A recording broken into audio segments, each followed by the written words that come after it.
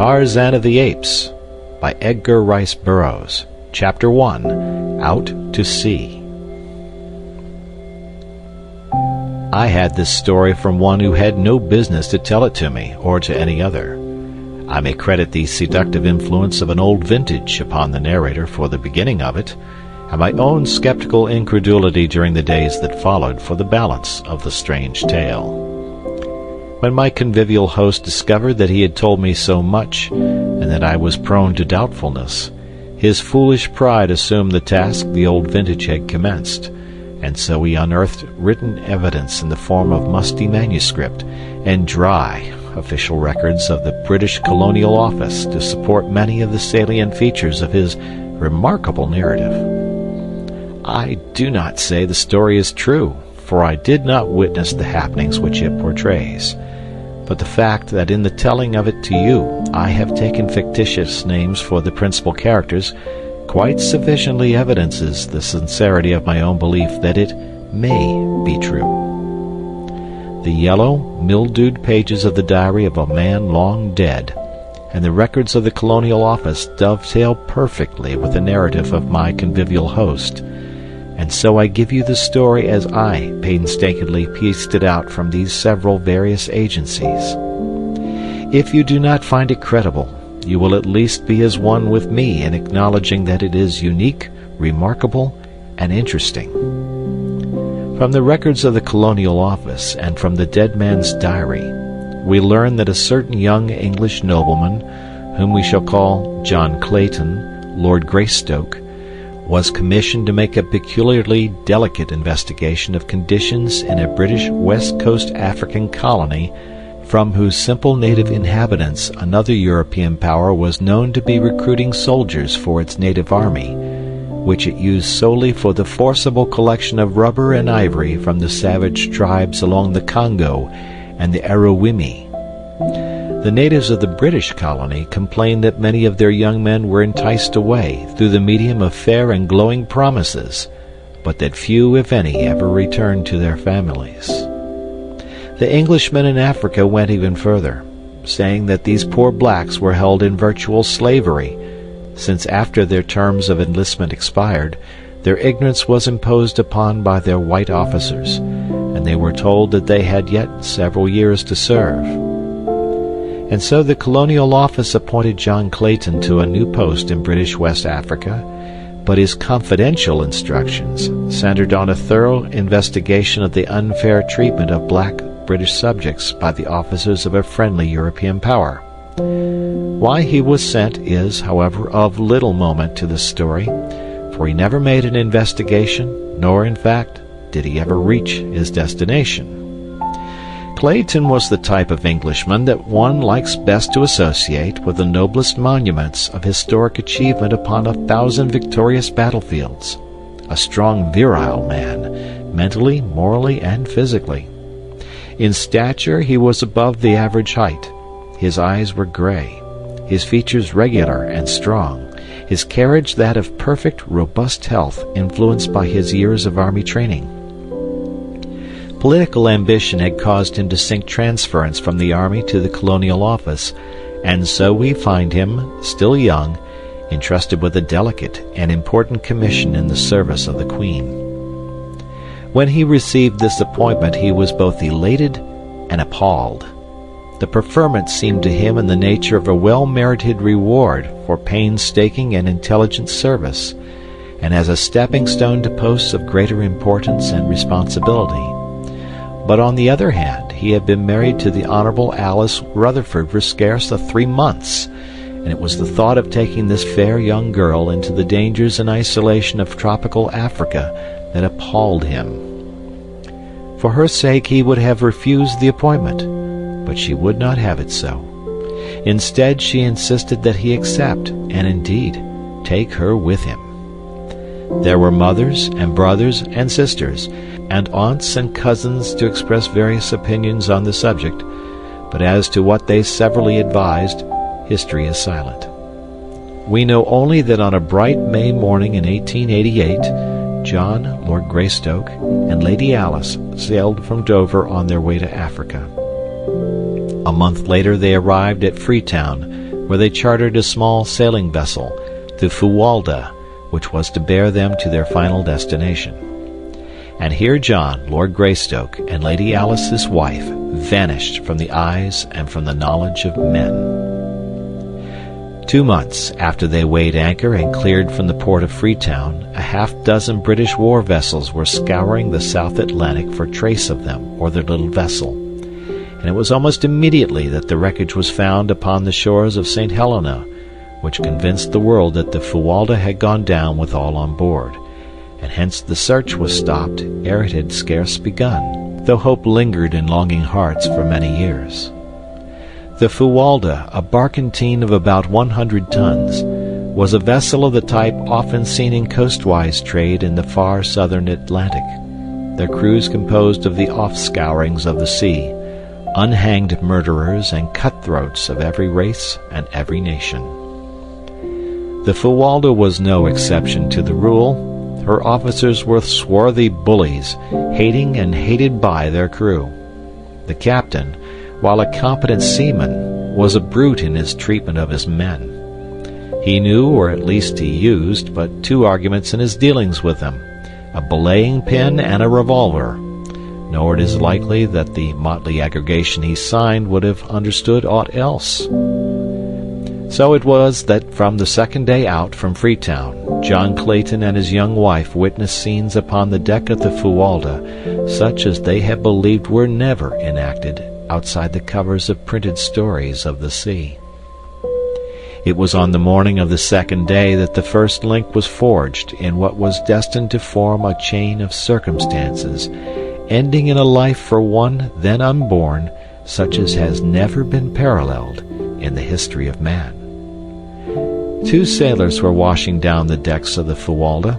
The first mate was on duty, and the captain had stopped to speak with John Clayton and Lady Alice. The men were working backwards towards the little party who were facing away from the sailors.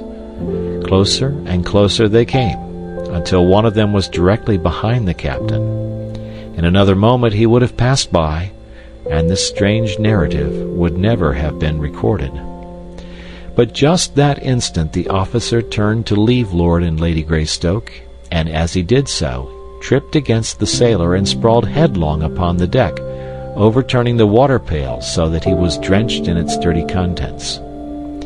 For an instant the scene was ludicrous, but only for an instant. With a volley of awful oaths, his face suffused with a scarlet of mortification and rage, the captain regained his feet and with a terrific blow felled the sailor to the deck. The man was small and rather old, so that the brutality of the act was thus accentuated. The other seaman, however, was neither old nor small, a huge bear of a man, with fierce black mustachios and a great bull neck set between massive shoulders. As he saw his mate go down, he crouched, and with a low snarl sprang upon the captain, crushing him to his knees with a single mighty blow. From scarlet the officer's face went white, for this was mutiny, and mutiny he had met and subdued before in his brutal career. Without waiting to rise, he whipped a revolver from his pocket, firing point-blank at the great mountain of muscle towering before him.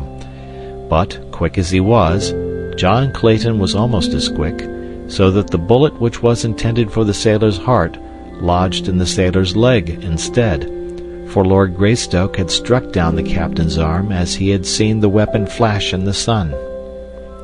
Words passed between Clayton and the captain, the former making it plain that he was disgusted with the brutality displayed toward the crew, nor would he countenance anything further of the kind while he and Lady Greystoke remained passengers. The captain was on the point of making an angry reply, but, thinking better of it, turned on his heel and, black and scowling, strode aft. He did not care to antagonize an English official, for the Queen's mighty arm wielded a punitive instrument which he could appreciate and which he feared, England's far-reaching navy. The 2 sailors picked themselves up, the older man assisting his wounded comrade to rise. The big fellow, who was known among his mates as Black Michael, tried his leg gingerly, and, finding that it bore his weight, turned to Clayton with a word of gruff thanks. Though the fellow's tone was surly, his words were evidently well meant.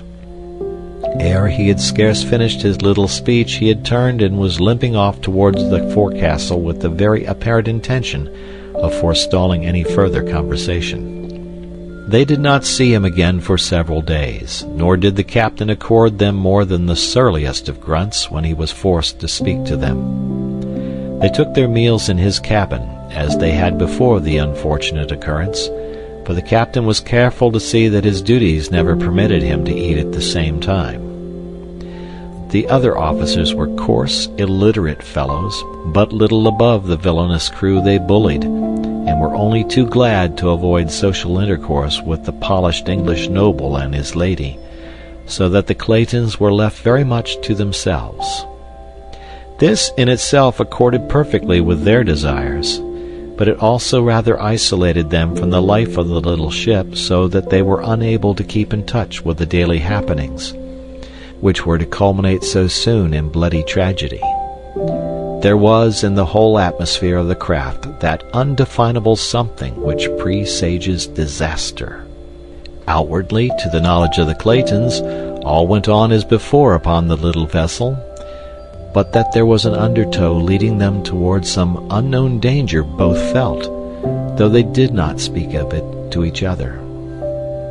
On the second day after the wounding of Black Michael, Clayton came on deck just in time to see the limp body of one of the crew being carried below by 4 of his fellows, while the first mate, a heavy belaying pin in his hand, stood glowering at the little party of sullen sailors. Clayton asked no questions. He did not need to, and the following day, as the great lines of a British battleship grew out of the distant horizon, he half determined to demand that he and Lady Alice be put aboard her, for his fears were steadily increasing that nothing but harm could result from remaining on the lowering, sullen Fualda. Toward noon they were within speaking distance of the British vessel, but when Clayton had nearly decided to ask the captain to put them aboard her, the obvious ridiculousness of such a request became suddenly apparent. What reason could he give the officer commanding Her Majesty's ship for desiring to go back in the direction from which he had just come? What if he told them that 2 insubordinate seamen had been roughly handled by their officers? They would but laugh in their sleeves, and attribute his reason for wishing to leave the ship to but one thing: cowardice. John Clayton, Lord Greystoke, did not ask to be transferred to the British man-of-war.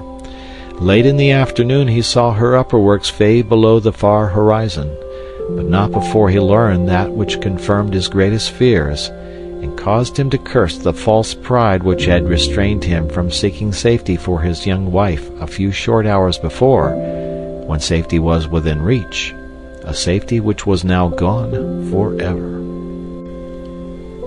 It was mid-afternoon that brought the little old sailor, who had been felled by the captain a few days before, to where Clayton and his wife stood by the ship's side watching the ever-diminishing outlines of the great battleship.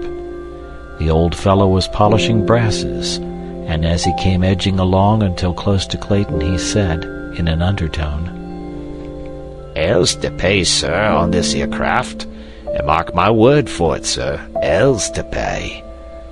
"What do you mean, my good fellow?" asked Clayton. "Why, haven't you seen what's going on? Hasn't you heard that devil spawn of a captain and his mates knocking the bloomin' lights out of half the crew? 2 busted heads yesterday, and 3 today. Black Michael's as good as new again, and he's not the bully to stand for it, not he, and mark my word for it, sir." "You mean, my man, that the crew contemplates mutiny?" asked Clayton. "Mutiny!" exclaimed the old fellow. "Mutiny! They means murder, sir, and mark my word for it, sir." "When?" "It's comin', sir, it's comin', but I'm not a-sayin' when.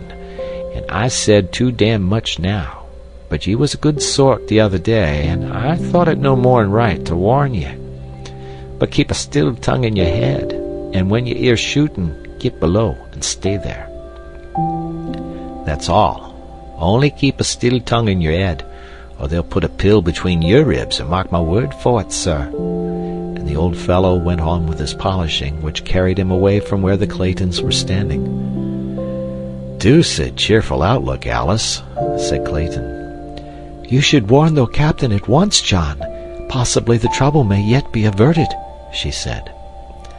"I suppose I should, but yet from purely selfish motives I am almost prompted to keep a still tongue in my head. Whatever they do now, they will spare us in recognition of my stand for this fellow Black Michael. But should they find that I had betrayed them, there would be no mercy shown us, Alice." "You have but one duty, John, and that lies in the interest of vested authority. If you do not warn the captain, you are as much a party to whatever follows as though you had helped to plot and carry it out with your own head and hands." "You do not understand, dear," replied Clayton. "It is of you I am thinking. There lies my first duty. The captain has brought this condition upon himself, so why then should I risk subjecting my wife to unthinkable horrors in a probably futile attempt to save him from his own brutal folly? You have no conception, dear, of what would follow were this pack of cutthroats to gain control of the Fualda." "Duty is duty, John, and no amount of sophistries may change it. I would be a poor wife for an English lord were I to be responsible for his shirking a plain duty. I realize the danger which must follow, but I can face it with you." "Have it as you will, then, Alice," he answered, smiling. "Maybe we are borrowing trouble. While I do not like the looks of things on board this ship, they may not be so bad after all, for it is possible that the Ancient Mariner was but voicing the desires of his wicked old heart rather than speaking of real facts. Mutiny on the high sea may have been common 100 years ago, but in this good year 1888 it is the least likely of happenings. But there goes the captain to his cabin now. If I'm going to warn him, I might as well get the beastly job over, for I have little stomach to talk with the brute at all." So saying, he strolled carelessly in the direction of the companionway through which the captain had passed, and a moment later was knocking at his door. "Come in," growled the deep tones of that surly officer. And when Clayton had entered and closed the door behind him, "Well?"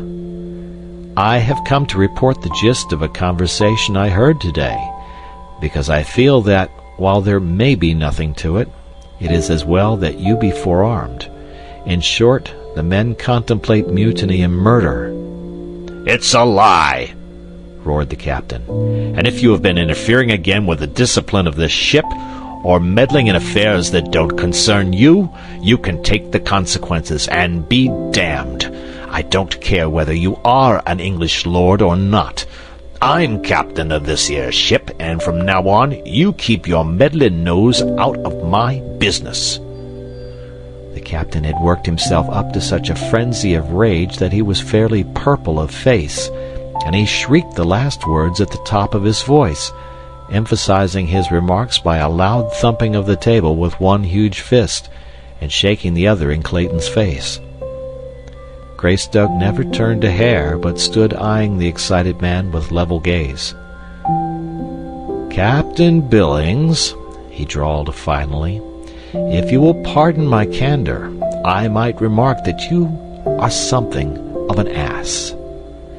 Whereupon he turned and left the captain with the same indifferent ease that was habitual with him, and which was more surely calculated to raise the ire of a man of Billings's class than a torrent of invective. So whereas the captain might easily have been brought to regret his hasty speech had Clayton attempted to conciliate him, his temper was now irrevocably set in the mold in which Clayton had left it, and the last chance of their working together for their common good was gone. "Well, Alice," said Clayton as he rejoined his wife, "I might have saved my breath. The fellow proved most ungrateful. Fairly jumped at me like a mad dog. He and his blasted old ship may hang for aught I care, and until we are safely off the thing I shall spend my energies in looking after our own welfare. And I rather fancy the first step to that end should be to go to our cabin, and look over my revolvers. I'm sorry now that we packed the larger guns and the ammunition with the stuff below." They found their quarters in a bad state of disorder. Clothing from their open boxes and bags strewed the little apartment, and even their beds had been torn to pieces. "Evidently someone was more anxious about our belongings than we," said Clayton. "Let's have a look around, Alice, and see what's missing." A thorough search revealed the fact that nothing had been taken but Clayton's 2 revolvers and the small supply of ammunition he had saved out for them. "Those are the very things I most wished they had left us," said Clayton.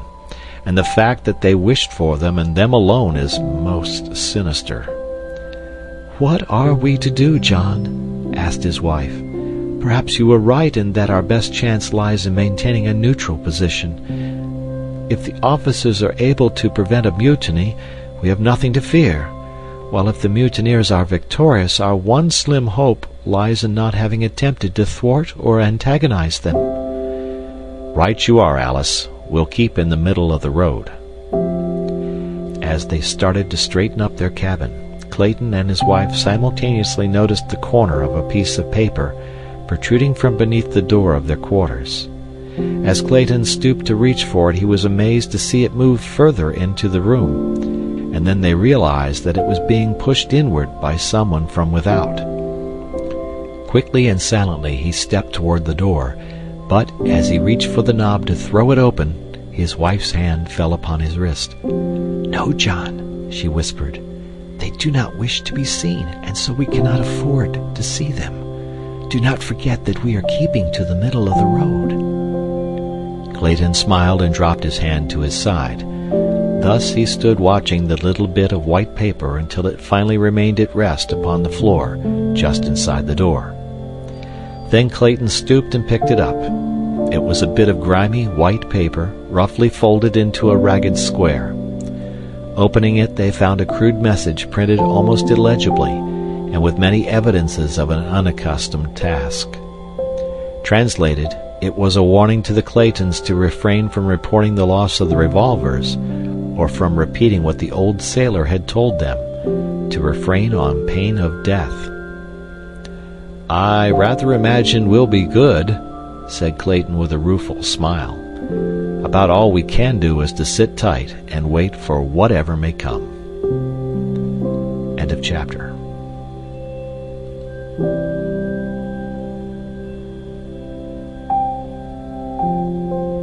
Tarzan of the Apes by Edgar Rice Burroughs.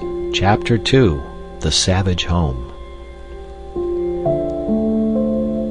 Nor did they have long to wait, for the next morning as Clayton was emerging on deck for his accustomed walk before breakfast, a shot rang out, and then another, and another.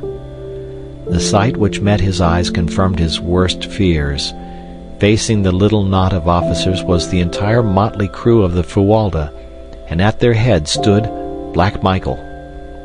At the first volley from the officers the men ran for shelter, and from points of vantage behind masts, wheelhouse, and cabin they returned the fire of the 5 men who represented the hated authority of the ship.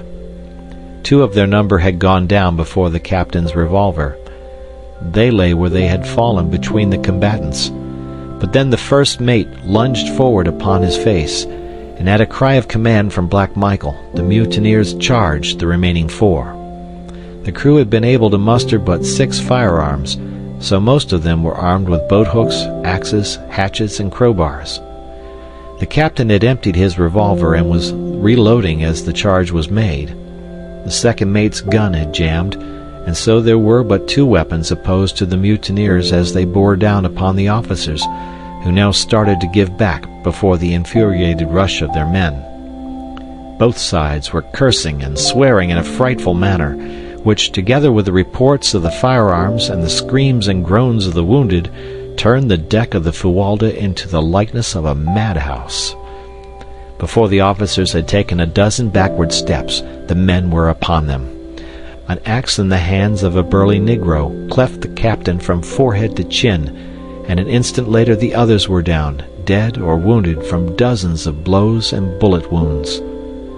Short and grisly had been the work of the mutineers of the Fuwalda, and through it all John Clayton had stood leaning carelessly beside the companionway, puffing meditatively upon his pipe, as though he had been but watching an indifferent cricket match. As the last officer went down, he thought it was time that he returned to his wife, lest some members of the crew find her alone below. Though outwardly calm and indifferent, Clayton was inwardly apprehensive and wrought up, for he feared for his wife's safety at the hands of these ignorant half-brutes into whose hands fate had so remorselessly thrown them. As he turned to descend the ladder, he was surprised to see his wife standing on the steps almost at his side. "How long have you been here, Alice?" "Since the beginning," she replied. "How awful, John! Oh, how awful! What can we hope for at the hands of such as those?" "Breakfast, I hope," smiling bravely in an attempt to allay her fears. "At least," he added, "I'm going to ask them. Come with me, Alice. We must not let them think we expect any but courteous treatment."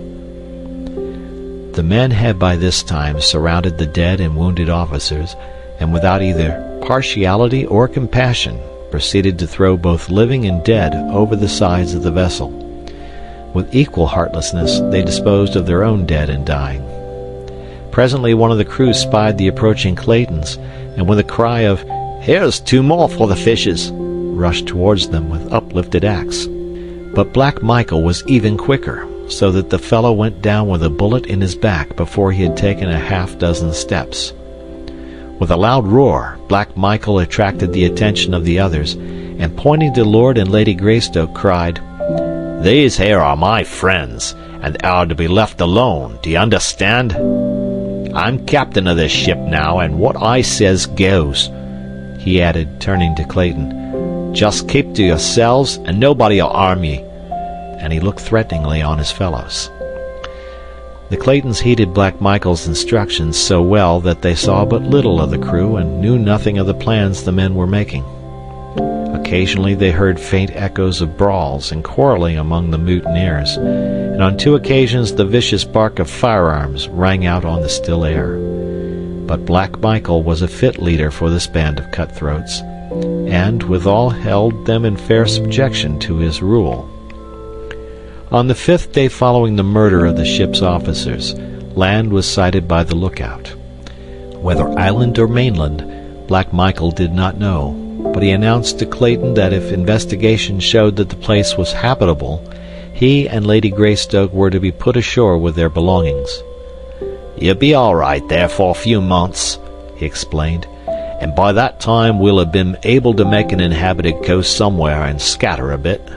Then I'll see that your government's notified where you be, and they'll soon send a man o' war to fetch you off. It would be a hard matter to land you in a civilization without a lot of questions being asked, and none of us here has any very convincing answers up our sleeves." Clayton remonstrated against the inhumanity of landing them upon an unknown shore, to be left to the mercies of savage beasts, and possibly still more savage men. But his words were of no avail, and only tended to anger Black Michael, so he was forced to desist and make the best he could of a bad situation.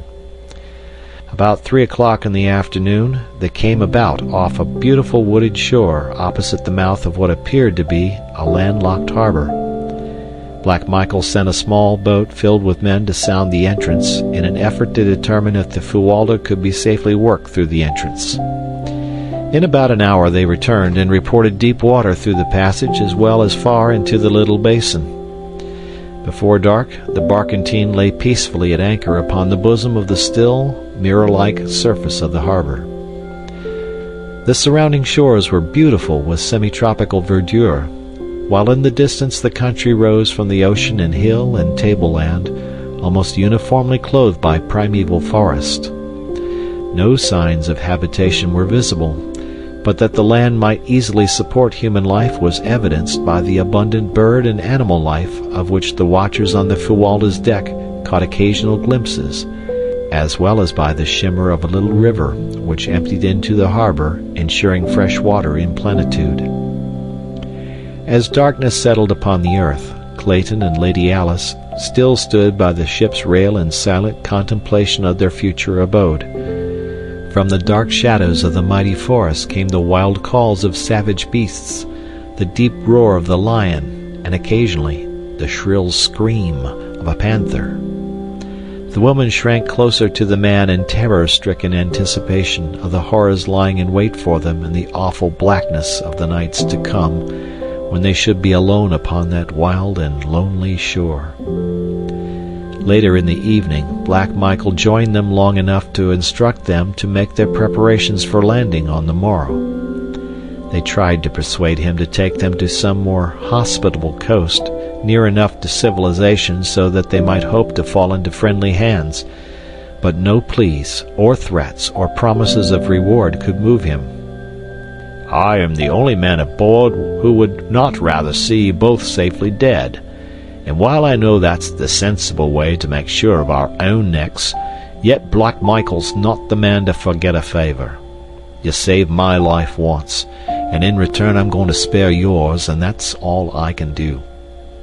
The men won't stand for any more, and if we don't get you landed pretty quick, they may even change their minds about giving you that much show. I'll put all your stuff ashore with you, as well as cooking utensils and some old sails for tents, and enough grub to last you until you can find fruit and game. With your guns for protection, you ought to be able to live here easy enough until help comes. When I get safely hid away, I'll see to it that the British government learns about where you be. For the life of me, I couldn't tell 'em exactly where, for I don't know myself, but they'll find you all right. After he had left them, they went silently below, each wrapped in gloomy forebodings. Clayton did not believe that Black Michael had the slightest intention of notifying the British government of their whereabouts, nor was he any too sure but that some treachery was contemplated for the following day, when they should be on shore with the sailors who would have to accompany them with their belongings. Once out of Black Michael's sight, any of the men might strike them down, and still leave Black Michael's conscience clear. And even should they escape that fate, was it not but to be faced with far graver dangers? Alone he might hope to survive for years, for he was a strong, athletic man. But what of Alice, and that other little life so soon to be launched amidst the hardships and grave dangers of a primeval world? The man shuddered as he meditated upon the awful gravity, the fearful helplessness of their situation. But it was a merciful providence which prevented him from foreseeing the hideous reality which awaited them in the grim depths of that gloomy wood. Early next morning, their numerous chests and boxes were hoisted on deck and lowered to waiting small boats for transportation to shore. There was a great quantity and variety of stuff, as the Claytons had expected a possible 5 to 8 years' residence in their new home. Thus, in addition to the many necessities they had brought, there were also many luxuries. Black Michael was determined that nothing belonging to the Claytons should be left on board, whether out of compassion for them or in furtherance of his own self-interest, it would be difficult to say. There was no question but that the presence of property of a missing British official upon a suspicious vessel would have been a difficult thing to explain in any civilized port in the world. So zealous was he in his efforts to carry out his intentions that he insisted upon the return of Clayton's revolvers to him by the sailors in whose possession they were. Into the small boats were also loaded salt meats and biscuit, with a small supply of potatoes and beans, matches and cooking vessels, a chest of tools, and the old sails which Black Michael had promised them. As though himself fearing the very thing which Clayton had suspected, Black Michael accompanied them to shore, and was the last to leave them when the small boats, having filled the ship's cask with fresh water, were pushed out toward the waiting Fuwalda. As the boats moved slowly over the smooth waters of the bay, Clayton and his wife stood silently watching their departure, in the breasts of both a feeling of impending disaster and utter hopelessness. And behind them, over the edge of a low ridge, other eyes watched, close-set, wicked eyes, eyes, gleaming beneath shaggy brows. As the Fualda passed through the narrow entrance to the harbor, and out of sight behind a projecting point, Lady Alice threw her arms about Clayton's neck and burst into uncontrolled sobs. Bravely had she faced the dangers of the mutiny. With heroic fortitude she had looked into the terrible future, but now that the horror of absolute solitude was upon them, her overwrought nerves gave way, and the reaction came. He did not attempt to check her tears. It were better that nature have her way in relieving these long-pent emotions, and it was many minutes before the girl, little more than a child she was, could again gain mastery of herself. "Oh, John," she cried at last, "the horror of it! What are we to do? What are we to do?" "There is but one thing to do, Alice," and he spoke as quietly as though they were sitting in their snug living room at home. "And that is work. Work must be our salvation. We must not give ourselves time to think, for in that direction lies madness. We must work and wait. I am sure that relief will come, and come quickly, when once it is apparent that the Fualda has been lost, even though Black Michael does not keep his word to us." "But, John, if it were only you and I," she sobbed, "we could endure it, I know, but—" "Yes, dear," he answered gently. "I have been thinking of that also. But we must face it, as we must face whatever comes, bravely and with the utmost confidence in our ability to cope with circumstances whatever they may be. Hundreds of thousands of years ago, our ancestors of the dim and distant past faced the same problems which we must face, possibly in these same primeval forests. That we are here today evidences their victory. What they did may we not do? And even better, for are we not armed with ages of superior knowledge, and have we not the means of protection, defense, and sustenance which science has given us, but of which they were totally ignorant? What they accomplished, Alice, with instruments and weapons of stone and bone, surely that may we accomplish also. Ah, John, I wish that I might be a man with a man's philosophy, but I am but a woman, seeing with my heart rather than my head, and all that I can see is too horrible, too unthinkable to put into words. I can only hope you are right, John. I will do my best to be a brave primeval woman, a fit mate for the primeval man." Clayton's first thought was to arrange a sleeping shelter for the night, something which might serve to protect them from prowling beasts of prey. He opened the box containing his rifles and ammunition, that they might both be armed against possible attack while at work, and then together they sought a location for their first night's sleeping place. 100 yards from the beach was a little level spot, fairly free of trees. Here they decided eventually to build a permanent house, but for the time being they both thought it best to construct a little platform in the trees, out of reach of the larger of the savage beasts in whose realm they were. To this end, Clayton selected 4 trees which formed a rectangle about 8 feet square, and cutting long branches from other trees, he constructed a framework around them, about 10 feet from the ground, fastening the ends of the branches securely to the trees by means of rope, a quantity of which Black Michael had furnished him from the hold of the Fualda. Across this framework Clayton placed other smaller branches quite close together. This platform he paved with the huge fronds of elephant's ear which grew in profusion about them, and over the fronds he laid a great sail folded into several thicknesses. 7 feet higher he constructed a similar, though lighter platform to serve as roof, and from the sides of this he suspended the balance of his sailcloth for walls. When completed, he had a rather snug little nest, to which they carried their blankets and some of the lighter luggage. It was now late in the afternoon, and the balance of the daylight hours were devoted to the building of a rude ladder, by means of which Lady Alice could mount to her new home. All during the day, the forest about them had been filled with excited birds of brilliant plumage, and dancing, chattering monkeys, who watched these new arrivals and their wonderful nest-building operations with every mark of keenest interest and fascination.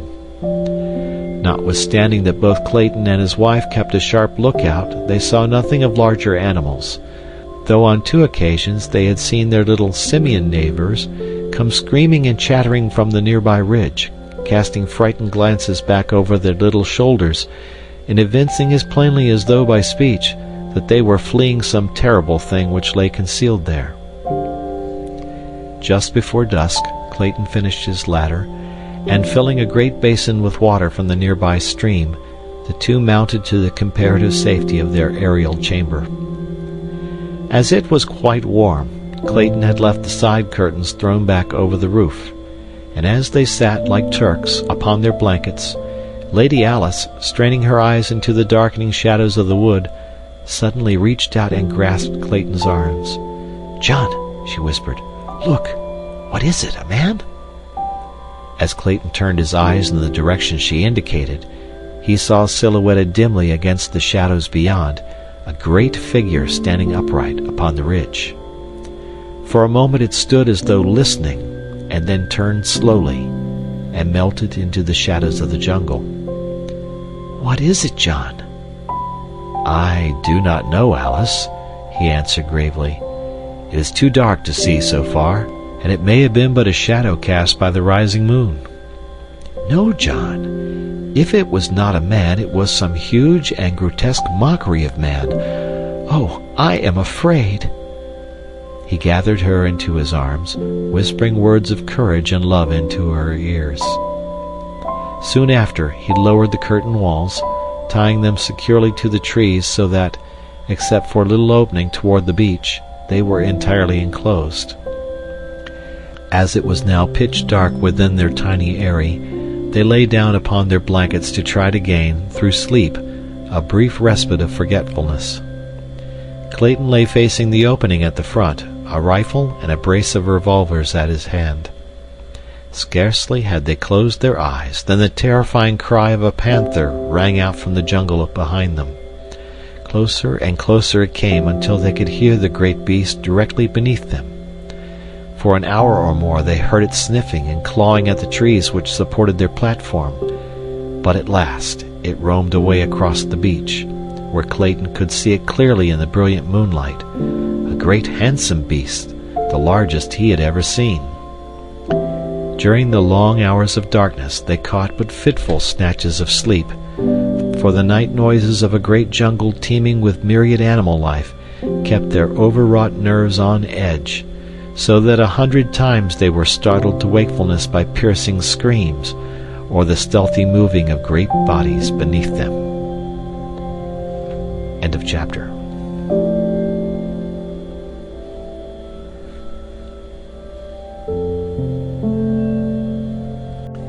Tarzan of the Apes by Edgar Rice Burroughs. Chapter 3, Life and Death. Morning found them but little, if at all, refreshed, though it was with a feeling of intense relief that they saw the day dawn. As soon as they had made their meager breakfast of salt pork, coffee, and biscuit, Clayton commenced work upon their house, for he realized that they could hope for no safety and no peace of mind at night until 4 strong walls effectually barred the jungle life from them. The task was an arduous one and required the better part of a month, though he built but one small room. He constructed his cabin of small logs about 6 inches in diameter, stopping the chinks with clay which he found at the depth of a few feet beneath the surface soil. At one end he built a fireplace of small stones from the beach. These also he set in clay, and when the house had been entirely completed he applied a coating of the clay to the entire outside surface to the thickness of 4 inches. In the window opening he set small branches about 1 inch in diameter, both vertically and horizontally, and so woven that they formed a substantial grating that could withstand the strength of a powerful animal.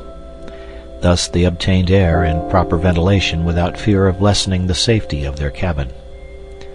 The A-shaped roof was thatched with small branches laid close together, and over these long jungle grass and palm fronds, with a final coating of clay. The door he built of pieces of the packing boxes which had held their belongings, nailing one piece upon another, the grain of continuous layers running transversely, until he had a solid body some 3 inches thick and of such great strength that they were both moved to laughter as they gazed upon it. Here the greatest difficulty confronted Clayton, for he had no means whereby to hang his massive door now that he had built it. After 2 days' work, however, he succeeded in fashioning 2 massive hardwood hinges, and with these he hung the door so that it opened and closed easily. The stuccoing and other final touches were added after they moved into the house, which they had done as soon as the roof was on, piling their boxes before the door at night, and thus having a comparatively safe and comfortable habitation. The building of a bed, chairs, table, and shelves was a relatively easy matter, so that by the end of the 2nd month they were well settled, and but for the constant dread of attack by wild beasts and the ever-growing loneliness, they were not uncomfortable or unhappy. At night great beasts snarled and roared about their tiny cabin, but so accustomed may one become to oft-repeated noises that soon they paid little attention to them, sleeping soundly the whole night through. Thrice had they caught fleeting glimpses of great man-like figures like that of the first night, but never at sufficiently close range to know positively whether the half-seen forms were those of man or brute. The brilliant birds and the little monkeys had become accustomed to their new acquaintances, and as they had evidently never seen human beings before, they presently, after their first fright had worn off, approached closer and closer, impelled by that strange curiosity which dominates the wild creatures of the forest and the jungle and the plain, so that within the first month several of the birds had gone so far as even to accept morsels of food from the friendly hands of the Claytons. One afternoon, while Clayton was working upon an addition to their cabin, for he contemplated building several more rooms, a number of their grotesque little friends came shrieking and scolding through the trees from the direction of the ridge. Ever as they fled they cast fearful glances back of them, and finally they stopped near Clayton, jabbering excitedly to him as though to warn him of approaching danger.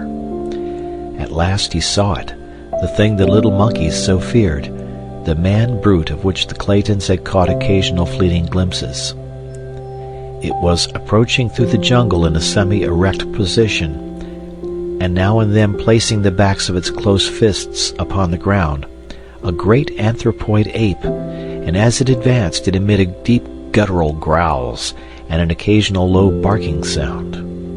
Clayton was at some distance from the cabin, having come to fell a particularly perfect tree for his building operations. Grown careless from months of continued safety, during which time he had seen no dangerous animals during the daylight hours, he had left his rifles and revolvers all within the little cabin, and now that he saw the great ape crashing through the underbrush directly toward him, and from a direction which practically cut him off from escape, he felt a vague little shiver play up and down his spine. He knew that, armed only with an axe, his chances with this ferocious monster were small indeed, and Alice, oh God, he thought, what will become of Alice?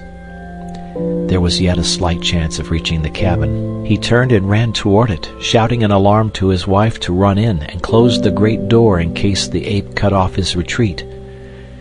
Lady Greystoke had been sitting a little way from the cabin, and when she heard his cry, she looked up to see the ape springing with almost incredible swiftness, for so large and awkward an animal, in an effort to head off Clayton. With a low cry she sprang toward the cabin, and as she entered gave a backward glance which filled her soul with terror, for the brute had intercepted her husband, who now stood at bay grasping his axe with both hands, ready to swing it upon the infuriated animal when he should make his final charge. "Close and bolt the door, Alice!" cried Clayton. "I can finish this fellow with my axe." But he knew he was facing a horrible death, and so did she. The ape was a great bull, weighing probably 300 pounds. His nasty, close-set eyes gleamed hatred from beneath his shaggy brows, while his great canine fangs were bared in a horrid snarl as he paused a moment before his prey.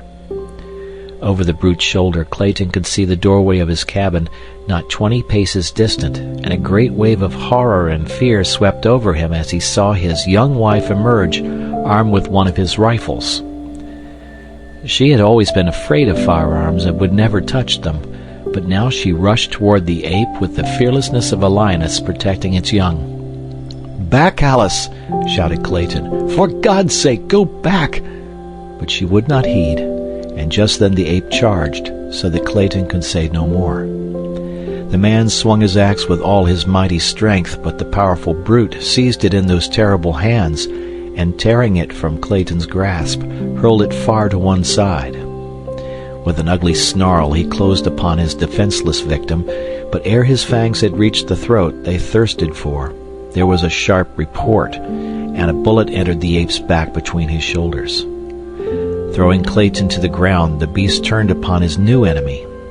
There before him stood the terrified girl, vainly trying to fire another bullet into the animal's body, but she did not understand the mechanism of the firearm, and the hammer fell futilely upon an empty cartridge.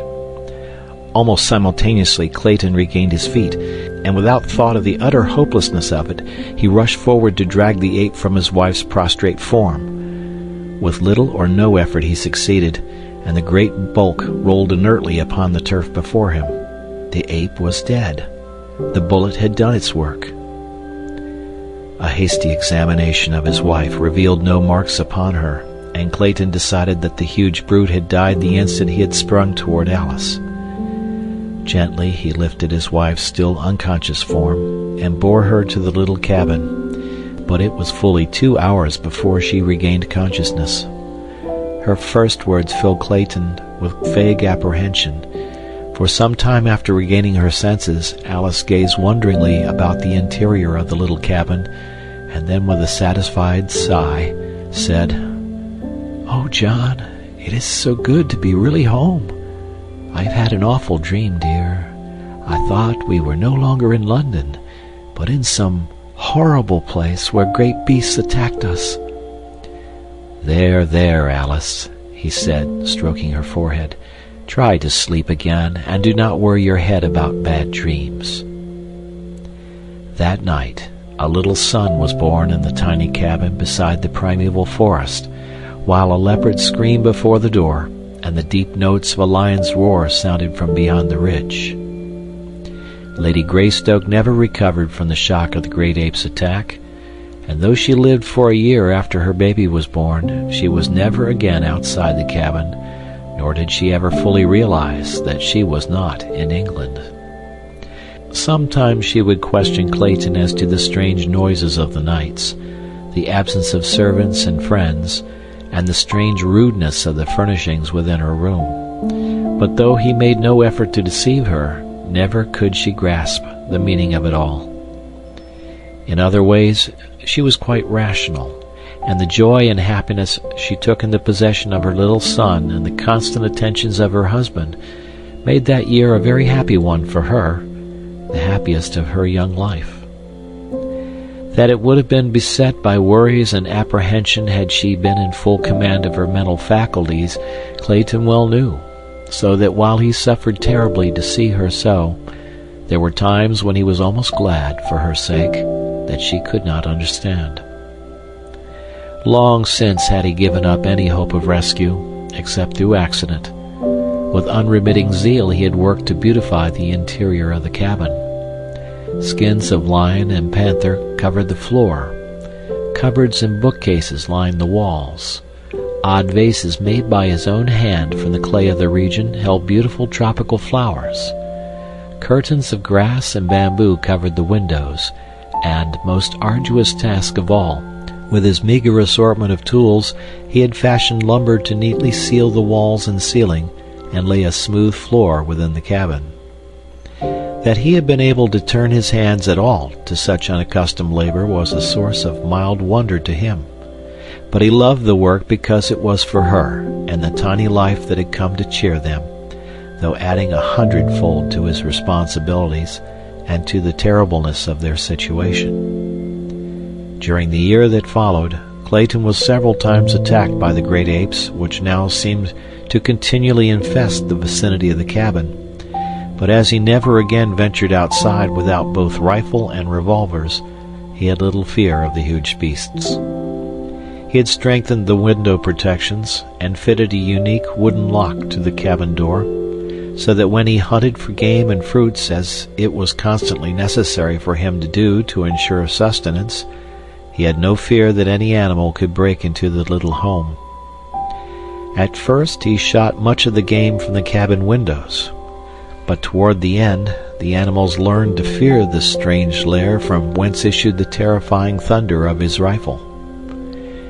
In his leisure, Clayton read, often aloud to his wife, from the store of books he had brought for their new home. Among these were many for little children, picture books, primers, readers, for they had known that their little child would be old enough for such before they might hope to return to England.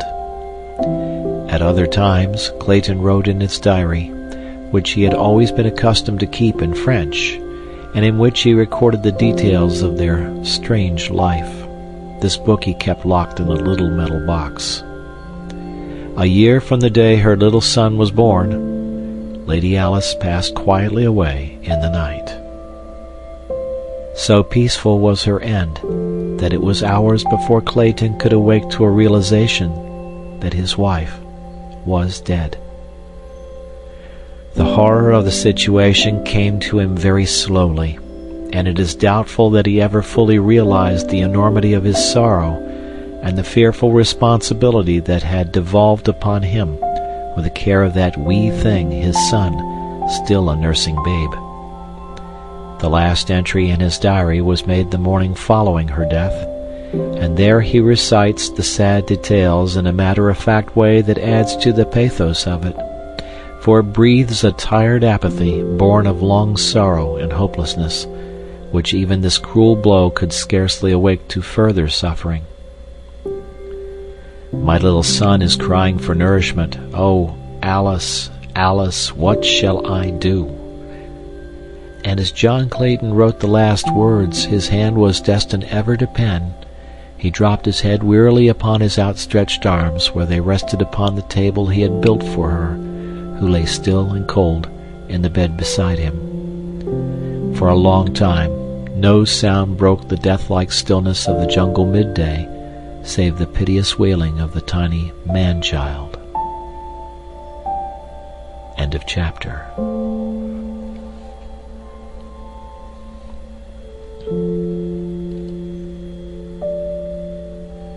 Tarzan of the Apes by Edgar Rice Burroughs. Chapter 4. The Apes. In the forest of the tableland a mile back from the ocean, old Kerchak the ape was on a rampage of rage among his people. The younger and lighter members of his tribe scampered to the higher branches of the great trees to escape his wrath, risking their lives upon branches that scarce supported their weight, rather than face old Kerchak in one of his fits of uncontrolled anger. The other males scattered in all directions, but not before the infuriated brute had felt the vertebra of one snap between his great foaming jaws. A luckless young female slipped from an insecure hold upon a high branch and came crashing to the ground almost at Kerchak's feet. With a wild scream he was upon her, tearing a great piece from her side with his mighty teeth, and striking her viciously upon her head and shoulders with a broken tree limb until her skull was crushed to a jelly. And then he spied Kayla, who, returning from a search for food with her young babe, was ignorant of the state of the mighty male's temper until suddenly the shrill warnings of her fellows caused her to scamper madly for safety. But Kerchak was close upon her, so close that he had almost grasped her ankle had she not made a furious leap far into space from one tree to another, a perilous chance which apes seldom if ever take, unless so closely pursued by danger that there is no alternative. She made the leap successfully, but as she grasped the limb of the further tree, the sudden jar loosened the hold of the tiny babe where it clung frantically to her neck, and she saw the little thing hurled, turning and twisting, to the ground 30 feet below. With a low cry of dismay, Kayla rushed headlong to its side, thoughtless now of the danger from Kerchak, But when she gathered the wee mangled form to her bosom, life had left it. With low moans, she sat cuddling the body to her, nor did Kerchak attempt to molest her. With the death of the babe, his fit of demoniacal rage passed as suddenly as it had seized him. Kerchak was a huge king ape, weighing perhaps 350 pounds. His forehead was extremely low and receding, his eyes bloodshot, small and close set to his coarse, flat nose, his ears large and thin, but smaller than most of his kind. His awful temper and his mighty strength made him supreme among the little tribe into which he had been born some 20 years before. Now that he was in his prime, there was no simian in all the mighty forest through which he roved that dare contest his right to rule, nor did the other and larger animals molest him. Old Tantor, the elephant, alone of all the wild savage life, feared him not, and he alone did Kerchak fear. When Tantor trumpeted, the great ape scurried with his fellows high among the trees of the second terrace. The tribe of anthropoids over which Kerchak ruled with an iron hand and bared fangs numbered some 6 or 8 families, each family consisting of an adult male with his females and their young, numbering in all some 60 or 70 apes. Kala was the youngest mate of a male called Tublat, meaning broken nose, and the child she had seen dashed to death was her first, for she was but 9 or 10 years old. Notwithstanding her youth, she was large and powerful, a splendid, clean-limbed animal, with a round, high forehead which denoted more intelligence than most of her kind possessed. So, also, she had a great capacity for mother love and mother sorrow. But she was still an ape, a huge, fierce, terrible beast of a species closely allied to the gorilla, yet more intelligent, which, with the strength of their cousin, made her kind the most fearsome of those awe-inspiring progenitors of man. When the tribe saw that Kerchak's rage had ceased, they came slowly down from their arboreal retreats and pursued again the various occupations which he had interrupted. The young played and frolicked about among the trees and bushes. Some of the adults lay prone upon the soft mat of dead and decaying vegetation which covered the ground, while others turned over pieces of fallen branches and clods of earth in search of the small bugs and reptiles which formed a part of their food. Others again searched the surrounding trees for fruit, nuts, small birds, and eggs.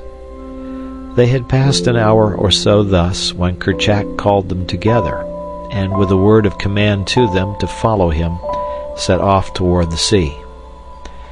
They traveled for the most part upon the ground, where it was open, following the path of the great elephants, whose comings and goings break the only roads through those tangled mazes of bush, vine, creeper, and tree. When they walked, it was with a rolling, awkward motion, placing the knuckles of their closed hands upon the ground and swinging their ungainly bodies forward. But when the way was through the lower trees, they moved more swiftly, swinging from branch to branch with the agility of their smaller cousins, the monkeys. And all the way Kala carried her little dead baby hugged closely to her breast. It was shortly after noon when they reached a ridge overlooking the beach, where below them lay the tiny cottage which was Kerchak's goal. He had seen many of his kind go to their deaths before the loud noise made by the little black stick in the hands of the strange white ape who lived in that wonderful lair, and Kerchak had made up his brute mind to own that death-dealing contrivance, and to explore the interior of the mysterious den. He wanted very, very much to feel his teeth sink into the neck of the queer animal that he had learned to hate and fear, and because of this, he came often with his tribe to reconnoiter, waiting for a time when the white ape should be off his guard. Of late they had quit attacking, or even showing themselves, for every time they had done so in the past, the little stick had roared out its terrible message of death to some member of the tribe. Today, there was no sign of the man about, and from where they watched they could see that the cabin door was open. Slowly, cautiously, and noiselessly they crept through the jungle toward the little cabin.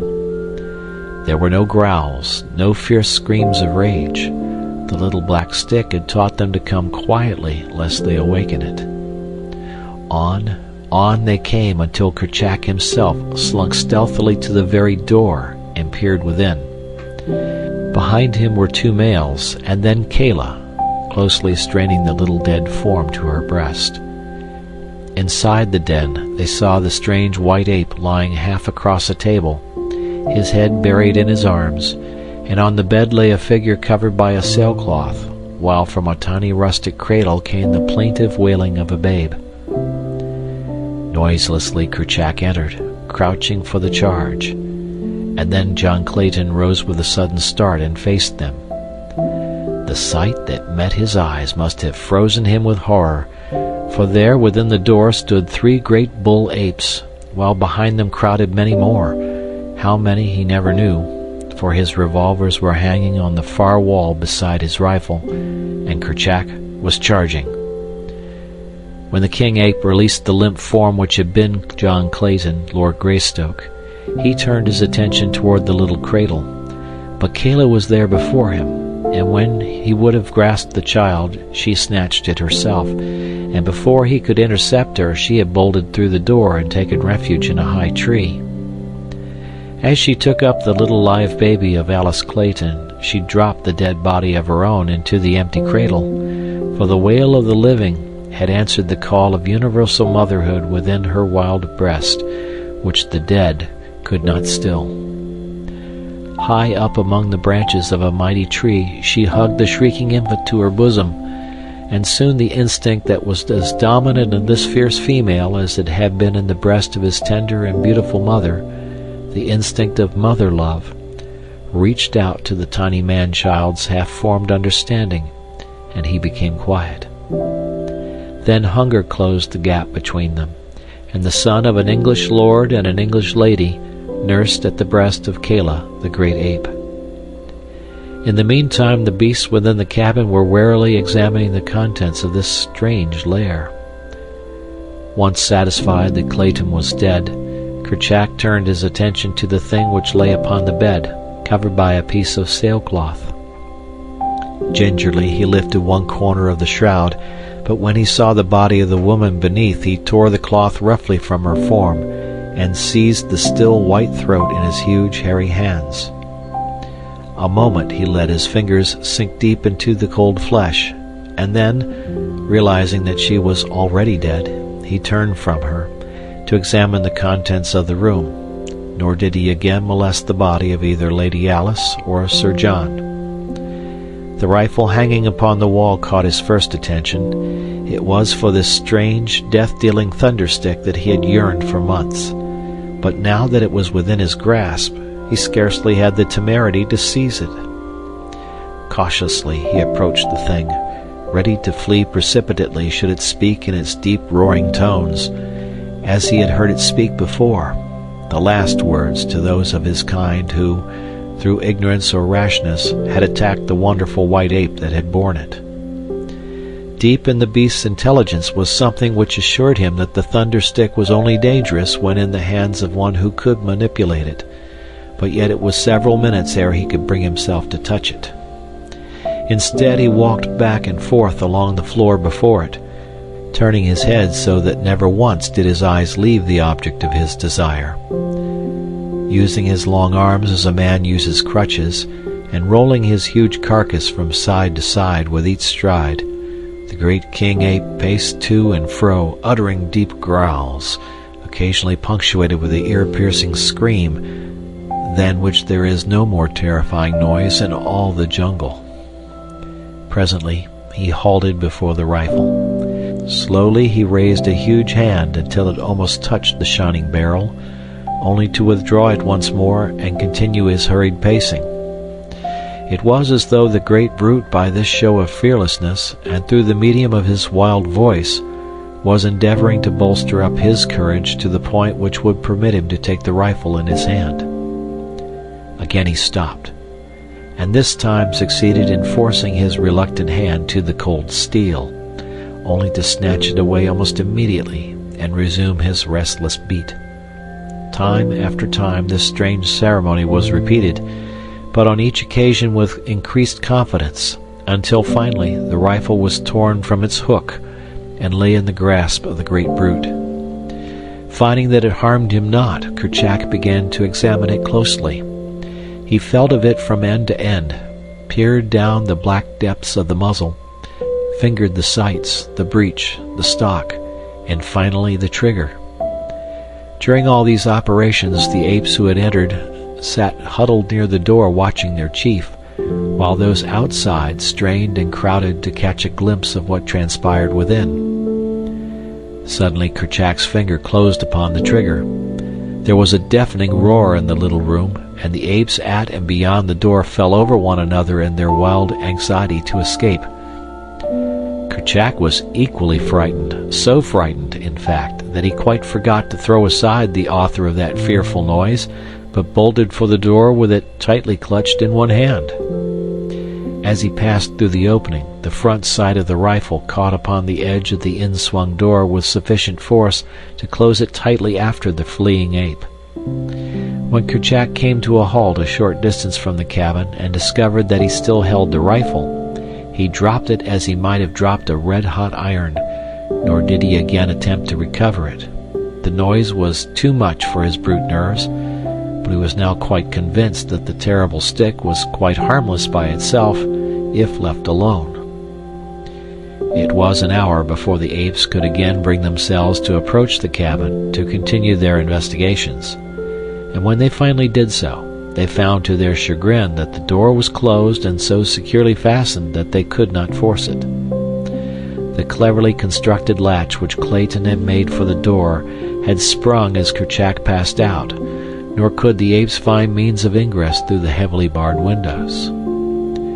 After roaming about the vicinity for a short time, they started back for the deeper forests and the higher land from whence they had come.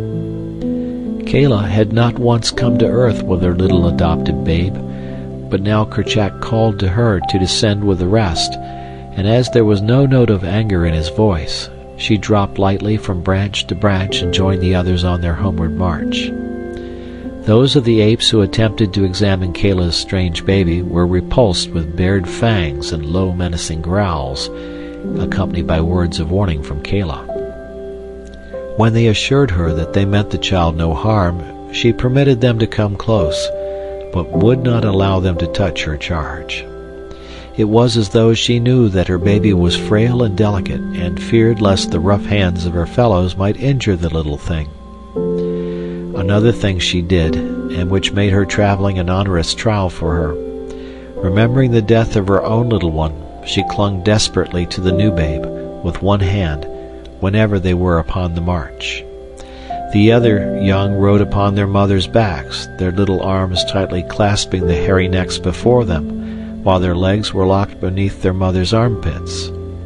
Not so with Kayla. She held the small form of the little Lord Greystoke tightly to her breast, where the dainty hands clutched the long black hair which covered that portion of her body. She had seen one child fall from her back to a terrible death, and she would take no further chances with this. End of chapter.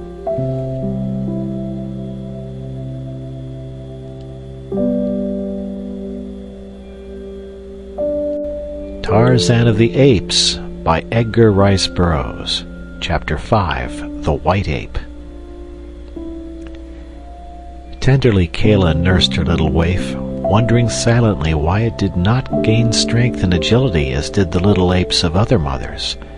It was nearly a year from the time the little fellow came into her possession before he would walk alone, and as for climbing, my, but how stupid he was. Kayla sometimes talked with the older females about her young hopeful, but none of them could understand how a child could be so slow and backward in learning to care for itself. Why, it could not even find food alone, and more than 12 moons had passed since Kayla had come upon it. Had they known that the child had seen 13 moons before it had come into Kayla's possession, they would have considered its case as absolutely hopeless, for the little apes of their own tribe were as far advanced in 2 or 3 moons as was this little stranger after 25. Tublat, Kayla's husband, was sorely vexed, and but for the female's careful watching would have put the child out of the way. "He will never be a great ape," he argued. "Always will you have to carry him and protect him. What good will he be to the tribe? None, only a burden.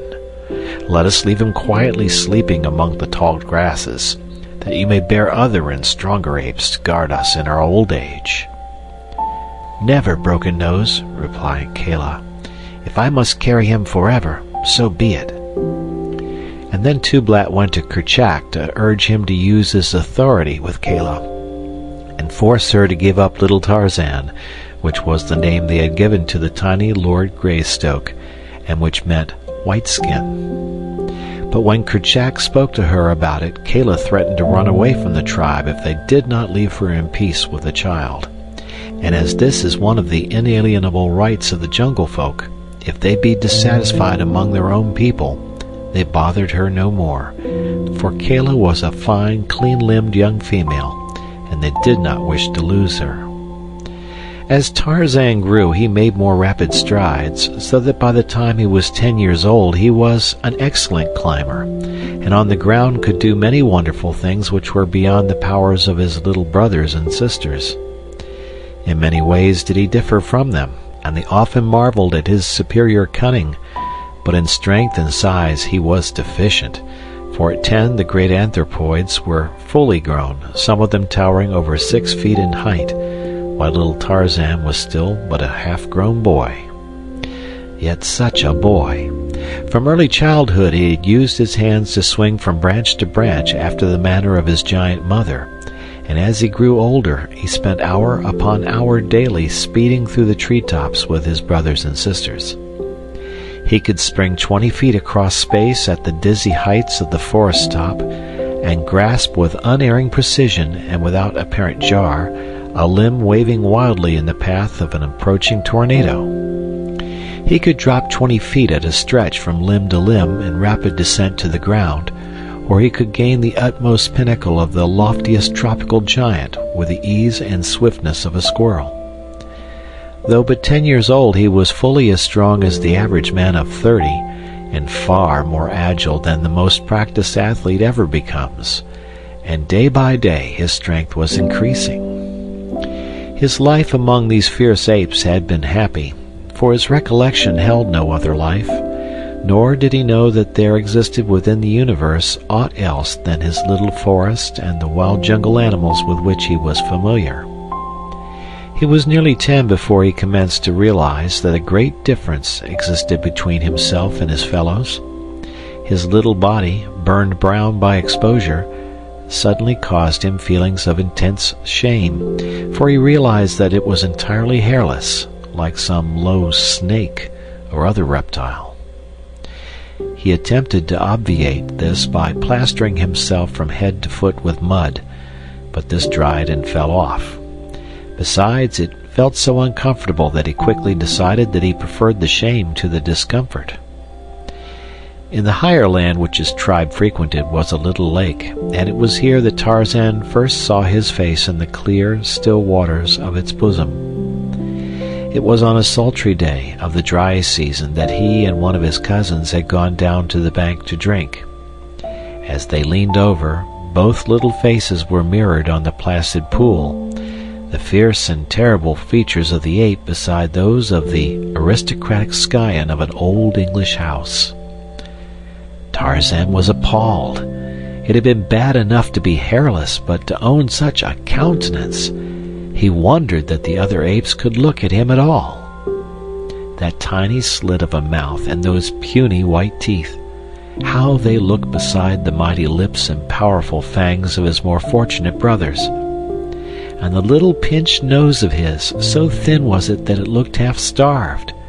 He turned red as he compared it with the beautiful broad nostrils of his companion. Such a generous nose! Why, it spread half across his face. It certainly must be fine to be so handsome, thought poor little Tarzan. But when he saw his own eyes, that was the final blow. A brown spot, a gray circle, and then blank whiteness. Frightful! Not even the snakes had such hideous eyes as he. So intent was he upon this personal appraisement of his features that he did not hear the parting of the tall grass behind him as a great body pushed itself stealthily through the jungle.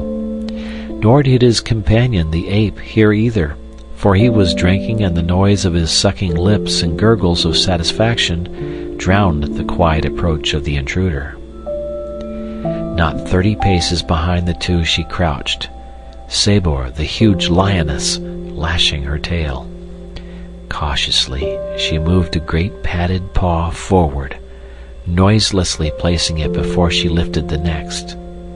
Then she advanced, her belly low, almost touching the surface of the ground, a great cat preparing to spring upon its prey. Now she was within 10 feet of the two unsuspecting little playfellows. Carefully she drew her hind feet well up beneath her body, the great muscles rolling under the beautiful skin. So low she was crouching now that she seemed flattened to the earth, except for the upward bend of the glossy back as it gathered for the spring. No longer the tail lashed. Quiet and straight behind her it lay. An instant she paused thus, as though turned to stone, and then, with an awful scream, she sprang. Sabor the lioness was a wise hunter. To one less wise, the wild alarm of her fierce cry as she sprang would have seemed a foolish thing, for could she not more surely have fallen upon her victims had she but quietly leaped without that loud shriek? But Sabor knew well the wondrous quickness of the jungle folk and their almost unbelievable powers of hearing. To them the sudden scraping of one blade of grass across another was as effectual a warning as her loudest cry, and Sabor knew that she could not make that mighty leap without a little noise. Her wild scream was not a warning. It was voiced to freeze her poor victims in a paralysis of terror for the tiny fraction of an instant which would suffice for her mighty claws to sink into their soft flesh and hold them beyond hope of escape. So far as the ape was concerned, Sabor reasoned correctly. The little fellow crouched trembling just an instant, but that instant was quite long enough to prove his undoing. Not so, however, with Tarzan, the man-child. His life amidst the dangers of the jungle had taught him to meet emergencies with self-confidence, and his higher intelligence resulted in a quickness of mental action far beyond the powers of the apes. So the scream of Sabor, the lioness, galvanized the brain and muscles of little Tarzan into instant action. Before him lay the deep waters of the little lake, behind him certain death, a cruel death beneath tearing claws and rending fangs. Tarzan had always hated water, except as a medium for quenching his thirst. He hated it because he connected it with the chill and discomfort of the torrential rains, and he feared it for the thunder and lightning and wind which accompanied them. The deep waters of the lake he had been taught by his wild mother to avoid, and further, had he not seen little Nita sink beneath its quiet surface only a few short weeks before, never to return to the tribe? But of the two evils, his quick mind chose the lesser ere the first note of Sabor's scream had scarce broken the quiet of the jungle, and before the great beast had covered half her leap, Tarzan felt the chill waters close above his head. He could not swim, and the water was very deep, but still he lost no particle of that self-confidence and resourcefulness which were the badges of his superior being. Rapidly he moved his hands and feet in an attempt to scramble upward, and possibly more by chance than design, he fell into the stroke that a dog uses when swimming, so that within a few seconds his nose was above water, and he found that he could keep it there by continuing his strokes, and also make progress through the water. He was much surprised and pleased with this new acquirement which had been so suddenly thrust upon him, but he had no time for thinking much upon it.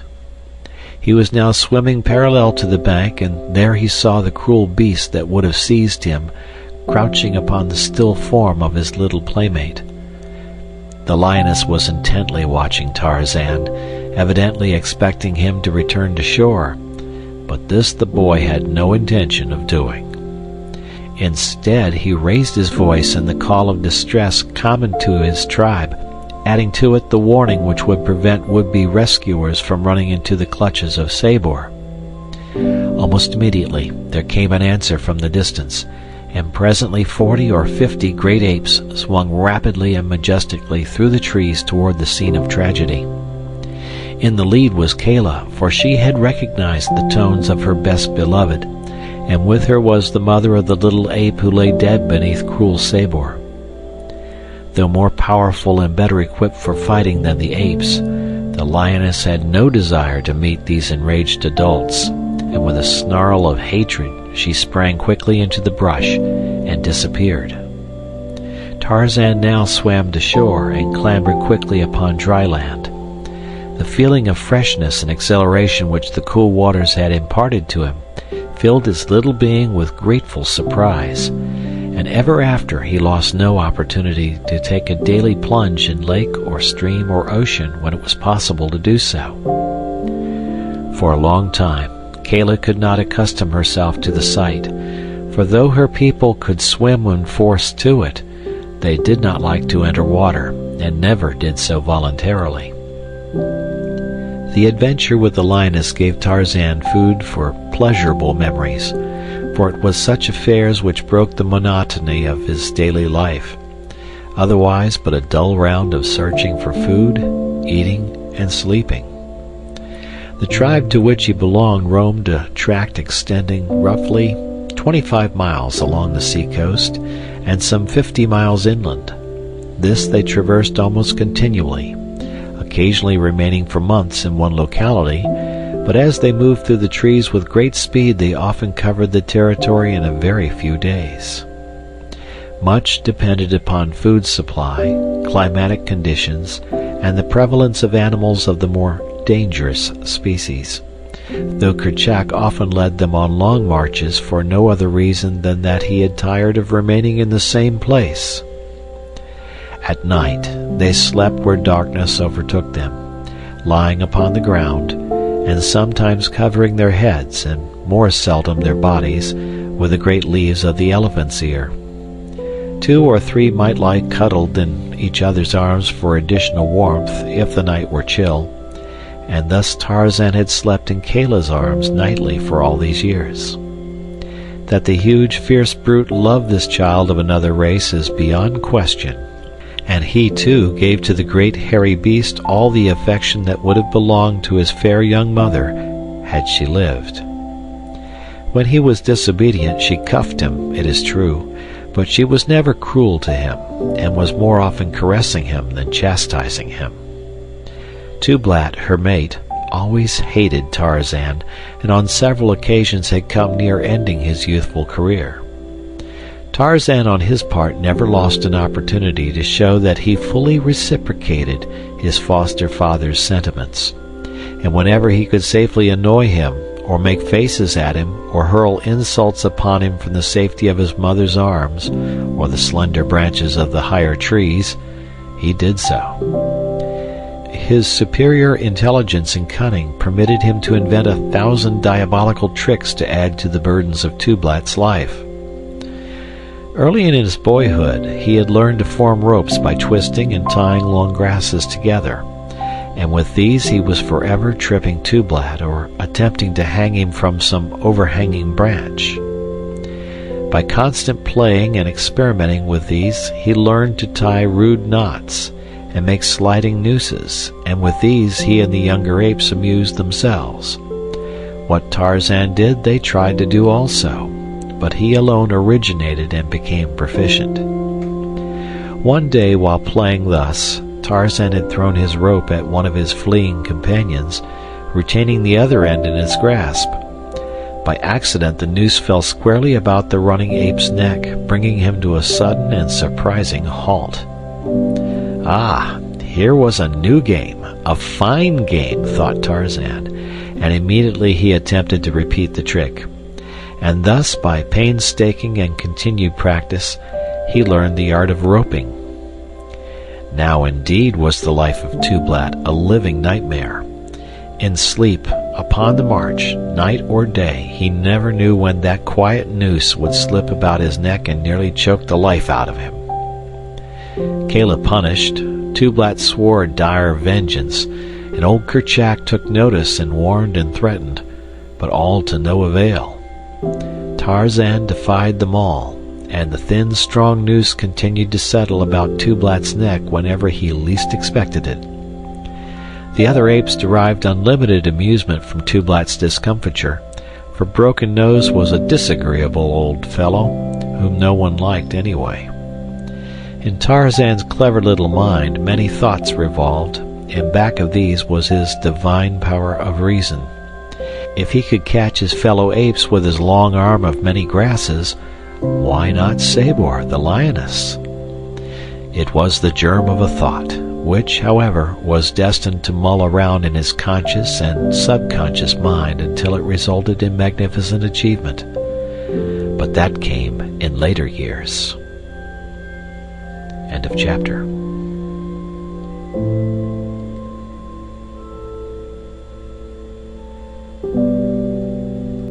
Tarzan of the Apes by Edgar Rice Burroughs. Chapter 6. Jungle Battles. The wanderings of the tribe brought them often near the closed and silent cabin by the little landlocked harbor. To Tarzan this was always a source of never-ending mystery and pleasure. He would peek into the curtained windows, or, climbing upon the roof, peer down the black depths of the chimney in vain endeavor to solve the unknown wonders that lay within those strong walls. His childlike imagination pictured wonderful creatures within, and the very impossibility of forcing entrance added 1,000-fold to his desire to do so.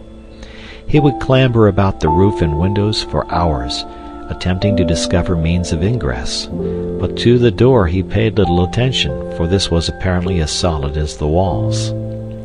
It was in the next visit to the vicinity, following the adventure with old Sabor, that, as he approached the cabin, Tarzan noted that from a distance the door appeared to be an independent part of the wall in which it was set, and for the first time it occurred to him that this might prove the means of entrance which had so long eluded him. He was alone, as was often the case when he visited the cabin, for the apes had no love for it, the story of the thunderstick having lost nothing in the telling during these 10 years, had quite surrounded the white man's deserted abode with an atmosphere of weirdness and terror for the simians. The story of his own connection with the cabin had never been told him. The language of the apes had so few words that they could talk but little of what they had seen in the cabin, having no words to accurately describe either the strange people or their belongings, and so, long before Tarzan was old enough to understand, the subject had been forgotten by the tribe. Only in a dim, vague way had Kala explained to him that his father had been a strange white ape, but he did not know that Kala was not his own mother. On this day, then, he went directly to the door and spent hours examining it and fussing with the hinges, the knob, and the latch. Finally he stumbled upon the right combination, and the door swung creakingly open before his astonished eyes. For some minutes he did not dare venture within, but finally, as his eyes became accustomed to the dim light of the interior, he slowly and cautiously entered. In the middle of the floor lay a skeleton, every vestige of flesh gone from the bones to which still clung the mildewed and moldering remnants of what had once been clothing. Upon the bed lay a similar gruesome thing, but smaller, while in a tiny cradle nearby was a third, a wee mite of a skeleton. To none of these evidences of a fearful tragedy of a long dead day did little Tarzan give but passing heed. His wild jungle life had inured him to the sight of dead and dying animals, and had he known that he was looking upon the remains of his own father and mother, he would have been no more greatly moved. The furnishings and other contents of the room it was that which riveted his attention. He examined many things minutely, strange tools and weapons, books, paper, clothing, what little had withstood the ravages of time and the human atmosphere of the jungle coast. He opened chests and cupboards, such as did not baffle his small experience, and in these he found the contents much better preserved. Among other things he found a sharp hunting knife, on the keen blade of which he immediately proceeded to cut his finger. Undaunted, he continued his experiments, finding that he could hack and hew splinters of wood from the table and chairs with this new toy. For a long time this amused him, but finally tiring, he continued his explorations. In a cupboard filled with books he came across one with brightly colored pictures. It was a child's illustrated alphabet. A is for Archer, who shoots with a bow. B is for Boy. His first name is Joe. The pictures interested him greatly. There were many apes with faces similar to his own, and further over in the book he found, under M, some little monkeys such as he saw daily flitting through the trees of his primeval forest. But nowhere was pictured any of his own people. In all the book was none that resembled Kerchak, or Tublat, or Kala. At first he tried to pick the little figures from the leaves, but he soon saw that they were not real, though he knew not what they might be, nor had he any words to describe them. The boats and trains and cows and horses were quite meaningless to him, but not quite so baffling as the odd little figures which appeared beneath and between the colored pictures. Some strange kind of bug he thought they might be, for many of them had legs, though nowhere could he find one with eyes and a mouth. It was his first introduction to the letters of the alphabet, and he was over 10 years old.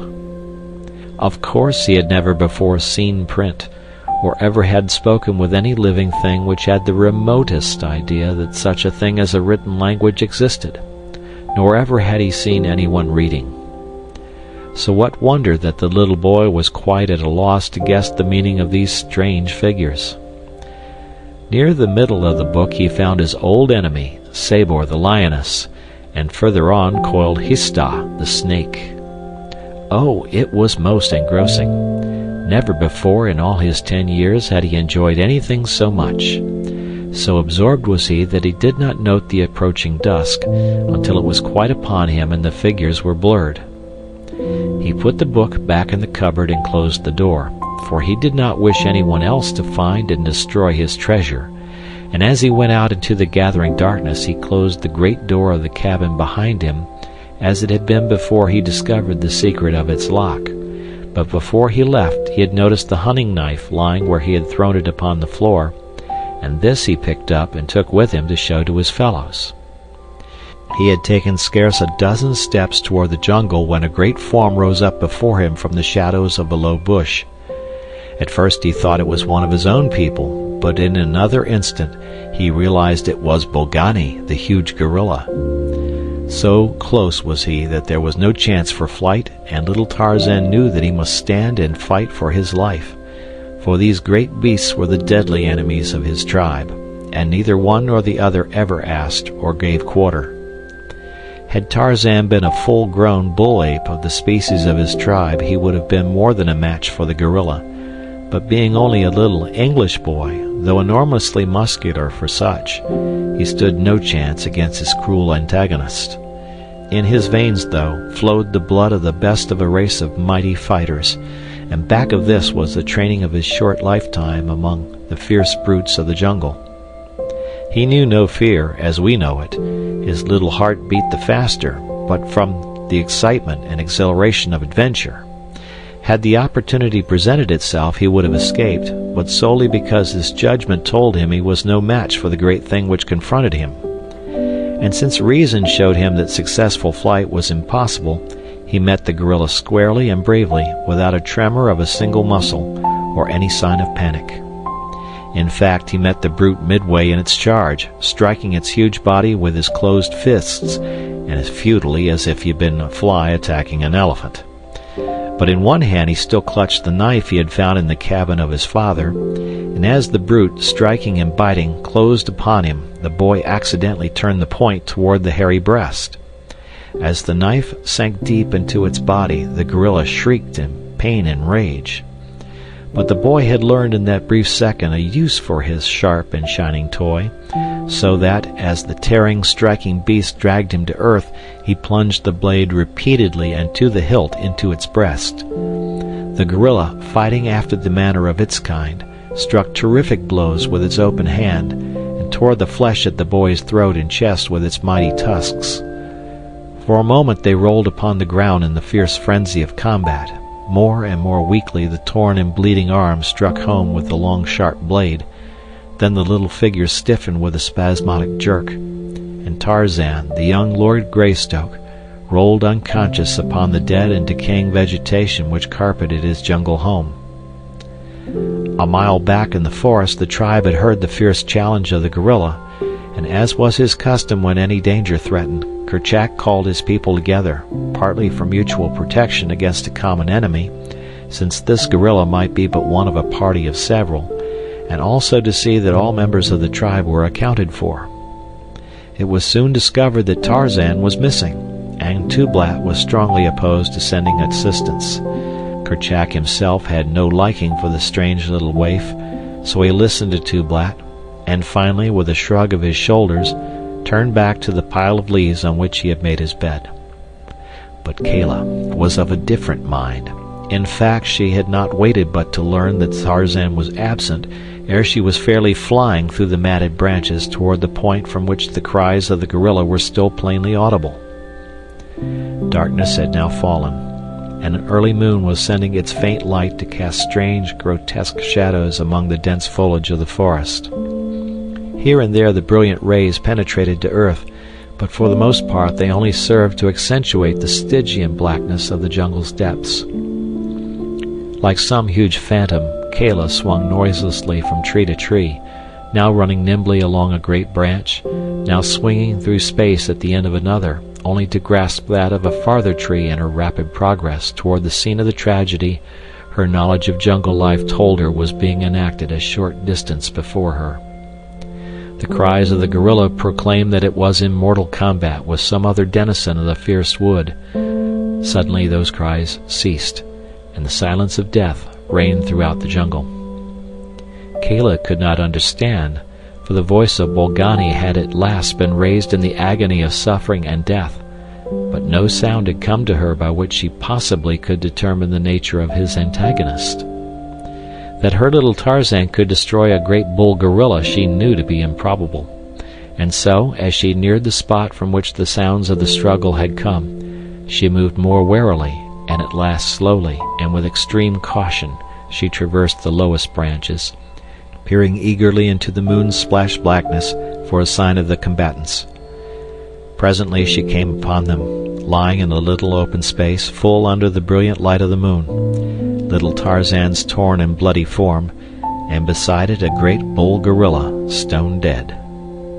With a low cry, Kala rushed to Tarzan's side, and gathering the poor blood-covered body to her breast, listened for a sign of life. Faintly she heard it, the weak beating of the little heart.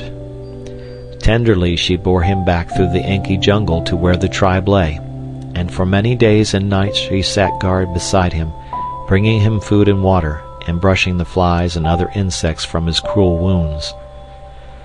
Of medicine or surgery the poor thing knew nothing.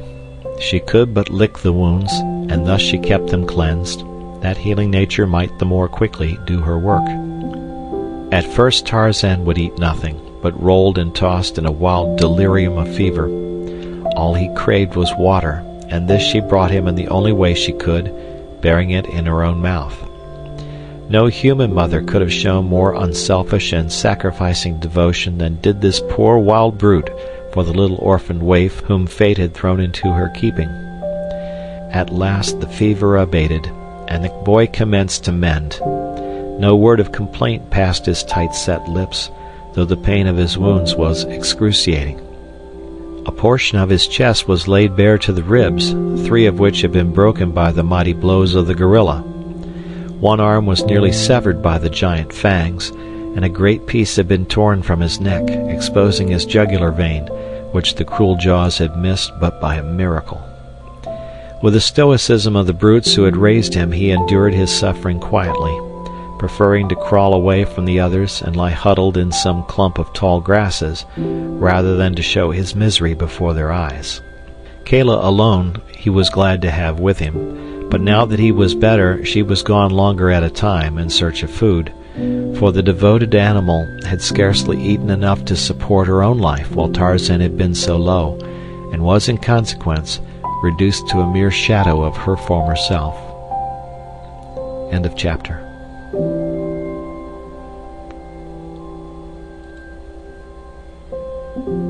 Tarzan of the Apes by Edgar Rice Burroughs. Chapter 7. The Light of Knowledge. After what seemed an eternity to the little sufferer, he was able to walk once more, and from then on his recovery was so rapid that in another month he was as strong and active as ever. During his convalescence he had gone over in his mind many times the battle with the gorilla, and his first thought was to recover the wonderful little weapon which had transformed him from a hopelessly outclassed weakling to the superior of the mighty terror of the jungle. Also, he was anxious to return to the cabin and continue his investigations of its wondrous contents. So early one morning he set forth alone upon his quest. After a little search he located the clean-picked bones of his late adversary, and close by, partly buried beneath the fallen leaves, he found the knife, now red with rust from its exposure to the dampness of the ground and from the dried blood of the gorilla. He did not like the change in its former bright and gleaming surface, but it was still a formidable weapon, and one which he meant to use to advantage whenever the opportunity presented itself. He had in mind that no more would he run from the wanton attacks of old Tublat. In another moment he was at the cabin, and after a short time had again thrown the latch and entered. His first concern was to learn the mechanism of the lock, and this he did by examining it closely while the door was open, so that he could learn precisely what caused it to hold the door, and by what means it released at his touch. He found that he could close and lock the door from within, and this he did so that there would be no chance of his being molested while at his investigation. He commenced a systematic search of the cabin, but his attention was soon riveted by the books which seemed to exert a strange and powerful influence over him, so that he could scarce attend to aught else for the lure of the wondrous puzzle which their purpose presented to him. Among the other books was a primer, some child's readers, numerous picture books, and a great dictionary. All of these he examined, but the pictures caught his fancy most, though the strange little bugs which covered the pages where there were no pictures excited his wonder and deepest thought. Squatting upon his haunches on the tabletop in the cabin his father had built, his smooth, brown, naked little body bent over the book which rested in his strong, slender hands, and his great shock of long black hair falling about his well-shaped head and bright, intelligent eyes, Tarzan of the Apes, little primitive man, presented a picture filled at once with pathos and with promise, an allegorical figure of the primordial groping through the black night of ignorance toward the light of learning. His little face was tense and steady, for he had partially grasped, in a hazy, nebulous way, the rudiments of a thought which was destined to prove the key and the solution to the puzzling problem of the strange little bugs. In his hands was a primer opened at a picture of a little ape similar to himself, but covered, except for hands and face, with strange colored fur, for such he thought the jacket and trousers to be. Beneath the picture were 3 little bugs, B-O-Y. And now he had discovered in the text upon the page that these 3 were repeated many times in the same sequence. Another fact he learned, that there were comparatively few individual bugs, but these were repeated many times, occasionally alone, but more often in company with others. Slowly he turned the pages, scanning the pictures and the text for a repetition of the combination B-O-Y.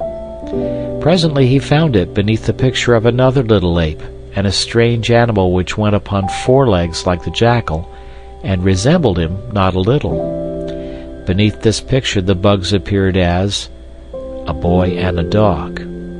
There they were, the 3 little bugs which always accompanied the little ape. And so he progressed very, very slowly, for it was a hard and laborious task which he had set himself without knowing it, a task which might seem to you or me impossible, learning to read without having the slightest knowledge of letters or written language, or the faintest idea that such things existed. He did not accomplish it in a day, or in a week, or in a month, or in a year, but slowly, very slowly. He learned after he had grasped the possibilities which lay in those little bugs, so that by the time he was 15, he knew the various combinations of letters which stood for every pictured figure in the little primer, and in 1 or 2 of the picture books. Of the meaning and use of the articles and conjunctions, verbs and adverbs and pronouns, he had but the faintest conception. One day when he was about 12, he found a number of lead pencils in a hitherto undiscovered drawer beneath the table, and in scratching upon the tabletop with one of them, he was delighted to discover the black line it left behind it. He worked so assiduously with this new toy that the tabletop was soon a mass of scrawly loops and irregular lines, and his pencil point worn down to the wood. Then he took another pencil, but this time he had a definite object in view. He would attempt to reproduce some of the little bugs that scrambled over the pages of his books. It was a difficult task, for he held the pencil as one would grasp the hilt of a dagger, which does not add greatly to ease in writing or to the legibility of the results. But he persevered for months, at such times as he was able to come to the cabin, until at last, by repeated experimenting, he found a position in which to hold the pencil that best permitted him to guide and control it, so that at last he could roughly reproduce any of the little bugs. Thus he made a beginning of writing. Copying the bugs taught him another thing, their number, and though he could not count as we understand it, yet he had an idea of quantity, the base of his calculations being the number of fingers upon one of his hands. His search through the various books convinced him that he had discovered all the different kinds of bugs most often repeated in combination, and these he arranged in proper order with great ease because of the frequency with which he had perused the fascinating alphabet picture book. His education progressed, but his greatest finds were in the inexhaustible storehouse of the huge illustrated dictionary, for he learned more through the medium of pictures than text, even after he had grasped the significance of the bugs. When he discovered the arrangement of words in alphabetical order, he delighted in searching for and finding the combinations with which he was familiar, and the words which followed them. Their definitions led him still further into the mazes of erudition. By the time he was 17, he had learned to read the simple child's primer, and had fully realized the true and wonderful purpose of the little bugs. No longer did he feel shame for his hairless body or his human features, for now his reason told him that he was of a different race from his wild and hairy companions. He was a M-A-N. They were A-P-E-S. And the little apes which scurried through the forest top were M-O-N-K-E-Y-S. He knew, too, that old Sabor was a L-I-O-N-E-S-S, and Hista a S-N-A-K-E, and Tantor an E-L-E-P-H-A-N-T. And so he learned to read. From then on his progress was rapid. With the help of the great dictionary and the active intelligence of a healthy mind, endowed by inheritance with more than ordinary reasoning powers, he shrewdly guessed at much which he could not really understand, and more often than not his guesses were close to the mark of truth. There were many breaks in his education, caused by the migratory habits of his tribe, but even when removed from his books, his active brain continued to search out the mysteries of his fascinating avocation. Pieces of bark and flat leaves, and even smooth stretches of bare earth, provided him with copybooks whereon to scratch with the point of his hunting knife the lessons he was learning.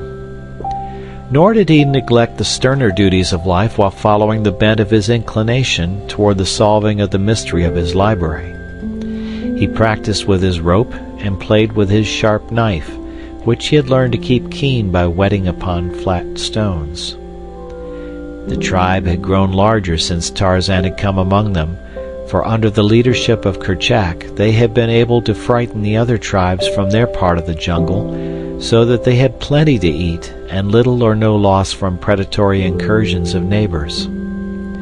Hence the younger males, as they became adult, found it more comfortable to take mates from their own tribe, or if they captured one of another tribe, to bring her back to Kerchak's band and live in amity with him rather than attempt to set up new establishments of their own, or fight with the redoubtable Kerchak for supremacy at home. Occasionally one more ferocious than his fellows would attempt this latter alternative, but none had come yet who could wrest the palm of victory from the fierce and brutal ape. Tarzan held a peculiar position in the tribe. They seemed to consider him one of them, and yet in some way different. The older males either ignored him entirely, or else hated him so vindictively that but for his wondrous agility and speed and the fierce protection of the huge Kala, he would have been dispatched at an early age. Tublat was his most consistent enemy, but it was through Tublat that, when he was about 13, the persecution of his enemies suddenly ceased and he was left severely alone, except on the occasions when one of them ran amuck in the throes of one of those strange wild fits of insane rage which attacks the males of many of the fiercer animals of the jungle. Then none was safe. On the day that Tarzan established his right to respect, the tribe was gathered around a small natural amphitheater which the jungle had left free from its entangling vines and creepers in a hollow among some low hills.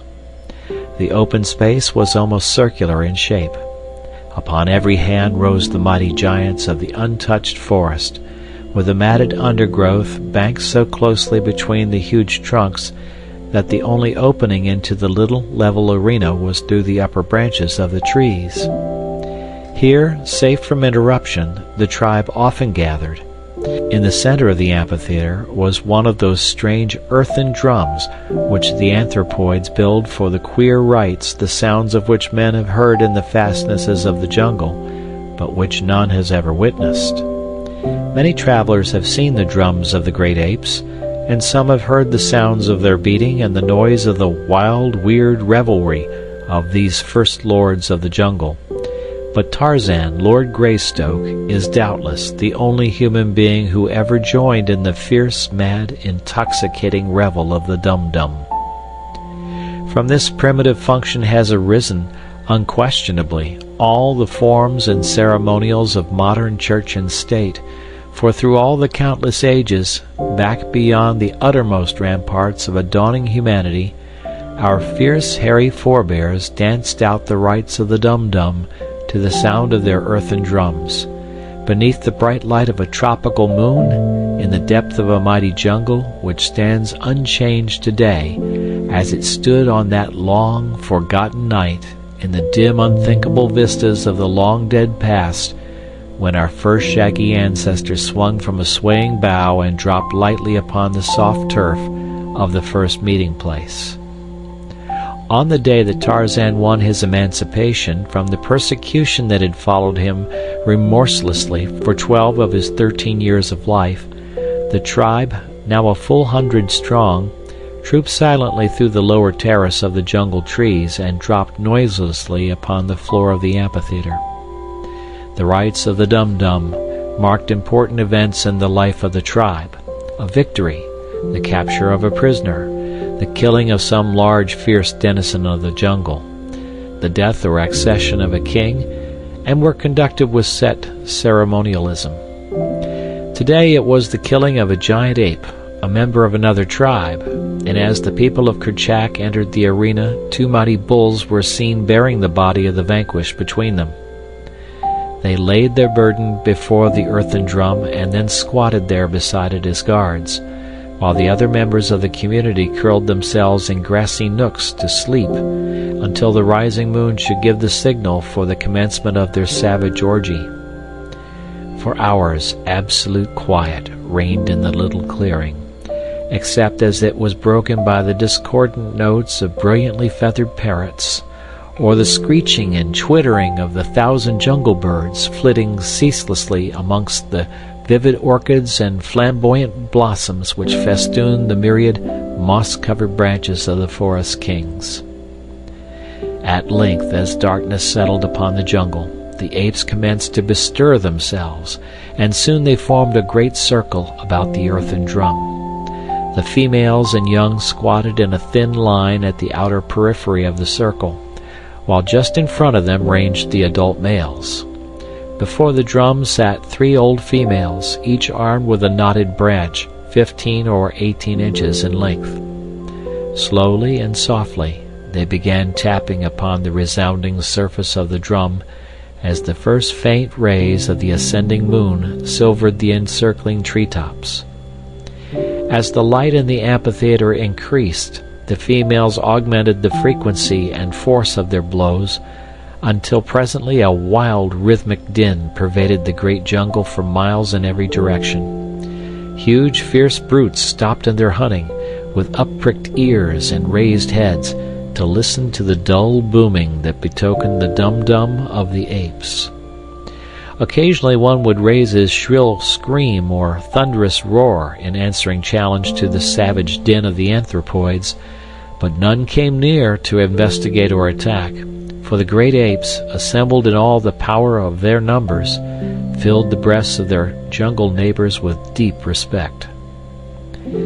As the din of the drum rose to an almost deafening volume, Kerchak sprang into the open space between the squatting males and the drummers. Standing erect, he threw his head far back, and looking full into the eye of the rising moon, he beat upon his breast with his great hairy paws, and emitted his fearful roaring shriek. 1, twice, thrice that terrifying cry rang out across the teeming solitude of that unspeakably quick, yet unthinkably dead world.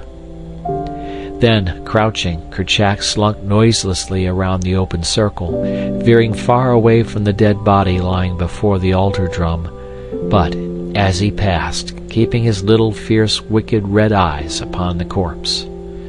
Another male then sprang into the arena, and repeating the horrid cries of his king, followed stealthily in his wake. Another and another followed in quick succession, until the jungle reverberated with the now almost ceaseless notes of their bloodthirsty screams. It was the challenge and the hunt. When all the adult males had joined in the thin line of circling dancers, the attack commenced. Kerchak, seizing a huge club from the pile which lay at hand for the purpose, rushed furiously upon the dead ape, dealing the corpse a terrific blow, at the same time emitting the growls and snarls of combat. The din of the drum was now increased, as well as the frequency of the blows, and the warriors, as each approached the victim of the hunt and delivered his bludgeon blow, joined in the mad whirl of the death dance. Tarzan was one of the wild leaping horde, his brown sweat-streaked, muscular body, glistening in the moonlight, shone supple and graceful among the uncouth, awkward, hairy brutes about him. None was more stealthy in the mimic hunt, none more ferocious than he in the wild ferocity of the attack, none who leaped so high into the air in the dance of death. As the noise and rapidity of the drum beats increased, the dancers apparently became intoxicated with the wild rhythm and the savage yells. Their leaps and bounds increased, their bared fangs dripped saliva, and their lips and breasts were flecked with foam. For half an hour the weird dance went on, until, at a sign from Kerchak, the noise of the drums ceased, the female drummers scampering hurriedly through the line of dancers toward the outer rim of squatting spectators. Then, as one, the males rushed headlong upon the thing which their terrific blows had reduced to a mass of hairy pulp.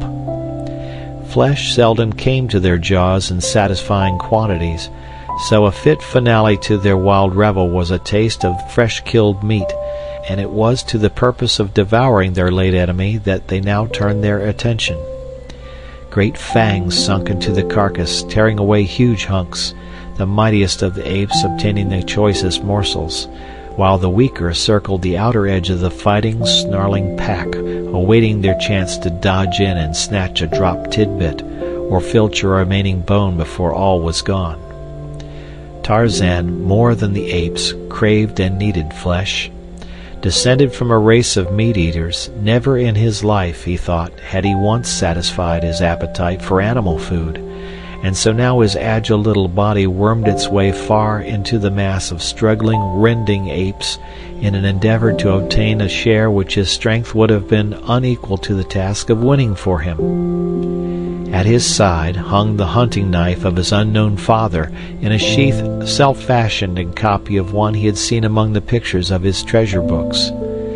At last he reached the fast-disappearing feast, and with his sharp knife slashed off a more generous portion than he had hoped for, an entire hairy forearm, where it protruded from beneath the feet of the mighty Kerchak, who was so busily engaged in perpetuating the royal prerogative of gluttony that he failed to note the act of lèse-majesté. So little Tarzan wriggled out from beneath the struggling mass, clutching his grisly prize close to his breast. Among those circling futilely the outskirts of the banqueters was old Tublat. He had been among the first at the feast, but had retreated with a goodly share to eat in quiet, and was now forcing his way back for more. So it was that he spied Tarzan as the boy emerged from the clawing, pushing throng, with that hairy forearm hugged firmly to his body. Tublat's little, close-set, bloodshot pig eyes shot wicked gleams of hate as they fell upon the object of his loathing. In them, too, was greed for the toothsome dainty the boy carried. But Tarzan saw his arch-enemy as quickly, and divining what the great beasts would do, he leaped nimbly away toward the females and the young, hoping to hide himself among them. Tublat, however, was close upon his heels, so that he had no opportunity to seek a place of concealment, but saw that he would be put to it to escape at all. Swiftly he sped toward the surrounding trees, and with an agile bound gained a lower limb with one hand, and then, transferring his burden to his teeth, he climbed rapidly upward, closely followed by Tublat. Up, up he went to the waving pinnacle of a lofty monarch of the forest, where his heavy pursuer dared not follow him. There he perched, hurling taunts and insults at the raging, foaming beasts 50 feet below him. And then Tublat went mad. With horrifying screams and roars he rushed to the ground, among the females and young, sinking his great fangs into a dozen tiny necks, and tearing great pieces from the backs and breasts of the females who fell into his clutches. In the brilliant moonlight, Tarzan witnessed the whole mad carnival of rage. He saw the females and the young scamper to the safety of the trees. Then the great bulls in the center of the arena felt the mighty fangs of their demented fellow, and with one accord they melted into the black shadows of the overhanging forest. There was but one in the amphitheater beside Tublat, a belated female running swiftly toward the tree where Tarzan perched, and close behind her came the awful Tublat. It was Kala, and as quickly as Tarzan saw that Tublat was gaining on her, he dropped with the rapidity of a falling stone from branch to branch toward his foster mother. Now she was beneath the overhanging limbs, and close above her crouched Tarzan, awaiting the outcome of the race. She leaped into the air, grasping a low-hanging branch, but almost over the head of Tublat, so nearly had he distanced her. She should have been safe now, but there was a rending, tearing sound. The branch broke and precipitated her full upon the head of Tublat, knocking him to the ground. Both were up in an instant, but as quick as they had been, Tarzan had been quicker, so that the infuriated bull found himself facing the man-child who stood between him and Kala. Nothing could have suited the fierce beast better, and with a roar of triumph he leaped upon the little Lord Greystoke. But his fangs never closed in that nut-brown flesh. A muscular hand shot out and grasped the hairy throat, and another plunged a keen hunting knife a dozen times into the broad breast. Like lightning the blows fell, and only ceased when Tarzan felt the limp form crumple beneath him. As the body rolled to the ground, Tarzan of the Apes placed his foot upon the neck of his lifelong enemy, and raising his eyes to the full moon, threw back his fierce young head and voiced the wild and terrible cry of his people. One by one the tribe swung down from their arboreal retreats and formed a circle about Tarzan and his vanquished foe. When they had all come, Tarzan turned toward them. "I am Tarzan!" he cried. "I am a great killer. Let all respect Tarzan of the Apes and Kala his mother. There be none among you as mighty as Tarzan. Let his enemies beware." Looking full into the wicked red eyes of Kerchak, the young Lord Greystoke beat upon his mighty breast and screamed out once more his shrill cry of defiance. End of chapter.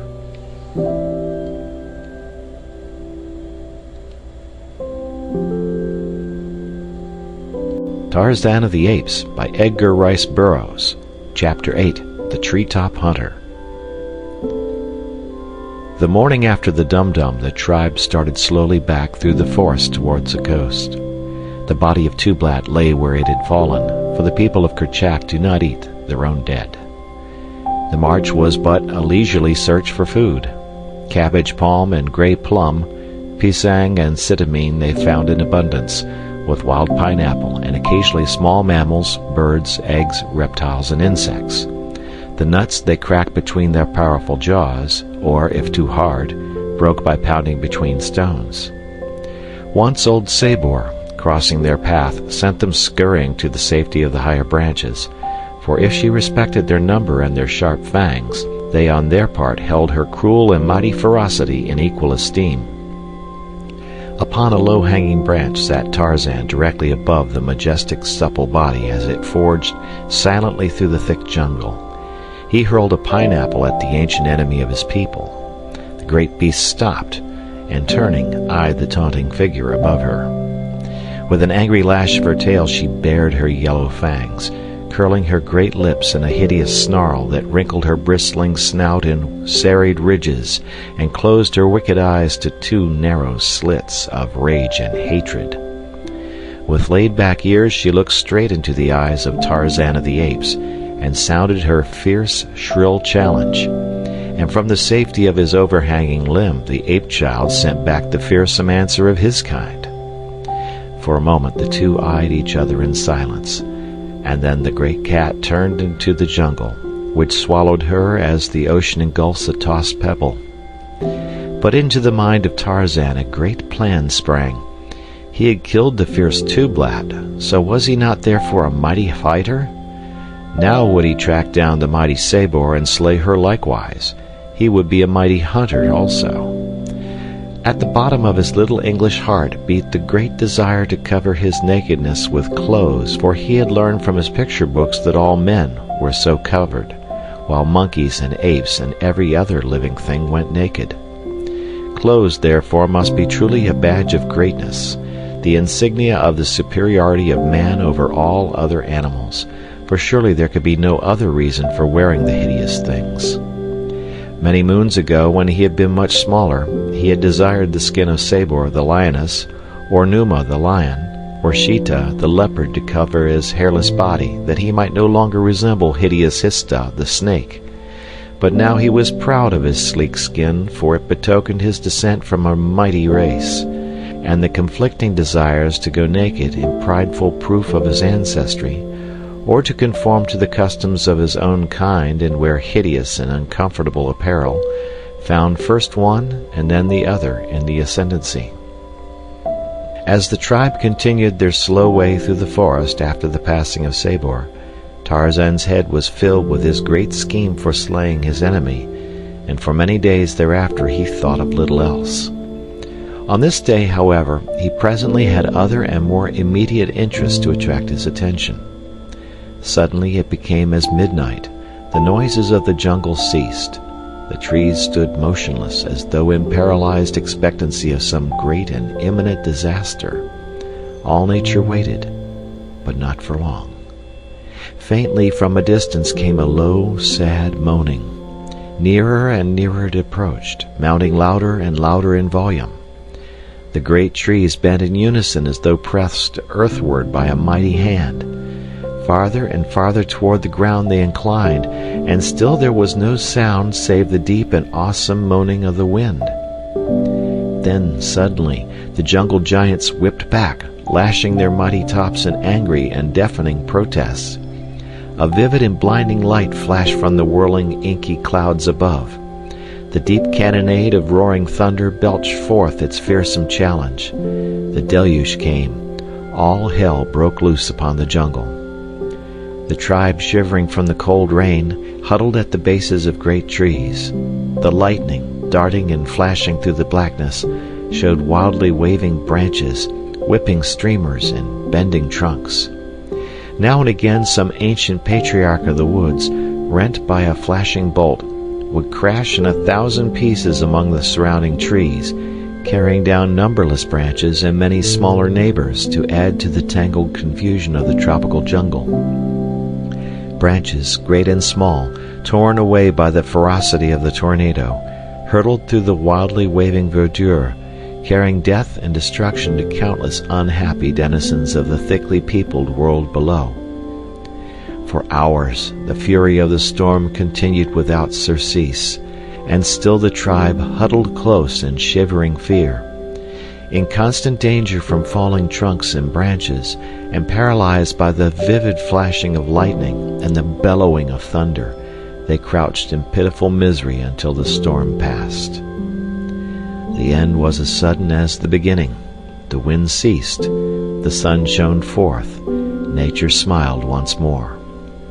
The dripping leaves and branches and the moist petals of gorgeous flowers glistened in the splendor of the returning day. And so, as nature forgot, her children forgot also. Busy life went on as it had been before the darkness and the fright. But to Tarzan a dawning light had come to explain the mystery of clothes. How snug he would have been beneath the heavy coat of Sabor, and so was added a further incentive to the adventure. For several months the tribe hovered near the beach where stood Tarzan's cabin, and his studies took up the greater portion of his time, but always when journeying through the forest he kept his rope in readiness, and many were the smaller animals that fell into the snare of the quick-thrown noose. Once it fell about the short neck of Horta, the boar, and his mad lunge for freedom toppled Tarzan from the overhanging limb where he had lain in wait, and from whence he had launched his sinuous coil. The mighty tusker turned at the sound of his falling body, and, seeing only the easy prey of a young ape, he lowered his head and charged madly at the surprised youth. Tarzan, happily, was uninjured by the fall, alighting cat-like upon all fours, far outspread to take up the shock. He was on his feet in an instant, and leaping with the agility of the monkey he was, he gained the safety of a low limb as Horta, the boar, rushed futilely beneath. Thus it was that Tarzan learned by experience the limitations as well as the possibilities of his strange weapon. He lost a long rope on this occasion, but he knew that had it been Sabor who had thus dragged him from his perch, the outcome might have been very different, for he would have lost his life, doubtless, into the bargain. It took him many days to braid a new rope, but when finally it was done, he went forth purposely to hunt, and lie in wait among the dense foliage of a great branch right above the well-beaten trail that led to water. Several small animals passed unharmed beneath him. He did not want such insignificant game. It would take a strong animal to test the efficacy of his new scheme. At last came she whom Tarzan sought, with lithe sinews rolling beneath shimmering hide. Fat and glossy came Sabor, the lioness. Her great padded feet fell soft and noiseless on the narrow trail. Her head was high in ever-alert attention. Her long tail moved slowly in sinuous and graceful undulations.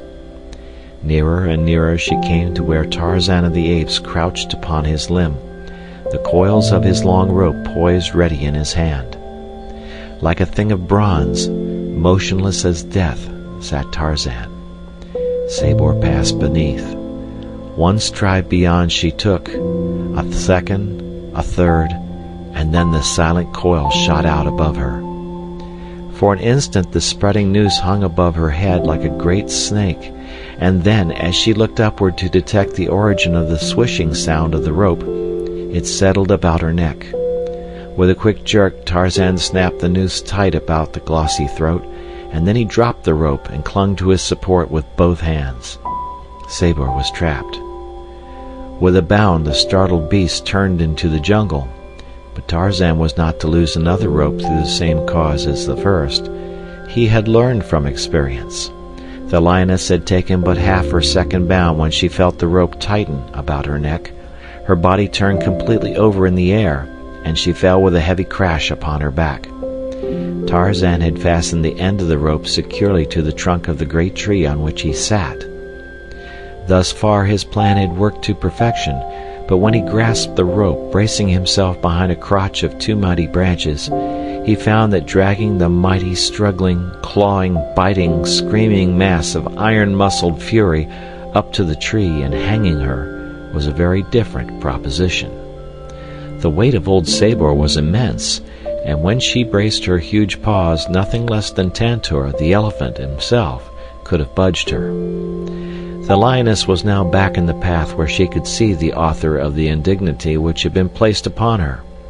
Screaming with rage, she suddenly charged, leaping high into the air toward Tarzan.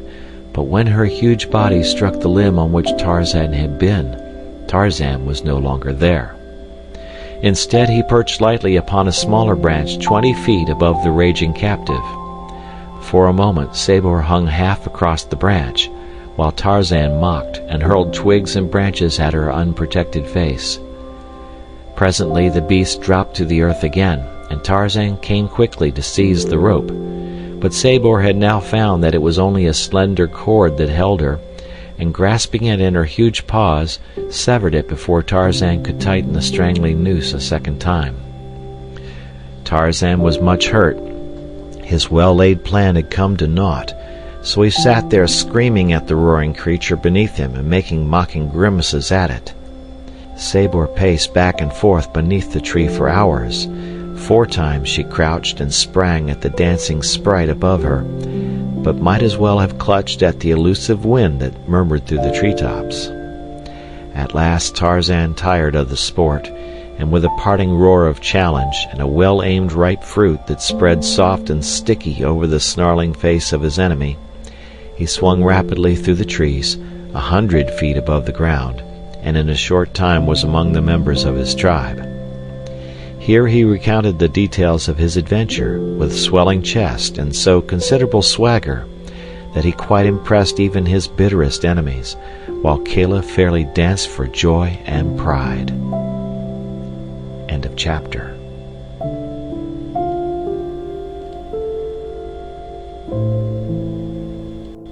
Tarzan of the Apes by Edgar Rice Burroughs. Chapter 9, Man and Man.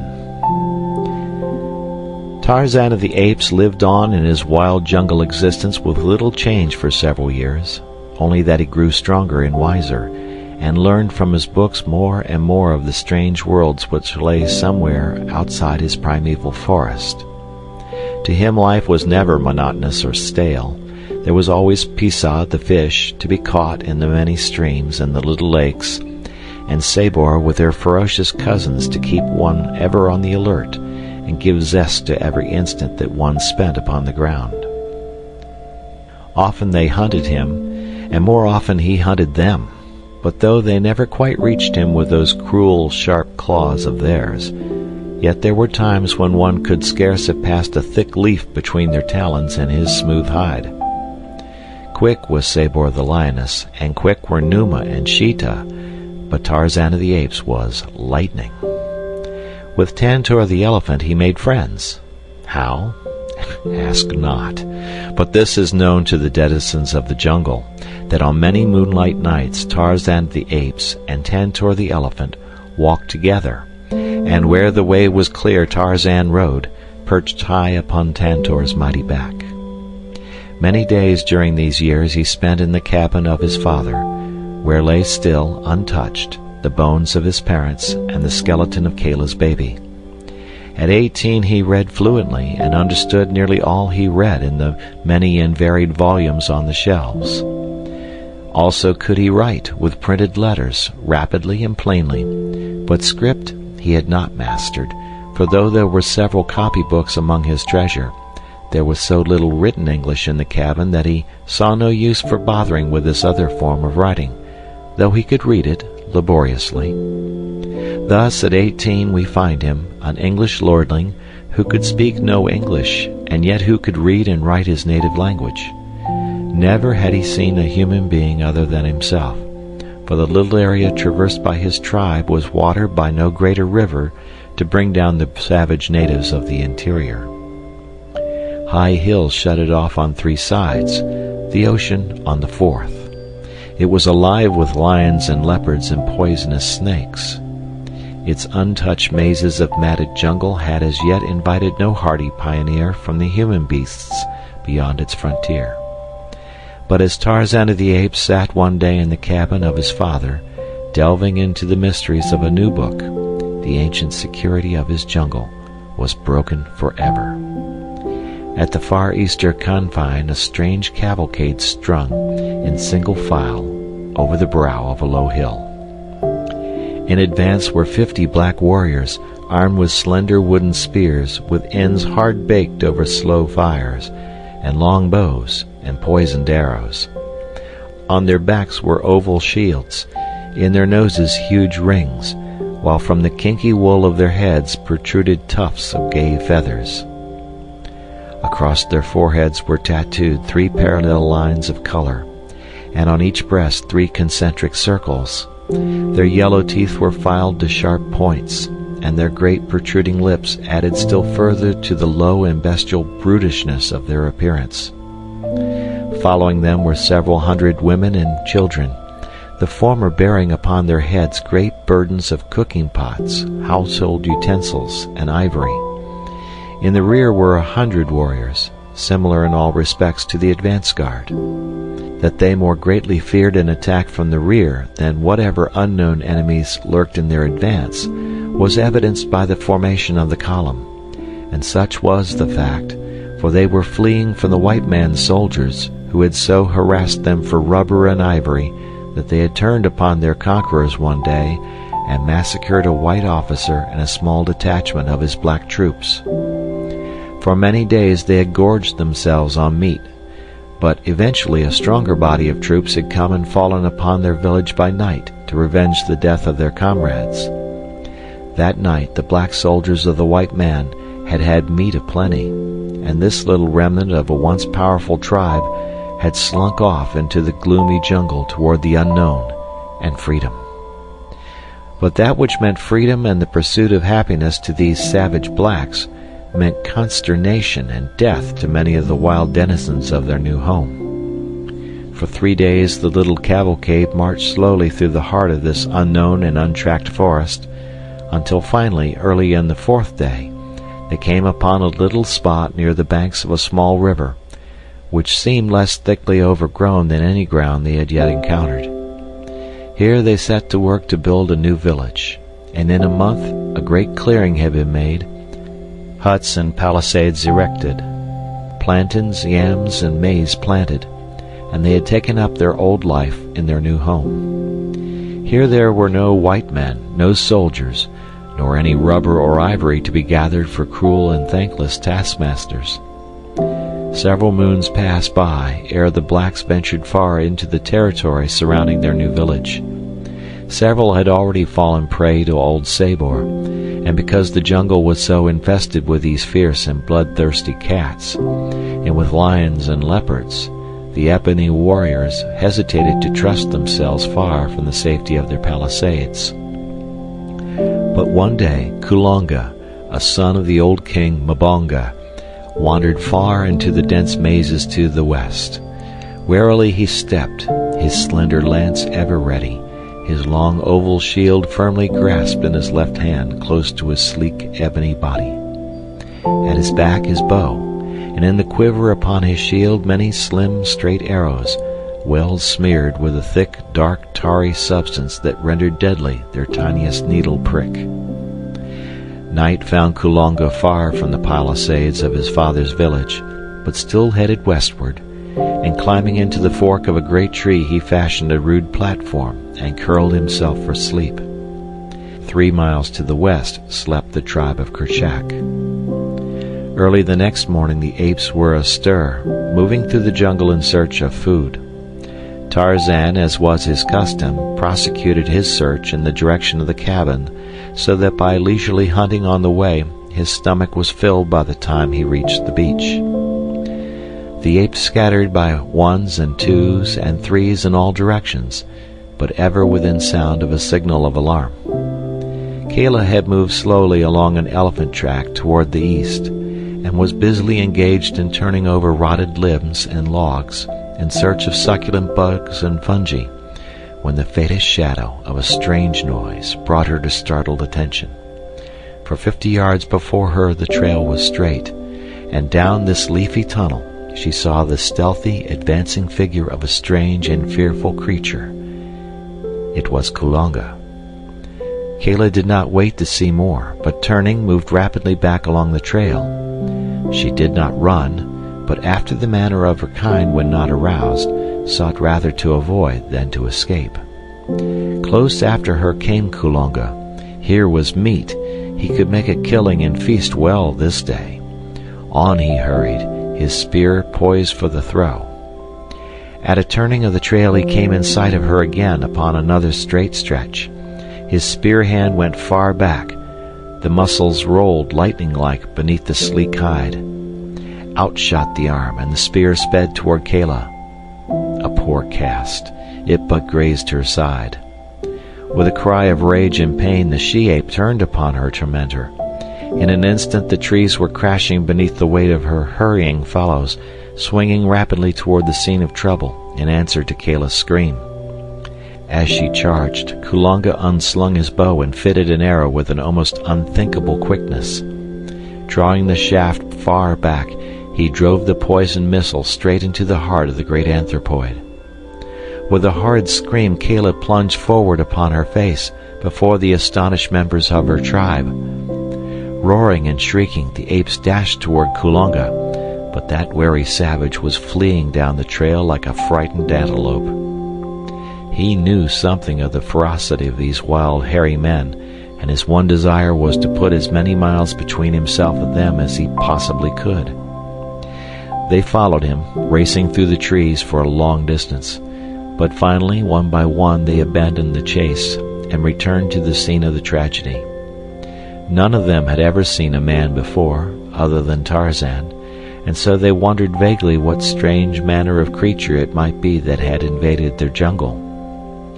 On the far beach by the little cabin, Tarzan heard the faint echoes of the conflict, and knowing that something was seriously amiss among the tribe, he hastened rapidly toward the direction of the sound. When he arrived, he found the entire tribe gathered jabbering about the dead body of his slain mother. Tarzan's grief and anger were unbounded. He roared out his hideous challenge time and again. He beat upon his great chest with his clenched fists, and then he fell upon the body of Kala and sobbed out the pitiful sorrowing of his lonely heart. To lose the only creature in all his world who had ever manifested love and affection for him was the greatest tragedy he had ever known. What though Kala was a fierce and hideous ape? To Tarzan she had been kind, she had been beautiful. Upon her he had lavished, unknown to himself, all the reverence and respect and love that a normal English boy feels for his own mother. He had never known another, and so to Kala was given, though mutely, all that would have belonged to the fair and lovely Lady Alice had she lived. After the first outburst of grief, Tarzan controlled himself, and questioning the members of the tribe who had witnessed the killing of Kala, he learned all that their meager vocabulary could convey. It was enough, however, for his needs. It told him of a strange, hairless black ape with feathers growing upon its head, who launched death from a slender branch, and then ran, with the fleetness of Bara the deer, toward the rising sun. Tarzan waited no longer, but leaping into the branches of the trees, sped rapidly through the forest. He knew the windings of the elephant trail along which Kala's murderer had flown, and so he cut straight through the jungle to intercept the black warrior, who was evidently following the tortuous detours of the trail. At his side was the hunting knife of his unknown sire, and across his shoulders the coils of his own long rope. In an hour he struck the trail again, and coming to earth examined the soil minutely. In the soft mud on the bank of a tiny rivulet he found footprints such as he alone in all the jungle had ever made, but much larger than his. His heart beat fast. Could it be that he was trailing a man, one of his own race? There were two sets of imprints pointing in opposite directions, so his quarry had already passed on his return along the trail. As he examined the newer spoor, a tiny particle of earth toppled from the outer edge of one of the footprints to the bottom of its shallow depression. Ah, the trail was very fresh. His prey must have but scarcely passed. Tarzan swung himself to the trees once more, and with swift noiselessness sped along high above the trail. He had covered barely a mile when he came upon the black warrior standing in a little open space. In his hand was his slender bow to which he had fitted one of his death-dealing arrows. Opposite him across the little clearing stood Horta, the boar, with lowered head and foam-flecked tusks, ready to charge. Tarzan looked with wonder upon the strange creature beneath him, so like him in form and yet so different in face and color. His books had portrayed the Negro, but how different had been the dull dead print to this sleek thing of ebony, pulsing with life. As the man stood there with taut drawn bow, Tarzan recognized him not so much the Negro as the archer of his picture book. A stands for archer. How wonderful! Tarzan almost betrayed his presence in the deep excitement of his discovery. But things were commencing to happen below him. The sinewy black arm had drawn the shaft far back. Horta the boar was charging, and then the black released the little poisoned arrow, and Tarzan saw it fly with the quickness of thought and lodge in the bristling neck of the boar. Scarcely had the shaft left his bow ere Kulonga had fitted another to it, but Horta the boar was upon him so quickly that he had no time to discharge it. With a bound the black leaped entirely over the rushing beast, and turning with incredible swiftness planted a second arrow in Horta's back. Then Kulonga sprang into a nearby tree. Horta wheeled to charge his enemy once more. A dozen steps he took. Then he staggered and fell upon his side. For a moment his muscles stiffened and relaxed convulsively. Then he lay still. Kulonga came down from the tree. With a knife that hung at his side he cut several large pieces from the boar's body, and in the center of the trail he built a fire, cooking and eating as much as he wanted. The rest he left where it had fallen. Tarzan was an interested spectator. His desire to kill burned fiercely in his wild breast, but his desire to learn was even greater. He would follow this savage creature for a while, and know from whence he came. He could kill him at his leisure later, when the bow and deadly arrows were laid aside. When Kulonga had finished his repast and disappeared beyond a near turning of the path, Tarzan dropped quietly to the ground. With his knife he severed many strips of meat from Horta's carcass, but he did not cook them. He had seen fire, but only when Ara, the lightning, had destroyed some great tree. That any creature of the jungle could produce the white and yellow fangs which devoured wood and left nothing but fine dust surprised Tarzan greatly, and why the black warrior had ruined his delicious repast by plunging it into the blighting heat was quite beyond him. Possibly Ara was a friend with whom the archer was sharing his food. But be that as it may, Tarzan would not ruin good meat in any such foolish manner, so he gobbled down a great quantity of the raw flesh, burying the balance of the carcass beside the trail where he could find it upon his return. And then Lord Greystoke wiped his greasy fingers upon his naked thighs and took up the trail of Kulonga, the son of Mbonga, the king, while in far-off London another Lord Greystoke, the younger brother of the real Lord Greystoke's father, sent back his chops to the club's chef because they were underdone. And when he had finished his repast, he tipped his finger ends into a silver bowl of scented water and dried them upon a piece of snowy damask. All day Tarzan followed Kulonga, hovering above him in the trees like some malign spirit. Twice more he saw him hurl his arrows of destruction, once at Dango the hyena, and again at Manu the monkey. In each instance the animal died almost instantly, for Kulonga's poison was very fresh and very deadly. Tarzan thought much on this wondrous method of slaying, as he swung slowly along at a safe distance behind his quarry. He knew that alone the tiny prick of the arrow could not so quickly dispatch these wild things of the jungle, who were often torn and scratched and gored in a frightful manner as they fought with their jungle neighbors, yet as often recovered as not. No, there was something mysterious connected with these tiny slivers of wood which could bring death by a mere scratch. He must look into the matter. That night Kulonga slept in a crotch of a mighty tree, and far above him crouched Tarzan of the Apes. When Kulonga awoke, he found that his bow and arrows had disappeared.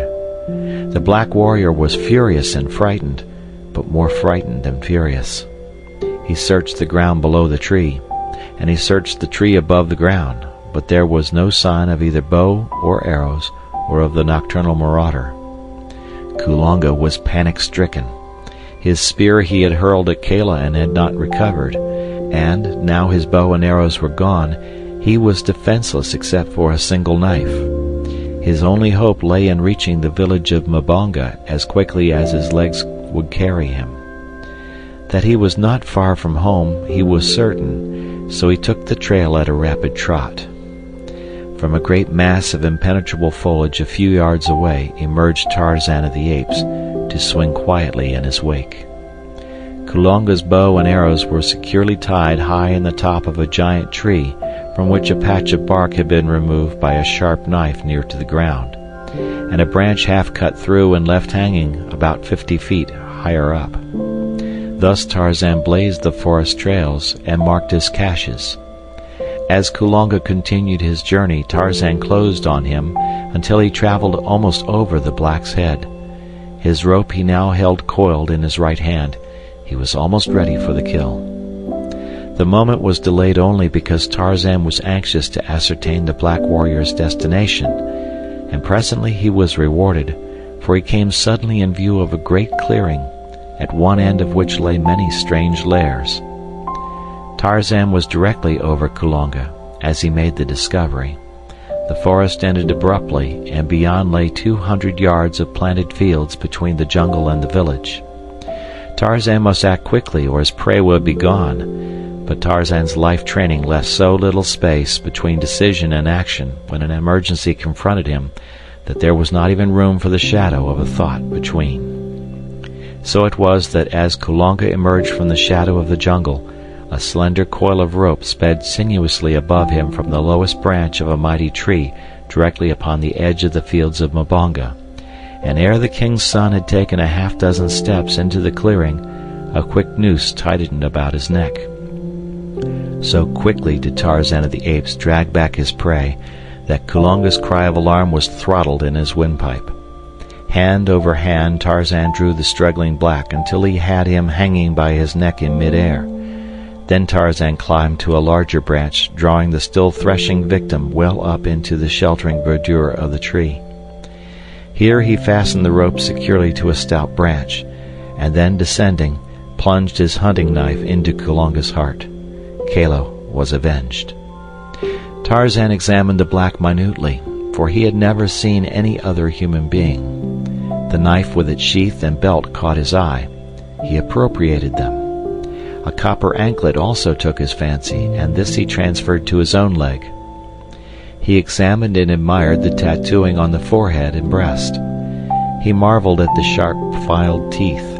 He investigated and appropriated the feathered headdress, and then he prepared to get down to business, for Tarzan of the Apes was hungry, and here was meat of the kill, which jungle ethics permitted him to eat.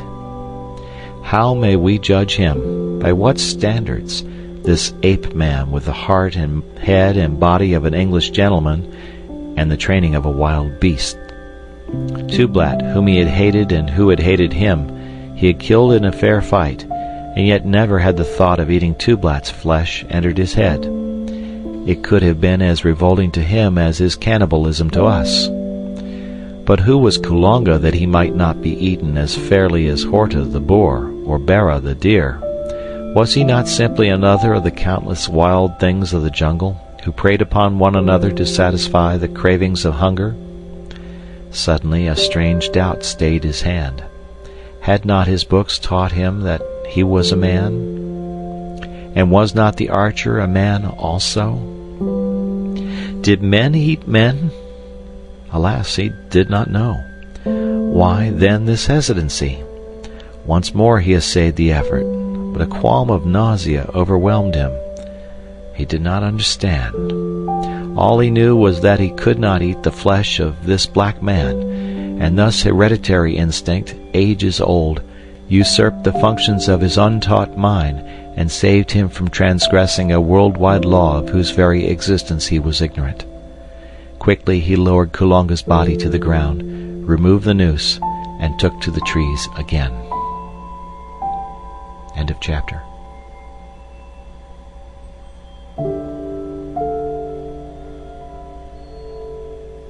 Tarzan of the Apes by Edgar Rice Burroughs.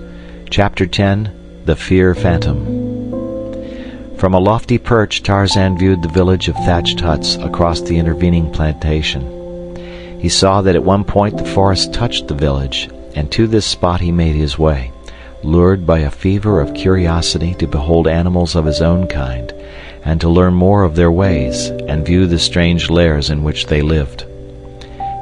His savage life among the fierce wild brutes of the jungle left no opening for any thought that these could be aught else than enemies.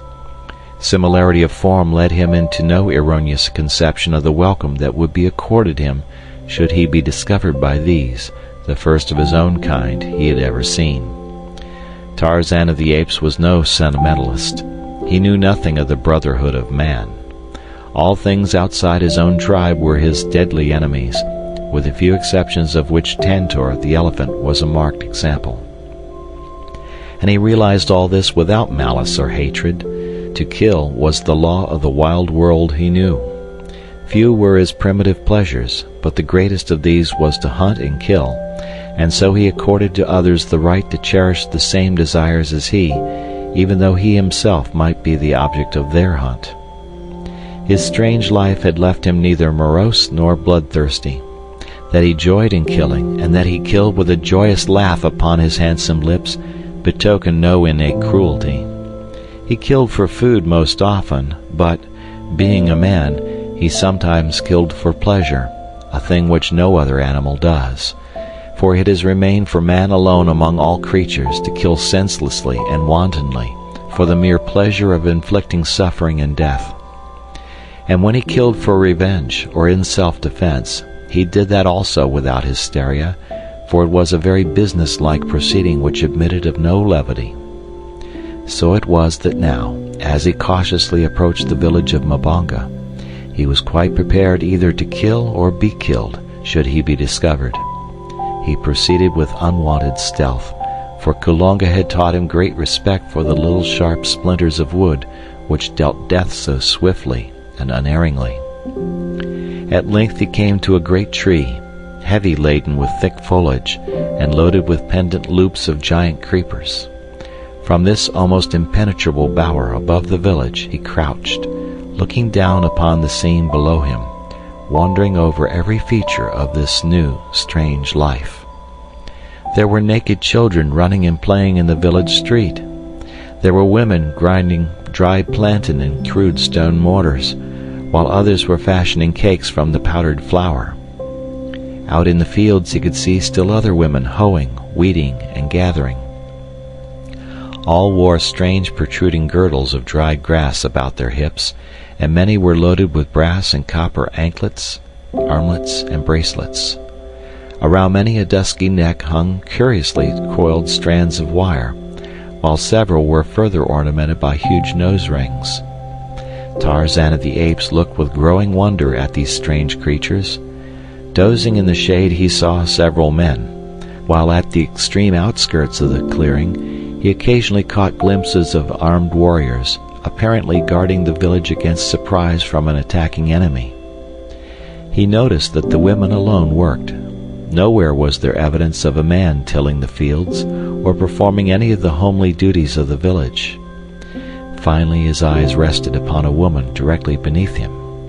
Before her was a small cauldron standing over a low fire, and in it bubbled a thick, reddish, tarry mass. On one side of her lay a quantity of wooden arrows, the points of which she dipped into the seething substance, then laying them upon a narrow rack of boughs which stood upon her other side. Tarzan of the Apes was fascinated. Here was the secret of the terrible destructiveness of the archer's tiny missiles. He noted the extreme care which the woman took that none of the matter should touch her hands, and once when a particle splattered upon one of her fingers, he saw her plunge the member into a vessel of water and quickly rub the tiny stain away with a handful of leaves. Tarzan knew nothing of poison, but his shrewd reasoning told him that it was this deadly stuff that killed, and not the little arrow, which was merely the messenger that carried it into the body of his victim. How he should like to have more of those little death-dealing slivers. If the woman would only leave her work for an instant, he could drop down, gather up a handful, and be back in the tree again before she drew 3 breaths.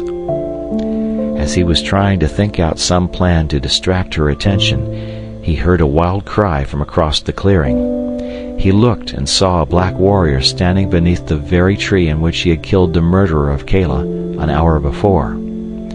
The fellow was shouting and waving his spear above his head. Now and again he would point to something on the ground before him. The village was in an uproar instantly. Armed men rushed from the interior of many a hut and raced madly across the clearing towards the excited sentry. After them trooped the old men and the women and children until, in a moment, the village was deserted. Tarzan of the Apes knew that they had found the body of his victim, but that interested him far less than the fact that no one remained in the village to prevent his taking a supply of the arrows which lay below him. Quickly and noiselessly he dropped to the ground beside the cauldron of poison. For a moment he stood motionless, his quick bright eyes scanning the interior of the palisade. No one was in sight. His eyes rested upon the open doorway of a nearby hut. He would take a look within, thought Tarzan, and so cautiously he approached the low thatched building. For a moment he stood without, listening intently. There was no sound, and he glided into the semi-darkness of the interior. Weapons hung against the walls, long spears, strangely shaped knives, a couple of narrow shields. In the center of the room was a cooking pot, and at the far end a litter of dry grasses covered by woven mats which evidently served the owners as beds and bedding. Several human skulls lay upon the floor. Tarzan of the Apes felt of each article, hefted the spears, smelled of them, for he saw largely through his sensitive and highly trained nostrils. He determined to own one of these long pointed sticks, but he could not take one on this trip because of the arrows he meant to carry. As he took each article from the walls, he placed it in a pile in the center of the room.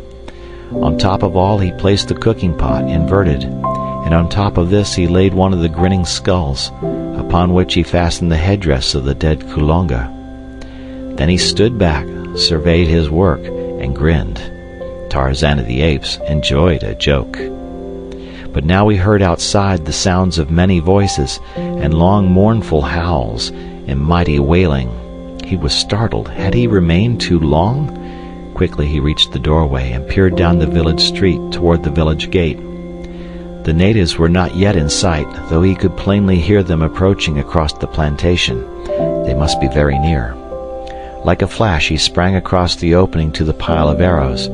Gathering up all he could carry under one arm, he overturned the seething cauldron with a kick, and disappeared into the foliage above just as the first of the returning natives entered the gate at the far end of the village street.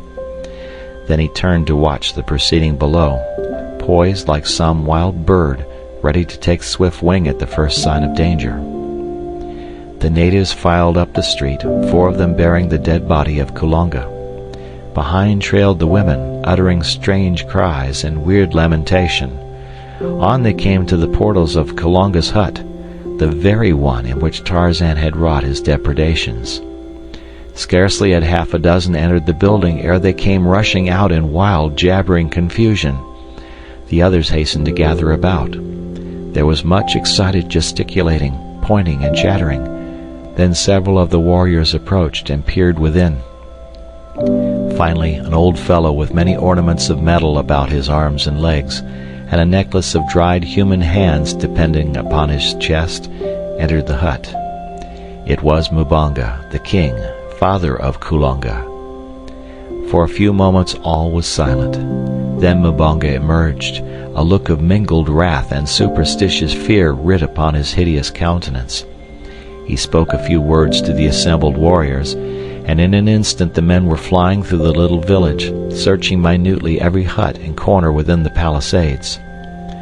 Scarcely had the search commenced than the overturned cauldron was discovered, and with it the theft of the poisoned arrows. Nothing more they found, and it was a thoroughly awed and frightened group of savages which huddled around their kings a few moments later. Mbonga could explain nothing of the strange events that had taken place. The finding of the still warm body of Kulonga, on the very verge of their fields and within easy earshot of the village, knifed and stripped at the door of his father's home, was in itself sufficiently mysterious. But these last awesome discoveries within the village, within the dead Kulonga's own hut, filled their hearts with dismay, and conjured in their poor brains only the most frightful of superstitious explanations. They stood in little groups, talking in low tones, and ever casting affrighted glances behind them from their great rolling eyes. Tarzan of the Apes watched them for a while from his lofty perch in the great tree. There was much in their demeanor which he could not understand, for of superstition he was ignorant, and of fear of any kind he had but a vague conception. The sun was high in the heavens. Tarzan had not broken fast this day, and it was many miles to where lay the toothsome remains of Horta the boar. So he turned his back upon the village of Mbonga and melted away into the leafy fastness of the forest. End of chapter.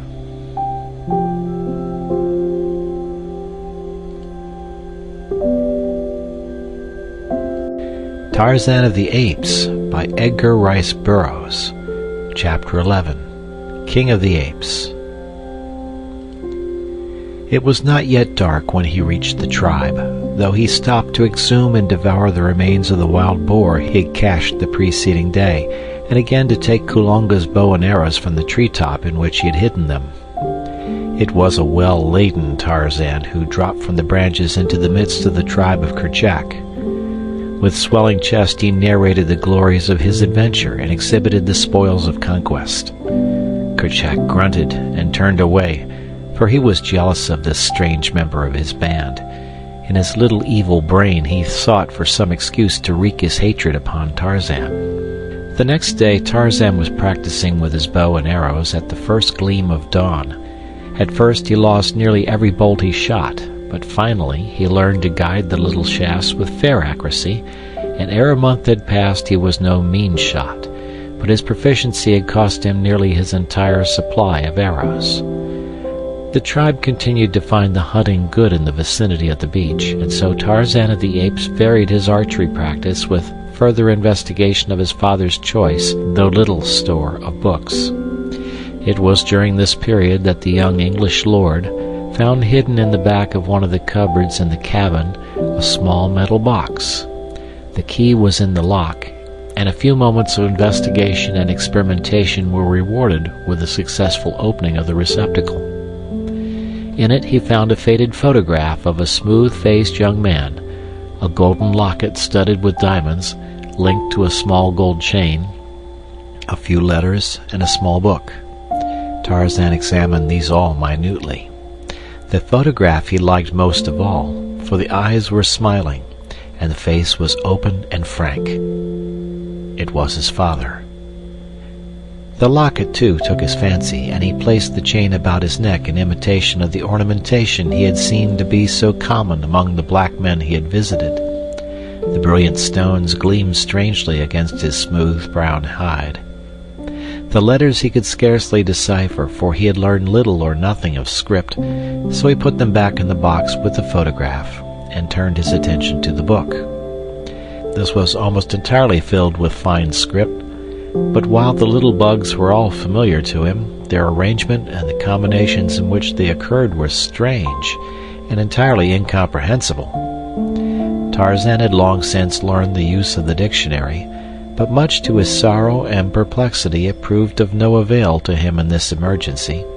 Not a word of all that was writ in the book could he find, and so he put it back in the metal box, but with a determination to work out the mysteries of it later on. Little did he know that this book held between its covers the key to his origin, the answer to the strange riddle of his strange life. It was the diary of John Clayton, Lord Greystoke, kept in French, as had always been his custom. Tarzan replaced the box in the cupboard, but always thereafter he carried the features of the strong, smiling face of his father in his heart, and in his head a fixed determination to solve the mystery of the strange words in the little black book. At present he had more important business in hand, for his supply of arrows was exhausted, and he must needs journey to the black men's village and renew it.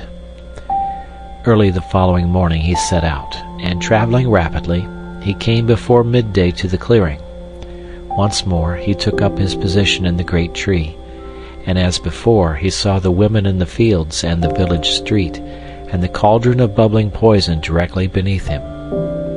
For hours he lay awaiting his opportunity to drop down unseen and gather up the arrows for which he had come, but nothing now occurred to call the villagers away from their homes.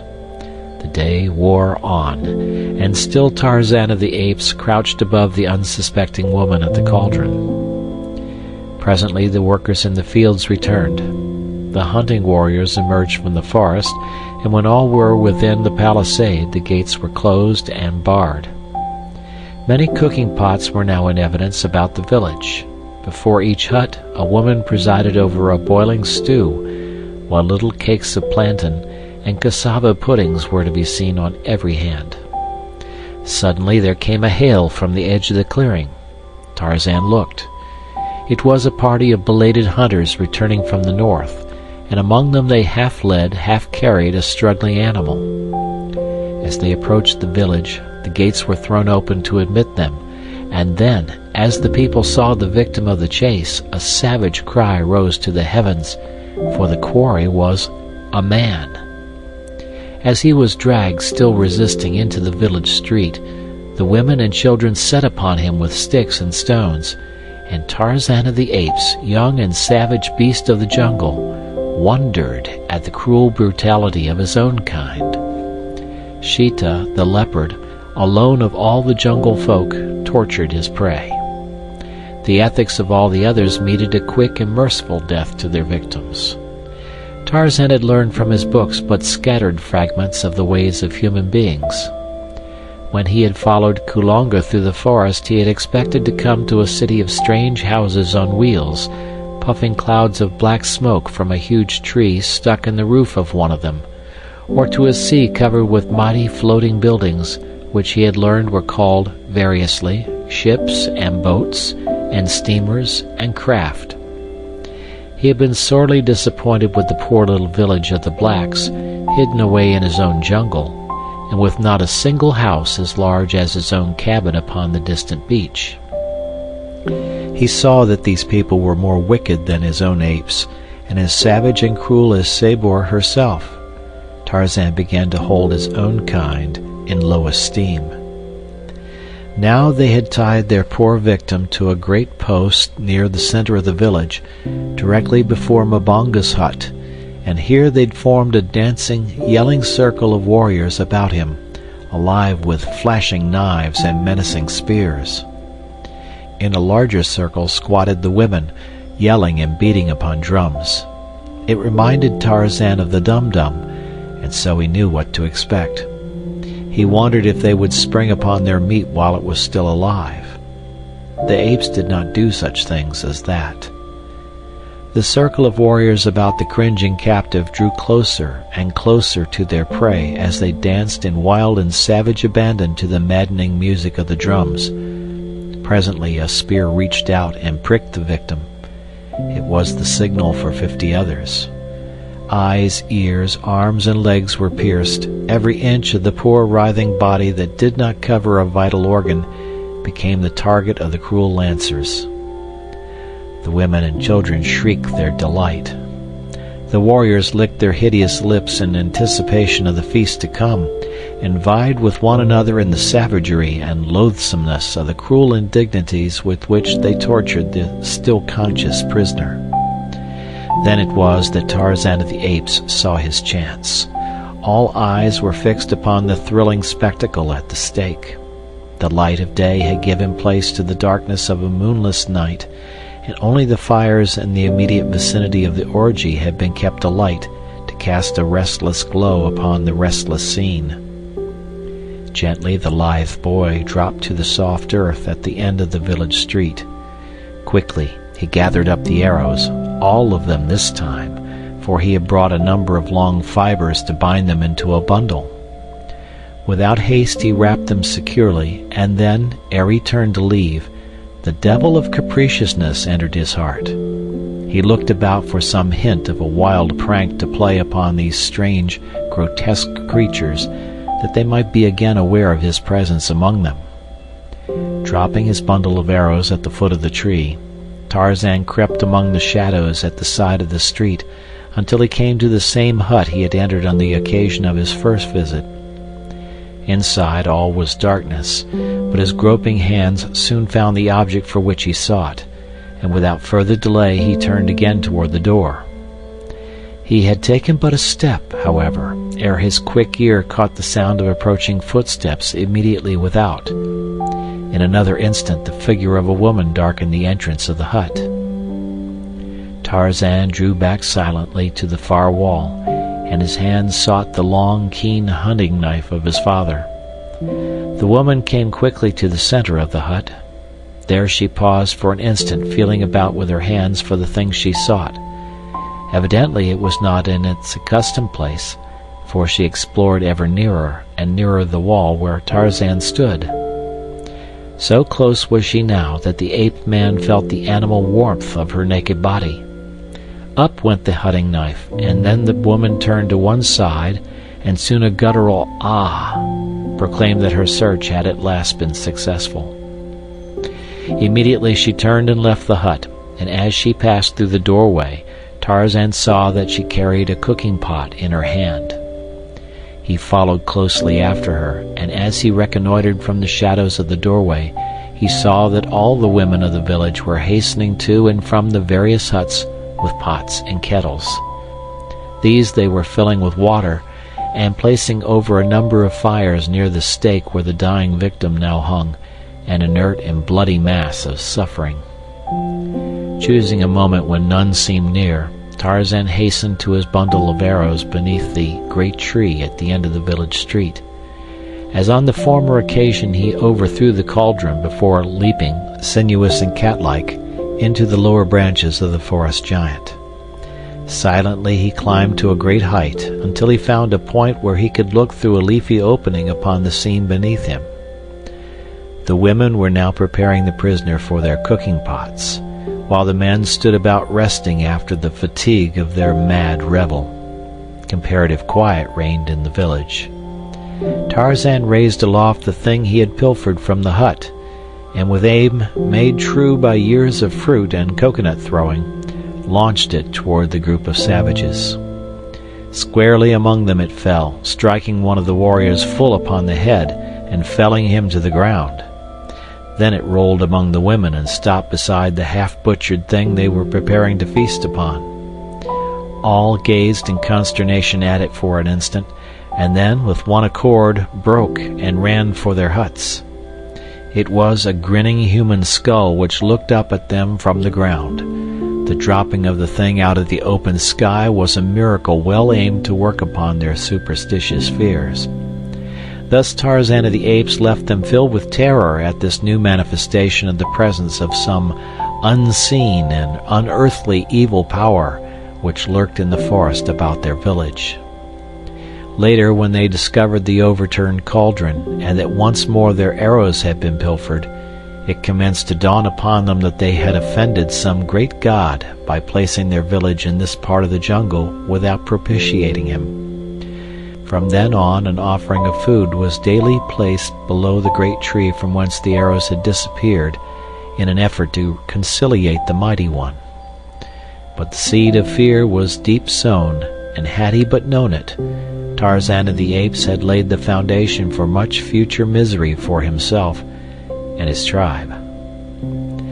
That night he slept in the forest not far from the village, and early the next morning set out slowly on his homeward march, hunting as he traveled. Only a few berries and an occasional grub worm rewarded his search, and he was half famished when, looking up from a log he had been rooting beneath, he saw Sabor, the lioness, standing in the center of the trail not 20 paces from him. The great yellow eyes were fixed upon him with a wicked and baleful gleam, and the red tongue licked the longing lips as Sabor crouched, worming her stealthy way, with belly flattened against the earth. Tarzan did not attempt to escape. He welcomed the opportunity for which, in fact, he had been searching for days past, now that he was armed with something more than a rope of grass. Quickly he unslung his bow and fitted a well-daubed arrow, and as Sabor sprang, the tiny missile leaped to meet her in midair. At the same instant Tarzan of the Apes jumped to one side, and as the great cat struck the ground beyond him, another death-tipped arrow sunk deep into Sabor's loin. With a mighty roar the beast turned and charged once more, only to be met with a third arrow full in one eye. But this time she was too close to the ape-man for the latter to sidestep the onrushing body. Tarzan of the Apes went down beneath the great body of his enemy, but with gleaming knife drawn and striking home. For a moment they lay there, and then Tarzan realized that the inert mass lying upon him was beyond power ever again to injure man or ape. With difficulty he wriggled from beneath the great weight, and as he stood erect and gazed down upon the trophy of his skill, a mighty wave of exultation swept over him. With swelling breast he placed a foot upon the body of his powerful enemy, and throwing back his fine young head, roared out the awful challenge of the victorious bull-ape. The forest echoed to the savage and triumphant paean. Birds fell still, and the larger animals and beasts of prey slunk stealthily away, for few there were of all the jungle who sought for trouble with the great anthropoids. And in London another Lord Greystoke was speaking to his kind in the House of Lords, but none trembled at the sound of his soft voice. Sabor proved unsavory eating even to Tarzan of the Apes, but hunger served as a most efficacious disguise to toughness and rank tastes, and ere long, with well-filled stomach, the ape-man was ready to sleep again. First, however, he must remove the hide, for it was as much for this as for any other purpose that he had desired to destroy Sabor. Deftly he removed the great pelt, for he had practiced often on smaller animals. When the task was finished he carried his trophy to the fork of a high tree, and there, curling himself securely in a crotch, he fell into deep and dreamless slumber. What with loss of sleep, arduous exercise, and a full belly, Tarzan of the Apes slept the sun around, awakening about noon of the following day. He straightway repaired to the carcass of Sabor, but was angered to find the bones picked clean by other hungry denizens of the jungle. Half an hour's leisurely progress through the forest brought to sight a young deer, and before the little creature knew that an enemy was near, a tiny arrow had lodged in its neck. So quickly the virus worked that at the end of a dozen leaps the deer plunged headlong into the undergrowth, dead. Again did Tarzan feast well, but this time he did not sleep. Instead he hastened on toward the point where he had left the tribe, and when he had found them, proudly exhibited the skin of Sabor the lioness. "Look!" he cried. "Apes of Kerchak! See what Tarzan the mighty killer has done! Who else among you has ever killed one of Numa's people? Tarzan is mightiest amongst you, for Tarzan is no ape. Tarzan is—" But here he stopped, for in the language of the anthropoids there was no word for man, and Tarzan could only write the word in English. He could not pronounce it. The tribe had gathered about to look upon the proof of his wondrous prowess and to listen to his words. Only Kerchak hung back, nursing his hatred and his rage. Something suddenly snapped in the wicked little brain of the anthropoid. With a frightful roar, the great beast sprang among the assemblage. Biting and striking with his huge hands, he killed and maimed a dozen ere the balance could escape to the upper terraces of the forest. Frothing and shrieking in the insanity of his fury, Kerchak looked about for the object of his greatest hatred, and there, upon a nearby limb, he saw him sitting. "Come down, Tarzan, great killer!" cried Kerchak. "Come down and feel the fangs of a greater. Do mighty fighters fly to the trees at the first approach of danger?" And then Kerchak emitted the volleying challenge of his kind. Quietly Tarzan dropped to the ground. Breathlessly the tribe watched from their lofty perches as Kerchak, still roaring, charged the relatively puny figure. Nearly 7 feet stood Kerchak on his short legs. His enormous shoulders were bunched and rounded with huge muscles. The back of his short neck was as a single lump of iron sinew which bulged beyond the base of his skull, so that his head seemed like a small ball protruding from a huge mountain of flesh. His back-drawn, snarling lips exposed his great fighting fangs, and his little wicked bloodshot eyes gleamed in horrid reflection of his madness. Awaiting him stood Tarzan, himself a mighty muscled animal, but his 6 feet of height and his great rolling sinews seemed pitifully inadequate to the ordeal which awaited them. His bow and arrows lay some distance away where he had dropped them while showing Sabor's hide to his fellow apes, so that he confronted Kerchak now with only his hunting knife and his superior intellect to offset the ferocious strength of his enemy. As his antagonist came roaring toward him, Lord Greystoke tore his long knife from its sheath, and with an answering challenge as horrid and blood-curdling as that of the beast he faced, rushed swiftly to meet the attack.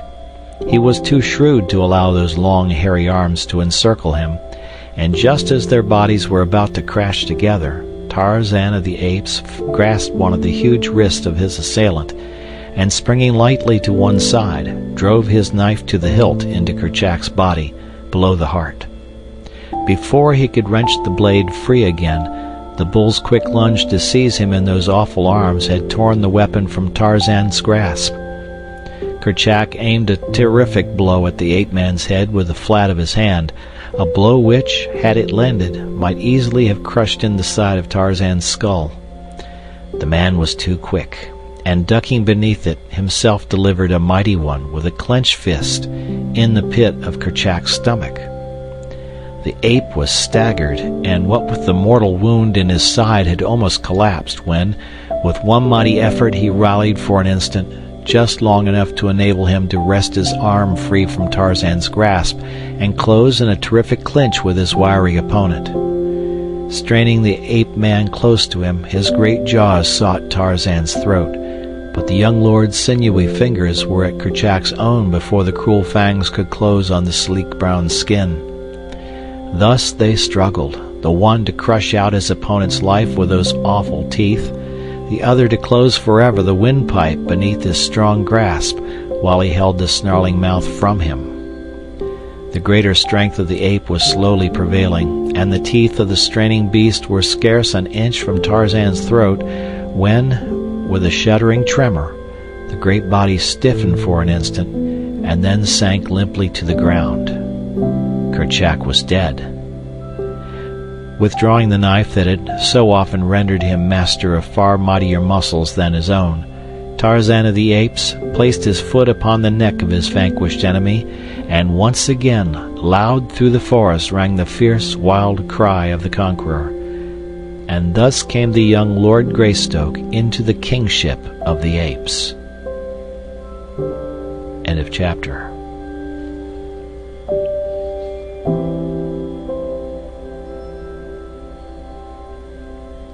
Tarzan of the Apes by Edgar Rice Burroughs, Chapter 12, Man's Reason.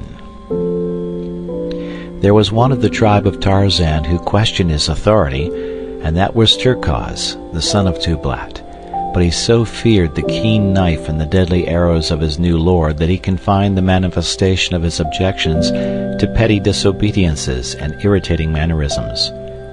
Tarzan knew, however, that he but waited his opportunity to wrest the kingship from him by some sudden stroke of treachery, and so he was ever on his guard against surprise. For months the life of the little band went on much as it had before, except that Tarzan's greater intelligence and his ability as a hunter were the means of providing for them more bountifully than ever before. Most of them, therefore, were more than content with the change in rulers.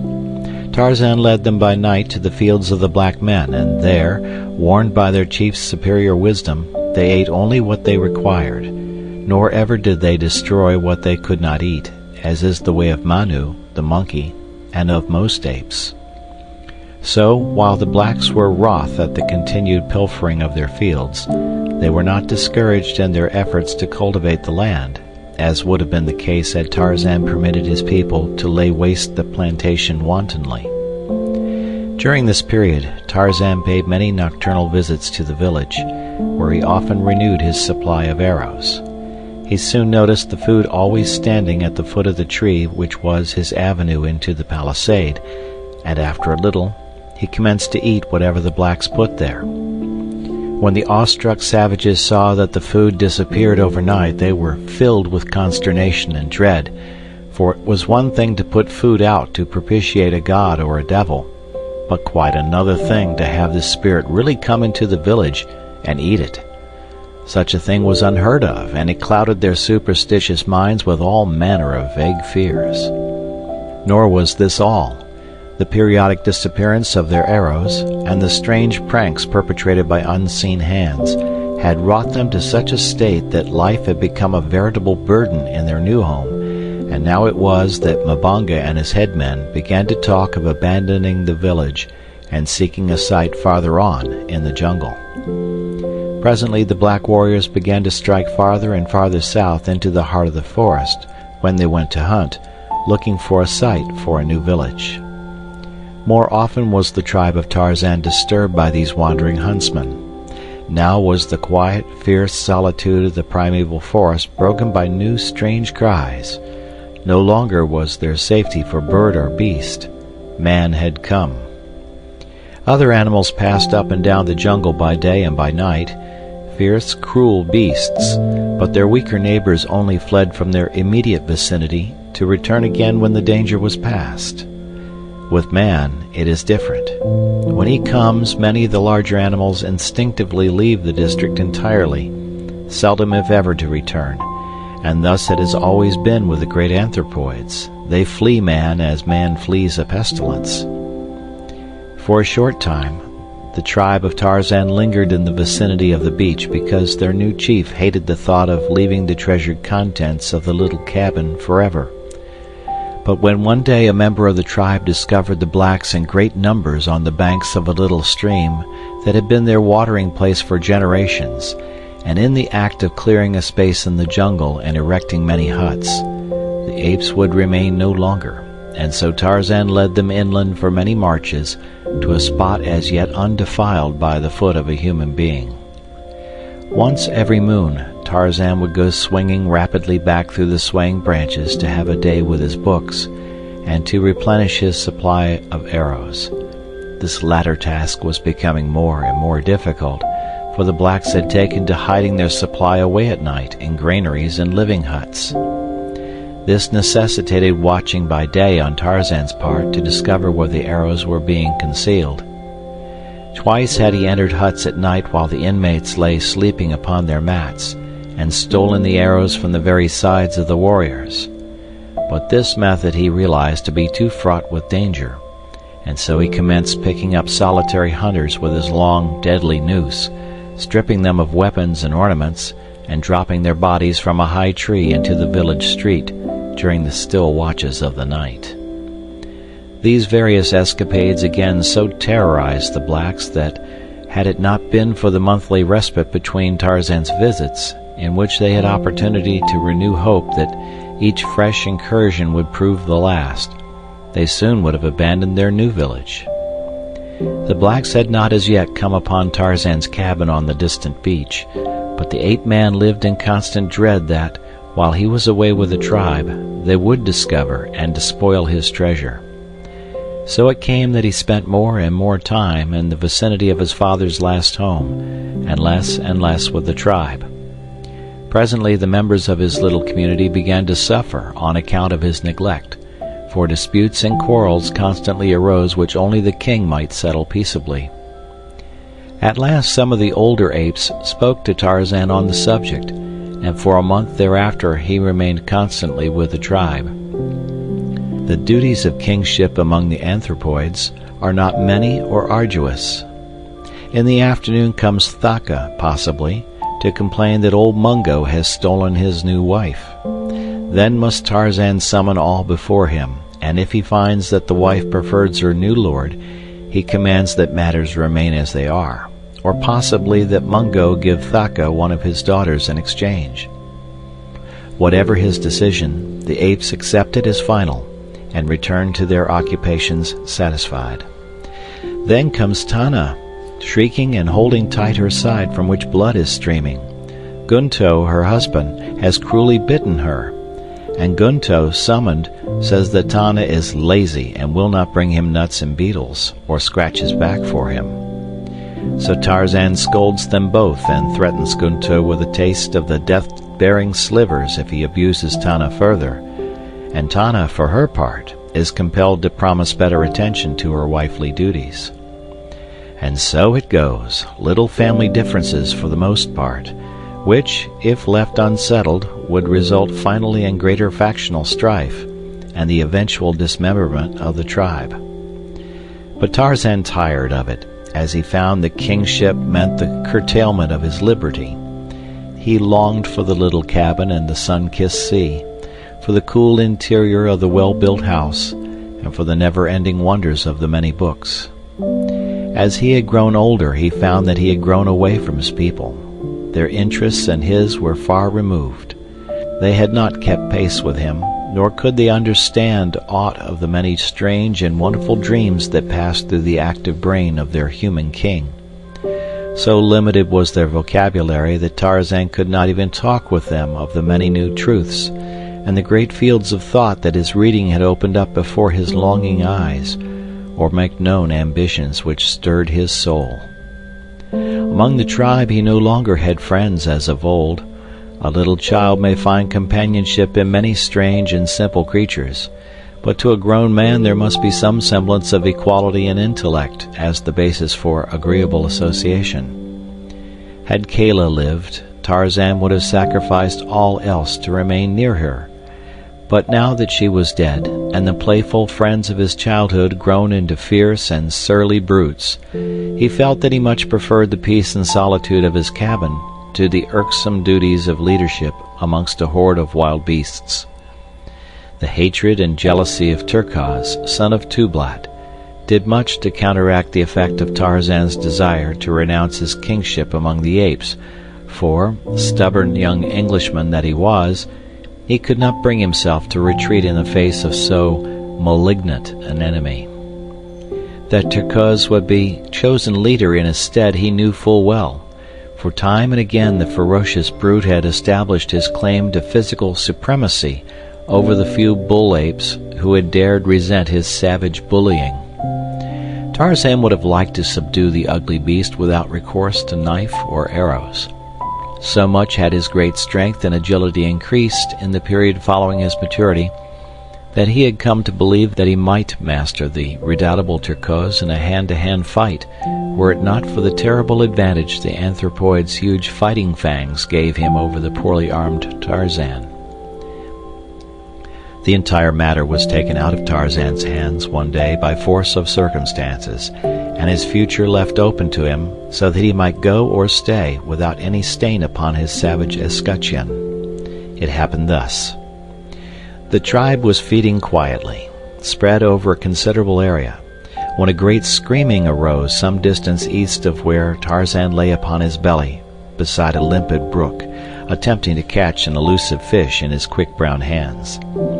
With one accord the tribe swung rapidly toward the frightened cries, and there found Terkoz holding an old female by the hair and beating her unmercifully with his great hands.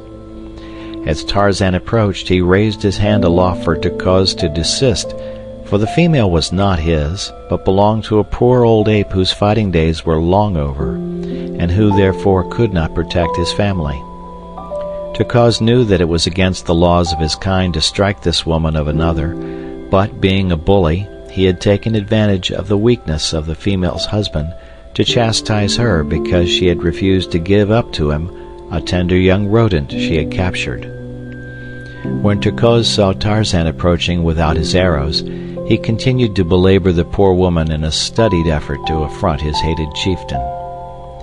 Tarzan did not repeat his warning signal, but instead rushed bodily upon the waiting Terkoz.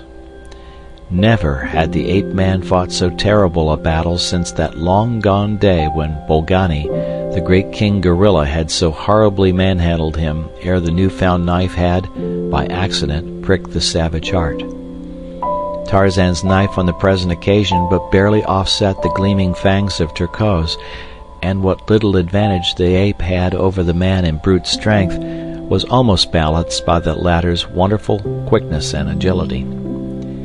In the sum total of their points, however, the anthropoid had a shade the better of the battle, and had there been no other personal attribute to influence the final outcome, Tarzan of the Apes, the young Lord Greystoke, would have died as he had lived, an unknown savage beast in equatorial Africa. But there was that which had raised him far above his fellows of the jungle, that little spark which spells the whole vast difference between man and brute, reason. This it was which saved him from death beneath the iron muscles and tearing fangs of Terkoz. Scarcely had they fought a dozen seconds ere they were rolling upon the ground, striking, tearing, and rending, two great savage beasts battling to the death.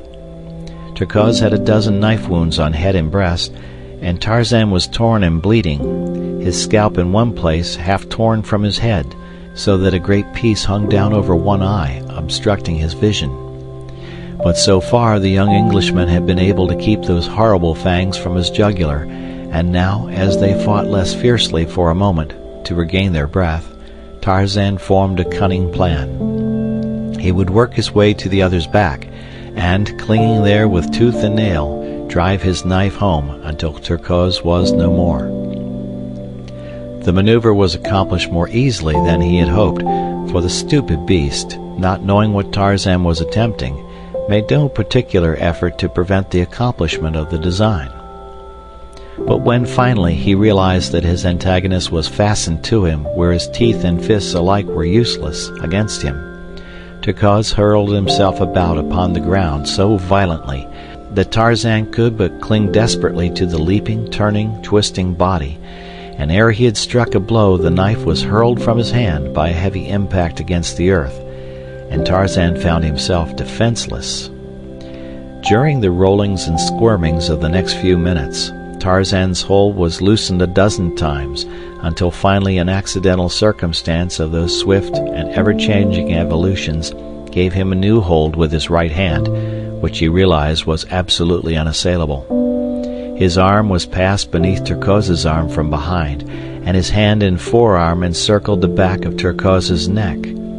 It was the half-Nelson of modern wrestling which the untaught ape-man had stumbled upon, but superior reason showed him in an instant the value of the thing he had discovered. It was the difference to him between life and death. And so he struggled to encompass a similar hold with the left hand, and in a few moments Terkoz's bull neck was creaking beneath a full Nelson. There was no more lunging about now. The two lay perfectly still upon the ground, Tarzan upon Terkoz's back. Slowly the bullet head of the ape was being forced lower and lower upon his chest. Tarzan knew what the result would be. In an instant the neck would break. Then there came to Terkoz's rescue the same thing that had put him in these sore straits, a man's reasoning power. If I kill him, thought Tarzan, what advantage will it be to me? Will it not rob the tribe of a great fighter? And if Terkoz be dead, he will know nothing of my supremacy. While alive, he will ever be an example to the other apes. Kagoda, hissed Tarzan in Terkoz's ear, which in ape tongue means, freely translated, do you surrender? For a moment there was no reply, and Tarzan added a few more ounces of pressure, which elicited a horrified shriek of pain from the great beast. Kagoda, repeated Tarzan. Kagoda, cried Terkoz. Listen, said Tarzan, easing up a trifle, but not releasing his hold. I am Tarzan, king of the apes, mighty hunter, mighty fighter. In all the jungle there is none so great. You have said Kagoda to me. All the tribe have heard. Quarrel no more with your king or your people, for next time I shall kill you. Do you understand? Huh, assented Terkoz. And are you satisfied? Huh, said the ape. Tarzan let him up, and in a few minutes all were back at their vocations, as though naught had occurred to mar the tranquility of their primeval forest haunts. But deep in the minds of the apes was rooted the conviction that Tarzan was a mighty fighter and a strange creature. Strange because he had had it in his power to kill his enemy, but had allowed him to live unharmed. That afternoon, as the tribe came together, as was their wont before darkness settled on the jungle, Tarzan, his wounds washed in the waters of the stream, called the old males about him. You have seen again today that Tarzan of the Apes is the greatest among you, he said. Huh, they replied with one voice. Tarzan is great. Tarzan, he continued, is not an ape. He is not like his people. His ways are not their ways, and so Tarzan is going back to the lair of his own kind by the waters of the great lake which has no farther shore. You must choose another to rule you, for Tarzan will not return. And thus young Lord Greystoke took the first step toward the goal which he had set, the finding of other white men like himself. End of chapter.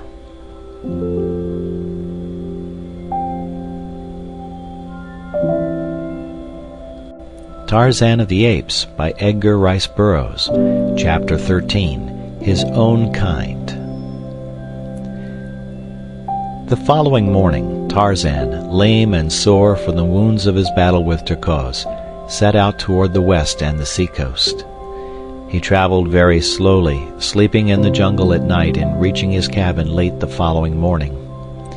For several days he moved about but little, only enough to gather what fruits and nuts he required to satisfy the demands of hunger.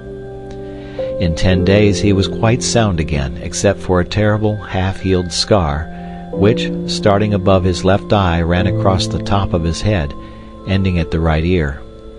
It was the mark left by Terkoz when he had torn the scalp away. During his convalescence Tarzan tried to fashion a mantle from the skin of Sabor, which had lain all this time in the cabin.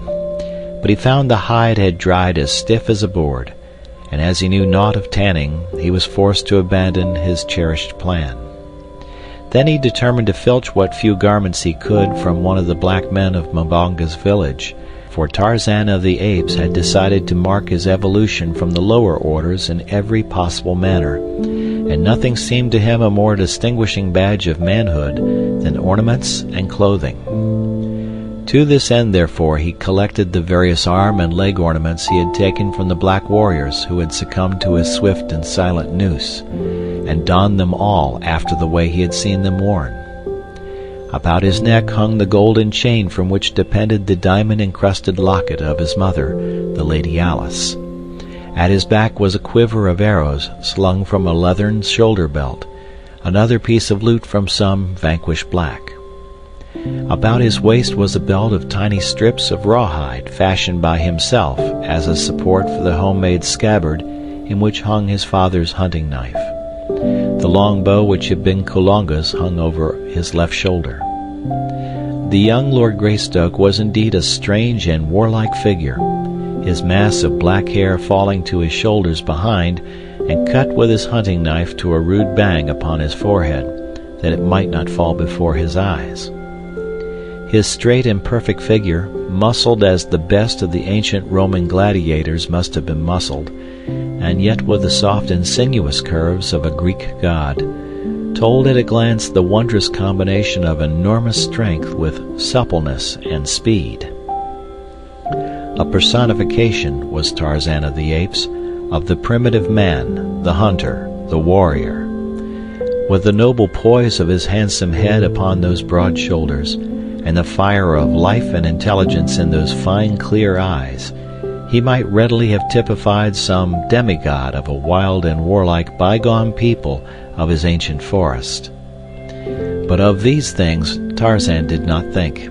He was worried because he had not clothing to indicate to all the jungle folks that he was a man and not an ape, and grave doubt often entered his mind as to whether he might not yet become an ape.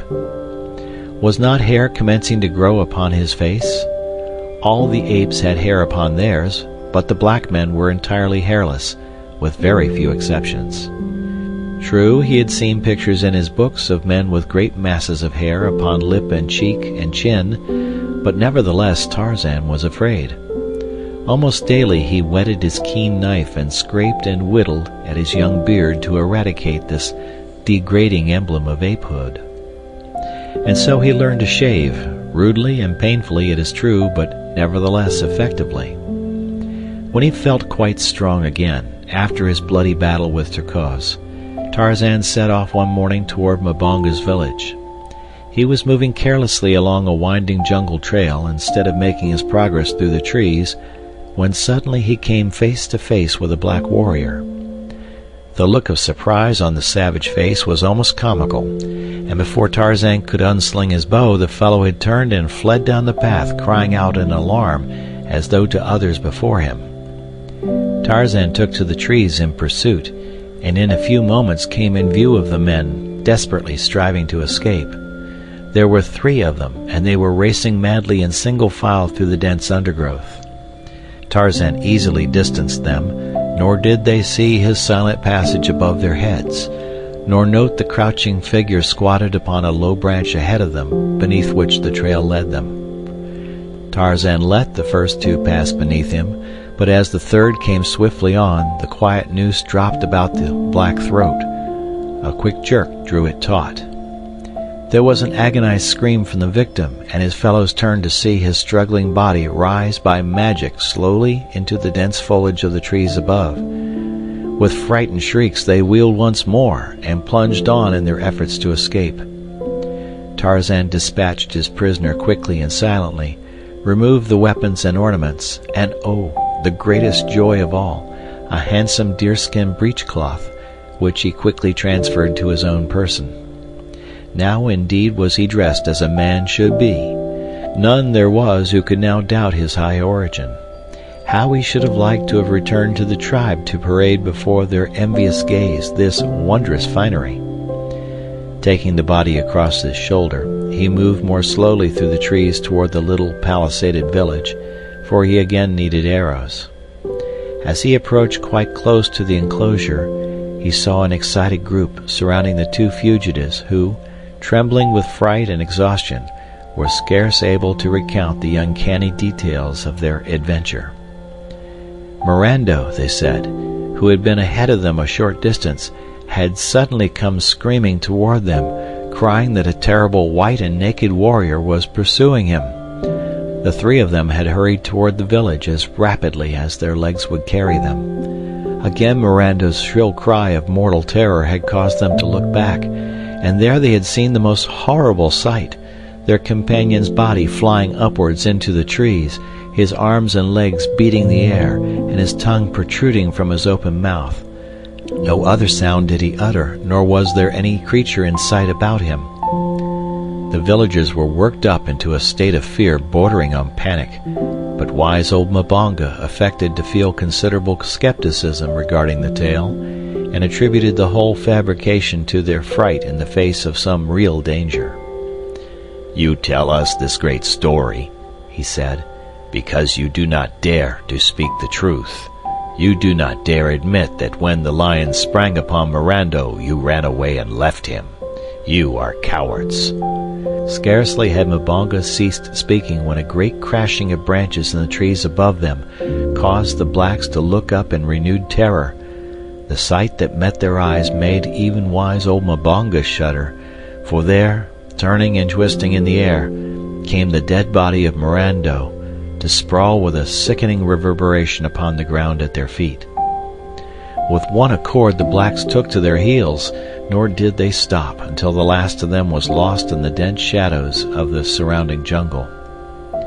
Again Tarzan came down into the village and renewed his supply of arrows, and ate of the offering of food which the blacks had made to appease his wrath. Before he left he carried the body of Mirando to the gate of the village, and propped it up against the palisade in such a way that the dead face seemed to be peering around the edge of the gatepost, down the path which led to the jungle. Then Tarzan returned, always hunting, to the cabin by the beach. It took a dozen attempts on the part of the thoroughly frightened blacks to re-enter their village, past the horrible grinning face of their dead fellow, and when they found the food and arrows gone they knew, what they had only too well feared, that Mirando had seen the evil spirit of the jungle. That now seemed to them the logical explanation. Only those who saw this terrible god of the jungle died, for was it not true that none left alive in the village had ever seen him? Therefore, those who had died at his hands must have seen him, and paid the penalty with their lives. As long as they supplied him with arrows and food, he would not harm them unless they looked upon him, so it was ordered by Mbonga that in addition to the food offering, there should also be laid out an offering of arrows for this Munango Kiwati, and this was done from then on. If you ever chance to pass that far-off African village, you will still see before a tiny thatched hut, built just without the village, a little iron pot in which is a quantity of food, and beside it a quiver of well-daubed arrows. When Tarzan came in sight of the beach where stood his cabin, a strange and unusual spectacle met his vision. On the placid waters of the landlocked harbor floated a great ship, and on the beach a small boat was drawn up. But, most wonderful of all, a number of white men like himself were moving about between the beach and his cabin. Tarzan saw that in many ways they were like the men of his picture books. He crept closer through the trees until he was quite close above them. There were 10 men, swarthy, sun-tanned, villainous-looking fellows. Now they had congregated by the boat and were talking in loud, angry tones with much gesticulating and shaking of fists. Presently one of them, a little, mean-faced, black-bearded fellow with a countenance which reminded Tarzan of Pamba the rat, laid his hand upon the shoulder of a giant who stood next him, and with whom all the others had been arguing and quarreling. The little man pointed inland, so that the giant was forced to turn away from the others to look in the direction indicated. As he turned, the little, mean-faced man drew a revolver from his belt and shot the giant in the back. The big fellow threw his hands above his head, his knees bent beneath him, and without a sound he tumbled forward upon the beach, dead. The report of the weapon, the first that Tarzan had ever heard, filled him with wonderment, but even this unaccustomed sound could not startle his healthy nerves into even a semblance of panic. The conduct of the white strangers it was that caused him the greatest perturbation. He puckered his brows into a frown of deep thought. It was well, thought he, that he had not given way to his first impulse to rush forward and greet these white men as brothers. They were evidently no different from the black men, no more civilized than the apes, no less cruel than Sabor. For a moment the others stood looking at the little mean-faced man and the giant lying dead upon the beach. Then one of them laughed and slapped the little man upon the back. There was much more talk and gesticulating, but less quarreling. Presently they launched the boat and all jumped into it and rowed away toward the great ship, where Tarzan could see other figures moving about upon the deck. When they had clambered aboard, Tarzan dropped to earth behind a great tree and crept to his cabin, keeping it always between himself and the ship. Slipping in at the door, he found that everything had been ransacked. His books and pencils strewed the floor. His weapons and shields and other little store of treasures were littered about. As he saw what had been done, a great wave of anger surged through him, and the new-made scar upon his forehead stood suddenly out, a bar of inflamed crimson against his tawny hide. Quickly he ran to the cupboard and searched in the far recess of the lower shelf. Ah! He breathed a sigh of relief as he drew out the little tin box, and opening it, found his greatest treasures undisturbed. The photograph of the smiling, strong-faced young man and the little black puzzle book were safe. What was that? His quick ear had caught a faint but unfamiliar sound. Running to the window, Tarzan looked toward the harbor, and there he saw that a boat was being lowered from the great ship beside the one already in the water. Soon he saw many people clambering over the sides of the larger vessel and dropping into the boats. They were coming back in full force. For a moment longer Tarzan watched while a number of boxes and bundles were lowered into the waiting boats. Then, as they shoved off from the ship's side, the ape-man snatched up a piece of paper, and with a pencil printed on it for a few moments until it bore several lines of strong, well-made, almost letter-perfect characters. This notice he stuck upon the door with a small sharp splinter of wood. Then, gathering up his precious tin box, his arrows, and as many bows and spears as he could carry, he hastened through the door and disappeared into the forest. When the two boats were beached upon the silvery sand, it was a strange assortment of humanity that clambered ashore. Some 20 souls in all there were, 15 of them rough and villainous-appearing seamen. The others of the party were of a different stamp. One was an elderly man with white hair and large-rimmed spectacles. His slightly stooped shoulders were draped in an ill-fitting, though immaculate, frock-coat, and a shiny silk hat added to the incongruity of his garb in an African jungle. The second member of the party to land was a tall young man in white ducks, while directly behind came another elderly man with a very high forehead and a fussy, excitable manner. After these came a huge negress, clothed like Solomon as to colors. Her great eyes rolled in evident terror, first toward the jungle, and then toward the cursing band of sailors who were removing the bales and boxes from the boats. The last member of the party to disembark was a girl of about 19, and it was the young man who stood at the boat's prow to lift her high and dry upon land. She gave him a brave and pretty smile of thanks, but no words passed between them. In silence, the party advanced toward the cabin. It was evident that whatever their intentions, all had been decided upon before they left the ship, and so they came to the door, the sailors carrying the boxes and bales, followed by the 5 who were of so different a class. The men put down their burdens, and then one caught sight of the notice which Tarzan had posted. "Ho, mates!" he cried. "What's here? This sign was not posted an hour ago, or I'll eat the cook." The others gathered about, craning their necks over the shoulders of those before them, but as few of them could read at all, and then only after the most laborious fashion. One finally turned to the little old man of the top hat and frock coat. "Hi, Professor," he called. "Step forward and read the bloomin' notice." Thus addressed, the old man came slowly to where the sailors stood, followed by the other members of his party. Adjusting his spectacles, he looked for a moment at the placard, and then turning away, strolled off muttering to himself, "Most remarkable, most remarkable." "Hi, old fossil," cried the man who had first called on him for assistance. "Did you think we wanted of you to read the bloomin' notice to yourself? Come back here and read it out loud, you old barnacle." The old man stopped and, turning back, said, "Oh, yes, my dear sir, 1,000 pardons. It was quite thoughtless of me, yes, very thoughtless. Most remarkable, most remarkable." Again he faced the notice and read it through, and doubtless would have turned off again to ruminate upon it, had not the sailor grasped him roughly by the collar and howled into his ear, "Read it out loud, you blithering old idiot." "Ah, yes indeed, yes indeed," replied the professor softly, and adjusting his spectacles once more, he read aloud.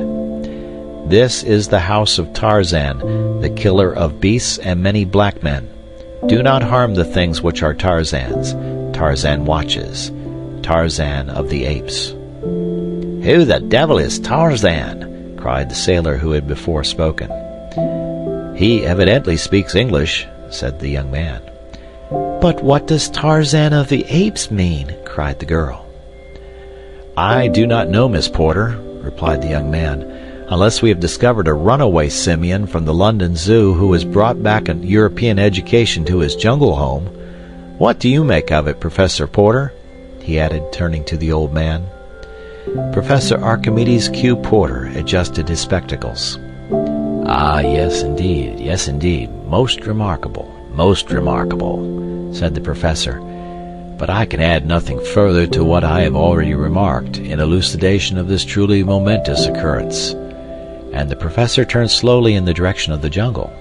"But, Papa," cried the girl, "you haven't said anything about it yet." "Tut, tut, child, tut, tut," responded Professor Porter in a kindly and indulgent tone. "Do not trouble your pretty head with such weighty and abstruse problems." And again he wandered slowly off in still another direction, his eyes bent upon the ground at his feet, his hands clasped behind him beneath the flowing tails of his coat. "I reckon the daffy old bounder don't know no more'n we do about it," growled the rat-faced sailor. "Keep a civil tongue in your head," cried the young man, his face paling in anger at the insulting tone of the sailor. "You've murdered our officers and robbed us. We are absolutely in your power, but you'll treat Professor Porter and Miss Porter with respect, or I'll break that vile neck of yours with my bare hands, guns or no guns." And the young fellow stepped so close to the rat-faced sailor that the latter, though he bore 2 revolvers and a villainous-looking knife in his belt, slunk back abashed. "You damned coward!" cried the young man. "You'd never dare shoot a man until his back was turned. You don't dare shoot me even then." And he deliberately turned his back full upon the sailor and walked nonchalantly away, as if to put him to the test. The sailor's hand crept slyly to the butt of one of his revolvers. His wicked eyes glared vengefully at the retreating form of the young Englishman. The gaze of his fellows was upon him, but still he hesitated. At heart he was even a greater coward than Mr. William Cecil Clayton had imagined. 2 keen eyes had watched every move of the party from the foliage of a nearby tree. Tarzan had seen the surprise caused by his notice, and while he could understand nothing of the spoken language of these strange people, their gestures and facial expressions told him much. The act of the little rat-faced sailor in killing one of his comrades had aroused a strong dislike in Tarzan, and now that he saw him quarreling with a fine-looking young man, his animosity was still further stirred. Tarzan had never seen the effects of a firearm before, though his books had taught him something of them. But when he saw the rat-faced one fingering the butt of his revolver, he thought of the scene he had witnessed so short a time before, and naturally expected to see the young man murdered as had been the huge sailor earlier in the day. So Tarzan fitted a poisoned arrow to his bow and drew a bead upon the rat-faced sailor. but the foliage was so thick that he soon saw the arrow would be deflected by the leaves or some small branch, and instead he launched a heavy spear from his lofty perch. Clayton had taken but a dozen steps. The rat-faced sailor had half-drawn his revolver. The other sailors stood watching the scene intently. Professor Porter had already disappeared into the jungle, whither he was being followed by the fussy Samuel T. Philander, his secretary and assistant. Esmeralda, the negress, was busy sorting her mistress's baggage from the pile of bales and boxes beside the cabin, and Miss Porter had turned away to follow Clayton, when something caused her to turn again toward the sailor. And then three things happened almost simultaneously. The sailor jerked out his weapon and leveled it at Clayton's back.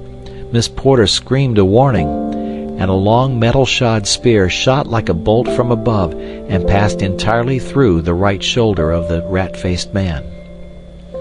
The revolver exploded harmlessly in the air, and the seaman crumpled up with a scream of pain and terror. Clayton turned and rushed back toward the scene. The sailors stood in a frightened group with drawn weapons, peering into the jungle. The wounded man writhed and shrieked upon the ground. Clayton, unseen by any, picked up the fallen revolver and slipped it inside his shirt. Then he joined the sailors in gazing mystified into the jungle. "Who could it have been?" whispered Jane Porter, and the young man turned to see her standing, wide-eyed and wondering, close beside him. "I dare say Tarzan of the Apes is watching us all right," he answered in a dubious tone. "I wonder now who that spear was intended for. If for Snipes, then our ape friend is a friend indeed." "By Jove, where are your father and Mr. Philander? There's someone or something in that jungle, and it's armed, whatever it is. Ho, Professor! Mr. Philander!" young Clayton shouted. There was no response. "What's to be done, Miss Porter?" continued the young man, his face clouded by a frown of worry and indecision. "I can't leave you here alone with these cutthroats, and you certainly can't venture into the jungle with me. Yet someone must go in search of your father. He is more than apt to wandering off aimlessly, regardless of danger or direction, and Mr. Philander is only a trifle less impractical than he. You will pardon my bluntness, but our lives are all in jeopardy here, and when we get your father back, something must be done to impress upon him the dangers to which he exposes you, as well as himself, by his absent-mindedness." "I quite agree with you," replied the girl, "and I am not offended at all. Dear old Papa would sacrifice his life for me without an instant's hesitation, provided one could keep his mind on so frivolous a matter for an entire instant. There is only one way to keep him in safety, and that is to chain him to a tree. The poor dear is so impractical." "I have it!" suddenly exclaimed Clayton. "You can use a revolver, can't you?" "Yes, why?" "I have one. With it, you and Esmeralda will be comparatively safe in this cabin while I am searching for your father and Mr. Philander. Come, call the woman and I will hurry on. They can't have gone far." Jane did as he suggested, and when he saw the door close safely behind them, Clayton turned toward the jungle. Some of the sailors were drawing the spear from their wounded comrade, and as Clayton approached, he asked if he could borrow a revolver from one of them while he searched the jungle for the professor. The rat-faced one, finding he was not dead, had regained his composure, and with a volley of oaths directed at Clayton, refused in the name of his fellows to allow the young man any firearms. This man, Snipes, had assumed the role of chief since he had killed their former leader, and so little time had elapsed that none of his companions had as yet questioned his authority. Clayton's only response was a shrug of the shoulders, but as he left them he picked up the spear which had transfixed Snipes, and thus primitively armed, the son of the then Lord Greystoke strode into the dense jungle. Every few moments he called aloud the names of the wanderers. The watchers in the cabin by the beach heard the sound of his voice growing ever fainter and fainter, until at last it was swallowed up by the myriad noises of the primeval wood. While Professor Archimedes Q. Porter and his assistant, Samuel T. Philander, after much insistence on the part of the latter, had finally turned their steps toward camp, they were as completely lost in the wild and tangled labyrinth of the matted jungle as two human beings well could be, though they did not know it. It was by the merest caprice of fortune that they headed toward the west coast of Africa instead of toward Zanzibar on the opposite side of the dark continent. When in a short time they reached the beach, only to find no camp in sight, Philander was positive that they were north of their proper destination, while, as a matter of fact, they were about 200 yards south of it. It never occurred to either of these impractical theorists to call aloud on the chance of attracting their friend's attention. Instead, with all the assurance that deductive reasoning from a wrong premise induces in one, Mr. Samuel T. Philander grasped Professor Archimedes Q. Porter firmly by the arm and hurried the weakly protesting old gentleman off in the direction of Cape Town, 1,500 miles to the south. When Jane and Esmeralda found themselves safely behind the cabin door, the negress's first thought was to barricade the portal from the inside. With this idea in mind, she turned to search for some means of putting it into execution, but her first view of the interior of the cabin brought a shriek of terror to her lips, and like a frightened child, the huge woman ran to bury her face on her mistress's shoulder. Jane, turning at the cry, saw the cause of it lying prone upon the floor before them, the whitened skeleton of a man. A further glance revealed a second skeleton upon the bed. "What horrible place are we in?" murmured the awestruck girl, but there was no panic in her fright. At last, disengaging herself from the frantic clutch of the still shrieking Esmeralda, Jane crossed the room to look into the little cradle, knowing what she should see there even before the tiny skeleton disclosed itself in all its pitiful and pathetic frailty. What an awful tragedy these poor mute bones proclaimed. The girl shuddered at thought of the eventualities which might lie before herself and her friends in this ill-fated cabin, the haunt of mysterious, perhaps hostile beings. Quickly, with an impatient stamp of her little foot, she endeavored to shake off the gloomy forebodings, and turning to Esmeralda bade her cease her wailing. "Stop, Esmeralda, stop it this minute!" she cried. "You are only making it worse." She ended lamely, a little quiver in her own voice as she thought of the three men, upon whom she depended for protection, wandering in the depth of that awful forest. Soon the girl found that the door was equipped with a heavy wooden bar upon the inside, and after several efforts the combined strength of the two enabled them to slip it into place, the first time in 20 years. Then they sat down upon a bench with their arms about one another, and waited. End of chapter.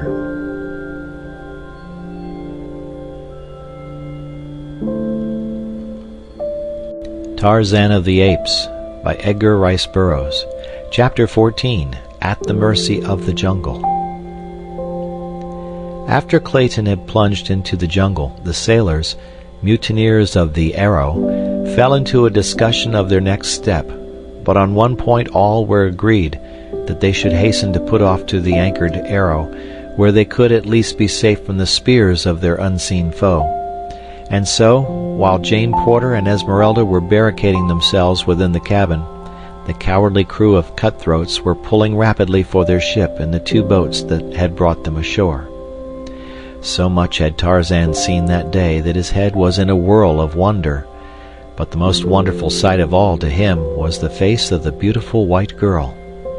Here at last was one of his own kind, of that he was positive, and the young man and the two old men, they too were much as he had pictured his own people to be. But doubtless they were as ferocious and cruel as other men he had seen. The fact that they alone of all the party were unarmed might account for the fact that they had killed no one. They might be very different if provided with weapons. Tarzan had seen the young man pick up the fallen revolver of the wounded Snipes and hide it away in his breast, and he had also seen him slip it cautiously to the girl as she entered the cabin door. He did not understand anything of the motives behind all that he had seen, but somehow, intuitively he liked the young man and the two old men, and for the girl he had a strange longing which he scarcely understood. As for the big black woman, she was evidently connected in some way to the girl, and so he liked her also. For the sailors, and especially Snipes, he had developed a great hatred. He knew by their threatening gestures and by the expression upon their evil faces that they were enemies of the others of the party, and so he decided to watch closely.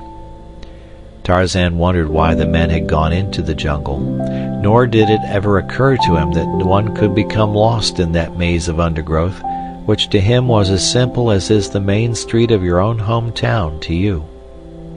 When he saw the sailors row away toward the ship, and knew that the girl and her companion were safe in his cabin, Tarzan decided to follow the young man into the jungle and learn what his errand might be. He swung off rapidly in the direction taken by Clayton, and in a short time heard faintly in the distance the now only occasional calls of the Englishman to his friends. Presently Tarzan came up with the white man, who, almost fagged, was leaning against a tree wiping the perspiration from his forehead. The ape-man, hiding safe behind a screen of foliage, sat watching this new specimen of his own race intently. At intervals Clayton called aloud, and finally it came to Tarzan that he was searching for the old man. Tarzan was on the point of going off to look for them himself, when he caught the yellow glint of a sleek hide moving cautiously through the jungle toward Clayton. It was Sheeta, the leopard. Now Tarzan heard the soft bending of grasses, and wondered why the young white man was not warned. Could it be he had failed to note the loud warning? Never before had Tarzan known Sheeta to be so clumsy. No, the white man did not hear. Sheeta was crouching for the spring, and then, shrill and horrible, there rose from the stillness of the jungle the awful cry of the challenging ape, and Sheeta turned, crashing into the underbrush. Clayton came to his feet with a start. His blood ran cold. Never in all his life had so fearful a sound smote upon his ears. He was no coward, but if ever man felt the icy fingers of fear upon his heart, William Cecil Clayton, eldest son of Lord Greystoke of England, did that day in the fastness of the African jungle. The noise of some great body crashing through the underbrush so close beside him, and the sound of that blood-curdling shriek from above, tested Clayton's courage to the limit, but he could not know that it was to that very voice he owed his life, nor that the creature who hurled it forth was his own cousin, the real Lord Greystoke. The afternoon was drawing to a close, and Clayton, disheartened and discouraged, was in a terrible quandary as to the proper course to pursue, whether to keep on in search of Professor Porter, at the almost certain risk of his own death in the jungle by night, or to return to the cabin where he might at least serve to protect Jane from the perils which confronted her on all sides. He did not wish to return to camp without her father. Still more, he shrank from the thought of leaving her alone and unprotected in the hands of the mutineers of the Arrow, or to the 100 unknown dangers of the jungle.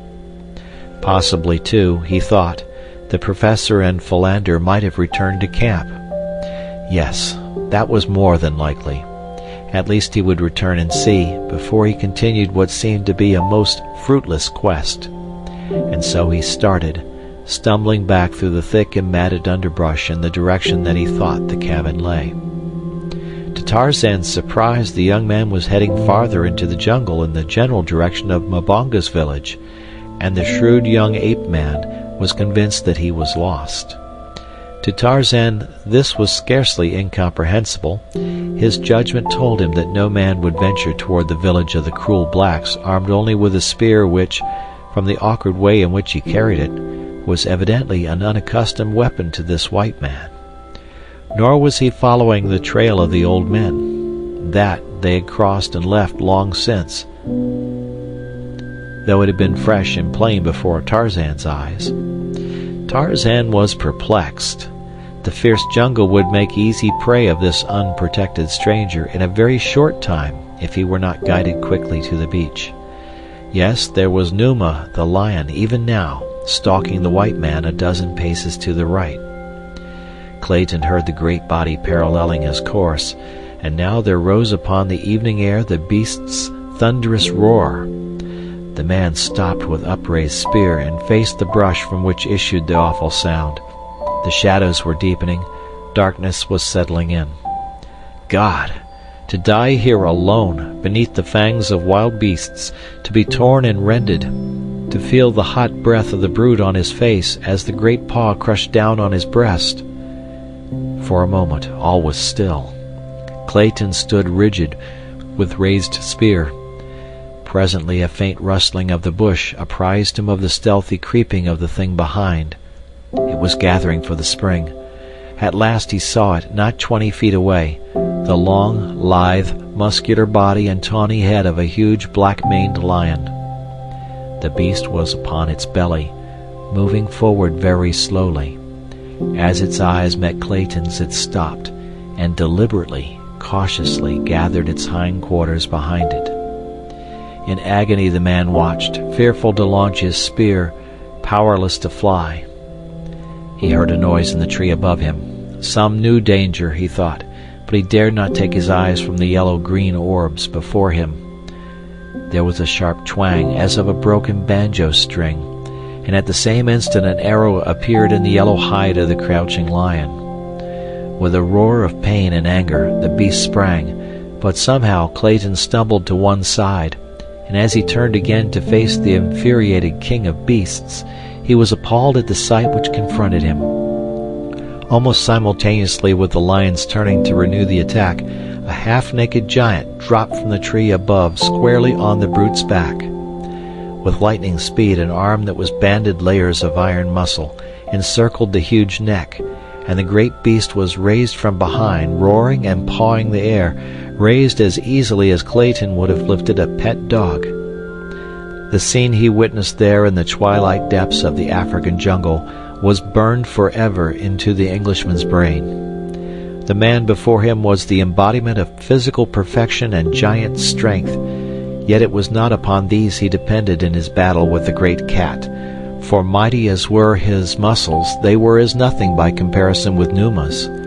To his agility, to his brain, and to his long keen knife he owed his supremacy.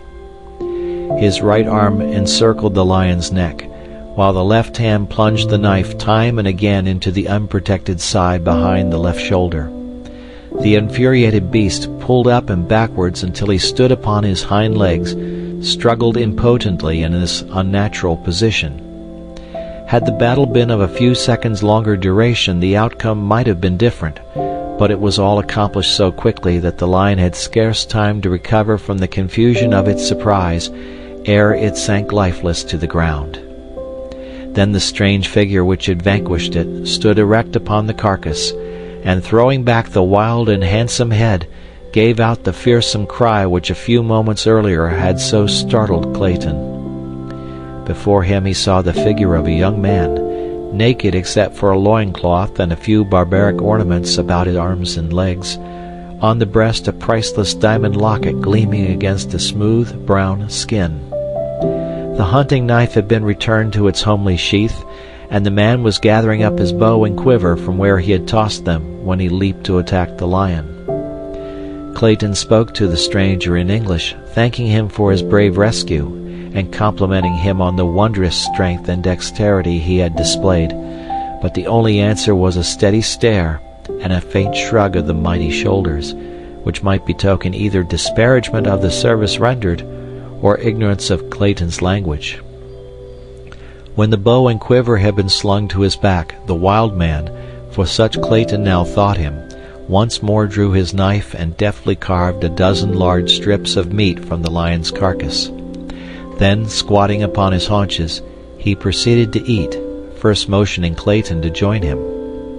The strong white teeth sank into the raw and dripping flesh in apparent relish of the meal, but Clayton could not bring himself to share the uncooked meat with this strange host. Instead, he watched him, and presently there dawned upon him the conviction that this was Tarzan of the Apes, whose notice he had seen posted upon the cabin door that morning. If so, he must speak English. Again Clayton attempted speech with the ape-man, but the replies, now vocal, were in a strange tongue, which resembled the chattering of monkeys mingled with the growling of some wild beast. No, this could not be Tarzan of the Apes, for it was very evident that he was an utter stranger to English. When Tarzan had completed his repast, he rose and, pointing in a very different direction from that which Clayton had been pursuing, started off through the jungle toward the point he had indicated. Clayton, bewildered and confused, hesitated to follow him, for he thought he was but being led more deeply into the mazes of the forest. But the ape-man, seeing him disinclined to follow, returned, and grasping him by the coat, dragged him along until he was convinced that Clayton understood what was required of him. Then he left him to follow voluntarily.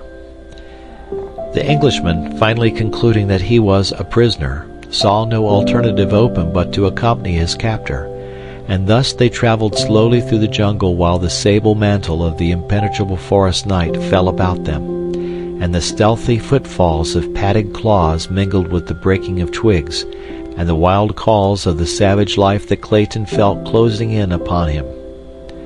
Suddenly Clayton heard the faint report of a firearm, a single shot, and then silence. In the cabin by the beach, two thoroughly terrified women clung to each other as they crouched upon the low bench in the gathering darkness. The negress sobbed hysterically, bemoaning the evil day that had witnessed her departure from her dear Maryland, while the white girl, dry-eyed and outwardly calm, was torn by inward fears and forebodings.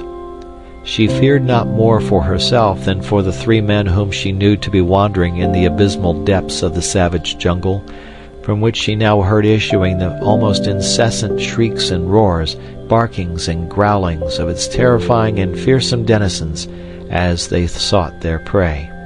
And now there came the sound of a heavy body brushing against the side of the cabin. She could hear the great padded paws upon the ground outside. For an instant all was silence. Even the bedlam of the forest died to a faint murmur. Then she distinctly heard the beast outside sniffing at the door, not 2 feet from where she crouched. Instinctively the girl shuddered and shrank closer to the black woman. "Hush," she whispered. "Hush, Esmeralda," for the woman's sobs and groans seemed to have attracted the thing that stalked there just beyond the thin wall. A gentle scratching sound was heard on the door. The brute tried to force an entrance, but presently this ceased, and again she heard the great pads creeping stealthily around the cabin. Again they stopped, beneath the window on which the terrified eyes of the girl now glued themselves. "God," she murmured, for now, silhouetted against the moonlit sky beyond, she saw framed in the tiny square of the latticed window the head of a huge lioness. The gleaming eyes were fixed upon her in intent ferocity. "Look, Esmeralda," she whispered. "For God's sake, what shall we do? Look, quick, the window!" Esmeralda, cowering still closer to her mistress, took one frightened glance toward the little square of moonlight just as the lioness emitted a low, savage snarl. The sight that met the poor woman's eyes was too much for the already overstrung nerves. "Oh, Gabrielle!" she shrieked, and slid to the floor an inert and senseless mass. For what seemed an eternity, the great brute stood with its forepaws upon the sill, glaring into the little room. Presently it tried the strength of the lattice with its great talons. The girl had almost ceased to breathe, when to her relief the head disappeared, and she heard the brute's footsteps leaving the window. But now they came to the door again, and once more the scratching commenced, this time with increasing force until the great beast was tearing at the massive panels in a perfect frenzy of eagerness to seize its defenseless victims. Could Jane have known the immense strength of that door, built piece by piece, she would have felt less fear of the lioness reaching her by this avenue. Little did John Clayton imagine when he fashioned that crude but mighty portal that one day, 20 years later, it would shield a fair American girl, then unborn, from the teeth and talons of a man-eater. For fully 20 minutes the brute alternately sniffed and tore at the door, occasionally giving voice to a wild, savage cry of baffled rage. At length, however, she gave up the attempt, and Jane heard her returning toward the window, beneath which she paused for an instant, and then launched her great weight against the time-worn lattice. The girl heard the wooden rods groan beneath the impact, but they held, and the huge body dropped back to the ground below. Again and again the lioness repeated these tactics, until finally the horrified prisoner within saw a portion of the lattice give way, and in an instant one great paw and the head of the animal were thrust within the room. Slowly the powerful neck and shoulders spread the bars apart, and the lithe body protruded farther and farther into the room. As in a trance, the girl rose, her hand upon her breast, wide eyes staring horror-stricken into the snarling face of the beast scarce 10 feet from her. At her feet lay the prostrate form of the negress. If she could but arouse her, their combined efforts might possibly avail to beat back the fierce and bloodthirsty intruder. Jane stooped to grasp the black woman by the shoulder. Roughly, she shook her. "Esmeralda! Esmeralda!" she cried. "Help me, or we are lost!" Esmeralda opened her eyes. The first object they encountered was the dripping fangs of the hungry lioness.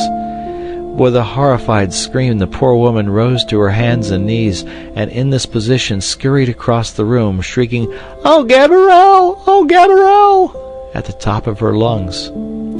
Esmeralda weighed some 280 pounds, and her extreme haste, added to her extreme corpulency, produced a most amazing result when Esmeralda elected to travel on all fours. For a moment the lioness remained quiet with intense gaze directed upon the flitting Esmeralda, whose goal appeared to be the cupboard, into which she attempted to propel her huge bulk, but as the shelves were but 9 or 10 inches apart, she only succeeded in getting her head in, whereupon, with a final screech, which paled the jungle noises into insignificance, she fainted once again. With the subsidence of Esmeralda, the lioness renewed her efforts to wriggle her huge bulk through the weakening lattice. The girl, standing pale and rigid against the farther wall, sought with ever-increasing terror for some loophole of escape. Suddenly her hand, tight pressed against her bosom, felt the hard outline of the revolver that Clayton had left with her earlier in the day. Quickly she snatched it from its hiding place, and leveling it full at the lioness's face, pulled the trigger. There was a flash of flame, the roar of the discharge, and an answering roar of pain and anger from the beast. Jane Porter saw the great form disappear from the window, and then she too fainted, the revolver falling at her side. But Sabor was not killed. The bullet had but inflicted a painful wound in one of the great shoulders. It was the surprise at the blinding flash and the deafening roar that had caused her hasty but temporary retreat. In another instant she was back at the lattice, and with renewed fury was clawing at the aperture, but with lessened effect, since the wounded member was almost useless. She saw her prey, the 2 women, lying senseless upon the floor. There was no longer any resistance to be overcome. Her meat lay before her, and Sabor had only to worm her way through the lattice to claim it. Slowly she forced her great bulk, inch by inch, through the opening. Now her head was through, now one great forearm and shoulder. Carefully she drew up the wounded member to insinuate it gently beyond the tight-pressing bars. A moment more, and both shoulders through, the long, sinuous body and the narrow hips would glide quickly after. It was on this sight that Jane Porter again opened her eyes. End of chapter.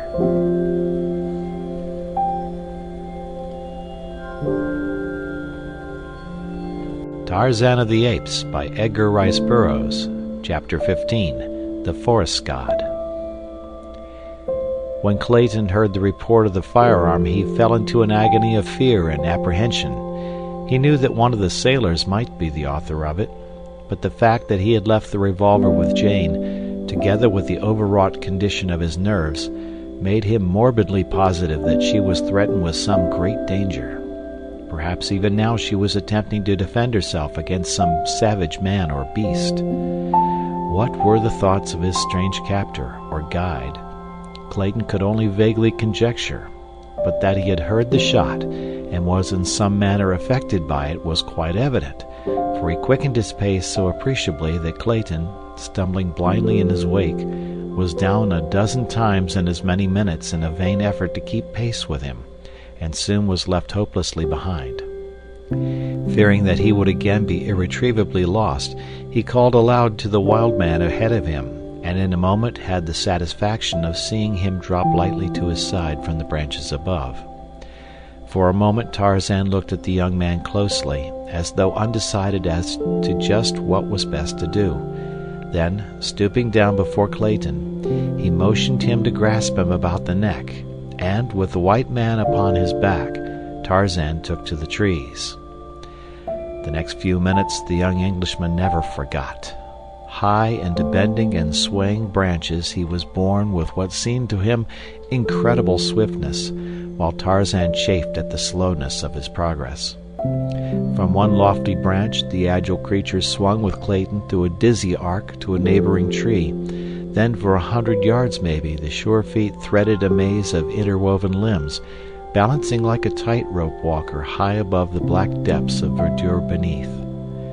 From the first sensation of chilling fear, Clayton passed to one of keen admiration and envy of those giant muscles, and that wondrous instinct or knowledge which guided this forest god through the inky blackness of the night as easily and safely as Clayton would have strolled a London street at high noon.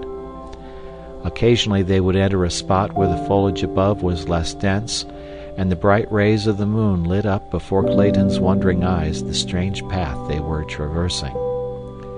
At such times the man fairly caught his breath at sight of the horrid depths below them, for Tarzan took the easiest way, which often led over 100 feet above the earth. And yet, with all his seeming speed, Tarzan was in reality feeling his way with comparative slowness, searching constantly for limbs of adequate strength for the maintenance of this double weight. Presently they came to the clearing before the beach. Tarzan's quick ears had heard the strange sounds of Sabor's efforts to force her way through the lattice, and it seemed to Clayton that they dropped a straight 100 feet to earth, so quickly did Tarzan descend. Yet when they struck the ground it was with scarce a jar, and as Clayton released his hold on the ape-man, he saw him dart like a squirrel for the opposite side of the cabin. The Englishman sprang quickly after him just in time to see the hindquarters of some huge animal about to disappear through the window of the cabin. As Jane Porter opened her eyes to a realization of the again imminent peril which threatened her, her brave young heart gave up at last its final vestige of hope, and she turned to grope for the fallen weapon that she might meet to herself a merciful death ere the cruel fangs tore into her fair flesh. The lioness was almost through the opening before Jane found the weapon, and she raised it quickly to her temple to shut out forever the hideous jaws gaping for their prey. An instant she hesitated, to breathe a short and silent prayer to her Maker, and as she did so, her eyes fell upon her poor Esmeralda lying inert, but alive, beside the cupboard. How could she leave the poor, faithful thing to those merciless yellow fangs? No, she must use one cartridge on the senseless woman ere she turned the cold muzzle toward herself again. How she shrank from the ordeal! But it had been cruelty 1,000 times less justifiable to have left the loving black woman who had reared her from infancy with all a mother's care and solicitude to regain consciousness beneath the rending claws of the great cat. Quickly Jane Porter sprang to her feet and ran to the side of the black. She pressed the muzzle of the revolver tight against that devoted heart, closed her eyes, and Sabor emitted a frightful shriek. The girl, startled, pulled the trigger and turned to face the beast, and with the same movement raised the weapon against her own temple. She did not fire a second time, for to her surprise she saw the huge animal being slowly drawn back through the window, and in the moonlight beyond she saw the heads and shoulders of 2 men. As Clayton rounded the corner of the cabin to behold the animal disappearing within, It was also to see the ape-man seize the long tail in both hands, and, bracing himself with his feet against the side of the cabin, throw all his mighty strength into the effort to draw the beast out of the interior. Clayton was quick to lend a hand, but the ape-man jabbered to him in a commanding and peremptory tone something which Clayton knew to be orders, though he could not understand them. At last, under their combined efforts, the great body was slowly dragged farther and farther outside the window, and then there came to Clayton's mind a dawning conception of the rash bravery of his companion's act. For a naked man to drag a shrieking, clawing man-eater forth from a window by the tail to save a strange white girl was indeed the last word in heroism. Insofar as Clayton was concerned, it was a very different matter, since the girl was not only of his own kind and race, but was the one woman in all the world whom he loved.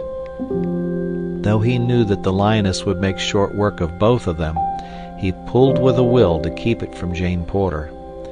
And then he recalled the battle between this man and the great black-maned lion which he had witnessed a short time before, and he commenced to feel more assurance. Tarzan was still issuing orders which Clayton could not understand. He was trying to tell the stupid white man to plunge his poisoned arrows into Sabor's back and sides, and to reach the savage heart with a long, thin hunting knife that hung at Tarzan's hip. But the man would not understand, and Tarzan did not dare release his hold to do the things himself, for he saw that the puny white man never could hold mighty Sabor alone for an instant.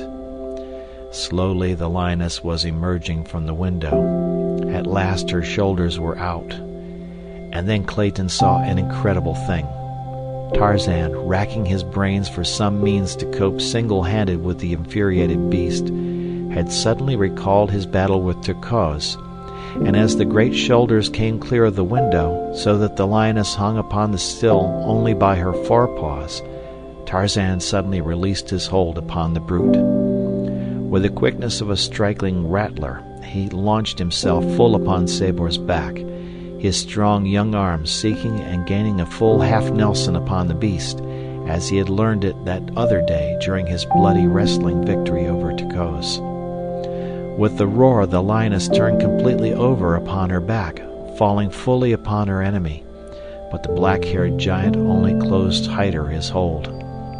Pawing and tearing at earth and air, Sabor rolled and threw herself this way and that in an effort to dislodge this strange antagonist, but ever tighter and tighter drew the iron bands that were forcing her head lower and lower upon her tawny breast. Higher crept the steel forearms of the ape-man about the back of Sabor's neck. Weaker and weaker became the lioness's efforts. At last Clayton saw the immense muscles of Tarzan's shoulders and biceps leap into corded knots beneath the silver moonlight. There was a long, sustained, and supreme effort on the ape-man's part, and the vertebrae of Sabor's neck parted with a sharp snap. In an instant Tarzan was upon his feet, and for the second time that day Clayton heard the bull ape's savage roar of victory. Then he heard Jane's agonized cry. "Cecil! Mr. Clayton! Oh, what is it? What is it?" Running quickly to the cabin door, Clayton called out that all was right, and shouted to her to open the door. As quickly as she could, she raised the great bar, and fairly dragged Clayton within. "What was that awful noise?" she whispered, shrinking close to him. "It was the cry of the kill from the throat of the man who has just saved your life, Miss Porter. Wait, I will fetch him so that you may thank him." The frightened girl would not be left alone, so she accompanied Clayton to the side of the cabin where lay the dead body of the lioness. Tarzan of the Apes was gone. Clayton called several times, but there was no reply, and so the two returned to the greater safety of the interior. "What a frightful sound!" cried Jane. "I shudder at the mere thought of it. Do not tell me that a human throat voiced that hideous and fearsome shriek." "But it did, Miss Porter," replied Clayton. "Or at least, if not a human throat, that of a forest god." And then he told her of his experiences with this strange creature, of how twice the wild man had saved his life, of the wondrous strength and agility and bravery of the brown skin and the handsome face. "I cannot make it out at all," he concluded. "At first I thought he might be Tarzan of the Apes, but he neither speaks nor understands English, so that theory is untenable." "Well, whatever he may be," cried the girl, "we owe him our lives, and may God bless him and keep him in safety in his wild and savage jungle." "Amen," said Clayton fervently. "For the good Lord's sake, ain't I dead?" The two turned to see Esmeralda sitting upright upon the floor, her great eyes rolling from side to side as though she could not believe their testimony as to her whereabouts. And now, for Jane Porter, the reaction came, and she threw herself upon the bench, sobbing with hysterical laughter. End of chapter.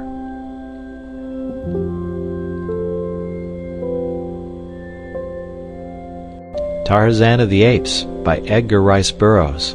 Chapter 16. Most Remarkable. Several miles south of the cabin, upon a strip of sandy beach, stood two old men, arguing. Before them stretched the broad Atlantic. At their backs was the dark continent. Close around them loomed the impenetrable blackness of the jungle. Savage beasts roared and growled. Noises, hideous and weird, assailed their ears. They had wandered for miles in search of their camp, but always in the wrong direction. They were as hopelessly lost as though they had suddenly been transported to another world. At such a time, indeed, every fiber of their combined intellects must have been concentrated upon the vital question of the minute, the life and death question to them of retracing their steps to camp. Samuel T. Philander was speaking. "But, my dear Professor," he was saying, "I still maintain that but for the victories of Ferdinand and Isabella over the 15th century Moors in Spain, the world would be today 1,000 years in advance of where we now find ourselves. The Moors were essentially a tolerant, broad-minded, liberal race of agriculturalists, artisans, and merchants, the very type of people that has made possible such civilization as we find today in America and Europe, while the Spaniards—" "Tut, tut, dear Mr. Philander," interrupted Professor Porter. "Their religion positively precluded the possibilities you suggest. Moslemism was, is, and always will be a blight on that scientific progress which has marked—" "Bless me, Professor," interjected Mr. Philander, who had turned his gaze toward the jungle. "There seems to be someone approaching." Professor Archimedes Q. Porter turned in the direction indicated by the near-sighted Mr. Philander. "Tut, tut, Mr. Philander," he chided. "How often must I urge you to seek that absolute concentration of your mental faculties which alone may permit you to bring to bear the highest powers of intellectuality upon the momentous problems which naturally fall to the lot of great minds. And now I find you guilty of a most flagrant breach of courtesy in interrupting my learned discourse to call attention to a mere quadruped of the genus Felis. As I was saying, Mr. "Heavens, Professor, a lion!" cried Mr. Philander, straining his weak eyes toward the dim figure outlined against the dark tropical underbrush. "Yes, yes, Mr. Philander, if you insist upon employing slang in your discourse, a lion. But as I was saying—" "Bless me, Professor," again interrupted Mr. Philander. "Permit me to suggest that doubtless the Moors who were conquered in the 15th century will continue in that most regrettable condition, for the time being at least, even though we postpone discussion of that world calamity until we may attain the enchanting view of yon Felis carnivora, which distance proverbially is credited with lending." In the meantime the lion had approached with quiet dignity to within 10 paces of the two men, where he stood curiously watching them. The moonlight flooded the beach, and the strange group stood out in bold relief against the yellow sand. "Most reprehensible, most reprehensible!" exclaimed Professor Porter, with a faint trace of irritation in his voice. Never, Mr. Philander, never before in my life have I known one of these animals to be permitted to roam at large from its cage. I shall most certainly report this outrageous breach of ethics to the directors of the adjacent zoological garden." "Quite right, Professor," agreed Mr. Philander, "and the sooner it is done the better. Let us start now." Seizing the Professor by the arm, Mr. Philander set off in the direction that would put the greatest distance between themselves and the lion. They had proceeded but a short distance when a backward glance revealed to the horrified gaze of Mr. Philander that the lion was following them. He tightened his grip upon the protesting Professor and increased his speed. "As I was saying, Mr. Philander," repeated Professor Porter. Mr. Philander took another hasty glance rearward. The lion also had quickened his gait and was doggedly maintaining an unvarying distance behind them. "He is following us!" gasped Mr. Philander, breaking into a run. "Tut, tut, Mr. Philander," remonstrated the Professor. "This unseemly haste is most unbecoming to men of letters. What will our friends think of us, who may chance to be upon the street and witness our frivolous antics? Pray let us proceed with more decorum." Mr. Philander stole another observation astern. The lion was bounding along in easy leaps, scarce 5 paces behind. Mr. Philander dropped the Professor's arm and broke into a mad orgy of speed that would have done credit to any varsity track team. "As I was saying, Mr. Philander," screamed Professor Porter, as, metaphorically speaking, he himself threw her into high. He too had caught a fleeting backward glimpse of cruel yellow eyes and half-open mouth within startling proximity of his person. With streaming coat-tails and shiny silk hat, Professor Archimedes Q. Porter fled through the moonlight close upon the heels of Mr. Samuel T. Philander. Before them a point of the jungle ran out toward a narrow promontory, and it was for the haven of the trees he saw there that Mr. Samuel T. Philander directed his prodigious leaps and bounds, while from the shadows of this same spot peered 2 keen eyes in interested appreciation of the race. It was Tarzan of the Apes who watched, with face agrin, this odd game of follow the leader. He knew the 2 men were safe enough from attack in so far as the lion was concerned. The very fact that Numa had foregone such easy prey at all convinced the wise forest craft of Tarzan that Numa's belly already was full. The lion might stalk them into hungry again, but the chances were that if not angered he would soon tire of the sport and slink away to his jungle lair. Really, the one great danger was that one of the men might stumble and fall, and then the yellow devil would be upon him in a moment, and the joy of the kill would be too great a temptation to withstand. So Tarzan swung quickly to a lower limb in line with the approaching fugitives, and as Mr. Samuel T. Philander came panting and blowing beneath him, already too spent to struggle up to the safety of the limb, Tarzan reached down and, grasping him by the collar of his coat, yanked him to the limb by his side. Another moment brought the Professor within the sphere of the friendly grip, and he too was drawn upward to safety just as the baffled Numa, with a roar, leaped to recover his vanishing quarry. For a moment the 2 men clung panting to the great branch, while Tarzan squatted with his back to the stem of the tree, watching them with mingled curiosity and amusement. It was the Professor who first broke the silence.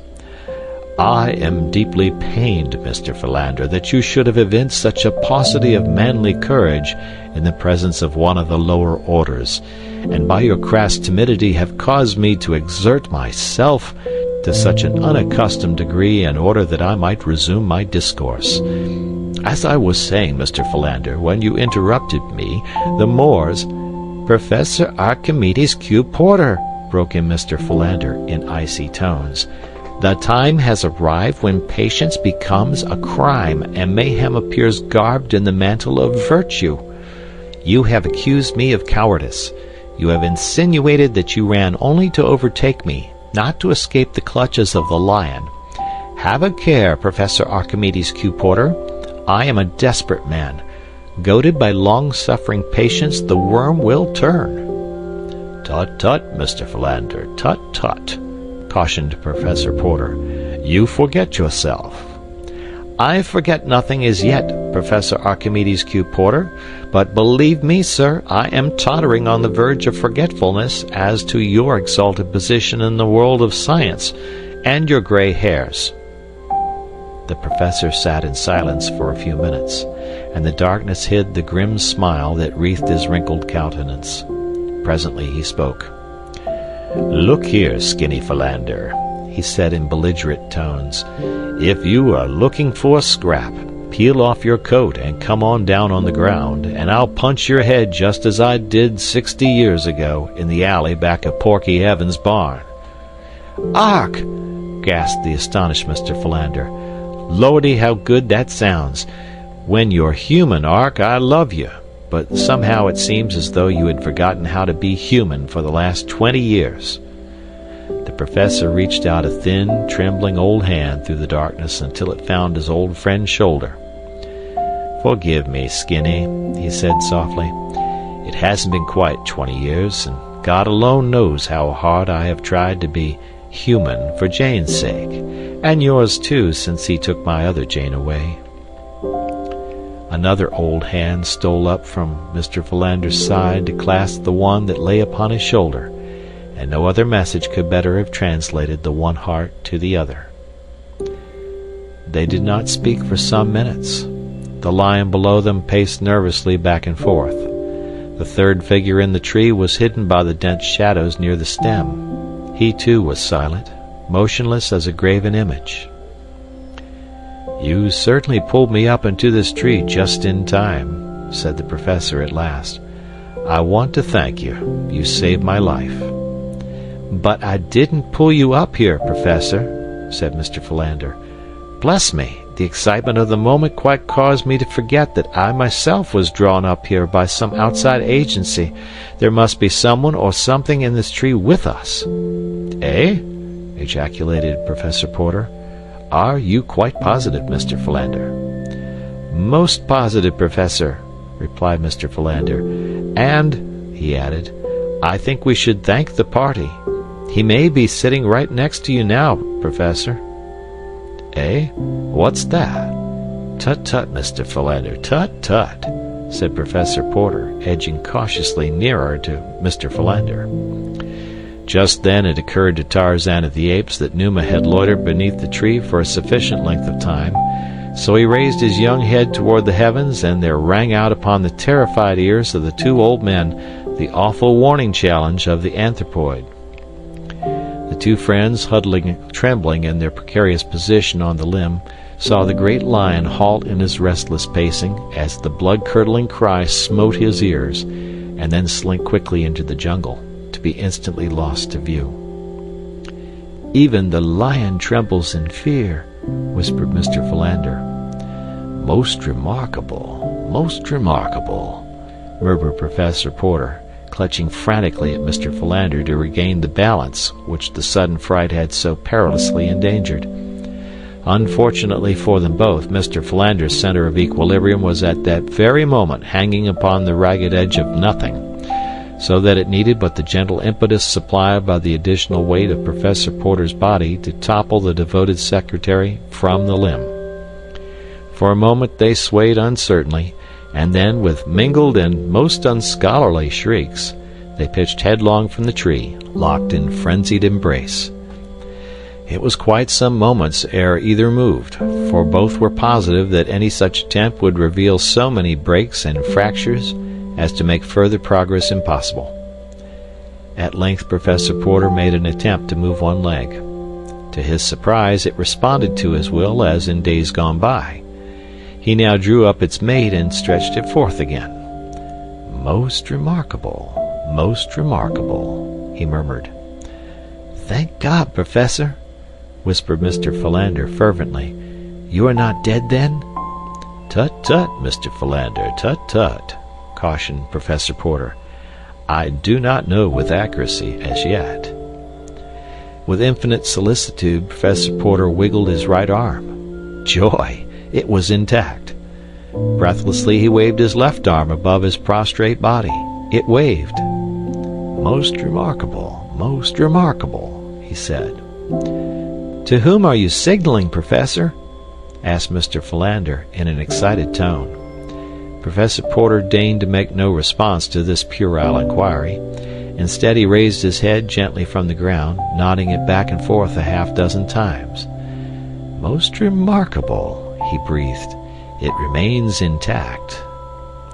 Mr. Philander had not moved from where he had fallen. He had not dared the attempt. How indeed could one move when one's arms and legs and back were broken? One eye was buried in the soft loam, the other, rolling sidewise, was fixed in awe upon the strange gyrations of Professor Porter. "How sad!" exclaimed Mr. Philander, half aloud. "Concussion of the brain, superinducing total mental aberration. How very sad indeed, and for one still so young." Professor Porter rolled over upon his stomach. Gingerly he bowed his back until he resembled a huge tomcat in proximity to a yelping dog. Then he sat up and felt of various portions of his anatomy. "They are all here," he exclaimed. "Most remarkable." Whereupon he arose, and bending a scathing glance upon the still prostrate form of Mr. Samuel T. Philander, he said, "Tut, tut, Mr. Philander, this is no time to indulge in slothful ease. We must be up and doing." Mr. Philander lifted his other eye out of the mud and gazed in speechless rage at Professor Porter. Then he attempted to rise, nor could there have been any more surprise than he when his efforts were immediately crowned with marked success. He was still bursting with rage, however, at the cruel injustice of Professor Porter's insinuation, and was on the point of rendering a tart rejoinder when his eyes fell upon a strange figure standing a few paces away, scrutinizing them intently. Professor Porter had recovered his shiny silk hat, which he had brushed carefully upon the sleeve of his coat and replaced upon his head. When he saw Mr. Philander pointing to something behind him, he turned to behold a giant, naked but for a loincloth and a few metal ornaments, standing motionless before him. "Good evening, sir," said the professor, lifting his hat.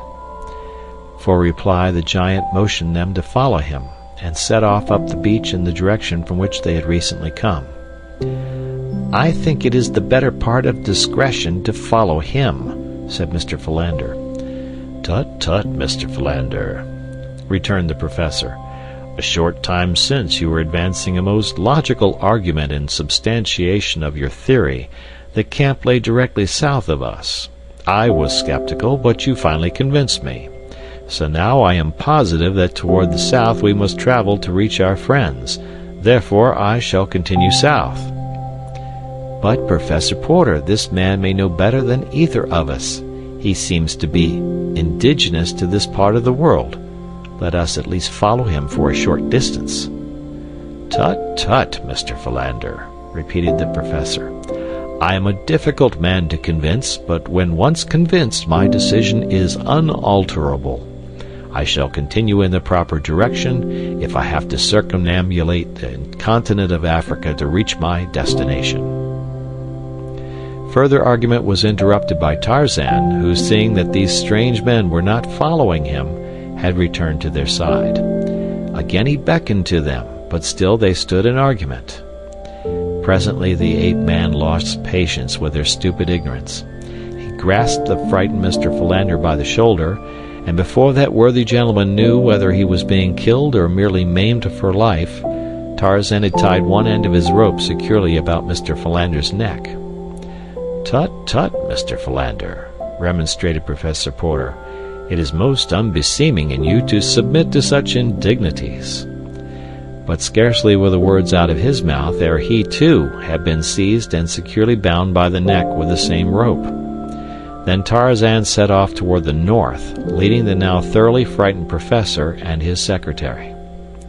In deathly silence they proceeded for what seemed hours to the two tired and hopeless old men, but presently as they topped a little rise of ground they were overjoyed to see the cabin lying before them, not 100 yards distant.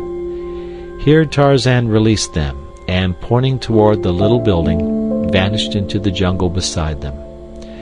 Most remarkable, most remarkable, gasped the professor. But you see, Mr. Philander, that I was quite right, as usual, and but for your stubborn willfulness we should have escaped a series of most humiliating, not to say dangerous, accidents. Pray allow yourself to be guided by a more mature and practical mind hereafter when in need of wise counsel. Mr. Samuel T. Philander was too much relieved at the happy outcome to their adventure to take umbrage at the professor's cruel fling. Instead, he grasped his friend's arm and hastened him forward in the direction of the cabin. It was a much-relieved party of castaways that found itself once more united. Dawn discovered them still recounting their various adventures and speculating upon the identity of the strange guardian and protector they had found on this savage shore. Esmeralda was positive that it was none other than an angel of the Lord, sent down especially to watch over them. "Had you seen him devour the raw meat of the lion, Esmeralda," laughed Clayton, "you would have thought him a very material angel." "There was nothing heavenly about his voice," said Jane Porter with a little shudder at recollection of the awful roar which had followed the killing of the lioness. "Nor did it precisely comport with my preconceived ideas of the dignity of divine messengers," remarked Professor Porter. "But when the, gentleman tied two highly respectable and erudite scholars neck to neck and dragged them through the jungle as though they had been cows." End of chapter.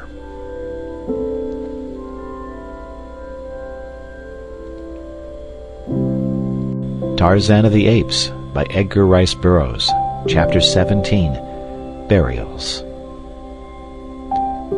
As it was now quite light, the party, none of whom had eaten or slept since the previous morning, began to bestir themselves to prepare food. The mutineers of the Arrow had landed a small supply of dried meats, canned soups, and vegetables, crackers, flour, tea, and coffee for the 5 they had marooned, and these were hurriedly drawn upon to satisfy the craving of long-famished appetites.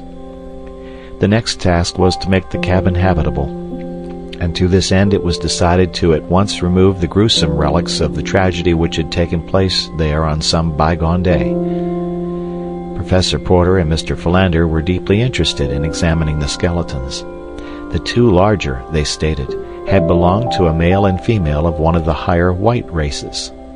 The smallest skeleton was given but passing attention, as its location, in the crib, left no doubt as to its having been the infant offspring of this unhappy couple. As they were preparing the skeleton of the man for burial, Clayton discovered a massive ring which had evidently encircled the man's finger at the time of his death, for one of the slender bones of the hand still lay within the golden bauble. Picking it up to examine it, Clayton gave a cry of astonishment, for the ring bore the crest of the house of Greystoke. At the same time, Jane discovered the books in the cupboard, and on opening the fly-leaf of one of them saw the name John Clayton, London. In a second book, which she hurriedly examined, was the single name, Greystoke. "Why, Mr. Clayton," she cried, "what does this mean? Here are the names of some of your own people in these books." "And here," he replied gravely, "is the great ring of the house of Greystoke, which has been lost since my uncle, John Clayton, the former Lord Greystoke, disappeared, presumably lost at sea." "But how do you account for these things being here in this savage African jungle?" exclaimed the girl. "There is but one way to account for it, Miss Porter," said Clayton. "The late Lord Greystoke was not drowned. He died here in this cabin, and this poor thing upon the floor is all that is mortal of him."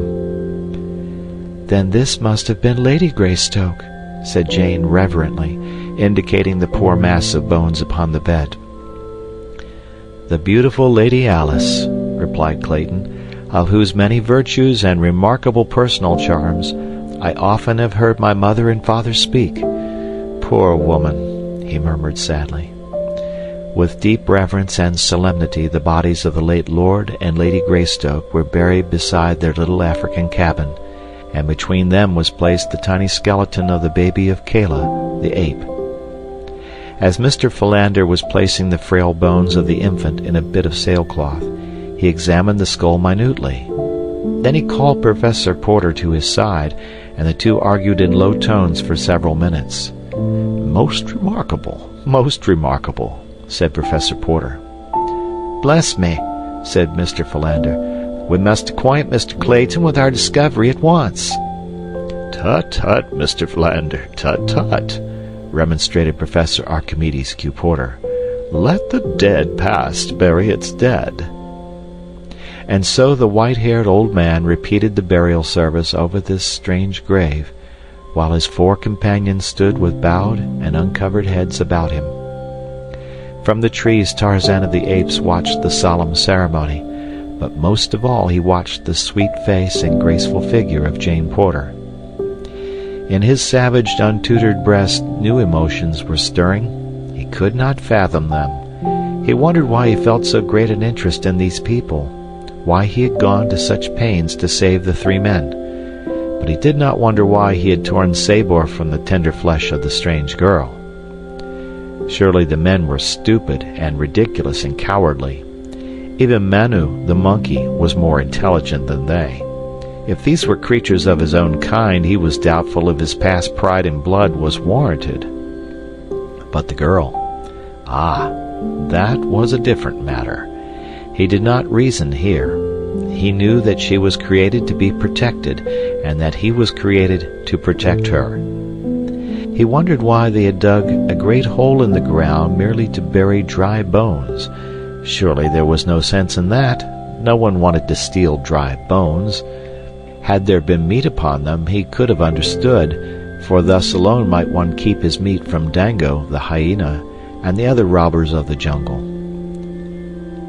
When the grave had been filled with earth, the little party turned back toward the cabin, and Esmeralda, still weeping copiously for the two she had never heard of before today, and who had been dead 20 years, chanced to glance toward the harbor. Instantly her tears ceased. "Look at them low-down white trash out there," she trilled, pointing toward the arrow. "They all's a desecrating us, right here on this here perverted island." And, sure enough, the arrow was being worked toward the open sea, slowly, through the harbor's entrance. "They promised to leave us firearms and ammunition," said Clayton. "The merciless beasts." "It is the work of that fellow they call Snipes, I'm sure," said Jane. "King was a scoundrel, but he had a little sense of humanity. If they had not killed him, I know that he would have seen it that we were properly provided for before they left us to our fate." "I regret that they did not visit us before sailing," said Professor Porter. "I had proposed requesting them to leave the treasure with us, as I shall be a ruined man if that is lost." Jane looked at her father sadly. "Never mind, dear," she said. "It wouldn't have done any good, because it is solely for the treasure that they killed their officers and landed us upon this awful shore." "Tut, child, tut," replied Professor Porter. "You are a good child, but inexperienced in practical matters." And Professor Porter turned and walked slowly away towards the jungle, his hands clasped beneath his long coat-tails and his eyes bent upon the ground. His daughter watched him with a pathetic smile upon her lips, and then turning to Mr. Philander, she whispered, "Please don't let him wander off again as he did yesterday. We depend upon you, you know, to keep a close watch upon him." "He becomes more difficult to handle each day," replied Mr. Philander, with a sigh and a shake of his head. "I presume he is now off to report to the directors of the zoo that one of their lions was at large last night. Oh, Miss Jane, you don't know what I have to contend with." "Yes, I do, Mr. Philander, but while we all love him, you alone are best fitted to manage him, for regardless of what he may say to you, he respects your great learning, and therefore has immense confidence in your judgment. The poor dear cannot differentiate between erudition and wisdom." Mr. Philander, with a mildly puzzled expression on his face, turned to pursue Professor Porter, and in his mind he was revolving the question of whether he should feel complimented or aggrieved at Miss Porter's rather backhanded compliment. Tarzan had seen the consternation depicted upon the faces of the little group as they witnessed the departure of the Arrow, so, as the ship was a wonderful novelty to him in addition, he determined to hasten out to the point of land at the north of the harbor's mouth and obtain a nearer view of the boat, as well as to learn, if possible, the direction of its flight. Swinging through the trees with great speed, he reached the point only a moment after the ship had passed out of the harbor, so that he obtained an excellent view of the wonders of this strange floating house. There were some 20 men running hither and thither about the deck, pulling and hauling on ropes. A light land breeze was blowing, and the ship had been worked through the harbor's mouth under scant sail. But now that they had cleared the point, every available shred of canvas was being spread, that she might stand out to sea as handily as possible. Tarzan watched the graceful movements of the ship in rapt admiration and longed to be aboard her. Presently his keen eyes caught the faintest suspicion of smoke on the far northern horizon, and he wondered over the cause of such a thing out on the great water. About the same time the lookout on the Arrow must have discerned it, for in a few minutes Tarzan saw the sails being shifted and shortened. The ship came about, and presently he knew that she was beating back toward land.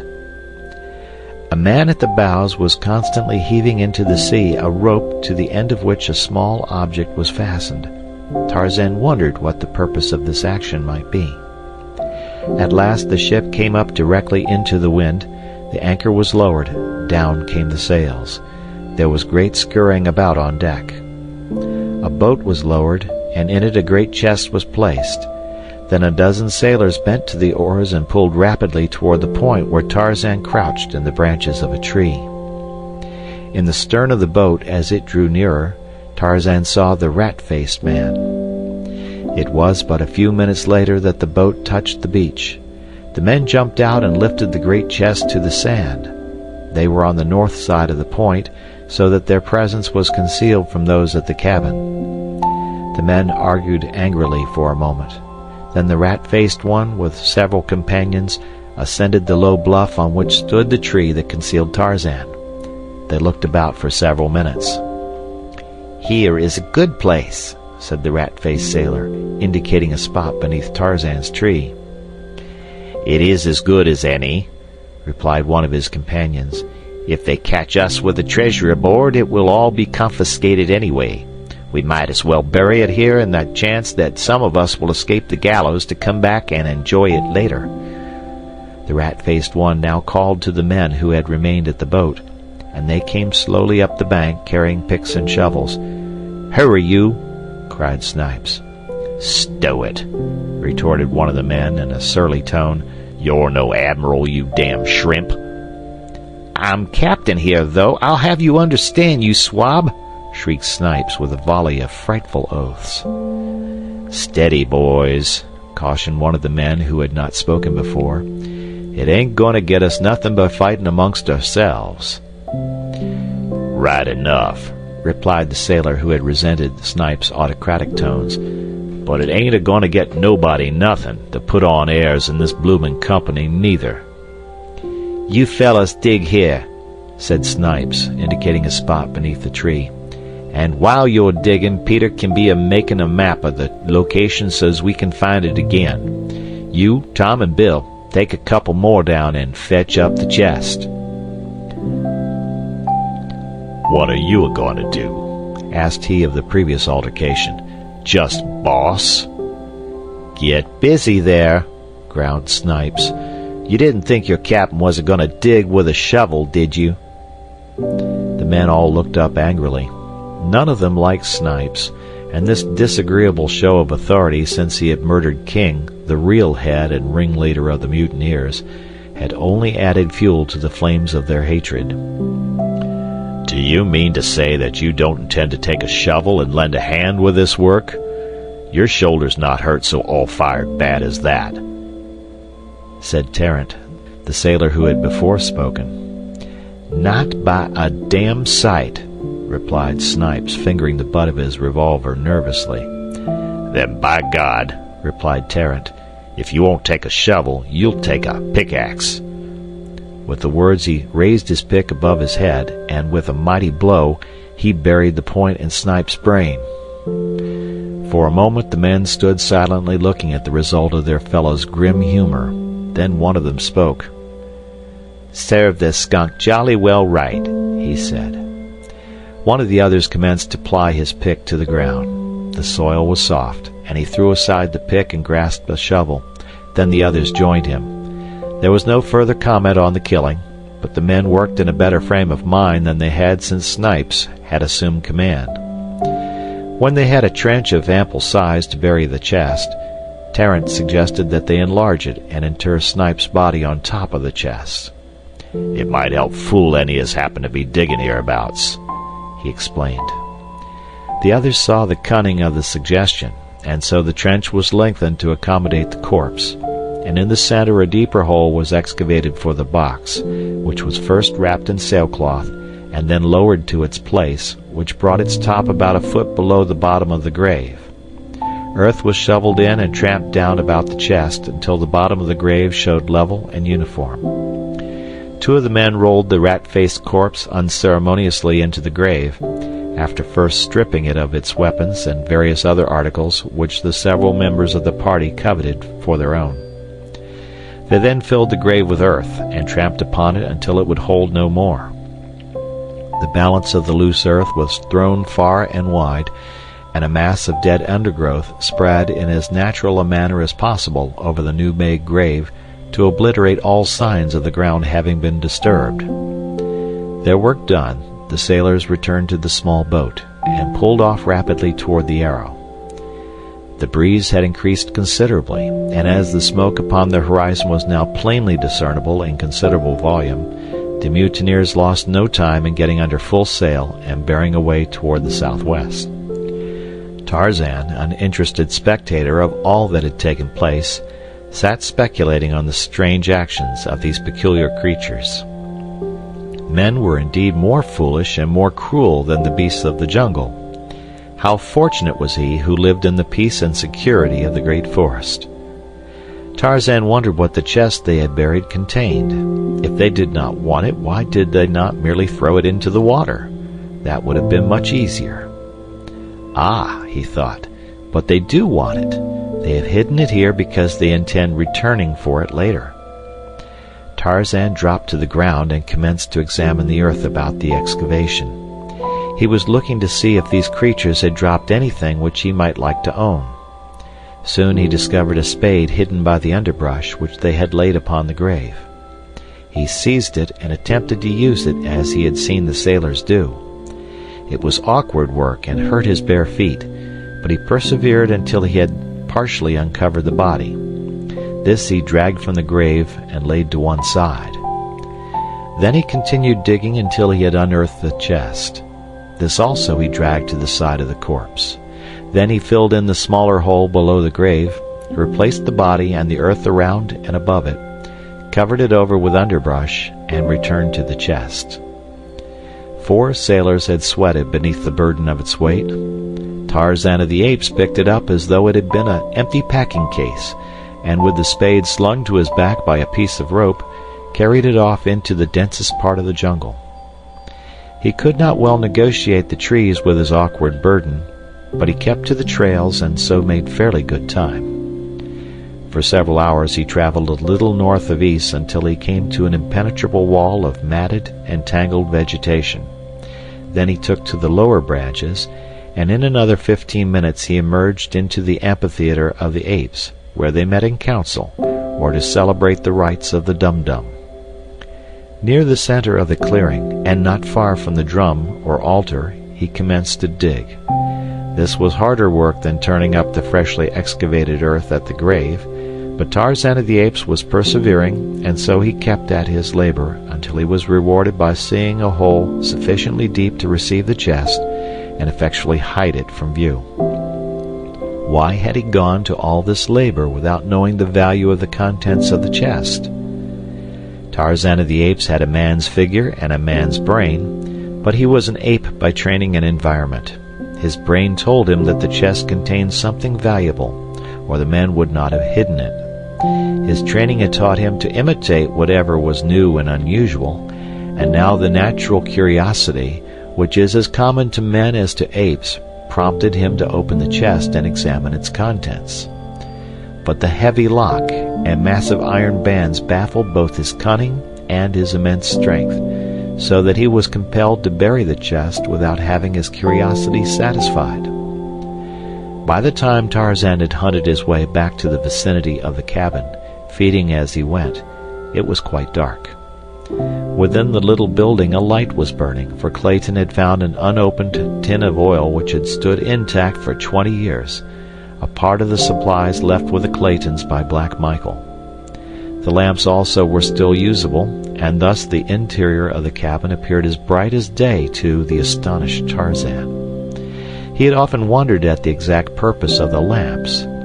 His reading and the pictures had told him what they were, but he had no idea of how they could be made to produce the wondrous sunlight that some of his pictures had portrayed them as diffusing upon all surrounding objects. As he approached the window nearest the door, he saw that the cabin had been divided into 2 rooms by a rough partition of boughs and sailcloth. In the front room were the 3 men, the 2 older deep in argument, while the younger, tilted back against the wall on an improvised stool, was deeply engrossed in reading one of Tarzan's books. Tarzan was not particularly interested in the men, however, so he sought the other window. There was the girl. How beautiful her features! How delicate her snowy skin! She was writing at Tarzan's own table beneath the window. Upon a pile of grasses at the far side of the room lay the negress, asleep. For an hour Tarzan feasted his eyes upon her while she wrote. How he longed to speak to her, but he dared not attempt it, for he was convinced that, like the young man, she would not understand him, and he feared too that he might frighten her away. At length she arose, leaving her manuscript upon the table. She went to the bed upon which had been spread several layers of soft grasses. These she rearranged. Then she loosened the soft mass of golden hair which crowned her head. Like a shimmering waterfall turned to burnished metal by a dying sun, it fell about her oval face. In waving lines, below her waist it tumbled. Tarzan was spellbound. Then she extinguished the lamp, and all within the cabin was wrapped in Cimmerian darkness. Still Tarzan watched. Creeping close beneath the window, he waited, listening, for half an hour. At last he was rewarded by the sounds of the regular breathing within which denotes sleep. Cautiously he intruded his hand between the meshes of the lattice until his whole arm was within the cabin. Carefully he felt upon the desk. At last he grasped the manuscript upon which Jane Porter had been writing, and as cautiously withdrew his arm and hand, holding the precious treasure. Tarzan folded the sheets into a small parcel which he tucked into the quiver with his arrows. Then he melted away into the jungle as softly and as noiselessly as a shadow. End of chapter.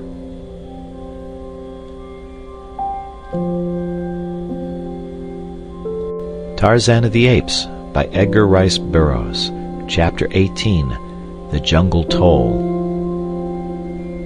Early the next morning Tarzan awoke, and his first thought of the new day, as the last of yesterday, was of the wonderful writing which lay hidden in his quiver. Hurriedly he brought it forth, hoping against hope that he could read what the beautiful white girl had written there the preceding evening. At the first glance he suffered a bitter disappointment. Never before had he so yearned for anything as now he did for the ability to interpret a message from that golden-haired divinity who had come so suddenly and so unexpectedly into his life. What did it matter if the message were not intended for him? It was an expression of her thoughts, and that was sufficient for Tarzan of the Apes. And now to be baffled by strange, uncouth characters the like of which he had never seen before.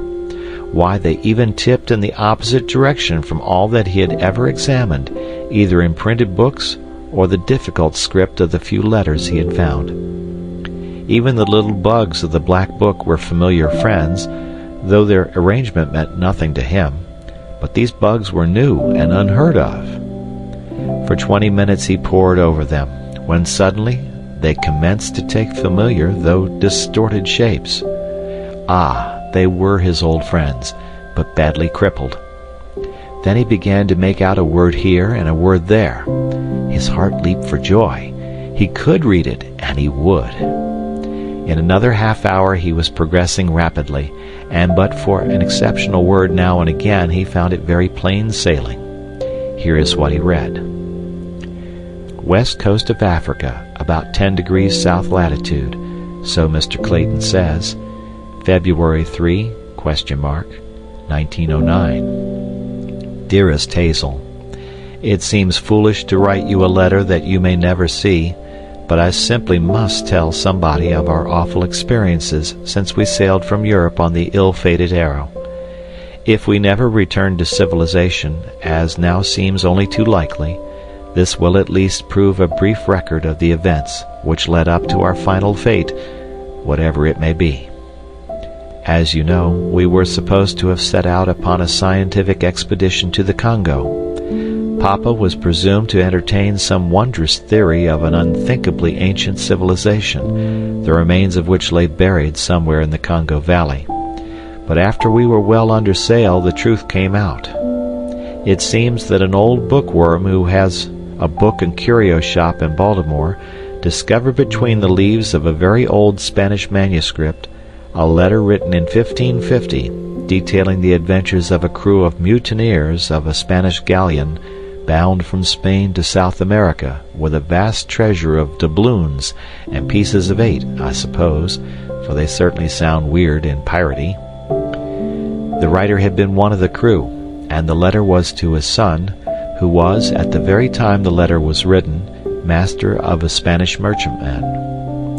Many years had elapsed since the events the letter narrated had transpired, and the old man had become a respected citizen of an obscure Spanish town, but the love of gold was still so strong upon him that he risked all to acquaint his son with the means of obtaining fabulous wealth for them both. The writer told how, when but a week out from Spain, the crew had mutinied and murdered every officer and man who opposed them, but they defeated their own ends by this very act, for there was none left competent to navigate a ship at sea. They were blown hither and thither for 2 months, until, sick and dying of scurvy, starvation, and thirst, they had been wrecked on a small islet. The galleon was washed high upon the beach where she went to pieces, but not before the survivors, who numbered but 10 souls, had rescued one of the great chests of treasure. This they buried well up on the island, and for 3 years they lived there in constant hope of being rescued. One by one they sickened and died, until only one man was left, the writer of the letter.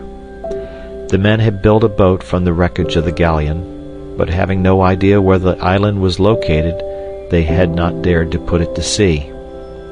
When all were dead except himself, however, the awful loneliness so weighed upon the mind of the sole survivor that he could endure it no longer, and choosing to risk death upon the open sea rather than madness on the lonely isle, he set sail in his little boat after nearly a year of solitude. Fortunately he sailed due north, and within a week was in the track of the Spanish merchantmen plying between the West Indies and Spain, and was picked up by one of these vessels homeward bound. The story he told was merely one of shipwreck in which all but a few had perished, the balance, except himself, dying after they reached the island. He did not mention the mutiny or the chest of buried treasure. The master of the merchantmen assured him that from the position at which they had picked him up, and the prevailing winds for the past week, he could have been on no other island than one of the Cape Verde group, which lie off the west coast of Africa in about 16 or 17 degrees north latitude. His letter described the island minutely, as well as the location of the treasure, and was accompanied by the crudest, funniest little old map you ever saw, with trees and rocks all marked by scrawly X's to show the exact spot where the treasure had been buried. When Papa explained the real nature of the expedition, my heart sank, for I know so well how visionary and impractical the poor dear has always been, that I feared that he had again been duped, especially when he told me he had paid $1,000 for the letter and map. To add to my distress, I learned that he had borrowed $10,000 more from Robert Candler and had given his notes for the amount. Mr. Candler had asked for no security, and you know, dearie, what that will mean for me if Papa cannot meet them. Oh, how I detest that man. We all tried to look on the bright side of things, but Mr. Philander and Mr. Clayton, he joined us in London just for the adventure, both felt as skeptical as I. Well, to make a long story short, we found the island and the treasure, a great iron-bound oak chest wrapped in many layers of oiled sailcloth, and as strong and firm as when it had been buried nearly 200 years ago. It was simply filled with gold coin, and was so heavy that 4 men bent underneath its weight. The horrid thing seems to bring nothing but murder and misfortune to those who have anything to do with it. For 3 days after we sailed from the Cape Verde Islands, our own crew mutinied and killed every one of their officers. Oh, it was the most terrifying experience one could imagine. I cannot even write of it.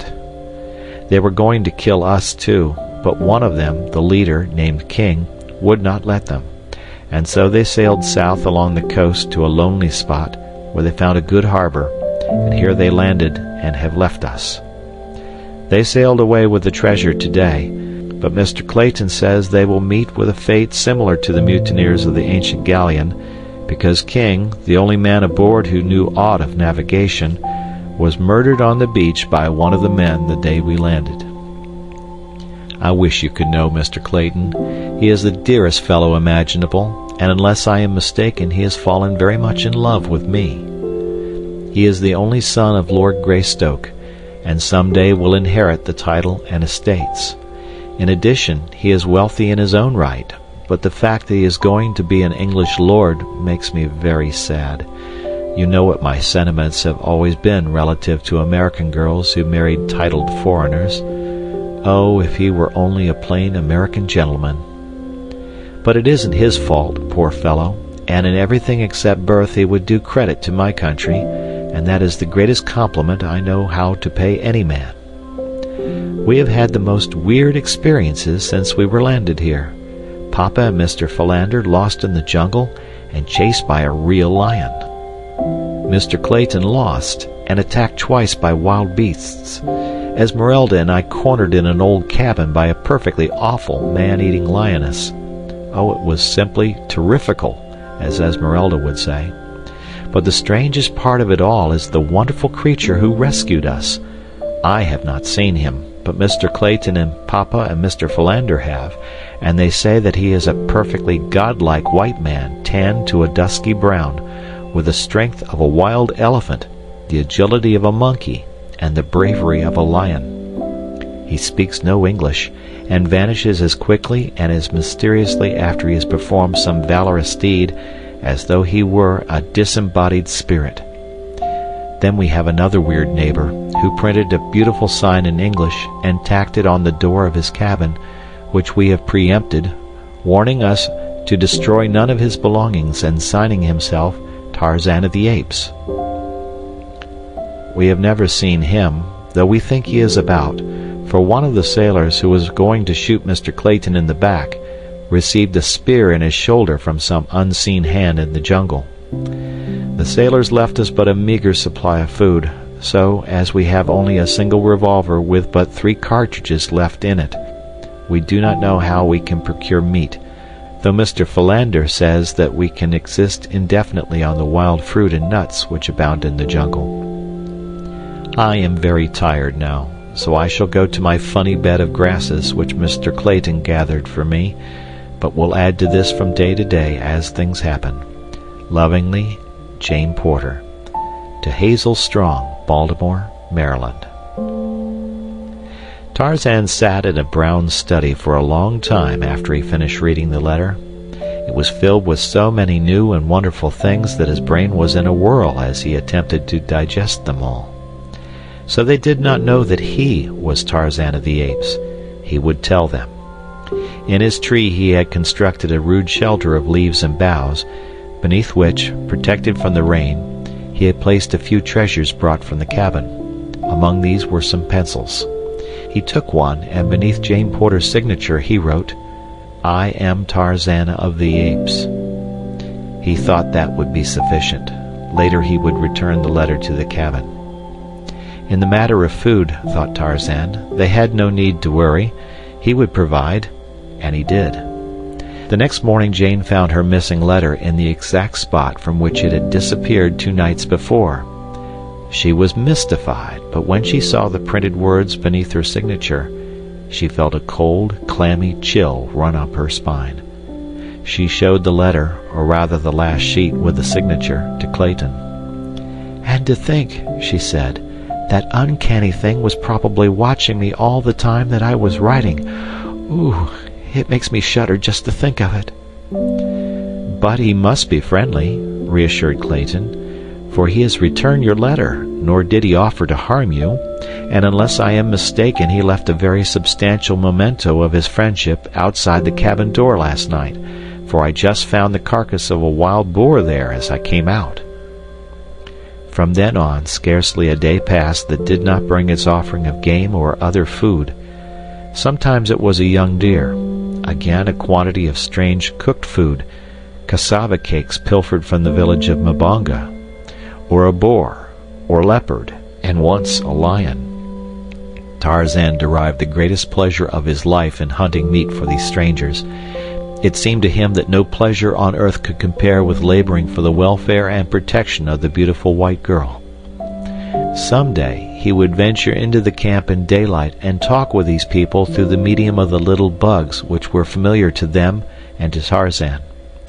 But he found it difficult to overcome the timidity of the wild thing of the forest, and so day followed day without seeing a fulfillment of his good intentions. The party in the camp, emboldened by familiarity, wandered farther and yet farther into the jungle in search of nuts and fruit. Scarcely a day passed that did not find Professor Porter straying in his preoccupied indifference towards the jaws of death. Mr. Samuel T. Philander, never what one might call robust, was worn to the shadow of a shadow through the ceaseless worry and mental distraction resultant from his Herculean efforts to safeguard the professor. A month passed. Tarzan had finally determined to visit the camp by daylight. It was early afternoon. Clayton had wandered to the point at the harbor's mouth to look for passing vessels. Here he kept a great mass of wood, high piled, ready to be ignited as a signal should a steamer or a sail top the far horizon. Professor Porter was wandering along the beach south of the camp with Mr. Philander at his elbow, urging him to turn his steps back before the two became again the sport of some savage beast. The others gone, Jane and Esmeralda had wandered into the jungle to gather fruit, and in their search were led farther and farther from the cabin. Tarzan waited in silence before the door of the little house until they should return. His thoughts were of the beautiful white girl. They were always of her now. He wondered if she would fear him, and the thought all but caused him to relinquish his plan. He was rapidly becoming impatient for her return, that he might feast his eyes upon her and be near her, perhaps touch her. The ape-man knew no god, but he was as near to worshipping his divinity as mortal man ever comes to worship. While he waited, he passed the time printing a message to her. Whether he intended giving it to her he himself could not have told, but he took infinite pleasure in seeing his thoughts expressed in print, in which he was not so uncivilized after all. He wrote, "I am Tarzan of the Apes. I want you. I am yours. You are mine. We live here together always in my house. I will bring you the best of fruits, the tenderest deer, the finest meats that roam the jungle. I will hunt for you. I am the greatest of the jungle fighters. I will fight for you. I am the mightiest of the jungle fighters. You are Jane Porter. I saw it in your letter. When you see this, you will know that it is for you and that Tarzan of the Apes loves you." As he stood, straight as a young Indian, by the door, waiting after he had finished the message, there came to his keen ears a familiar sound. It was the passing of a great ape through the lower branches of the forest. For an instant he listened intently, and then from the jungle came the agonized scream of a woman, and Tarzan of the Apes, dropping his first love letter upon the ground, shot like a panther into the forest. Clayton also heard the scream, and Professor Porter and Mr. Philander, and in a few minutes they came panting to the cabin, calling out to each other a volley of excited questions as they approached. A glance within confirmed their worst fears. Jane and Esmeralda were not there. Instantly, Clayton, followed by the two old men, plunged into the jungle, calling the girl's name aloud. For half an hour they stumbled on, until Clayton, by merest chance, came upon the prostrate form of Esmeralda. He stopped beside her, feeling for her pulse, and then listening for her heartbeats. She lived. He shook her. "Esmeralda!" he shrieked in her ear. "Esmeralda, for God's sake, where is Miss Porter? What has happened? Esmeralda!" Slowly, Esmeralda opened her eyes. She saw Clayton. She saw the jungle about her. "Oh, Gabrielle!" she screamed and fainted again. By this time, Professor Porter and Mr. Philander had come up. "What shall we do, Mr. Clayton?" asked the old professor. "Where shall we look? God could not have been so cruel as to take my little girl away from me now." "We must arouse Esmeralda first," replied Clayton. "She can tell us what has happened." "Esmeralda!" he cried again, shaking the black woman roughly by the shoulder. "Oh, Gabrielle, I want to die!" cried the poor woman, but with eyes fast closed. "Let me die, dear Lord, don't let me see that awful face again." "Come, come, Esmeralda," cried Clayton. "The Lord isn't here, it's Mr. Clayton. Open your eyes." Esmeralda did as she was bade. "Oh, Gabrielle, thank the Lord," she said. "Where's Miss Porter? What happened?" questioned Clayton. "Ain't Miss Jane here?" cried Esmeralda, sitting up with wonderful celerity for one of her bulk. "Oh, Lord, now I remember. It must have took her away." And the negress commenced to sob and wail her lamentations. "What took her away?" cried Professor Porter. "A great big giant all covered with hair." "A gorilla, Esmeralda?" questioned Mr. Philander, and the three men scarcely breathed as he voiced the horrible thought. "I thought it was the devil, but I guess it must have been one of them gorillafants. Oh, my poor baby, my poor little honey." And again Esmeralda broke into uncontrollable sobbing.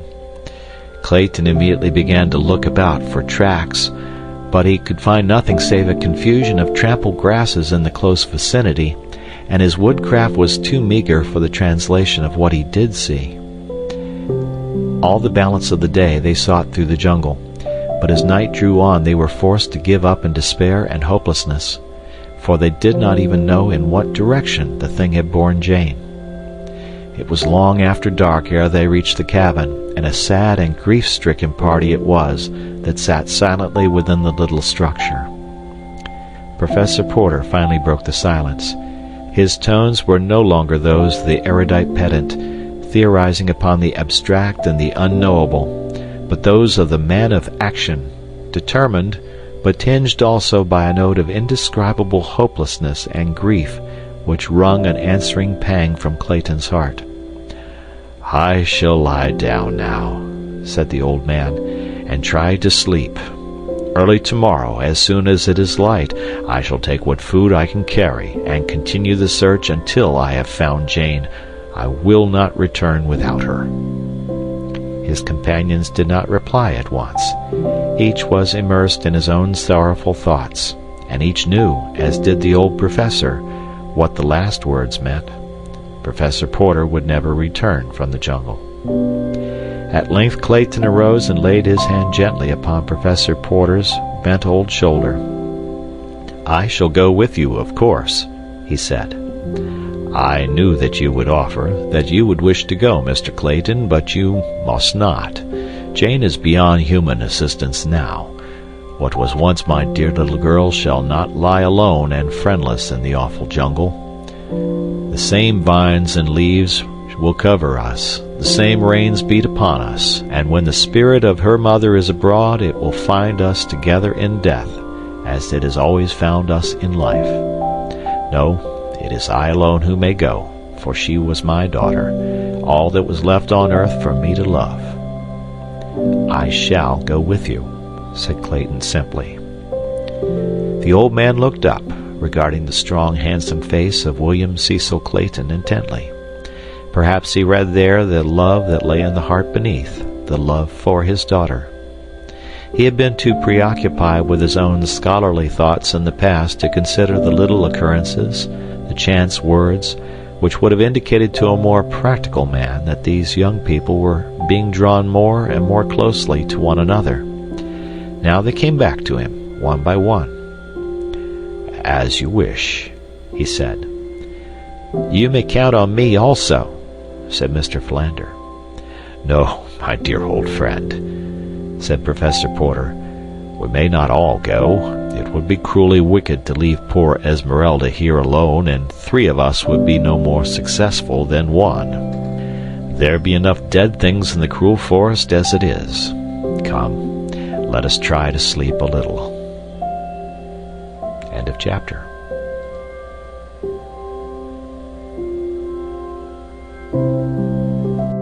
Tarzan of the Apes by Edgar Rice Burroughs. Chapter 19. The Call of the Primitive.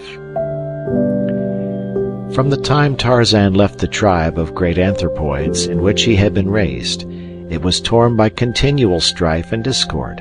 Terkoz proved a cruel and capricious king, so that, one by one, many of the older and weaker apes, upon whom he was particularly prone to vent his brutish nature, took their families and sought the quiet and safety of the far interior.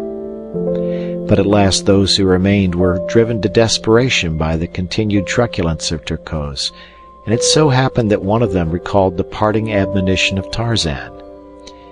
"If you have a chief who is cruel, do not do as the other apes do, and attempt, any one of you, to pit yourself against him alone. But, instead, let 2 or 3 or 4 of you attack him together.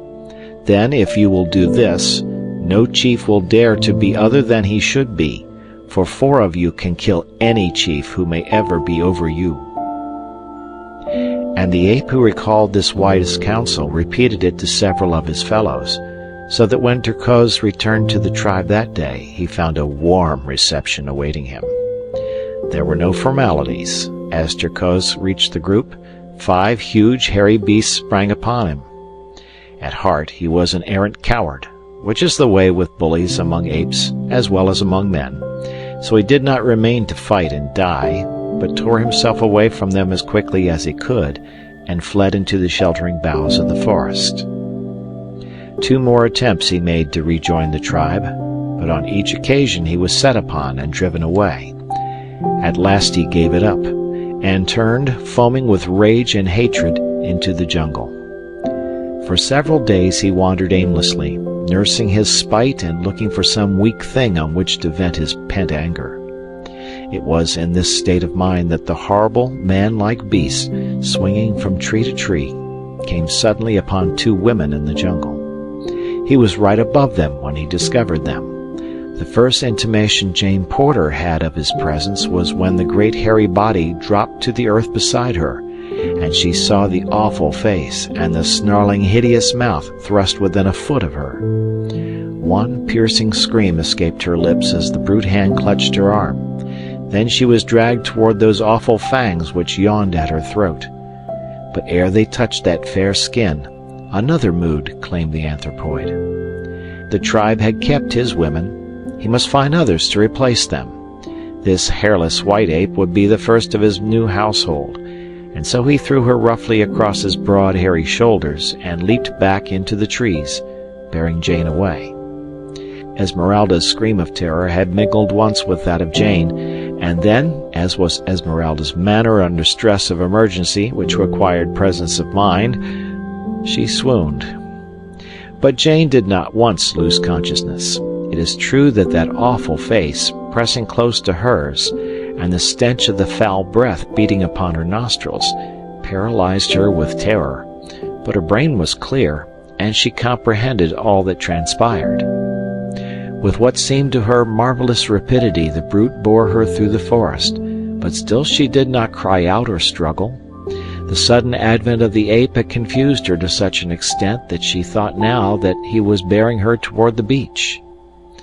For this reason she conserved her energies and her voice until she could see that they had approached near enough to the camp to attract the succor she craved. She could not have known it, but she was being borne farther and farther into the impenetrable jungle. The scream that had brought Clayton and the two older men stumbling through the undergrowth had led Tarzan of the Apes straight to where Esmeralda lay, but it was not Esmeralda in whom his interest centered, though pausing over her he saw that she was unhurt. For a moment he scrutinized the ground below and the trees above, until the ape that was in him by virtue of training and environment, combined with the intelligence that was his by right of birth, told his wondrous woodcraft the whole story as plainly as though he had seen the thing happen with his own eyes.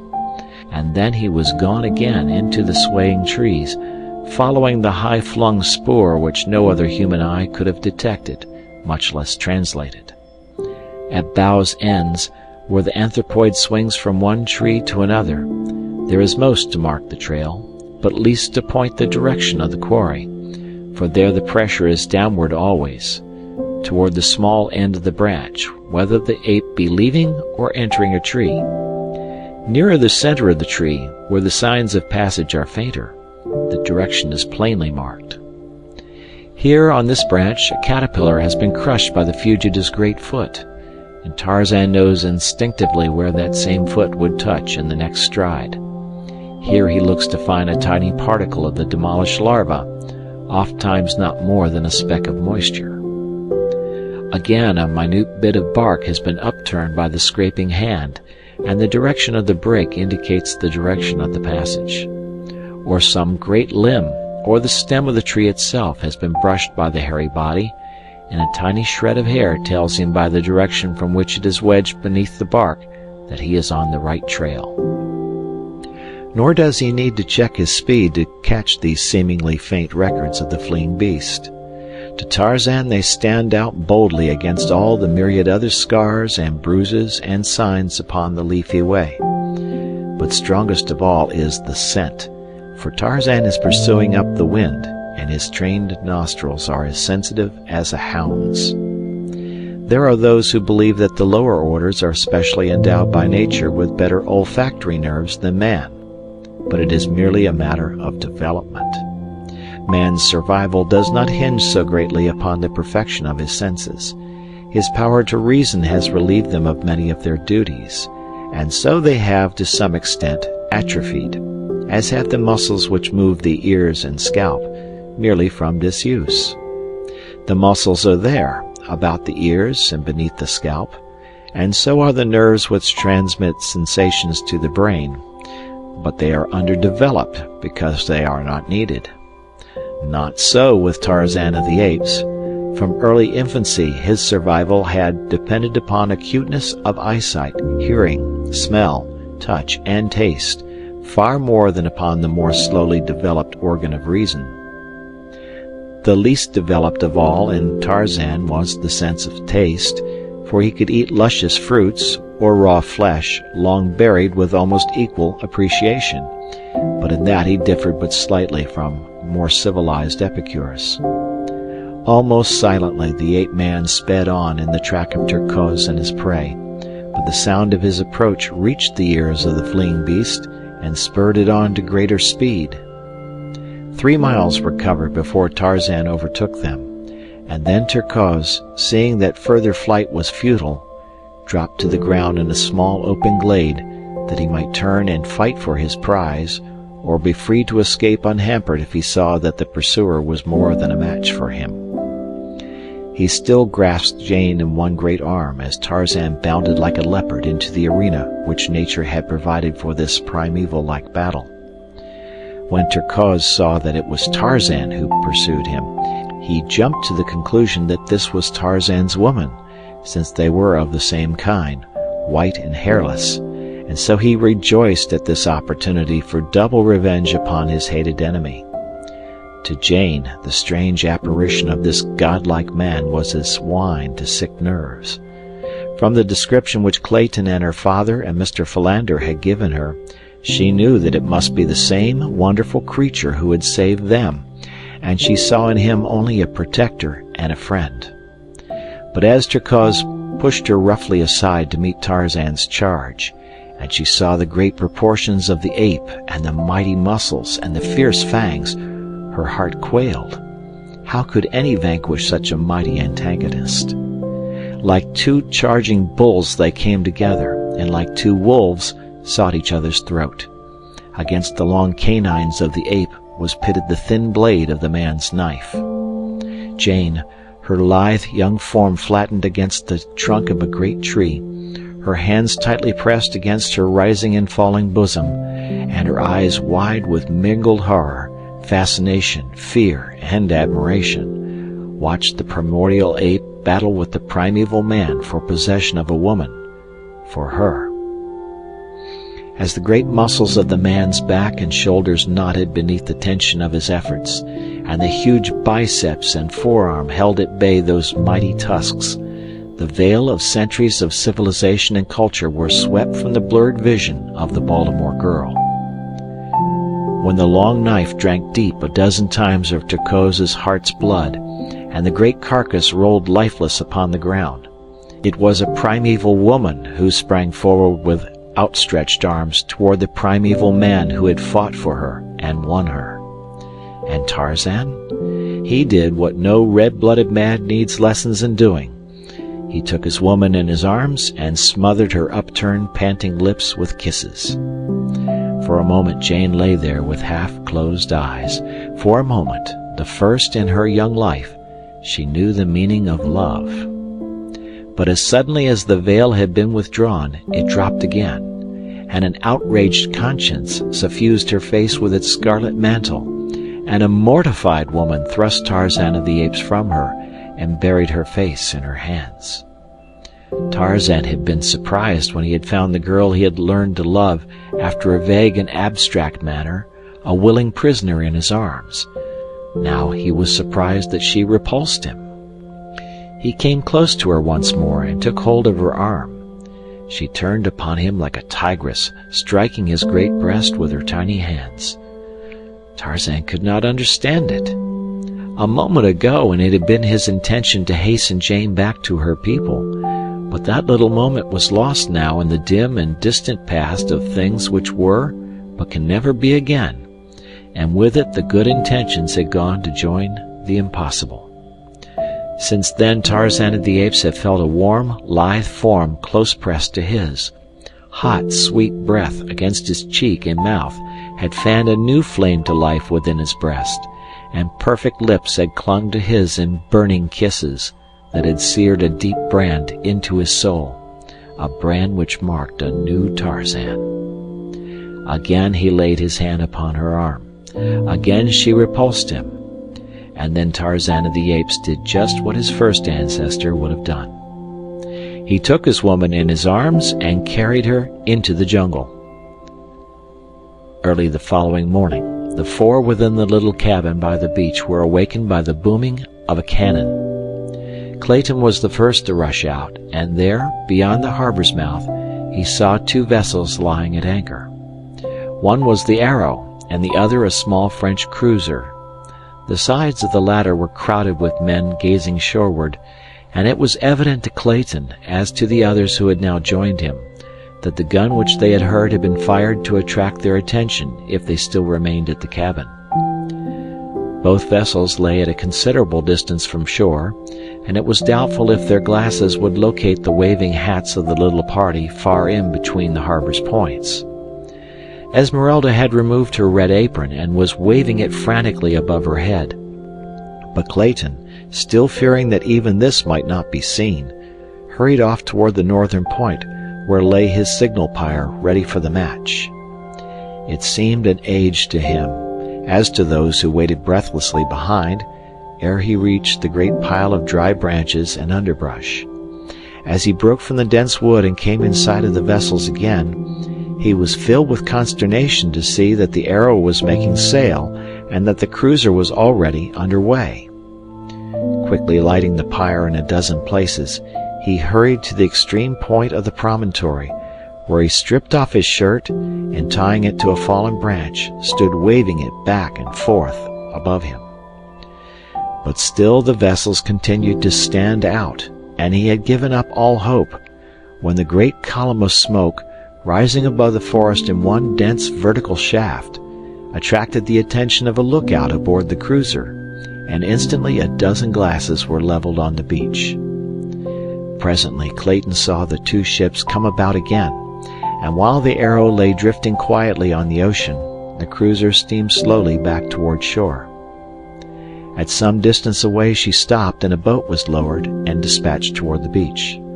As it was drawn up, a young officer stepped out. "Monsieur Clayton, I presume?" he asked. "Thank God you have come," was Clayton's reply, "and it may be that it is not too late even now." "What do you mean, monsieur?" asked the officer. Clayton told of the abduction of Jane Porter and the need of armed men to aid in the search for her. "Mon Dieu!" exclaimed the officer sadly. "Yesterday, and it would not have been too late. Today, and it may be better that the poor lady were never found. It is horrible, monsieur. It is too horrible." Other boats had now put off from the cruiser, and Clayton, having pointed out the harbor's entrance to the officer, entered the boat with him, and its nose was turned toward the little landlocked bay, into which the other craft followed. Soon the entire party had landed where stood Professor Porter, Mr. Philander, and the weeping Esmeralda. Among the officers in the last boats to put off from the cruiser was the commander of the vessel, and when he had heard the story of Jane's abduction, he generously called for volunteers to accompany Professor Porter and Clayton in their search. Not an officer or a man was there of those brave and sympathetic Frenchmen who did not quickly beg leave to be one of the expedition. The commander selected 20 men and 2 officers, Lieutenant Darnaud and Lieutenant Charpentier. A boat was dispatched to the cruiser for provisions, ammunition, and carbines. The men were already armed with revolvers. Then, to Clayton's inquiries as to how they had happened to anchor offshore and fire a signal gun, the commander, Captain Dufresne, explained that a month before they had sighted the Arrow bearing southwest under considerable canvas, and that when they had signaled her to come about she had but crowded on more sail. They had kept her hull up until sunset, firing several shots after her, but the next morning she was nowhere to be seen. They had then continued to cruise up and down the coast for several weeks, and had about forgotten the incident of the recent chase, when, early one morning a few days before, the lookout had described a vessel laboring in the trough of a heavy sea, and evidently entirely out of control.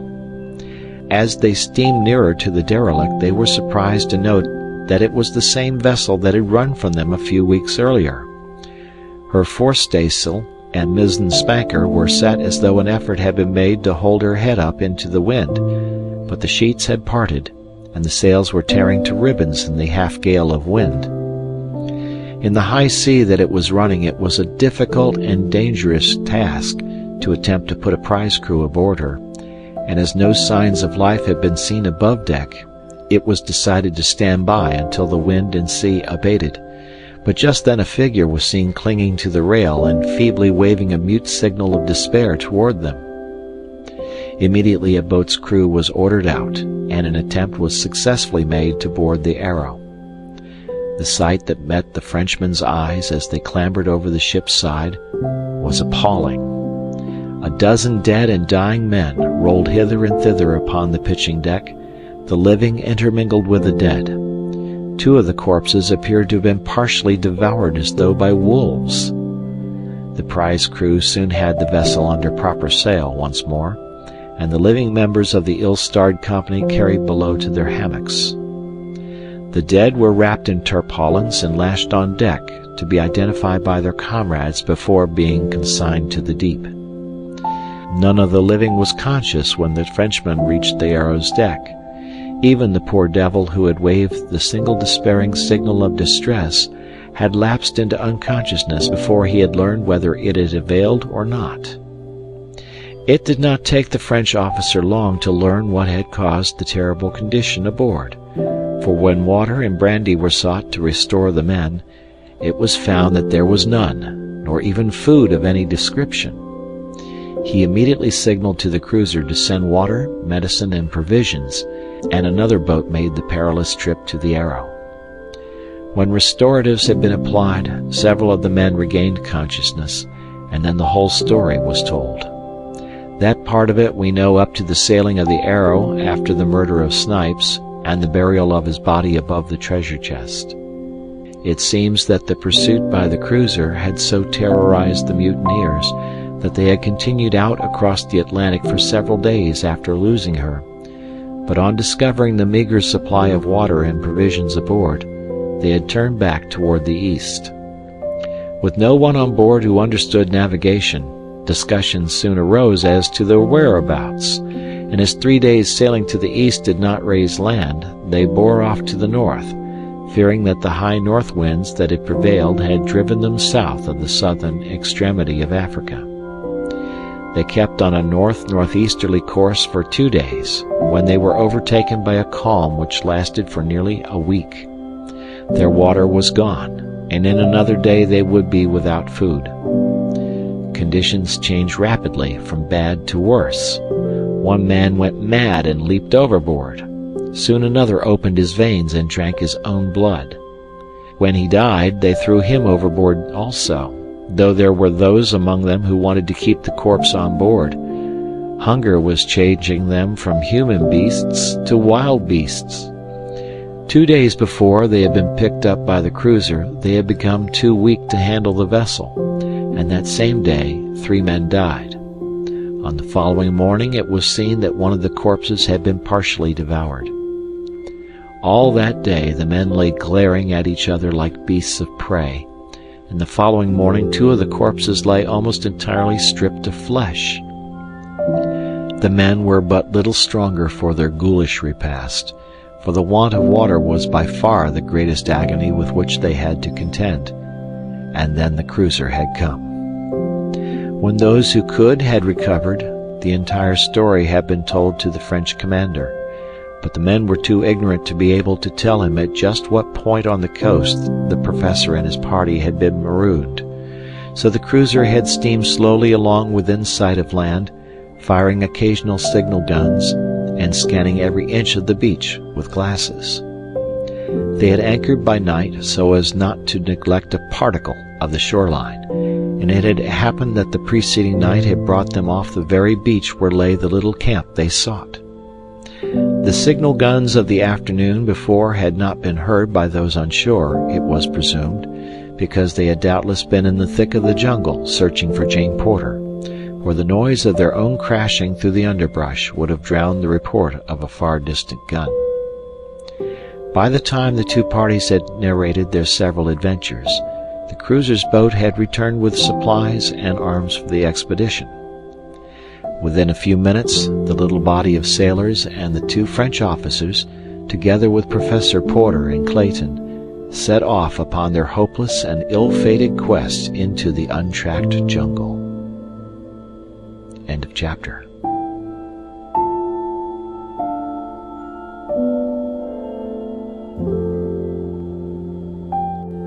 Tarzan of the Apes by Edgar Rice Burroughs. Chapter 20, Heredity.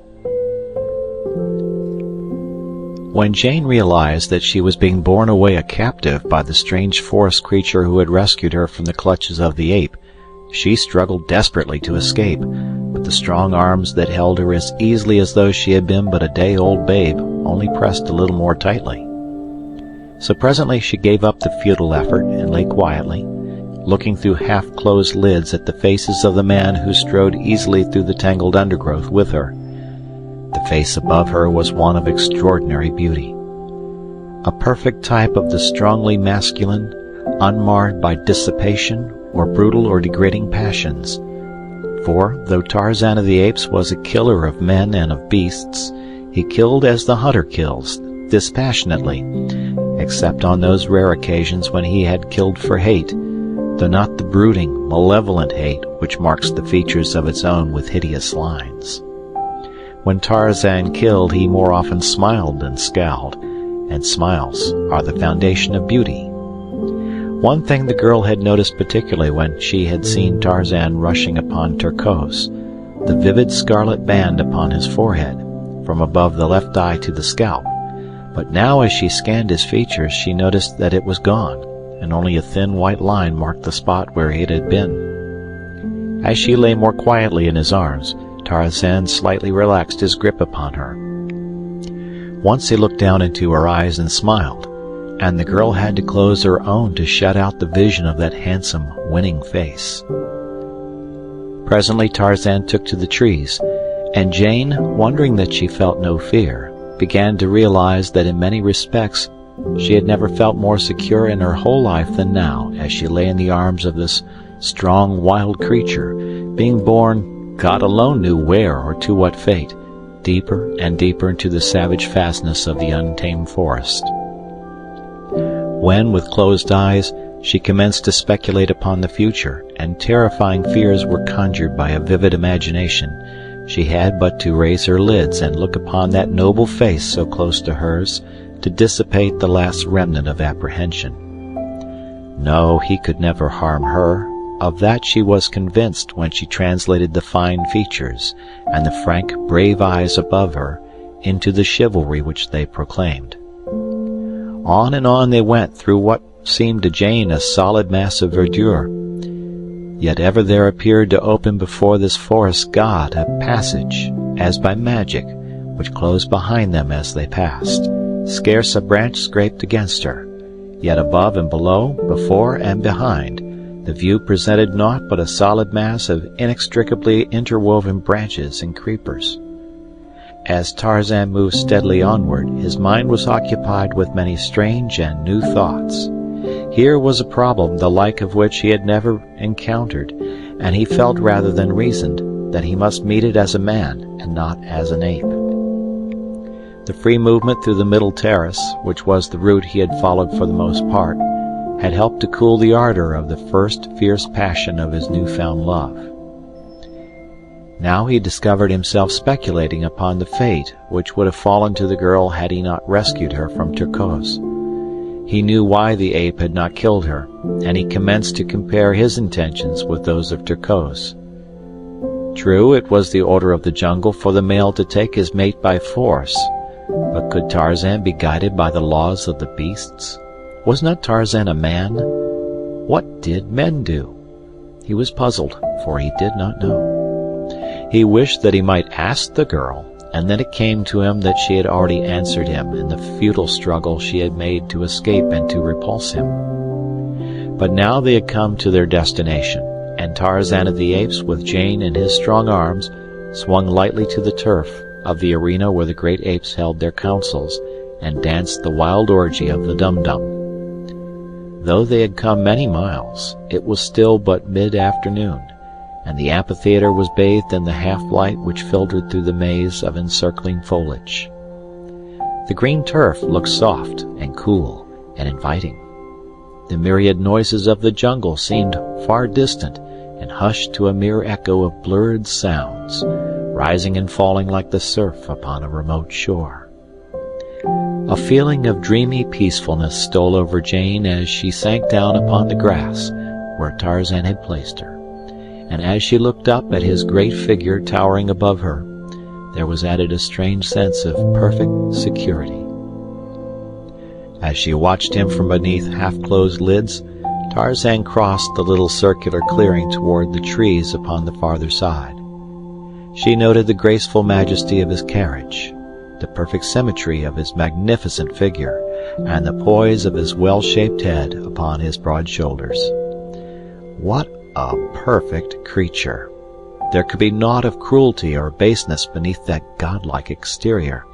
Never, she thought, had such a man strode the earth since God created the first in his own image. With a bound, Tarzan sprang into the trees and disappeared. Jane wondered where he had gone. Had he left her there to her fate in the lonely jungle? She glanced nervously about. Every vine and bush seemed but the lurking place of some huge and horrible beast waiting to bury gleaming fangs into her soft flesh.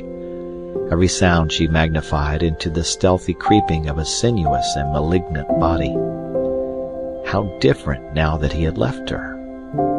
For a few minutes that seemed hours to the frightened girl, she sat with tense nerves, waiting for the spring of the crouching thing that was to end her misery of apprehension. She almost prayed for the cruel teeth that would give her unconsciousness and surcease from the agony of fear. She heard a sudden, slight sound behind her. With a cry she sprang to her feet and turned to face her end. There stood Tarzan, his arms filled with ripe and luscious fruit. Jane reeled and would have fallen, had not Tarzan, dropping his burden, caught her in his arms. She did not lose consciousness, but she clung tightly to him, shuddering and trembling like a frightened deer. Tarzan of the Apes stroked her soft hair and tried to comfort and quiet her, as Kala had him when, as a little ape, he had been frightened by Sabor the lioness, or Hista the snake. Once he pressed his lips lightly upon her forehead, and she did not move, but closed her eyes and sighed. She could not analyze her feelings, nor did she wish to attempt it.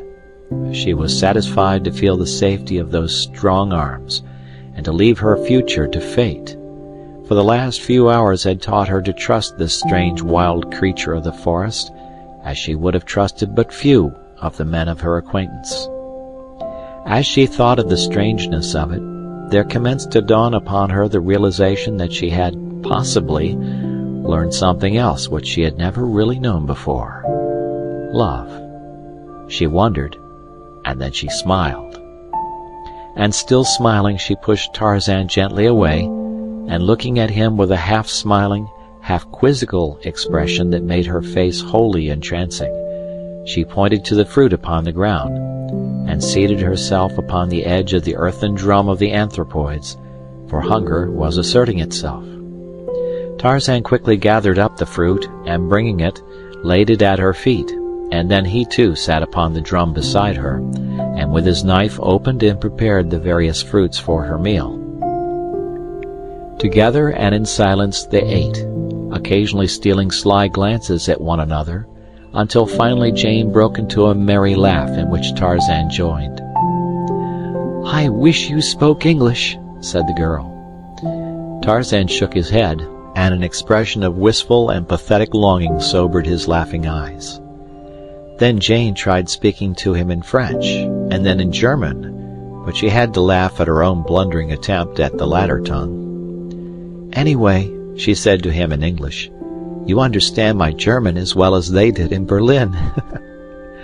Tarzan had long since reached a decision as to what his future procedure should be.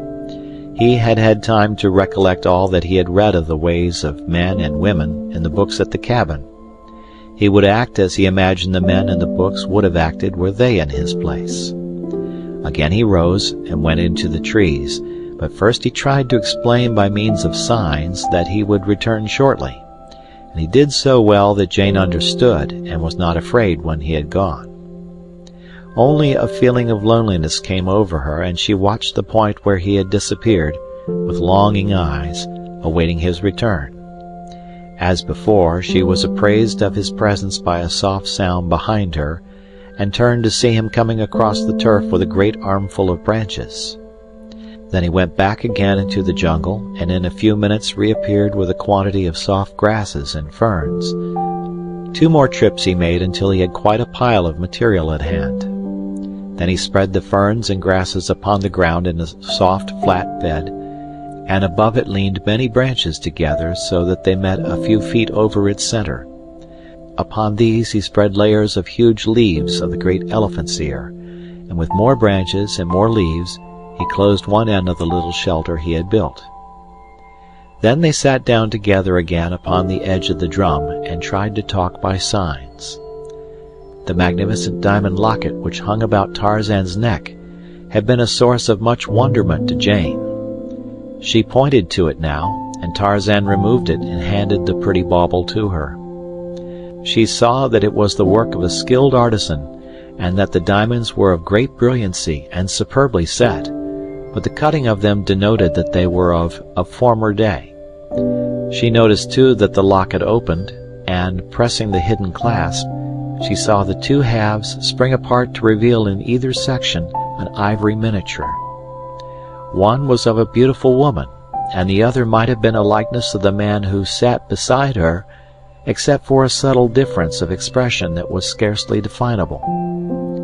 She looked up at Tarzan to find him leaning toward her, gazing on the miniatures with an expression of astonishment. He reached out his hand for the locket and took it away from her, examining the likenesses within it with unmistakable signs of surprise and new interest. His manner clearly denoted that he had never before seen them, nor imagined that the locket opened. This fact caused Jane to indulge in further speculation, and it taxed her imagination to picture how this beautiful ornament came into the possession of a wild and savage creature of the unexplored jungles of Africa. Still more wonderful was how it contained the likeness of one who might be a brother, or, more likely, the father of this woodland demigod who was even ignorant of the fact that the locket opened. Tarzan was still gazing with fixity at the two faces. Presently he removed the quiver from his shoulder, and emptying the arrows upon the ground, reached into the bottom of the bag-like receptacle and drew forth a flat object wrapped in many soft leaves and tied with bits of long grass. Carefully he unwrapped it, removing layer after layer of leaves until at length he held a photograph in his hand. Pointing to the miniature of the man within the locket, he handed the photograph to Jane, holding the open locket beside it. The photograph only served to puzzle the girl still more, for it was evidently another likeness of the same man, whose picture rested in the locket beside that of the beautiful young woman. Tarzan was looking at her with an expression of puzzled bewilderment in his eyes as she glanced up at him. He seemed to be framing a question with his lips. The girl pointed to the photograph, and then to the miniature, and then to him, as though to indicate that she thought the likenesses were of him, but he only shook his head, and then, shrugging his great shoulders, he took the photograph from her, and having carefully rewrapped it, placed it again in the bottom of his quiver. For a few moments he sat in silence, his eyes bent upon the ground, while Jane held the little locket in her hand, turning it over and over in an endeavor to find some further clue that might lead to the identity of its original owner. At length a simple explanation occurred to her. The locket had belonged to Lord Greystoke, and the likenesses were of himself and Lady Alice. This wild creature had simply found it in the cabin by the beach. How stupid of her not to have thought of that solution before! But to account for the strange likeness between Lord Greystoke and this forest god, that was quite beyond her, and it is not strange that she could not imagine that this naked savage was indeed an English nobleman. At length Tarzan looked up to watch the girl as she examined the locket. He could not fathom the meaning of the faces within, but he could read the interest and fascination upon the face of the live young creature by his side.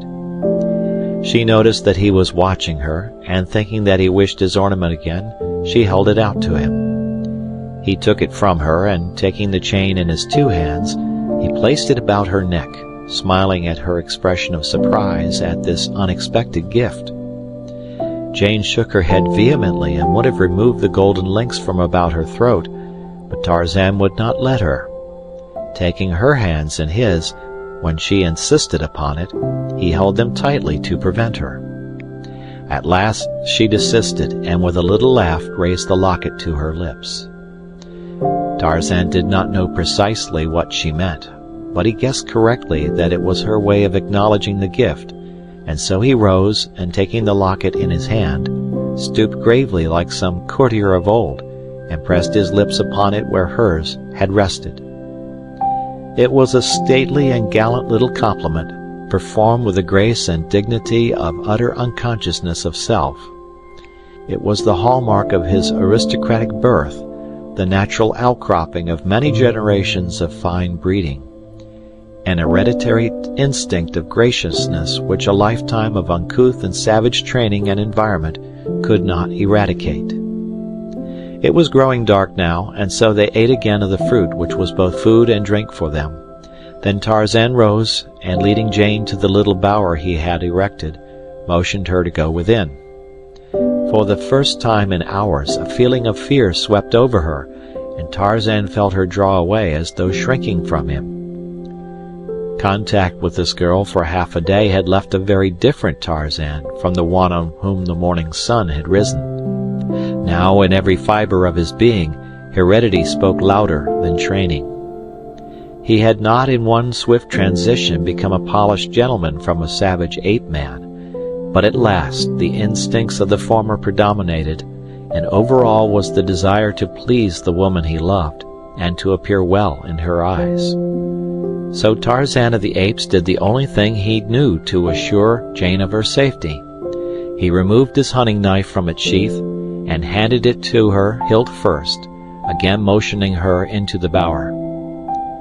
The girl understood, and taking the long knife she entered and lay down upon the soft grasses, while Tarzan of the Apes stretched himself upon the ground across the entrance. And thus the rising sun found them in the morning. When Jane awoke, she did not at first recall the strange events of the preceding day, and so she wondered at her odd surroundings, the little leafy bower, the soft grasses of her bed, the unfamiliar prospect from the opening at her feet. Slowly the circumstances of her position crept one by one into her mind, and then a great wonderment arose in her heart, a mighty wave of thankfulness and gratitude that though she had been in such terrible danger, yet she was unharmed. She moved to the entrance of the shelter to look for Tarzan. He was gone, but this time no fear assailed her, for she knew that he would return. In the grass at the entrance to her bower she saw the imprint of his body, where he had lain all night to guard her. She knew that the fact that he had been there was all that had permitted her to sleep in such peaceful security. With him near, who could entertain fear? She wondered if there was another man on earth with whom a girl could feel so safe in the heart of this savage African jungle. Even the lions and panthers had no fears for her now. She looked up to see his lithe form drop softly from a nearby tree. As he caught her eyes upon him, his face lighted with that frank and radiant smile that had won her confidence the day before. As he approached her, Jane's heart beat faster, and her eyes brightened as they had never done before at the approach of any man. He had again been gathering fruit, and this he laid at the entrance of her bower. Once more they sat down together to eat. Jane commenced to wonder what his plans were. Would he take her back to the beach, or would he keep her here? Suddenly she realized that the matter did not seem to give her much concern. Could it be that she did not care? She began to comprehend also that she was entirely contented, sitting here by the side of this smiling giant, eating delicious fruit in a sylvan paradise, far within the remote depths of an African jungle, that she was contented and very happy. She could not understand it.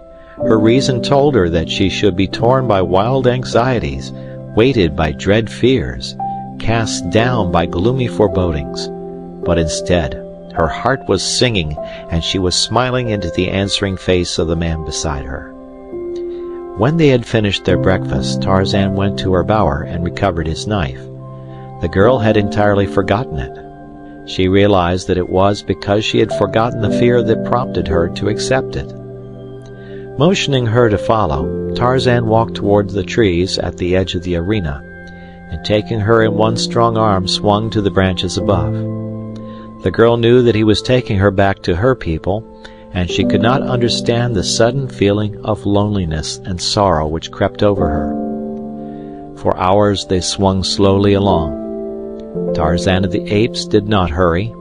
He tried to draw out the sweet pleasure of that journey with those dear arms about his neck as long as possible, and so he went far south of the direct route to the beach. Several times they halted for brief rests, which Tarzan did not need, and at noon they stopped for an hour at a little brook where they quenched their thirst and ate. So it was nearly sunset when they came to the clearing, and Tarzan, dropping to the ground beside a great tree, parted the tall jungle grass and pointed out the little cabin to her. She took him by the hand to lead him to it, that she might tell her father that this man had saved her from death, and worse than death, that he had watched over her as carefully as a mother might have done. But again, the timidity of the wild thing in the face of human habitation swept over Tarzan of the Apes. He drew back, shaking his head. The girl came closer to him, looking up with pleading eyes. Somehow she could not bear the thought of his going back into the terrible jungle alone. Still he shook his head, and finally he drew her to him very gently and stooped to kiss her. But first he looked into her eyes and waited to learn if she was pleased or if she would repulse him. Just an instant the girl hesitated, and then she realized the truth, and throwing her arms about his neck, she drew his face to hers and kissed him, unashamed. "I love you, I love you," she murmured. From far in the distance came the faint sound of many guns. Tarzan and Jane raised their heads. From the cabin came Mr. Philander and Esmeralda. From where Tarzan and the girl stood, they could not see the two vessels lying at anchor in the harbor. Tarzan pointed towards the sounds, touched his breast, and pointed again. She understood. He was going, and something told her that it was because he thought her people were in danger. Again he kissed her. "Come back to me," she whispered. "I shall wait for you. Always." He was gone, and Jane turned to walk across the clearing to the cabin. Mr. Philander was the first to see her. It was dusk, and Mr. Philander was very nearsighted.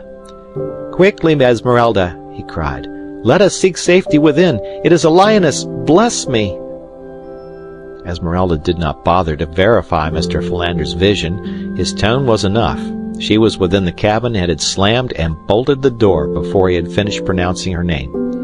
The "bless me" was startled out of Mr. Philander by the discovery that Esmeralda, in the exuberance of her haste, had fastened him upon the same side of the door as was the close approaching lioness.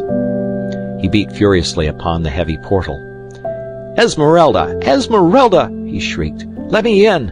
I am being devoured by a lion!" Esmeralda thought that the noise upon the door was made by the lioness in her attempts to pursue her, so, after her custom, she fainted. Mr. Philander cast a frightened glance behind him. Horrors, the thing was quite close now. He tried to scramble up the side of the cabin, and succeeded in catching a fleeting hold upon the thatched roof. For a moment he hung there, clawing with his feet like a cat on a clothesline. But presently a piece of the thatch came away, and Mr. Philander, preceding it, was precipitated upon his back. At the instant he fell, a remarkable item of natural history leaped to his mind. If one feigns death, lions and lionesses are supposed to ignore one, according to Mr. Philander's faulty memory. So Mr. Philander lay as he had fallen, frozen into the horrid semblance of death. As his arms and legs had been extended stiffly upward as he came to earth upon his back, the attitude of death was anything but impressive. Jane had been watching his antics in mild-eyed surprise. Now she laughed. A little choking gurgle of a laugh, but it was enough. Mr. Philander rolled over upon his side and peered about. At length he discovered her. "Jane!" he cried. "Jane Porter! Bless me!" He scrambled to his feet and rushed toward her. He could not believe that it was she, and alive. "Bless me! Where did you come from? Where in the world have you been? How—" "Mercy, Mr. Philander," interrupted the girl. "I can never remember so many questions." "Well, well," said Mr. Philander. "Bless me! I am so filled with surprise and exuberant delight at seeing you safe and well again, that I scarcely know what I am saying, really. But come, tell me all that has happened to you." End of chapter.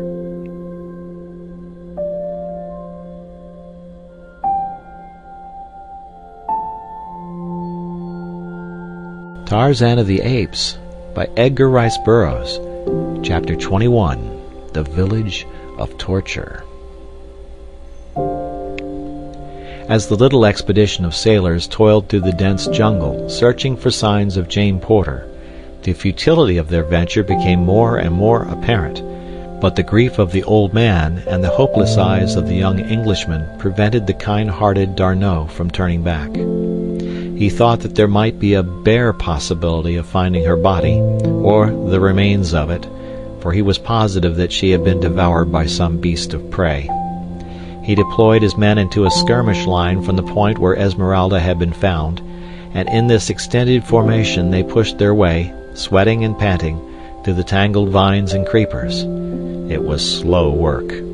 Noon found them but a few miles inland. They halted for a brief rest then, and after pushing on for a short distance further, one of the men discovered a well-marked trail. It was an old elephant track, and D'Arnot, after consulting with Professor Porter and Clayton, decided to follow it. The path wound through the jungle in a northeasterly direction, and along it the column moved in single file. Lieutenant D'Arnot was in the lead and moving at a quick pace, for the trail was comparatively open.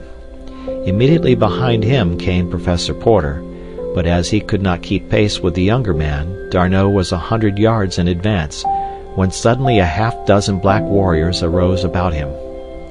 D'Arnot gave a warning shout to his column as the blacks closed on him, but before he could draw his revolver, he had been pinioned and dragged into the jungle. His cry had alarmed the sailors, and a dozen of them sprang forward past Professor Porter, running up the trail to their officer's aid. They did not know the cause of his outcry, only that it was a warning of danger ahead. They had rushed past the spot where D'Arnot had been seized when a spear hurled from the jungle transfixed one of the men, and then a volley of arrows fell among them. Raising their rifles, they fired into the underbrush in the direction from which the missiles had come. By this time the balance of the party had come up, and volley after volley was fired toward the concealed foe. It was these shots that Tarzan and Jane Porter had heard. Lieutenant Charpentier, who had been bringing up the rear of the column, now came running to the scene, and on hearing the details of the ambush, ordered the men to follow him, and plunged into the tangled vegetation. In an instant they were in a hand-to-hand fight with some 50 black warriors of Mbonga's village. Arrows and bullets flew thick and fast. Queer African knives and French gun butts mingled for a moment in savage and bloody duels, but soon the natives fled into the jungle, leaving the Frenchmen to count their losses. 4 of the 20 were dead, a dozen others were wounded, and Lieutenant D'Arnot was missing. Night was falling rapidly, and their predicament was rendered doubly worse when they could not even find the elephant trail which they had been following. There was but one thing to do: make camp where they were until daylight. Lieutenant Charpentier ordered a clearing made and a circular abattis of underbrush constructed about the camp. This work was not completed until long after dark, the men building a huge fire in the center of the clearing to give them light to work by. When all was safe as possible against attack of wild beasts and savage men, Lieutenant Charpentier placed sentries about the little camp, and the tired and hungry men threw themselves upon the ground to sleep. The groans of the wounded, mingled with the roaring and growling of the great beasts which the noise and firelight had attracted, kept sleep, except in its most fitful form, from the tired eyes. It was a sad and hungry party that lay through the long night, praying for dawn. The blacks who had seized D'Arnot had not waited to participate in the fight which followed, but instead had dragged their prisoner a little way through the jungle and then struck the trail further on beyond the scene of the fighting in which their fellows were engaged. They hurried him along, the sounds of battle growing fainter and fainter as they drew away from the contestants, until there suddenly broke upon D'Arnot's vision a good-sized clearing at the end of which stood a thatched and palisaded village. It was now dusk, but the watchers at the gate saw the approaching trio and distinguished one as a prisoner ere they reached the portals. A cry went up within the palisade. A great throng of women and children rushed out to meet the party. And then began for the French officer the most terrifying experience which man can encounter upon earth, the reception of a white prisoner into a village of African cannibals. To add to the fiendishness of their cruel savagery was the poignant memory of still crueler barbarities practiced upon them and theirs by the white officers of that arch-hypocrite Leopold II of Belgium, because of whose atrocities they had fled the Congo Free State, a pitiful remnant of what once had been a mighty tribe. They fell upon D'Arnot tooth and nail, beating him with sticks and stones and tearing at him with claw-like hands. Every vestige of clothing was torn from him, and the merciless blows fell upon his bare and quivering flesh. But not once did the Frenchman cry out in pain. He breathed a silent prayer that he be quickly delivered from his torture. But the death he prayed for was not to be so easily had. Soon the warriors beat the women away from their prisoner. He was to be saved for nobler sport than this, and the first wave of their passion having subsided, they contented themselves with crying out taunts and insults, and spitting upon him. Presently they reached the center of the village. There D'Arnot was bound securely to the great post from which no live man had ever been released. A number of the women scattered to their several huts to fetch pots and water, while others built a row of fires on which portions of the feast were to be broiled, while the balance would be slowly dried in strips for future use, as they expected the other warriors to return with many prisoners. The festivities were delayed, awaiting the return of the warriors who had remained to engage in the skirmish with the white men, so that it was quite late when all were in the village, and the dance of death commenced to circle around the doomed officer. Half fainting from pain and exhaustion, D'Arnot watched from beneath half-closed lids what seemed but the vagary of delirium, or some horrid nightmare from which he must soon awake. The bestial faces, daubed with color, the huge mouths and flabby hanging lips, the yellow teeth sharp-filed, the rolling demon eyes, the shining naked bodies, the cruel spears. Surely no such creatures really existed upon earth. He must indeed be dreaming. The savage, whirling bodies circled nearer. Now a spear sprang forth and touched his arm. The sharp pain and the feel of hot, trickling blood assured him of the awful reality of his hopeless position. Another spear, and then another touched him. He closed his eyes and held his teeth firm set. He would not cry out. He was a soldier of France, and he would teach these beasts how an officer and a gentleman died. Tarzan of the Apes needed no interpreter to translate the story of those distant shots. With Jane Porter's kisses still warm upon his lips, he was swinging with incredible rapidity through the forest trees, straight toward the village of Mbonga. He was not interested in the location of the encounter, for he judged that that would soon be over. Those who were killed he could not aid, those who escaped would not need his assistance. It was to those who had neither been killed or escaped that he hastened, and he knew that he would find them by the great post in the center of Mbonga village. Many times had Tarzan seen Mbonga's black raiding parties return from the northward with prisoners, and always were the same scenes enacted about that grim stake, beneath the flaring light of many fires. He knew, too, that they seldom lost much time before consummating the fiendish purpose of their captures. He doubted that he would arrive in time to do more than avenge. On he sped. Night had fallen, and he traveled high along the upper terrace where the gorgeous tropic moon lighted the dizzy pathway through the gently undulating branches of the treetops. Presently he caught the reflection of a distant blaze. It lay to the right of his path. It must be the light from the campfire the two men had built before they were attacked. Tarzan knew nothing of the presence of the sailors. So sure was Tarzan of his jungle knowledge that he did not turn from his course, but passed the glare at a distance of a half-mile.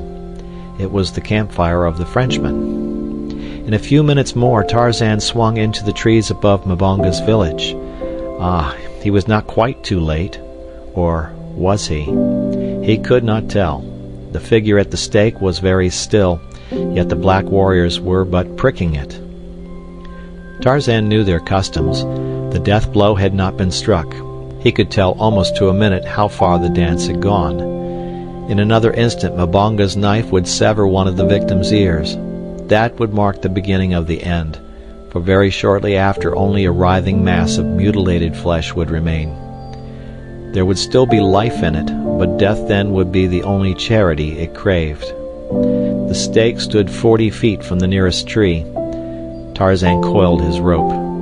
Then there rose suddenly above the fiendish cries of the dancing demons the awful challenge of the ape-man. The dancers halted as though turned to stone. The rope sped with singing whir high above the heads of the blacks. It was quite invisible in the flaring lights of the campfires. D'Arnot opened his eyes. A huge black, standing directly before him, lunged backward as though felled by an invisible hand. Struggling and shrieking, his body, rolling from side to side, moved quickly toward the shadows beneath the leaves. The blacks, their eyes protruding in horror, watched spellbound. Once beneath the trees, the body rose straight into the air, and as it disappeared into the foliage above, the terrified negroes, screaming with fright, broke into a mad race for the village gate. D'Arnot was left alone. He was a brave man, but he had felt the short hairs bristle upon the nape of his neck when that uncanny cry rose upon the air. As the writhing body of the black soared, as though by unearthly power, into the dense foliage of the forest, D'Arnot felt an icy shiver run along his spine, as though death had risen from a dark grave and laid a cold and clammy finger on his flesh. As D'Arnot watched the spot where the body had entered the tree, he heard the sounds of movement there. The branches swayed as though under the weight of a man's body. There was a crash, and the black came sprawling to earth again, to lie very quietly where he had fallen.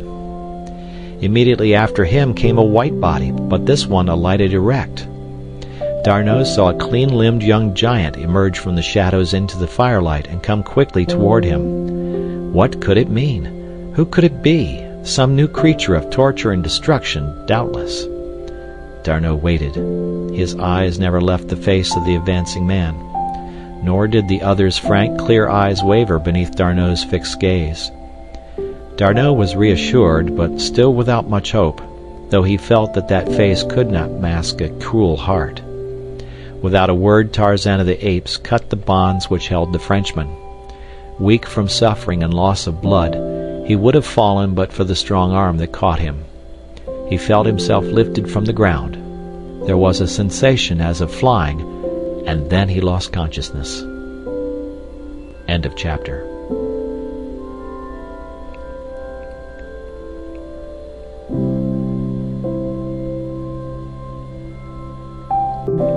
Tarzan of the Apes by Edgar Rice Burroughs. Chapter 22. The Search Party.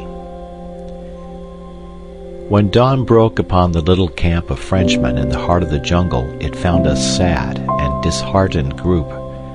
As soon as it was light enough to see their surroundings, Lieutenant Charpentier sent men in groups of 3 in several directions to locate the trail, and in 10 minutes it was found, and the expedition was hurrying back toward the beach. It was slow work, for they bore the bodies of 6 dead men, 2 more having succumbed during the night, and several of those who were wounded required support to move even very slowly. Charpentier had decided to return to camp for reinforcements, and then make an attempt to track down the natives and rescue D'Arnot. It was late in the afternoon when the exhausted men reached the clearing by the beach, but for 2 of them the return brought so great a happiness that all their suffering and heartbreaking grief was forgotten on the instant. As the little party emerged from the jungle, the first person that Professor Porter and Cecil Clayton saw was Jane, standing by the cabin door. With a little cry of joy and relief, she ran forward to greet them, throwing her arms about her father's neck and bursting into tears for the first time since they had been cast upon this hideous and adventurous shore. Professor Porter strove manfully to suppress his own emotions, but the strain upon his nerves and weakened vitality were too much for him, and at length, burying his old face in the girl's shoulder, he sobbed quietly like a tired child. Jane led him toward the cabin, and the Frenchmen turned toward the beach from which several of their fellows were advancing to meet them. Clayton, wishing to leave father and daughter alone, joined the sailors, and remained talking with the officers until their boat pulled away toward the cruiser, whither Lieutenant Charpentier was bound to report the unhappy outcome of his adventure. Then Clayton turned back slowly toward the cabin. His heart was filled with happiness. The woman he loved was safe. He wondered by what manner of miracle she had been spared. To see her alive seemed almost unbelievable. As he approached the cabin, he saw Jane coming out. When she saw him, she hurried forward to meet him. "Jane," he cried, "God has been good to us indeed. Tell me how you escaped, what form Providence took to save you for us." He had never before called her by her given name.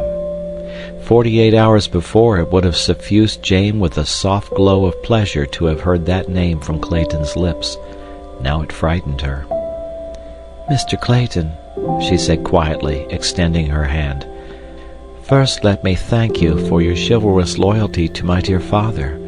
He has told me how noble and self-sacrificing you have been. How can we repay you?" Clayton noticed that she did not return his familiar salutation, but he felt no misgivings on that score. She had been through so much. This was no time to force his love upon her, he quickly realized. "I am already repaid," he said. "Just to see you and Professor Porter both safe, well, and together again, I do not think that I could much longer have endured the pathos of his quiet and uncomplaining grief. It was the saddest experience of my life, Miss Porter, and then, added to it, there was my own grief, the greatest I have ever known. But his was so hopeless, his was pitiful. It taught me that no love, not even that of a man for his wife, may be so deep and terrible and self-sacrificing as the love of a father for his daughter." The girl bowed her head.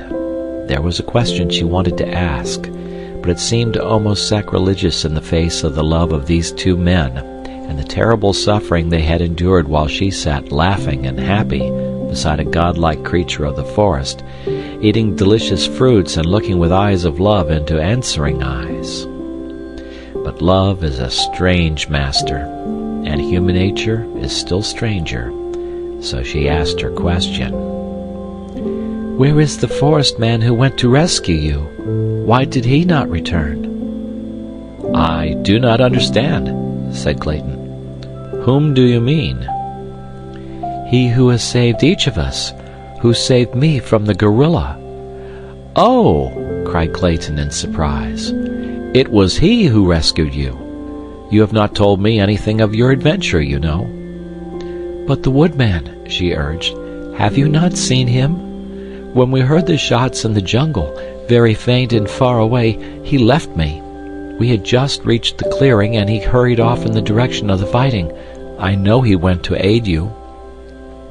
Her tone was almost pleading, her manner tense with suppressed emotion.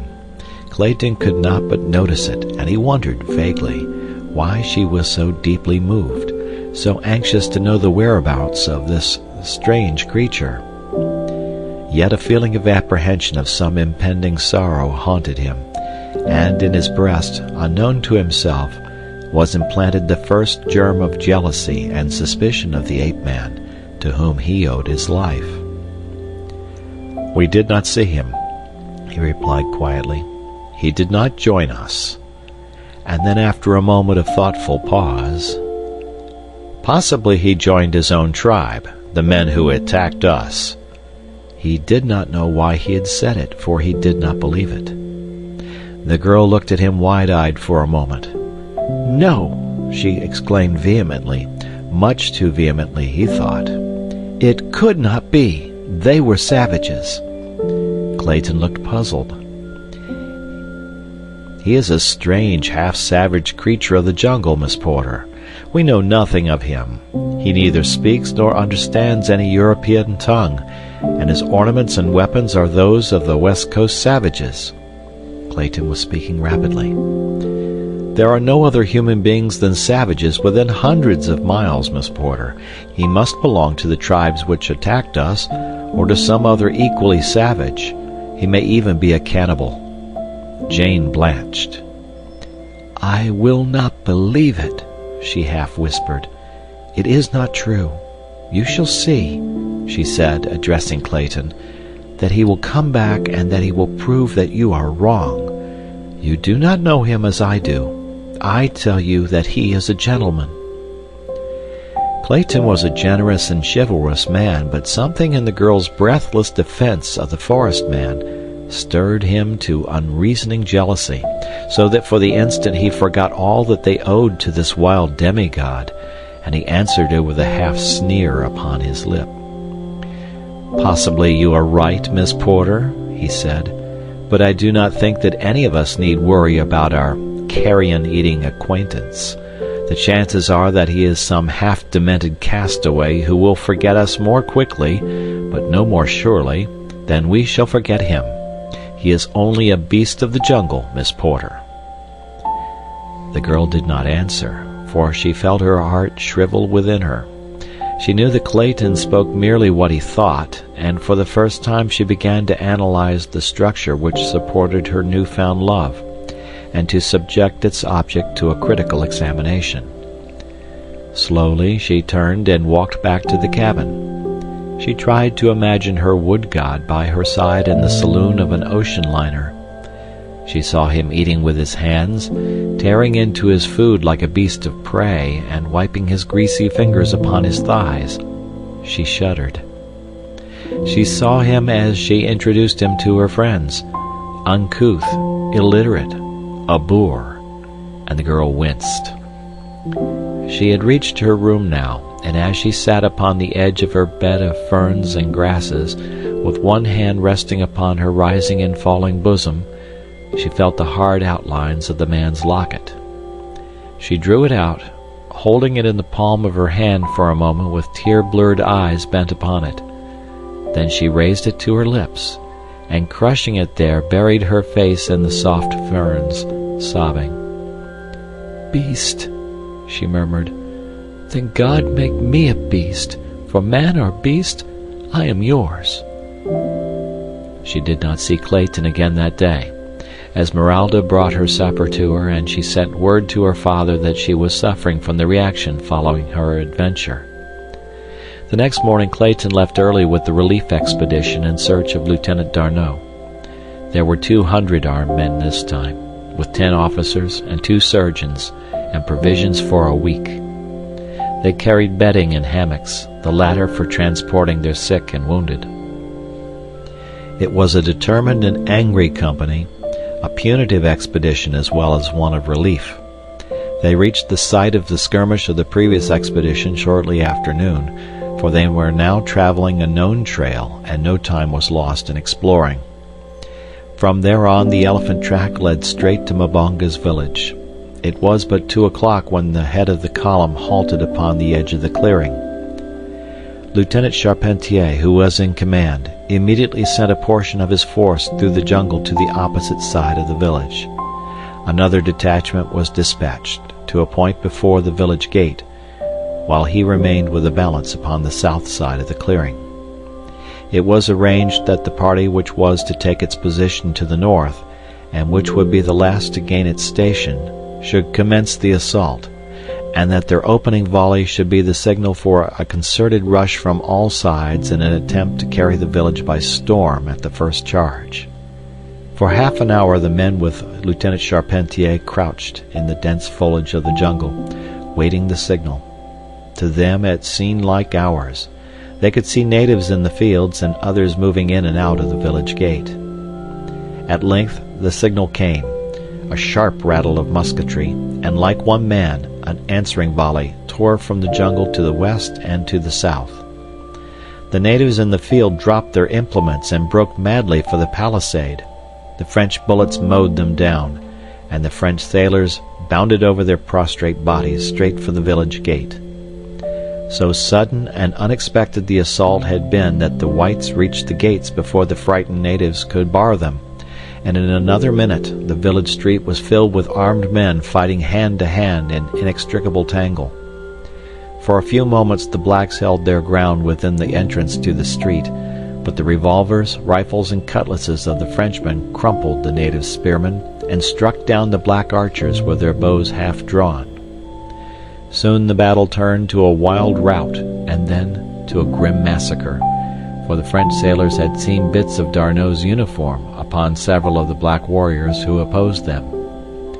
They spared the children and those of the women whom they were not forced to kill in self-defense, but when at length they stopped, panting, blood-covered and sweating, it was because there lived to oppose them no single warrior of all the savage village of Mbonga. Carefully they ransacked every hut and corner of the village, but no sign of D'Arnot could they find. They questioned the prisoners by signs, and finally one of the sailors who had served in the French Congo found that he could make them understand the bastard tongue that passes for language between the whites and the more degraded tribes of the coast. But even then they could learn nothing definite regarding the fate of D'Arnot.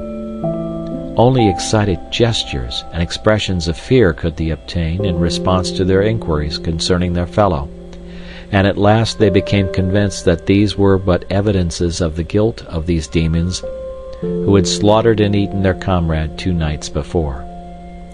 At length all hope left them, and they prepared to camp for the night within the village. The prisoners were herded into 3 huts where they were heavily guarded. Sentries were posted at the barred gates, and finally the village was wrapped in the silence of slumber, except for the wailing of the native women for their dead.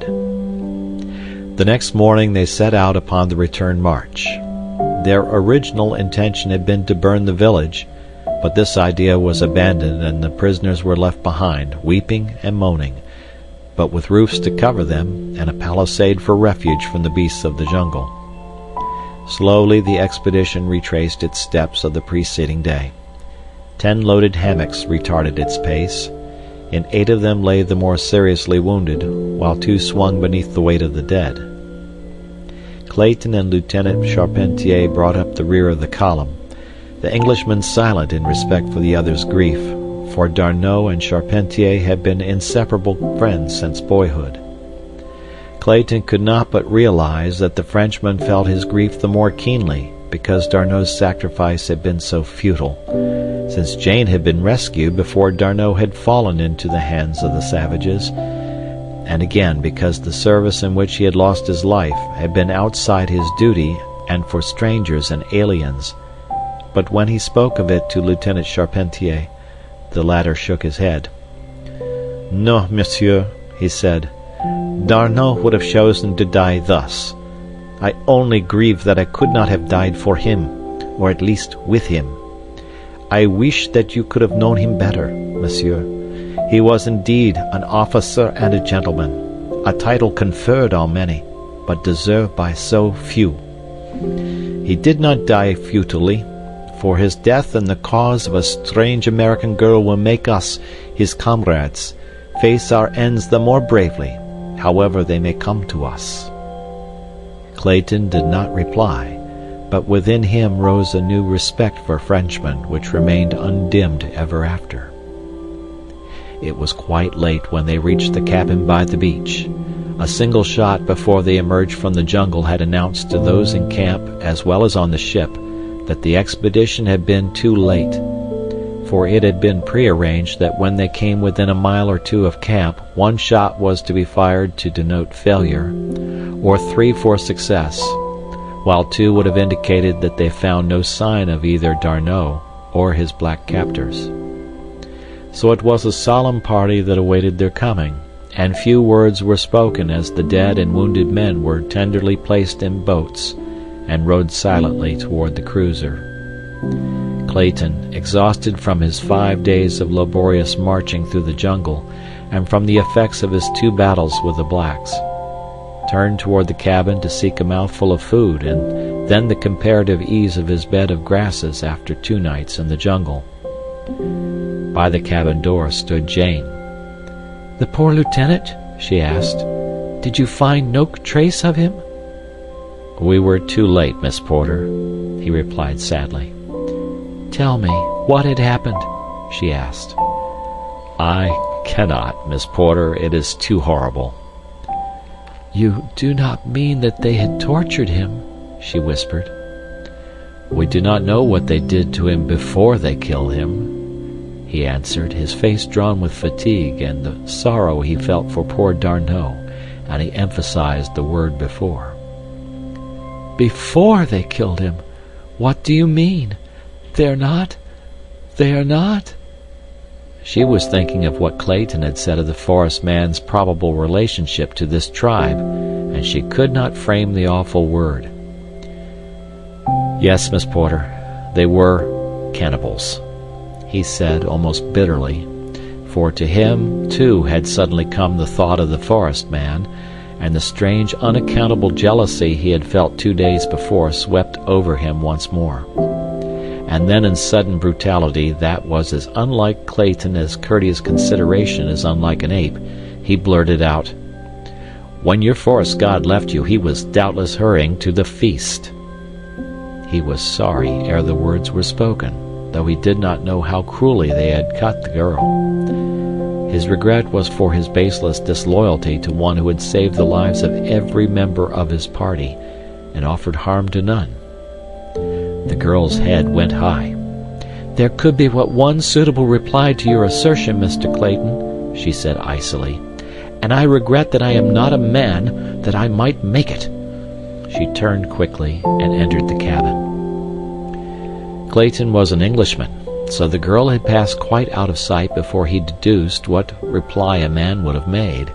"Upon my word," he said ruefully, "she called me a liar. And I fancy I jolly well deserved it," he added thoughtfully.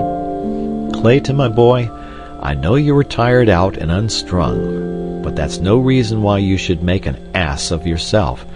You'd better go to bed." But before he did so, he called gently to Jane upon the opposite side of the sailcloth partition, for he wished to apologize, but he might as well have addressed the Sphinx. Then he wrote upon a piece of paper and shoved it beneath the partition. Jane saw the little note and ignored it, for she was very angry and hurt and mortified. But she was a woman, and so eventually she picked it up and read it. "My dear Miss Porter, I had no reason to insinuate what I did. My only excuse is that my nerves must be unstrung, which is no excuse at all. Please try and think that I did not say it. I am very sorry. I would not have hurt you above all others in the world. Say that you forgive me. William Cecil Clayton." "He did think it, or he would never have said it," reasoned the girl. "But it cannot be true. Oh, I know it is not true." One sentence in the letter frightened her. "I would not have hurt you above all others in the world." A week ago, that sentence would have filled her with delight. Now it depressed her. She wished she had never met Clayton. She was sorry that she had ever seen the forest god. No, she was glad. And there was that other note she had found in the grass before the cabin the day after her return from the jungle, the love note signed by Tarzan of the Apes. Who could be this new suitor? If he were another of the wild denizens of this terrible forest, what might he not do to claim her? "Esmeralda, wake up!" she cried. "You make me so irritable, sleeping there peacefully when you know perfectly well that the world is filled with sorrow." "Gabrielle!" screamed Esmeralda, sitting up. "What is it now? A hipponeurosauros? Where is he, Miss Jane?" "Nonsense, Esmeralda, there is nothing. Go back to sleep. You are bad enough asleep, but you are infinitely worse awake." "Yes, honey, but what's the matter with you, precious? You act sort of disgranulated this evening." "Oh, Esmeralda, I'm just plain ugly tonight," said the girl. "Don't pay any attention to me, that's a dear." "Yes, honey, now you go right to sleep. Your nerves are all on edge. What with all these hippopotamuses and man-eating geniuses that Mr. Philander been telling about, Lord, I ain't no wonder we all get nervous prosecution." Jane crossed the little room laughing, and kissing the faithful woman, bade Esmeralda good night. End of chapter.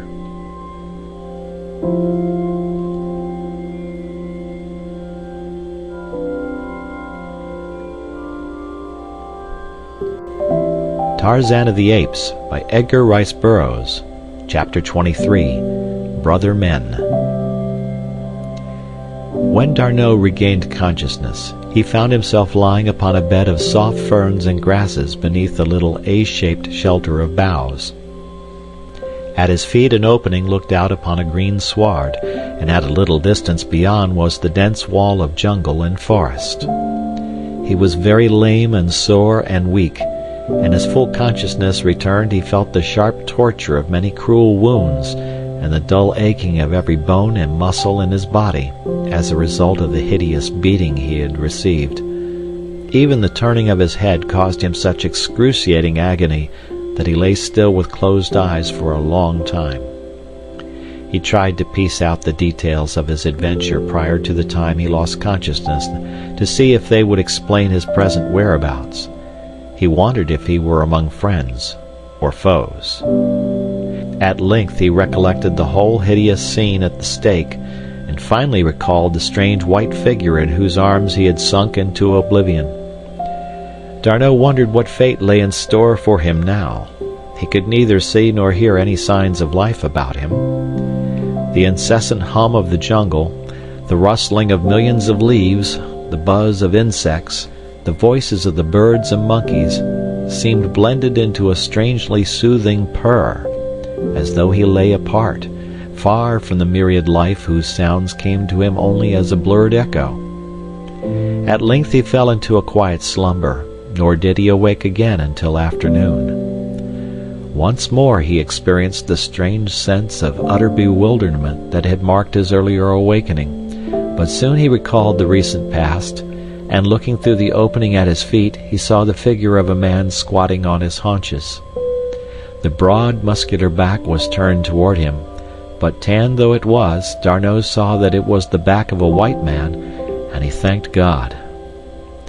The Frenchman called faintly. The man turned, and rising, came toward the shelter. His face was very handsome, the handsomest, thought D'Arnot, that he had ever seen.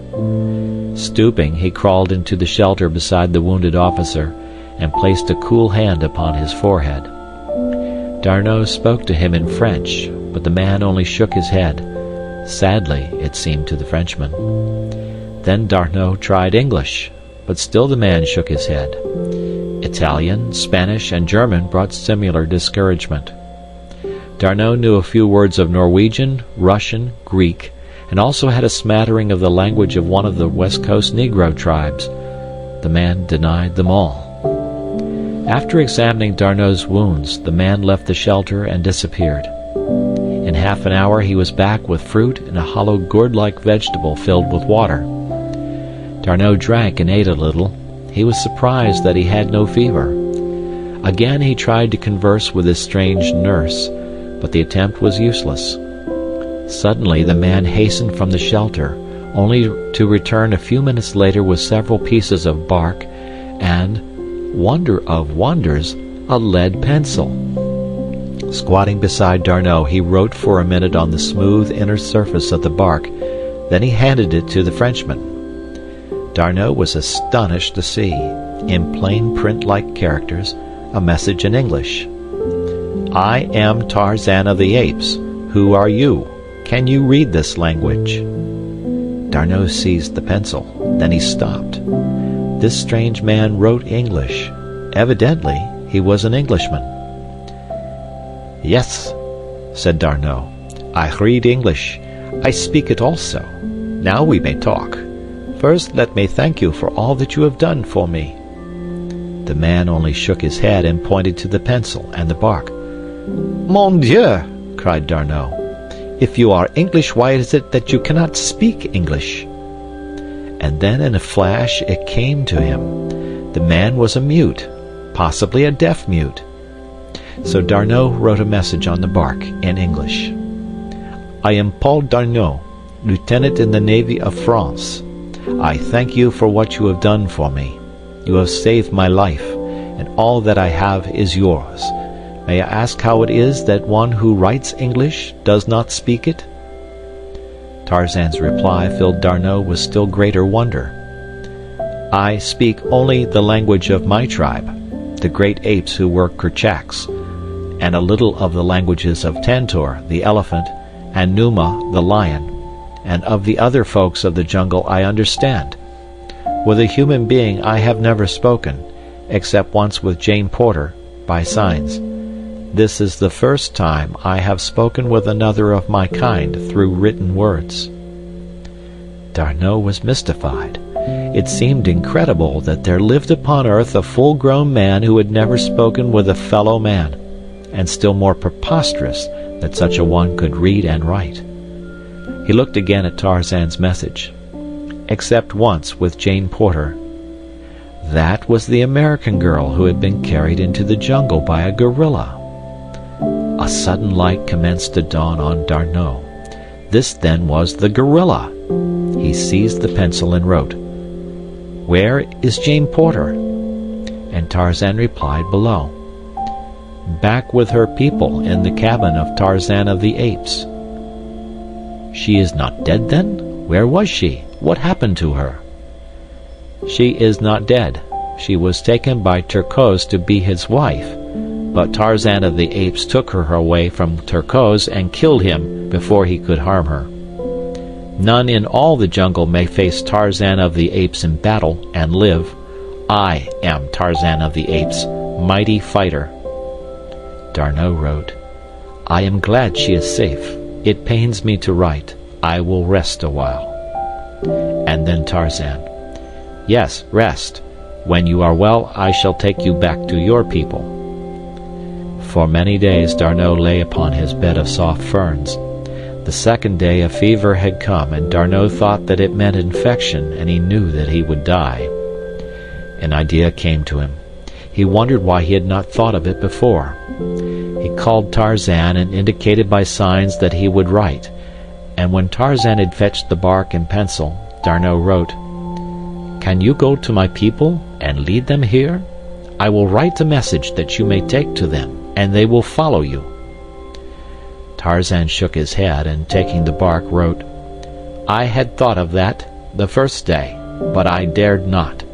The great apes come often to this spot, and if they found you here, wounded and alone, they would kill you." D'Arnot turned on his side and closed his eyes. He did not wish to die, but he felt that he was going, for the fever was mounting higher and higher. That night he lost consciousness. For 3 days he was in delirium, and Tarzan sat beside him and bathed his head and hands and washed his wounds. On the 4th day the fever broke as suddenly as it had come, but it left D'Arnot a shadow of his former self, and very weak. Tarzan had to lift him that he might drink from the gourd. The fever had not been the result of infection, as D'Arnot had thought, but one of those that commonly attack whites in the jungles of Africa, and either kill or leave them as suddenly as D'Arnot's had left him. 2 days later, D'Arnot was tottering about the amphitheater, Tarzan's strong arm about him to keep him from falling. They sat beneath the shade of a great tree, and Tarzan found some smooth bark that they might converse. D'Arnot wrote the first message. "What can I do to repay you for all that you have done for me?" And Tarzan in reply, "Teach me to speak the language of men." And so D'Arnot commenced at once, pointing out familiar objects and repeating their names in French, for he thought that it would be easier to teach this man his own language, since he understood it himself best of all. It meant nothing to Tarzan, of course, for he could not tell one language from another, so when he pointed to the word man, which he had printed upon a piece of bark, he learned from D'Arnot that it was pronounced and in the same way he was taught to pronounce ape, singe, and tree, arbre. He was a most eager student, and in 2 more days had mastered so much French that he could speak little sentences such as, "That is a tree," "This is grass," "I am hungry," and the like, but D'Arnot found that it was difficult to teach him the French construction upon a foundation of English. The Frenchman wrote little lessons for him in English, and had Tarzan repeat them in French, but as a literal translation was usually very poor French, Tarzan was often confused. D'Arnot realized now that he had made a mistake, but it seemed too late to go back and do it all over again, and force Tarzan to unlearn all that he had learned, especially as they were rapidly approaching a point where they would be able to converse. On the third day after the fever broke, Tarzan wrote a message asking D'Arnot if he felt strong enough to be carried back to the cabin. Tarzan was as anxious to go as D'Arnot, for he longed to see Jane again. It had been hard for him to remain with the Frenchman all these days for that very reason, and that he had unselfishly done so spoke more glowingly of his nobility of character than even did his rescuing the French officer from Mbonga's clutches. D'Arnot, only too willing to attempt the journey, wrote, "But you cannot carry me all the distance through this tangled forest." Tarzan laughed. "Mais oui," he said, and D'Arnot laughed aloud to hear the phrase that he used so often glide from Tarzan's tongue. So they set out, D'Arnot marveling as had Clayton and Jane at the wondrous strength and agility of the ape-man. Mid-afternoon brought them to the clearing, and as Tarzan dropped to earth from the branches of the last tree, his heart leaped and bounded against his ribs in anticipation of seeing Jane so soon again. No one was in sight outside the cabin, and D'Arnot was perplexed to note that neither the cruiser nor the Arrow was at anchor in the bay. An atmosphere of loneliness pervaded the spot, which caught suddenly at both men as they strode toward the cabin. Neither spoke, yet both knew before they opened the closed door what they would find beyond. Tarzan lifted the latch and pushed the great door in upon its wooden hinges. It was as they had feared. The cabin was deserted. The men turned and looked at one another. D'Arnot knew that his people thought him dead, but Tarzan thought only of the woman who had kissed him in love and now had fled from him while he was serving one of her people. A great bitterness rose in his heart. He would go away, far into the jungle, and join his tribe. Never would he see one of his own kind again, nor could he bear the thought of returning to the cabin. He would leave that forever behind him with the great hopes he had nursed there of finding his own race and becoming a man among men. And the Frenchman, D'Arnot, what of him?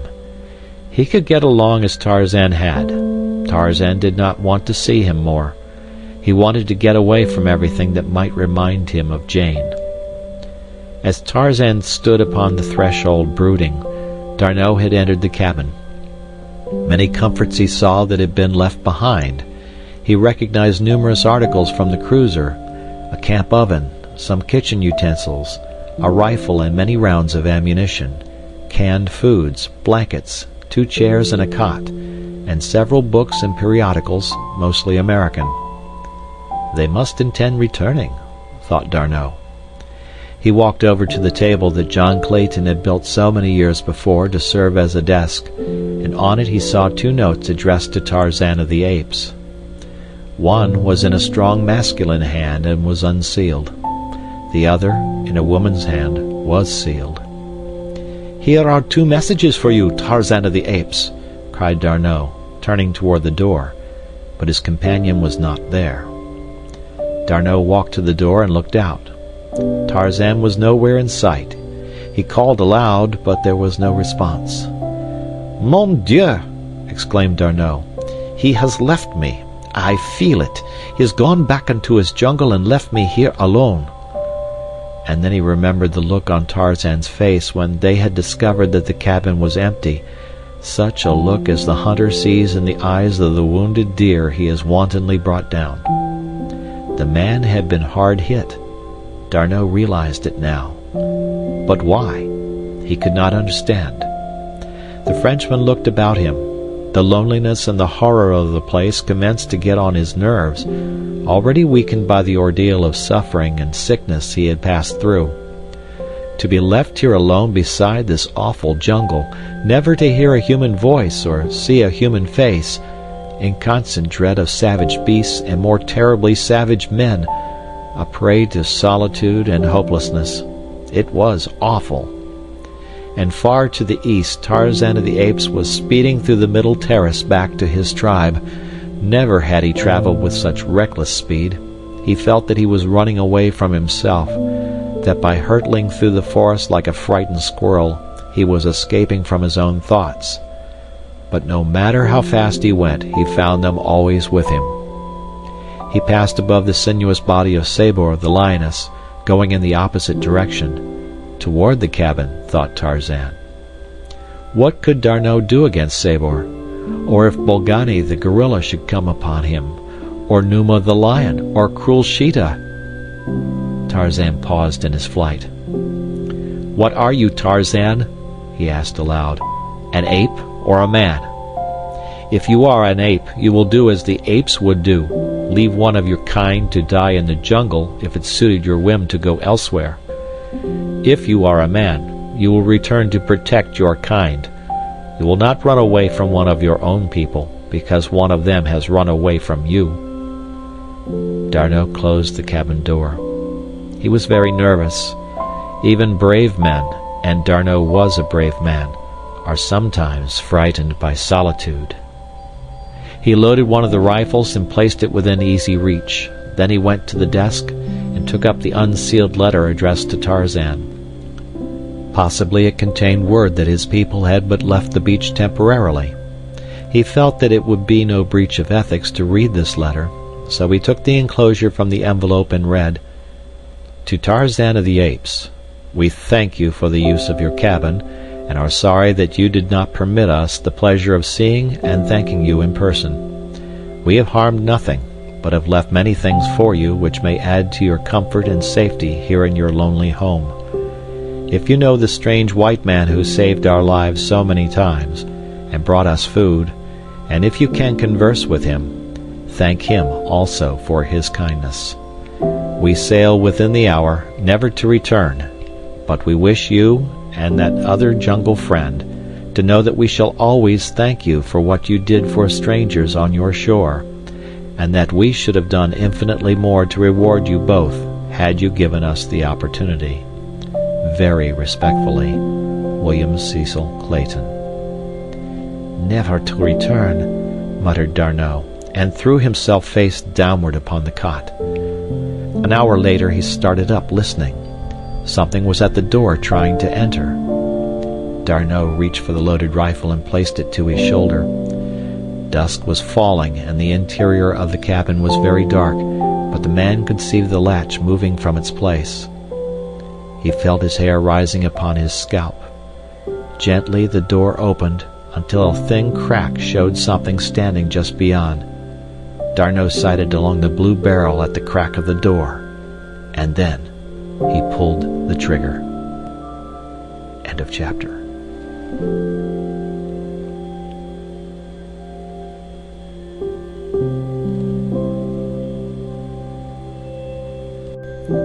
Tarzan of the Apes by Edgar Rice Burroughs. Chapter 24. Lost Treasure. When the expedition returned, following their fruitless endeavor to succor D'Arnot, Captain Dufresne was anxious to steam away as quickly as possible, and all save Jane had acquiesced. "No," she said determinedly, "I shall not go, nor should you, for there are two friends in that jungle who will come out of it some day, expecting to find us awaiting them. Your officer, Captain Dufresne, is one of them, and the forest man who has saved the lives of every member of my father's party is the other. He left me at the edge of the jungle 2 days ago to hasten to the aid of my father and Mr. Clayton, as he thought, and he has stayed to rescue Lieutenant D'Arnot, of that you may be sure. Had he been too late to be of service to the lieutenant, he would have been back before now. The fact that he is not back is sufficient proof to me that he is delayed because Lieutenant D'Arnot is wounded, or he has had to follow his captors further than the village which your sailors attacked." "But poor D'Arnot's uniform and all his belongings were found in that village, Miss Porter," argued the captain. "And the natives showed great excitement when questioned as to the white man's fate." "Yes, Captain, but they did not admit that he was dead, and as for his clothes and accoutrements being in their possession, why more civilized people than these poor savage Negroes strip their prisoners of every article of value whether they intend killing them or not. Even the soldiers of my own dear South looted not only the living but the dead. It is strong circumstantial evidence, I will admit, but it is not positive proof." "Possibly your forest man himself was captured or killed by the savages," suggested Captain Dufranne. The girl laughed. "You do not know him," she replied, a little thrill of pride setting her nerves a-tingle at the thought that she spoke of her own. "I admit that he would be worth waiting for, this Superman of yours," laughed the captain. "I most certainly should like to see him." "Then wait for him, my dear captain," urged the girl, "for I intend doing so." The Frenchman would have been a very much surprised man could he have interpreted the true meaning of the girl's words. They had been walking from the beach toward the cabin as they talked, and now they joined a little group sitting on camp stools in the shade of a great tree beside the cabin. Professor Porter was there, and Mr. Philander and Clayton, with Lieutenant Charpentier and two of his brother officers, while Esmeralda hovered in the background, ever and anon venturing opinions and comments with the freedom of an old and much-indulged family servant. The officers arose and saluted as their superior approached, and Clayton surrendered his camp stool to Jane. "We were just discussing poor Paul's fate," said Captain Dufranne. "Miss Porter insists that we have no absolute proof of his death, nor have we. And on the other hand she maintains that the continued absence of your omnipotent jungle friend indicates that D'Arnot is still in need of his services, either because he is wounded or still is a prisoner in a more distant native village." "It has been suggested," ventured Lieutenant Charpentier, "that the wild man may have been a member of the tribe of blacks who attacked our party, that he was hastening to aid them, his own people." Jane shot a quick glance at Clayton. "It seems vastly more reasonable," said Professor Porter. "I do not agree with you," objected Mr. Philander. "He had ample opportunity to harm us himself, or to lead his people against us. Instead, during our long residence here, he has been uniformly consistent in his role of protector and provider." "That is true," interjected Clayton. "Yet we must not overlook the fact that except for himself, the only human beings within hundreds of miles are savage cannibals. He was armed precisely as are they, which indicates that he has maintained relations of some nature with them, and the fact that he is but one against possibly thousands suggests that these relations could scarcely have been other than friendly." "It seems improbable, then, that he is not connected with them," remarked the captain. "Possibly a member of this tribe." "Otherwise," added another of the officers, "how could he have lived a sufficient length of time among the savage denizens of the jungle, brute and human, to have become proficient in woodcraft or in the use of African weapons?" "You are judging him according to your own standards, gentlemen," said Jane. "An ordinary white man such as any of you— pardon me, I did not mean just that. Rather, a white man above the ordinary in physique and intelligence could never, I grant you, have lived a year alone and naked in this tropical jungle.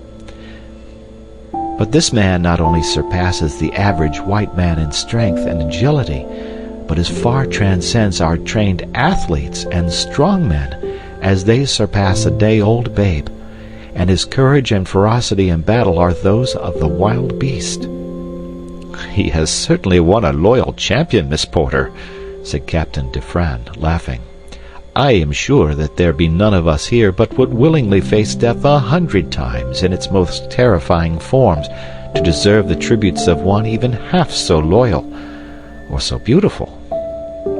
"You would not wonder that I defend him," said the girl, "could you have seen him as I saw him, battling in my behalf with that huge hairy brute.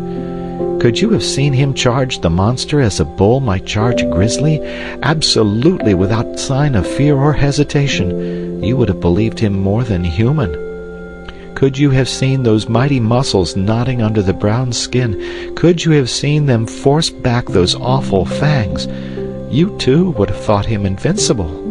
And could you have seen the chivalrous treatment which he accorded a strange girl of a strange race, you would feel the same absolute confidence in him that I feel." "You have won your suit, my fair pleader," cried the captain. "This court finds the defendant not guilty, and the cruiser shall wait a few days longer that he may have an opportunity to come and thank the divine Portia."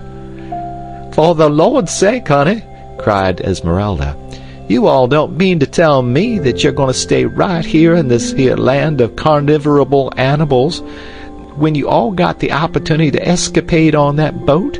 Don't you tell me that, honey." "Why, Esmeralda, you should be ashamed of yourself," cried Jane. "Is this any way to show your gratitude to the man who saved your life twice?" "Well, Miss Jane, that's all just as you say, but that there forest man never did save us to stay here. He done save us so we could all get away from here. I expect he be mighty peevish when he find we ain't got no more sense than to stay right here after he done give us the chance to get away. I hoped I'd never have to sleep in this here geological garden another night and listen to all them lonesome noises that come out of that jumble after dark." "I don't blame you a bit, Esmeralda," said Clayton, "and you certainly did hit it off right when you called them lonesome noises. I never have been able to find the right word for them, but that's it, don't you know? Lonesome noises." "You and Esmeralda had better go and live on the cruiser," said Jane in fine scorn. "What would you think if you had to live all of your life in that jungle, as our forest man has done?" "I'm afraid I'd be a blooming bounder as a wild man," laughed Clayton ruefully. "Those noises at night make the hair on my head bristle. I suppose that I should be ashamed to admit it, but it's the truth." "I don't know about that," said Lieutenant Charpentier. "I never thought much about fear and that sort of thing. Never tried to determine whether I was a coward or brave man. But the other night, as we lay in the jungle there after poor D'Arnot was taken, and those jungle noises rose and fell around us, I began to think that I was a coward indeed. It was not the roaring and growling of the big beast that affected me so much as it was the stealthy noises, the ones that you heard suddenly close by, and then listened vainly for a repetition of, the unaccountable sounds as of a great body moving almost noiselessly, and the knowledge that you didn't know how close it was, or whether it was creeping closer after you ceased to hear it. It was those noises, and the eyes. Mon Dieu, I shall see them in the dark forever. The eyes that you see, and those that you don't see but feel. Ah, they are the worst." All were silent for a moment, and then Jane spoke. "And he is out there," she said in an awe-hushed whisper. "Those eyes will be glaring at him tonight, and at your comrade Lieutenant D'Arnot. Can you leave them, gentlemen, without at least rendering them the passive succor which remaining here a few days longer might ensure them?" "Tut, tut, child," said Professor Porter. "Captain Dufresne is willing to remain, and for my part I am perfectly willing, as I have always been to humor your childish whims." "We can utilize the morrow in recovering the chest, Professor," suggested Mr. Philander. Quite so, Mr. Philander. I had almost forgotten the treasure," exclaimed Professor Porter. "Possibly we can borrow some men from Captain Dufresne to assist us, and one of the prisoners to point out the location of the chest." "Most assuredly, my dear Professor, we are all yours to command," said the captain. And so it was arranged that on the next day Lieutenant Charpentier was to take a detail of 10 men, and one of the mutineers of the Arrow as a guide, and unearth the treasure, and that the cruiser would remain for a full week in the little harbor. At the end of that time it was to be assumed that D'Arnot was truly dead, and that the forest man would not return while they remained. Then the 2 vessels were to leave with all the party. Professor Porter did not accompany the treasure seekers on the following day, but when he saw them returning empty-handed toward noon, he hastened forward to meet them. His usual preoccupied indifference entirely vanished, and in its place a nervous and excited manner. "Where is the treasure?" he cried to Clayton, while yet 100 feet separated them. Clayton shook his head. "Gone," he said, as he neared the professor. Gone. It cannot be. Who could have taken it?" cried Professor Porter. "God only knows, Professor," replied Clayton.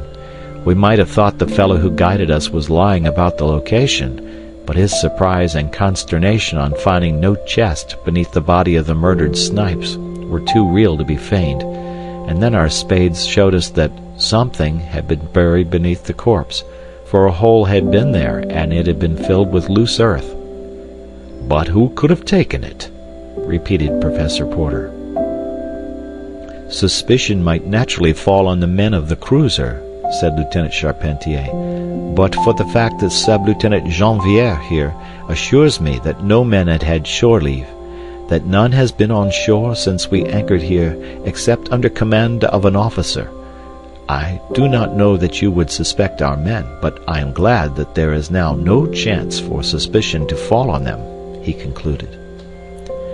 It would never have occurred to me to suspect the men to whom we owe so much, replied Professor Porter graciously.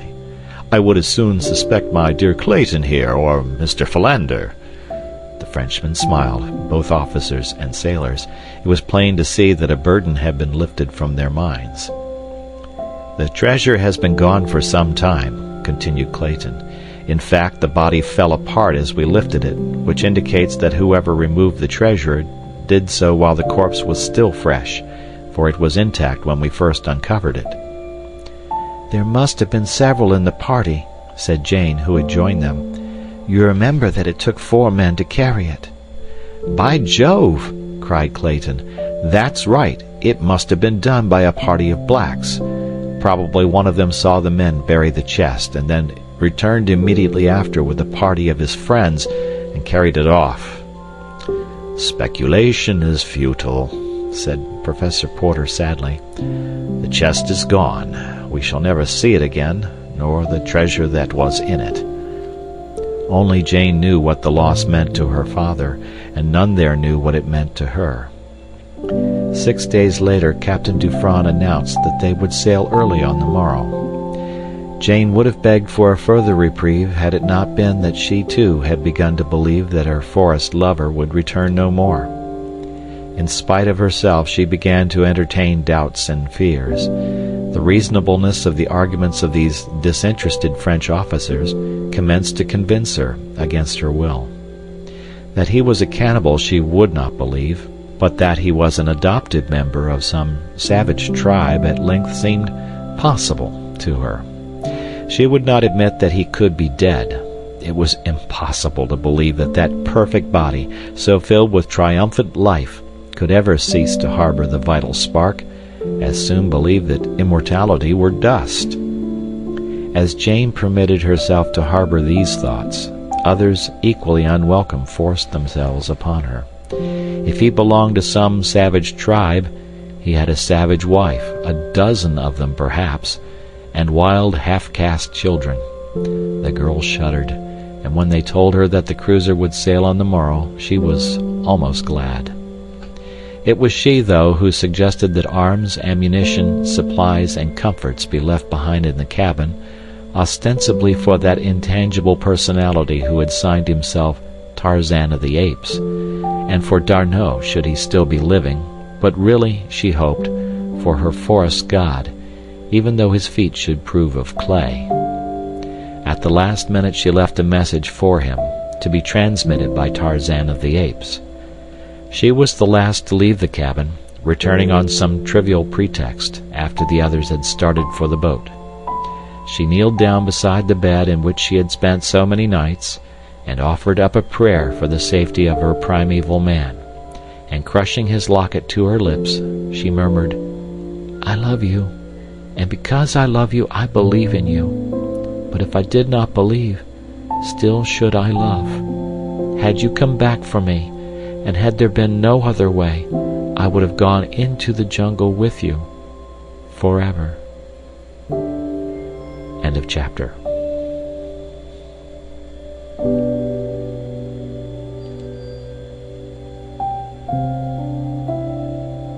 Tarzan of the Apes, by Edgar Rice Burroughs, Chapter 25, The Outpost of the World. With the report of his gun, D'Arnot saw the door fly open and the figure of a man pitch headlong within onto the cabin floor. The Frenchman in his panic raised his gun to fire again into the prostrate form, but suddenly in the half-dusk of the open door, he saw that the man was white, and in another instant realized that he had shot his friend and protector, Tarzan of the Apes. With a cry of anguish, D'Arnot sprang to the ape-man's side, and kneeling, lifted the latter's head in his arms, calling Tarzan's name aloud. There was no response, and then D'Arnot placed his ear above the man's heart. To his joy, he heard it steady beating beneath.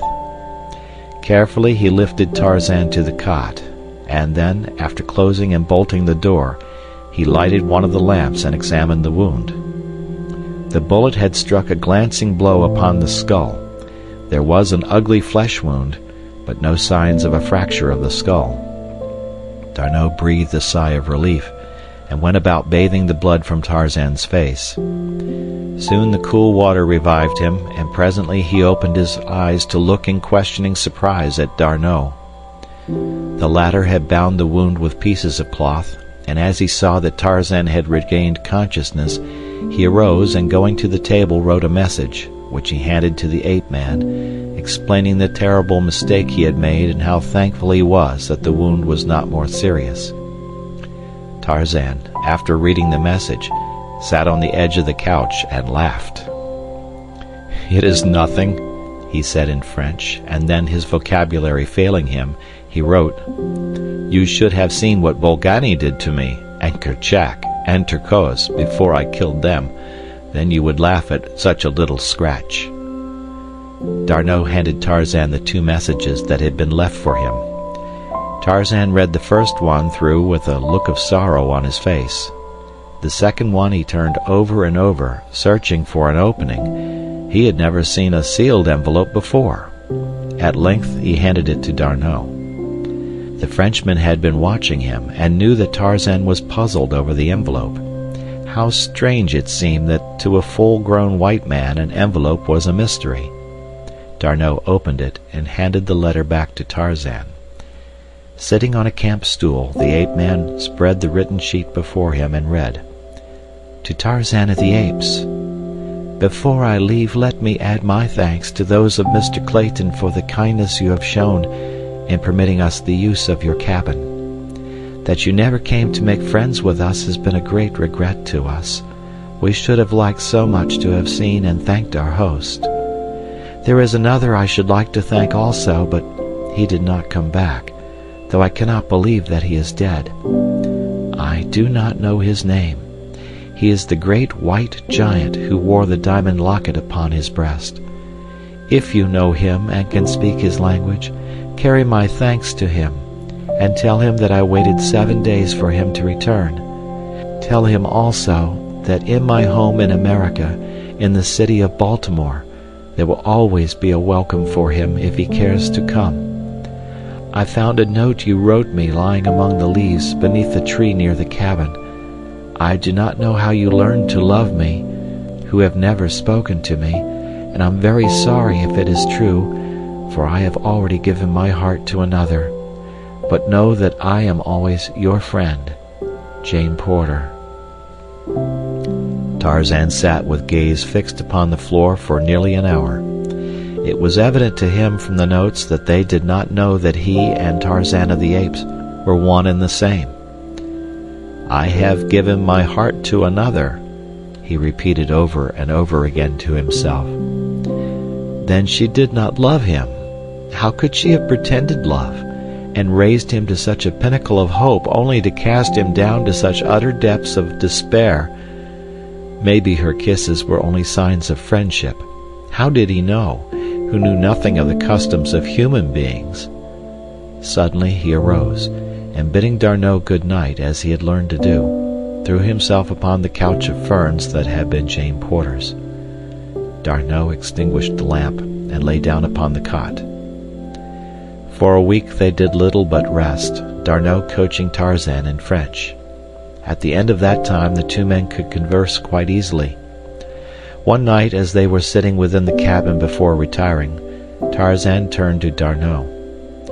"Where is America?" he said. D'Arnot pointed toward the northwest. "Maybe thousands of miles across the ocean," he replied. "Why?" "I am going there." D'Arnot shook his head. "It is impossible, my friend," he said. Tarzan rose and, going to one of the cupboards, returned with a well-thumbed geography. Turning to a map of the world, he said, "I have never quite understood all this. Explain it to me, please." When D'Arnot had done so, showing him that the blue represented all the water on the earth, and the bits of other colors, the continents and islands, Tarzan asked him to point out the spot where they now were. D'Arnot did so. "Now point out America," said Tarzan. And as D'Arnot placed his finger upon North America, Tarzan smiled and laid his palm upon the page, spanning the great ocean that lay between the two continents. "You see, it is not so very far," he said. "Scarce the width of my hand." D'Arnot laughed. How could he make the man understand? Then he took a pencil and made a tiny point upon the shore of Africa.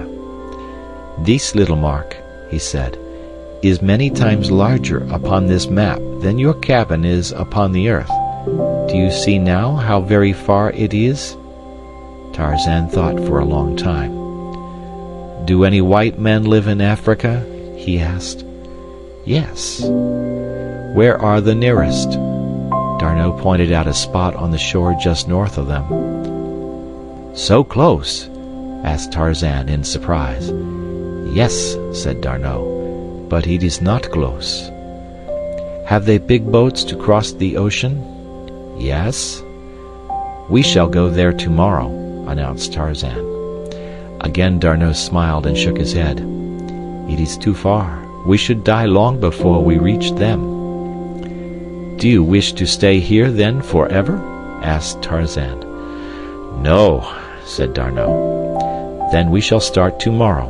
I do not like it here longer. I should rather die than remain here." "Well," answered D'Arnot with a shrug, "I do not know, my friend, but that I also would rather die than remain here. If you go, I shall go with you." "It is settled, then," said Tarzan. "I shall start for America tomorrow." "How will you get to America without money?" asked D'Arnot. "What is money?" inquired Tarzan. It took a long time to make him understand, even imperfectly. "How do men get money?" he asked at last. "They work for it." "Very well, I will work for it then." "No, my friend," returned D'Arnot. "You need not worry about money, nor need you work for it. I have enough money for 2, enough for 20, much more than is good for one man, and you shall have all you need if ever we reach civilization." So on the following day they started north along the shore, each man carrying a rifle and ammunition, besides bedding and some food and cooking utensils. The latter seemed to Tarzan a most useless encumbrance, so he threw his away. "But you must learn to eat cooked food, my friend," remonstrated D'Arnot. "No civilized men eat raw flesh." "There will be time enough when I reach civilization," said Tarzan. "I do not like the things, and they only spoil the taste of good meat." For a month they traveled north, sometimes finding food in plenty and again going hungry for days. They saw no signs of natives, nor were they molested by wild beasts. Their journey was a miracle of ease. Tarzan asked questions and learned rapidly. D'Arnot taught him many of the refinements of civilization, even to the use of knife and fork, but sometimes Tarzan would drop them in disgust and grasp his food in his strong brown hands, tearing it with his molars like a wild beast. Then D'Arnot would expostulate with him, saying, "You must not eat like a brute, Tarzan, while I am trying to make a gentleman of you. Mon Dieu, gentlemen do not thus. It is terrible." Tarzan would grin sheepishly and pick up his knife and fork again, but at heart he hated them. On the journey he told D'Arnot about the great chest he had seen the sailors bury, of how he had dug it up and carried it to the gathering place of the apes and buried it there. "It must be the treasure chest of Professor Porter," said D'Arnot. "It is too bad, but of course you did not know." Then Tarzan recalled the letter written by Jane to her friend, the one he had stolen when they first came to his cabin, and now he knew what was in the chest and what it meant to Jane. "Tomorrow we shall go back after it," he announced to D'Arnot. "Go back!" exclaimed D'Arnot. "But, my dear fellow, we have now been 3 weeks upon the march. It would require 3 more to return to the treasure, and then, with that enormous weight which required, you say, 4 sailors to carry, it would be months before we had again reached this spot." "It must be done, my friend," insisted Tarzan. "You may go on towards civilization, and I will return for the treasure. I can go very much faster alone." "I have a better plan, Tarzan," exclaimed D'Arnot. "We shall go on together to the nearest settlement, and there we will charter a boat and sail back down the coast for the treasure, and so transport it easily. That will be safer and quicker, and also not require us to be separated. What do you think of that plan?" "Very well," said Tarzan.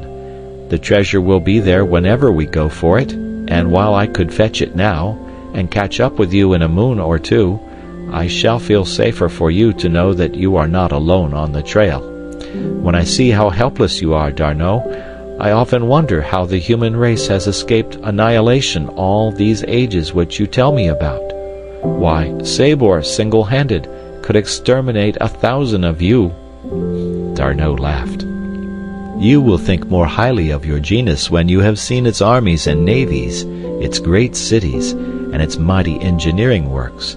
Then you will realize that it is mind, and not muscle, that makes the human animal greater than the mighty beasts of your jungle.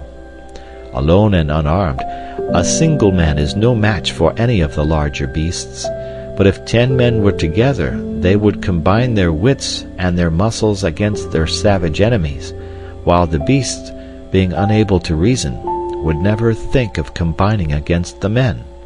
Otherwise, Tarzan of the Apes, how long would you have lasted in the savage wilderness?" "You are right, D'Arnot," replied Tarzan, "for if Kerchak had come to Tublat's aid that night at the Dum-Dum, there would have been an end of me. But Kerchak could never think far enough ahead to take advantage of any such opportunity. Even Kala, my mother, could never plan ahead. She simply ate what she needed when she needed it, and if the supply was very scarce, even though she found plenty for several meals, she would never gather any ahead.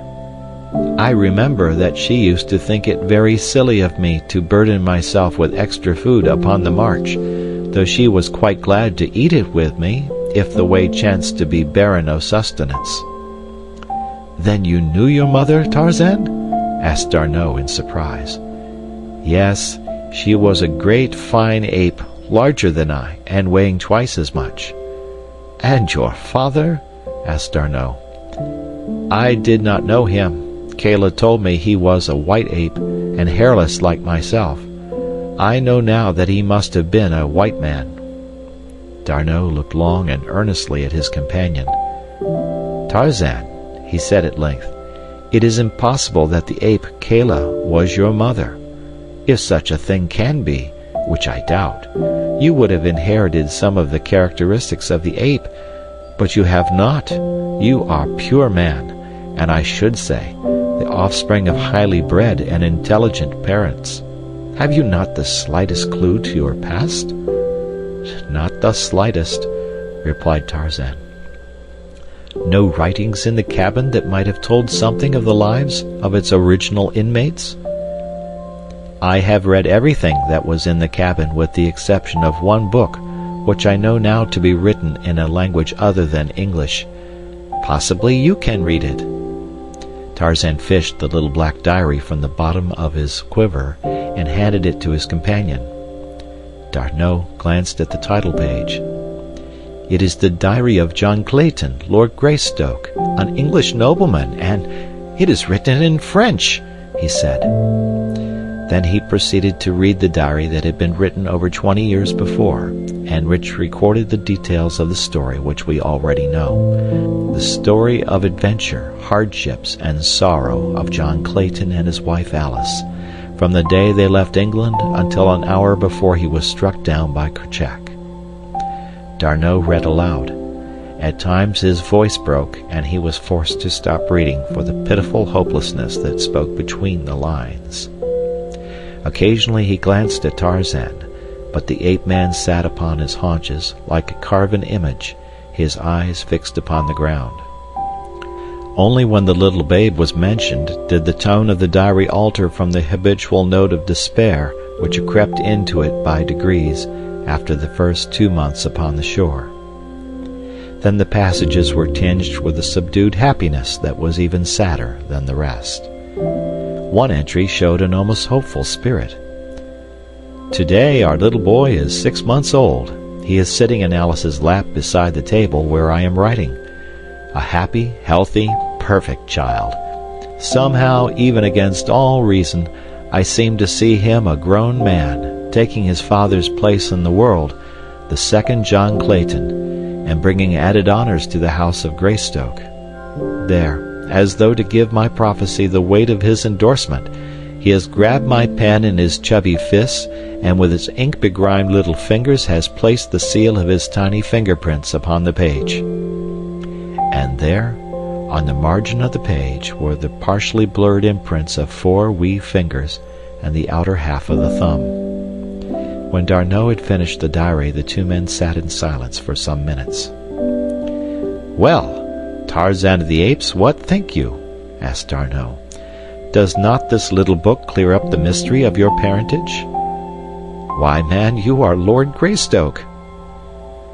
"The book speaks of but one child," he replied.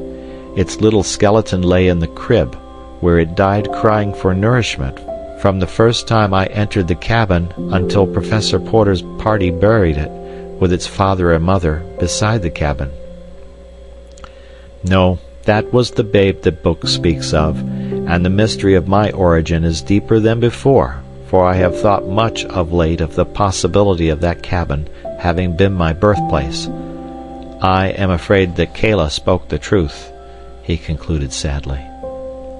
D'Arnot shook his head. He was unconvinced, and in his mind had sprung the determination to prove the correctness of his theory, for he had discovered the key which alone could unlock the mystery, or consign it forever to the realms of the unfathomable. A week later the 2 men came suddenly upon a clearing in the forest. In the distance were several buildings, surrounded by a strong palisade. Between them and the enclosure stretched a cultivated field in which a number of Negroes were working. The 2 halted at the edge of the jungle. Tarzan fitted his bow with a poisoned arrow, but D'Arnot placed a hand upon his arm. "What would you do, Tarzan?" he asked. "They will try to kill us if they see us," replied Tarzan. "I prefer to be the killer." "Maybe they are friends," suggested D'Arnot. "They are black," was Tarzan's only reply. And again he drew back his shaft. "You must not, Tarzan," cried D'Arnot. "White men do not kill wantonly. Mon Dieu, but you have much to learn. I pity the ruffian who crosses you, my wild man. When I take you to Paris, I will have my hands full keeping your neck from beneath the guillotine." Tarzan lowered his bow and smiled.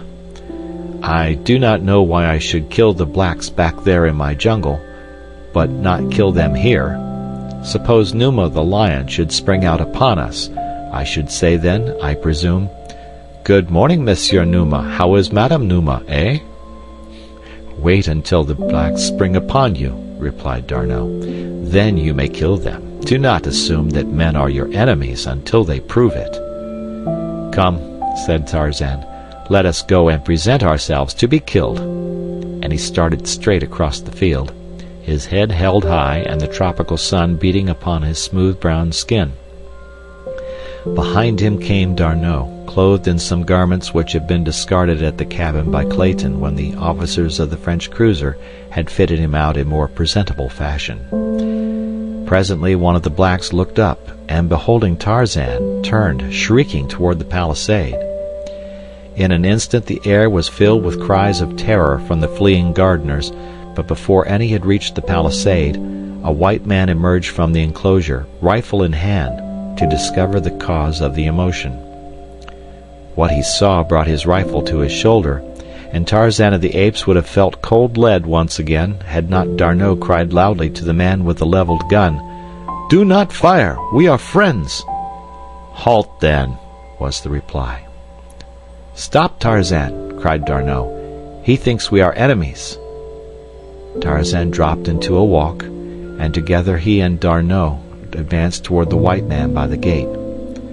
The latter eyed them in puzzled bewilderment. "What manner of men are you?" he asked in French. "White men," replied D'Arnot. "We have been lost in the jungle for a long time." The man had lowered his rifle and now advanced with outstretched hand. "I am Father Constantine of the French mission here," he said, "and I am glad to welcome you." "This is Monsieur Tarzan, Father Constantine," replied D'Arnot, indicating the ape-man, and as the priest extended his hand to Tarzan, D'Arnot added, "And I am Paul d'Arnot of the French Navy." Father Constantine took the hand which Tarzan extended in imitation of the priest's act, while the latter took in the superb physique and handsome face in one quick, keen glance. And thus came Tarzan of the Apes to the first outpost of civilization. For a week they remained there, and the ape-man, keenly observant, learned much of the ways of men. Meanwhile black women sewed white duck garments for himself and D'Arnot, so that they might continue their journey properly clothed. End of chapter.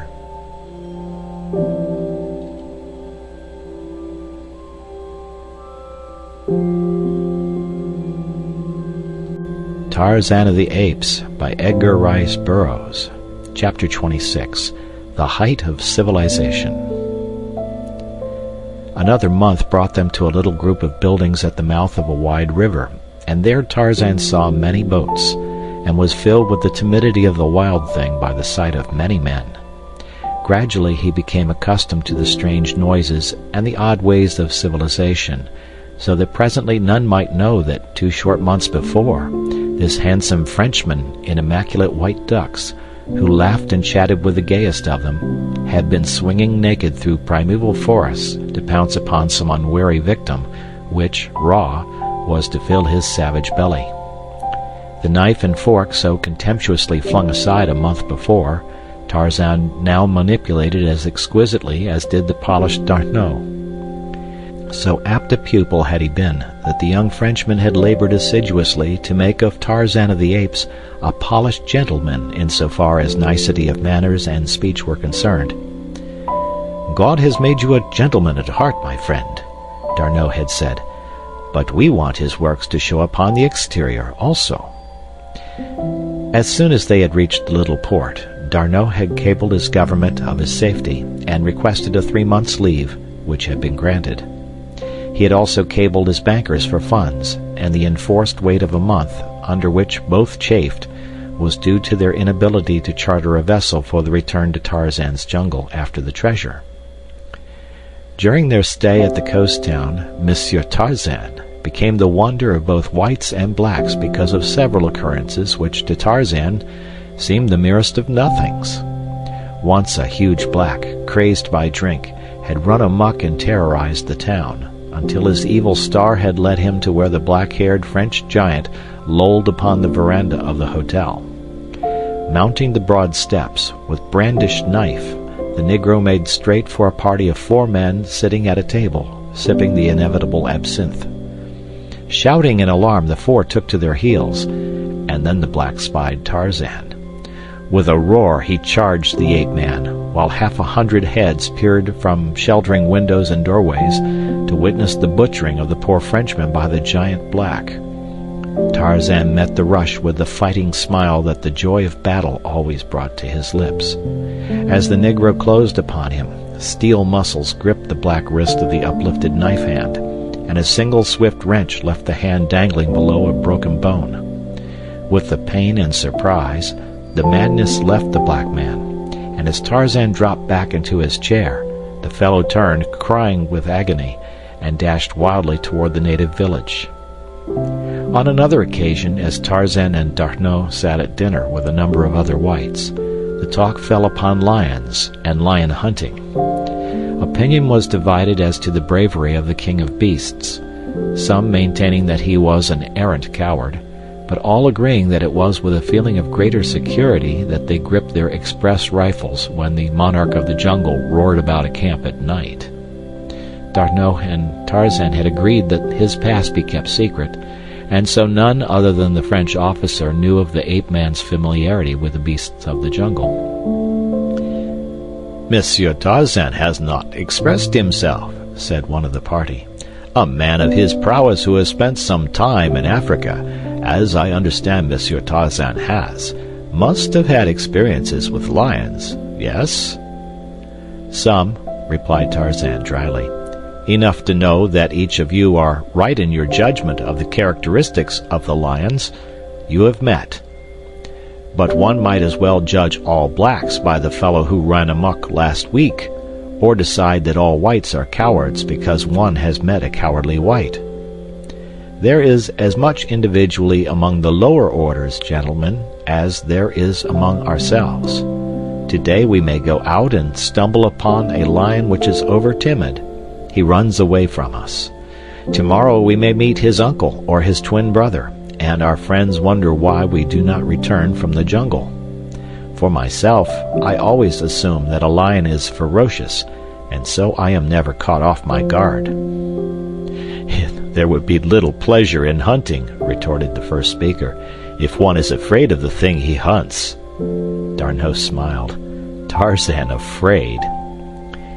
I do not exactly understand what you mean by fear, said Tarzan. Like lions, fear is a different thing in different men, but to me the only pleasure in the hunt is the knowledge that the hunted thing has power to harm me as much as I have to harm him. If I went out with a couple of rifles and a gun-bearer, and 20 or 30 beaters to hunt a lion, I should not feel that the lion had much chance, and so the pleasure of the hunt would be lessened in proportion to the increased safety which I felt. Then I am to take it that Monsieur Tarzan would prefer to go naked into the jungle, armed only with a jackknife, to kill the king of beasts, laughed the other, good-naturedly, but with the merest touch of sarcasm in his tone. And a piece of rope, added Tarzan. And then the deep roar of a lion sounded from the distant jungle, as though to challenge whoever dared enter the lists with him. There is your opportunity, Monsieur Tarzan, bantered the Frenchman. I am not hungry, said Tarzan simply. The men laughed, all but D'Arnot. He alone knew that a savage beast had spoken its simple reason through the lips of the ape-man. But you are afraid, just as any of us would be, to go out there naked, armed only with a knife and a piece of rope, said the banterer. Is it not so? No, replied Tarzan.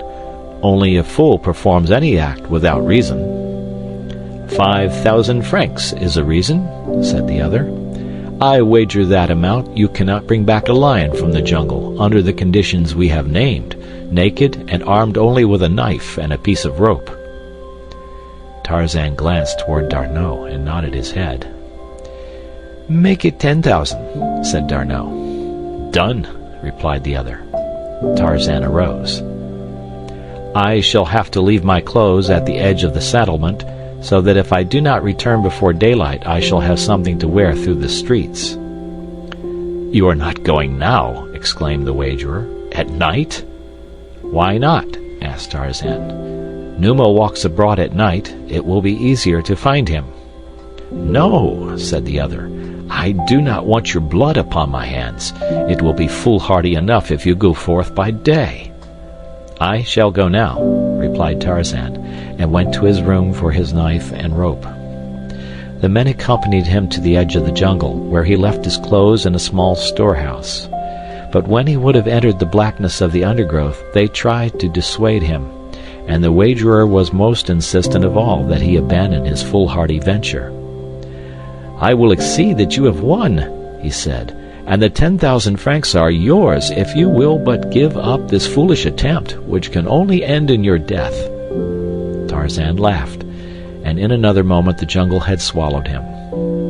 The men stood silent for some moments and then slowly turned and walked back to the hotel veranda. Tarzan had no sooner entered the jungle than he took to the trees, and it was with a feeling of exultant freedom that he swung once more through the forest branches. This was life. Ah, how he loved it! Civilization held nothing like this in its narrow and circumscribed sphere, hemmed in by restrictions and conventionalities. Even clothes were a hindrance and a nuisance. At last he was free. He had not realized what a prisoner he had been. How easy it would be to circle back to the coast, and then make toward the south and his own jungle and cabin. Now he caught the scent of Numa, for he was traveling upwind. Presently his quick ears detected the familiar sound of padded feet and the brushing of a huge fur-clad body through the undergrowth. Tarzan came quietly above the unsuspecting beast and silently stalked him until he came into a little patch of moonlight. Then the quick noose settled and tightened around the tawny throat, and, as he had done it 100 times in the past, Tarzan made fast the end to a strong branch, and while the beast fought and clawed for freedom, dropped to the ground behind him, and leaping upon the great back, plunged his long thin blade a dozen times into the fierce heart. Then, with his foot upon the carcass of Numa, he raised his voice in the awesome victory cry of his savage tribe.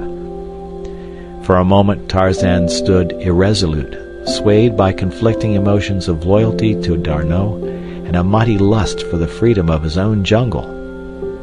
At last the vision of a beautiful face and the memory of warm lips crushed to his dissolved the fascinating picture he had been drawing of his old life. The ape-man threw the warm carcass of Numa across his shoulders and took to the trees once more. The men upon the veranda had sat for an hour, almost in silence. They had tried ineffectually to converse on various subjects, and always the thing uppermost in the mind of each had caused the conversation to lapse. "Mon Dieu," said the wagerer at length, "I can endure it no longer. I'm going into the jungle with my express and bring back that madman." "I will go with you," said one. "And I, and I, and I," chorused the others. As though the suggestion had broken the spell of some horrid nightmare, they hastened to their various quarters, and presently were headed toward the jungle, each one heavily armed. "God, what was that?"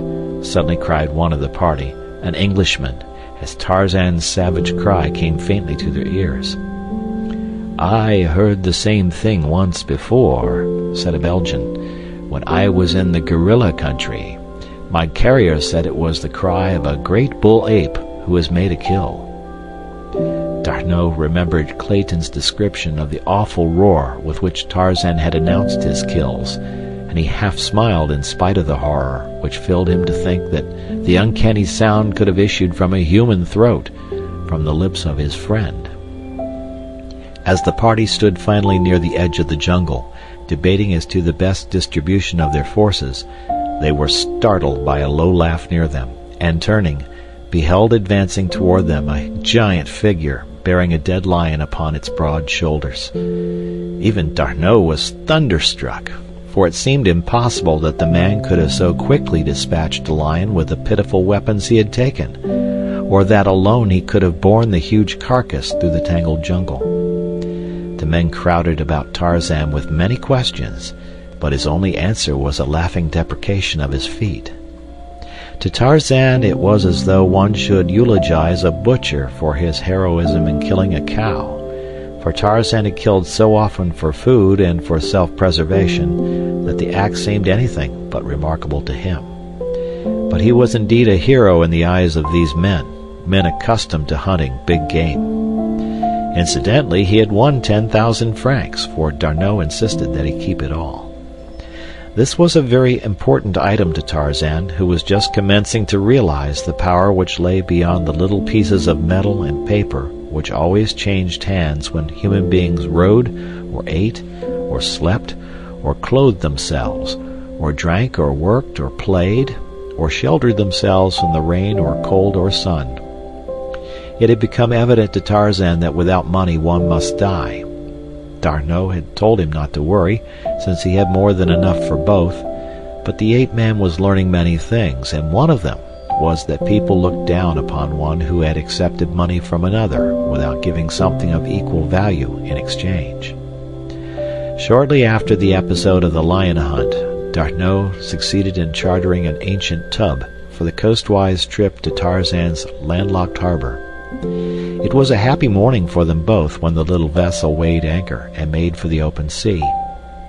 The trip to the beach was uneventful, and the morning after they dropped anchor before the cabin, Tarzan, garbed once more in his jungle regalia and carrying a spade, set out alone for the amphitheater of the apes where lay the treasure. Late the next day he returned, bearing the great chest upon his shoulder, and at sunrise the little vessel worked through the harbor's mouth and took up her northward journey. 3 weeks later, Tarzan and D'Arnot were passengers on board a French steamer bound for Lyon, and after a few days in that city, D'Arnot took Tarzan to Paris.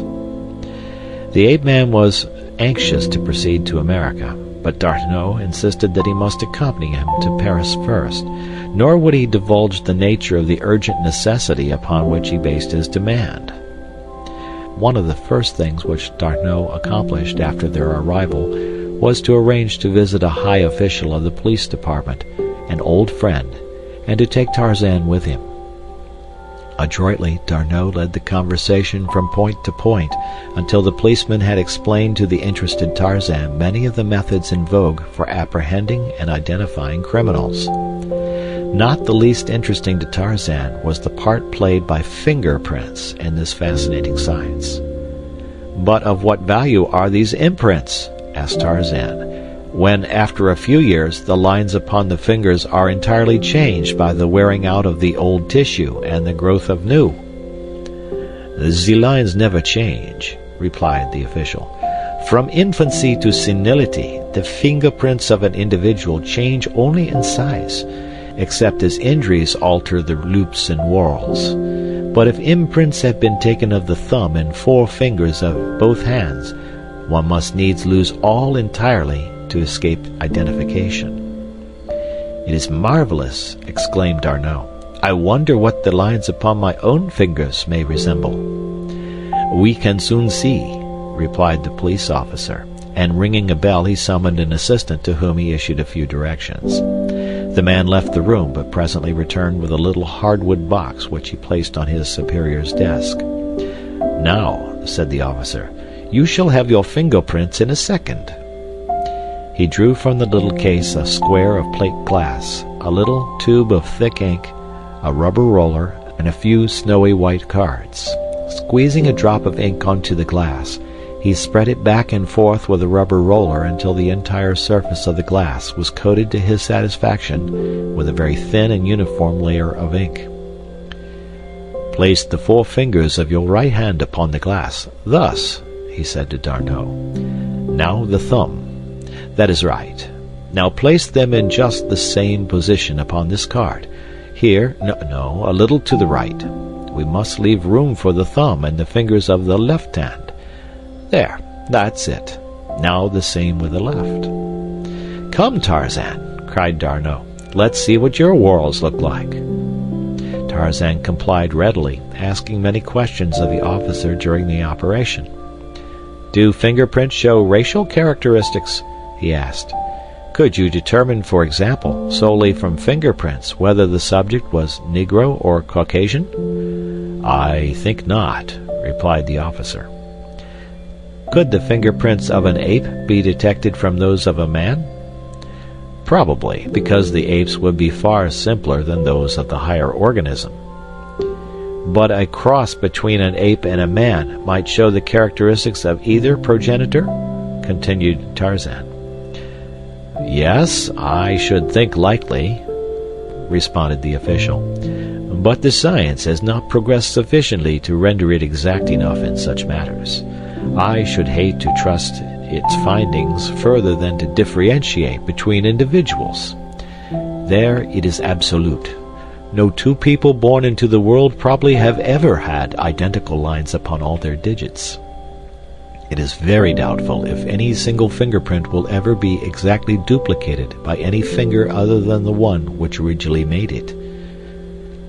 Does the comparison require much time or labor? Asked D'Arnot. Ordinarily, but a few moments, if the impressions are distinct. D'Arnot drew a little black book from his pocket and commenced turning the pages. Tarzan looked at the book in surprise. How did D'Arnot come to have his book? Presently D'Arnot stopped at a page on which were 5 tiny little smudges. He handed the open book to the policeman.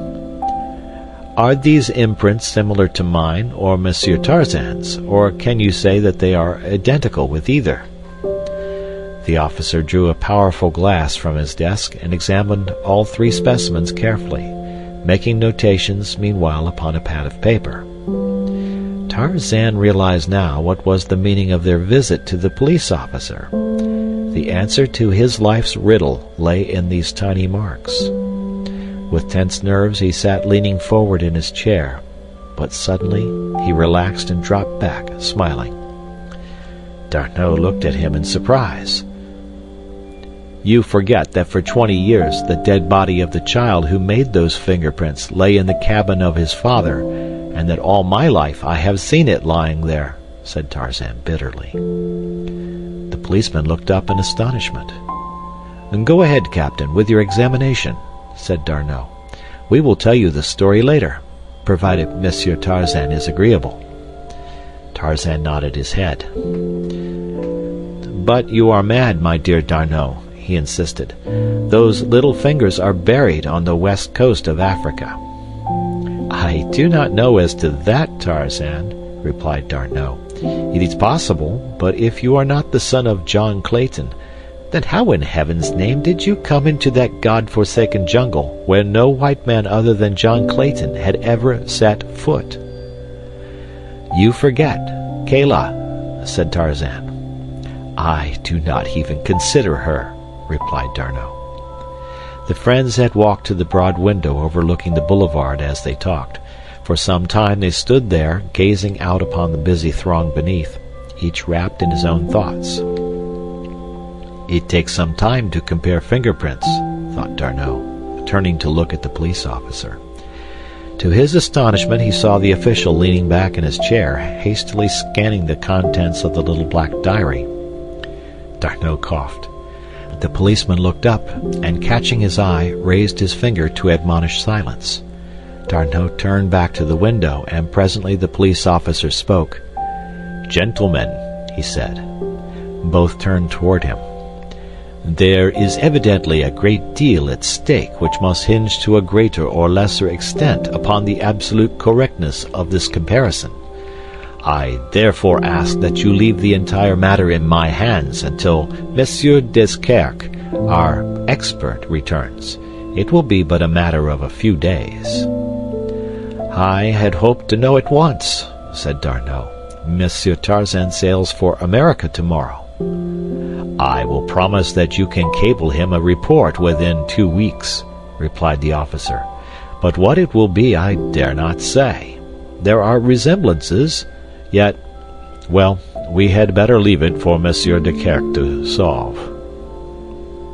End of chapter.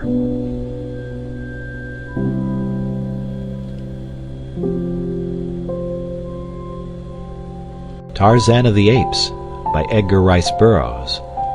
Chapter 27, The Giant Again. A taxicab drew up before an old-fashioned residence upon the outskirts of Baltimore. A man of about 40, well-built and with strong, regular features, stepped out, and paying the chauffeur, dismissed him. A moment later the passenger was entering the library of the old home. "Ah, Mr. Candler!" exclaimed an old man, rising to greet him. "Good evening, my dear professor," cried the man, extending a cordial hand. "Who admitted you?" asked the professor. "Esmeralda." "Then she will acquaint Jane with the fact that you are here," said the old man. "No, Professor," replied Candler, "for I came primarily to see you." "Ah, I am honored," said Professor Porter. "Professor," continued Robert Candler with great deliberation, as though carefully weighing his words, "I have come this evening to speak with you about Jane. You know my aspirations, and you have been generous enough to approve my suit." Professor Archimedes Q. Porter fidgeted in his armchair. The subject always made him uncomfortable. He could not understand why. Candler was a splendid match. "But Jane," continued Candler, "I cannot understand her. She puts me off first on one ground and then another. I have always the feeling that she breathes a sigh of relief every time I bid her goodbye." "Tut, tut," said Professor Porter. "Tut, tut, Mr. Candler. Jane is a most obedient daughter. She will do precisely as I tell her." "Then I can still count on your support?" asked Candler, a tone of relief marking his voice. "Certainly, sir, exclaimed Professor Porter. "How could you doubt it?" "There is young Clayton, you know," suggested Candler. "He has been hanging about for months. I don't know that Jane cares for him, but beside his title they say he has inherited a very considerable estate from his father, and it might not be strange if he finally won her, unless—" and Candler paused. "Tut, tut, Mr. Candler. Unless what?" "Unless you see fit to request that Jane and I be married at once," said Candler, slowly and distinctly. "I have already suggested to Jane that it would be desirable," said Professor Porter sadly, "for we can no longer afford to keep up this house and live as her associations demand." "What was her reply?" asked Candler. "She said she was not ready to marry anyone yet," replied Professor Porter, "and that we could go and live upon the farm in northern Wisconsin which her mother left her. It is a little more than self-supporting. The tenants have always made a living from it, and been able to send Jane a trifle beside each year. She is planning on our going up there the first of the week. Philander and Mr. Clayton have already gone to get things in readiness for us." "Clayton has gone there?" exclaimed Candler, visibly chagrined. "Why was I not told? I would gladly have gone and seen that every comfort was provided." "Jane feels that we are already too much in your debt, Mr. Candler," said Professor Porter. Candler was about to reply when the sound of footsteps came from the hall without, and Jane entered the room. "Oh, I beg your pardon," she exclaimed, pausing on the threshold. "I thought you were alone, Papa." "It is only I, Jane," said Candler, who had risen. "Won't you come in and join the family group? We were just speaking of you." "Thank you," said Jane, entering and taking the chair Candler placed for her. "I only wanted to tell Papa that Toby is coming down from the college tomorrow to pack his books. I want you to be sure, Papa, to indicate all that you can do without until fall. Please don't carry this entire library to Wisconsin, as you would have carried it to Africa if I had not put my foot down." "Was Toby here?" asked Professor Porter. "Yes, I just left him. He and Esmeralda are exchanging religious experiences on the back porch now." "Tut, tut, I must see him at once," cried the professor. "Excuse me just a moment, children." And the old man hastened from the room. As soon as he was out of earshot, Candler turned to Jane. "See here, Jane," he said bluntly, "how long is this thing going on like this? You haven't refused to marry me, but you haven't promised either. I want to get the license tomorrow, so that we can be married quietly before you leave for Wisconsin. I don't care for any fuss or feathers, and I'm sure you don't either." The girl turned cold, but she held her head bravely. "Your father wishes it, you know," added Candler. "Yes, I know." She spoke scarcely above a whisper. "Do you realize that you are buying me, Mr. Candler?" she said finally, and in a cold, level voice. "Buying me for a few paltry dollars? Of course you do, Robert Candler. and the hope of just such a contingency was in your mind when you loaned Papa the money for that harebrained escapade, which but for a most mysterious circumstance would have been surprisingly successful. But you, Mr. Candler, would have been the most surprised. You had no idea that the venture would succeed. You are too good a businessman for that. And you are too good a businessman to loan money for buried treasure-seeking, or to loan money without security, unless you had some special object in view. You knew that without security you had a greater hold on the honor of the Porters than with it.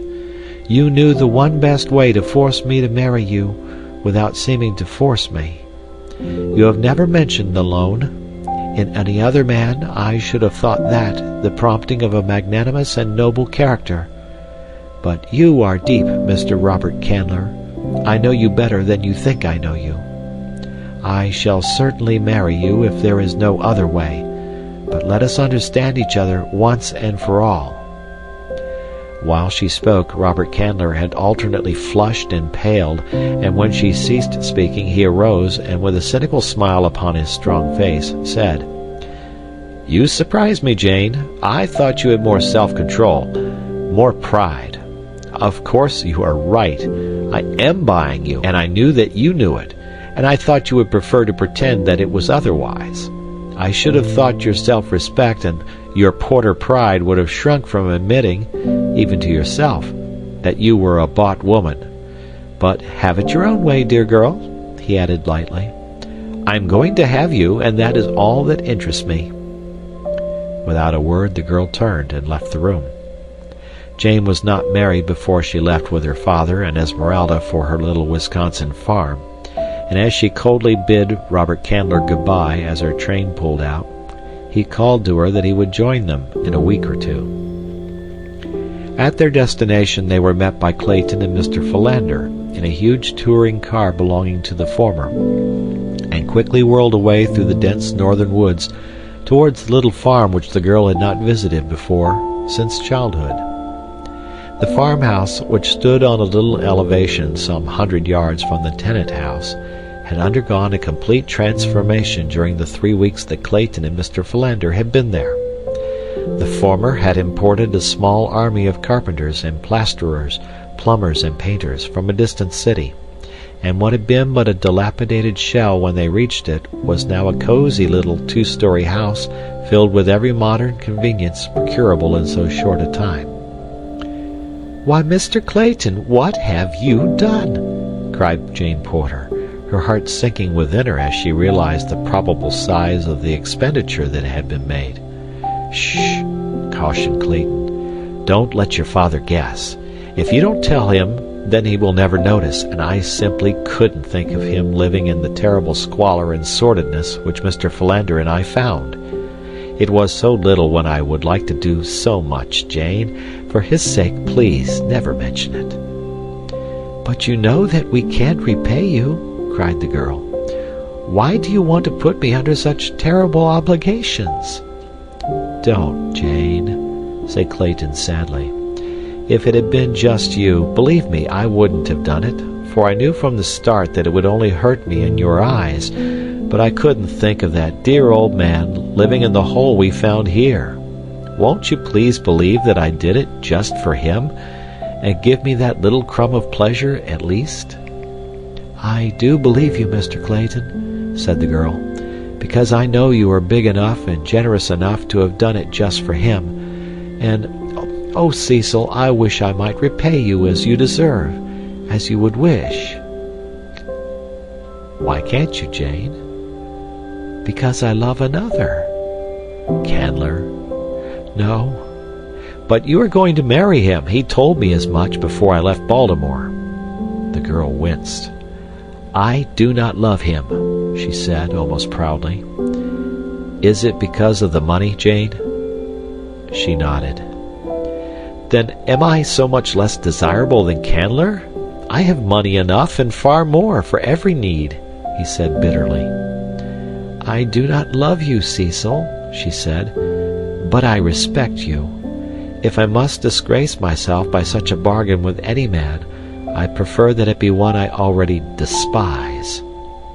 I should loathe the man to whom I sold myself without love, whomsoever he might be. You will be happier," she concluded, "alone with my respect and friendship than with me and my contempt."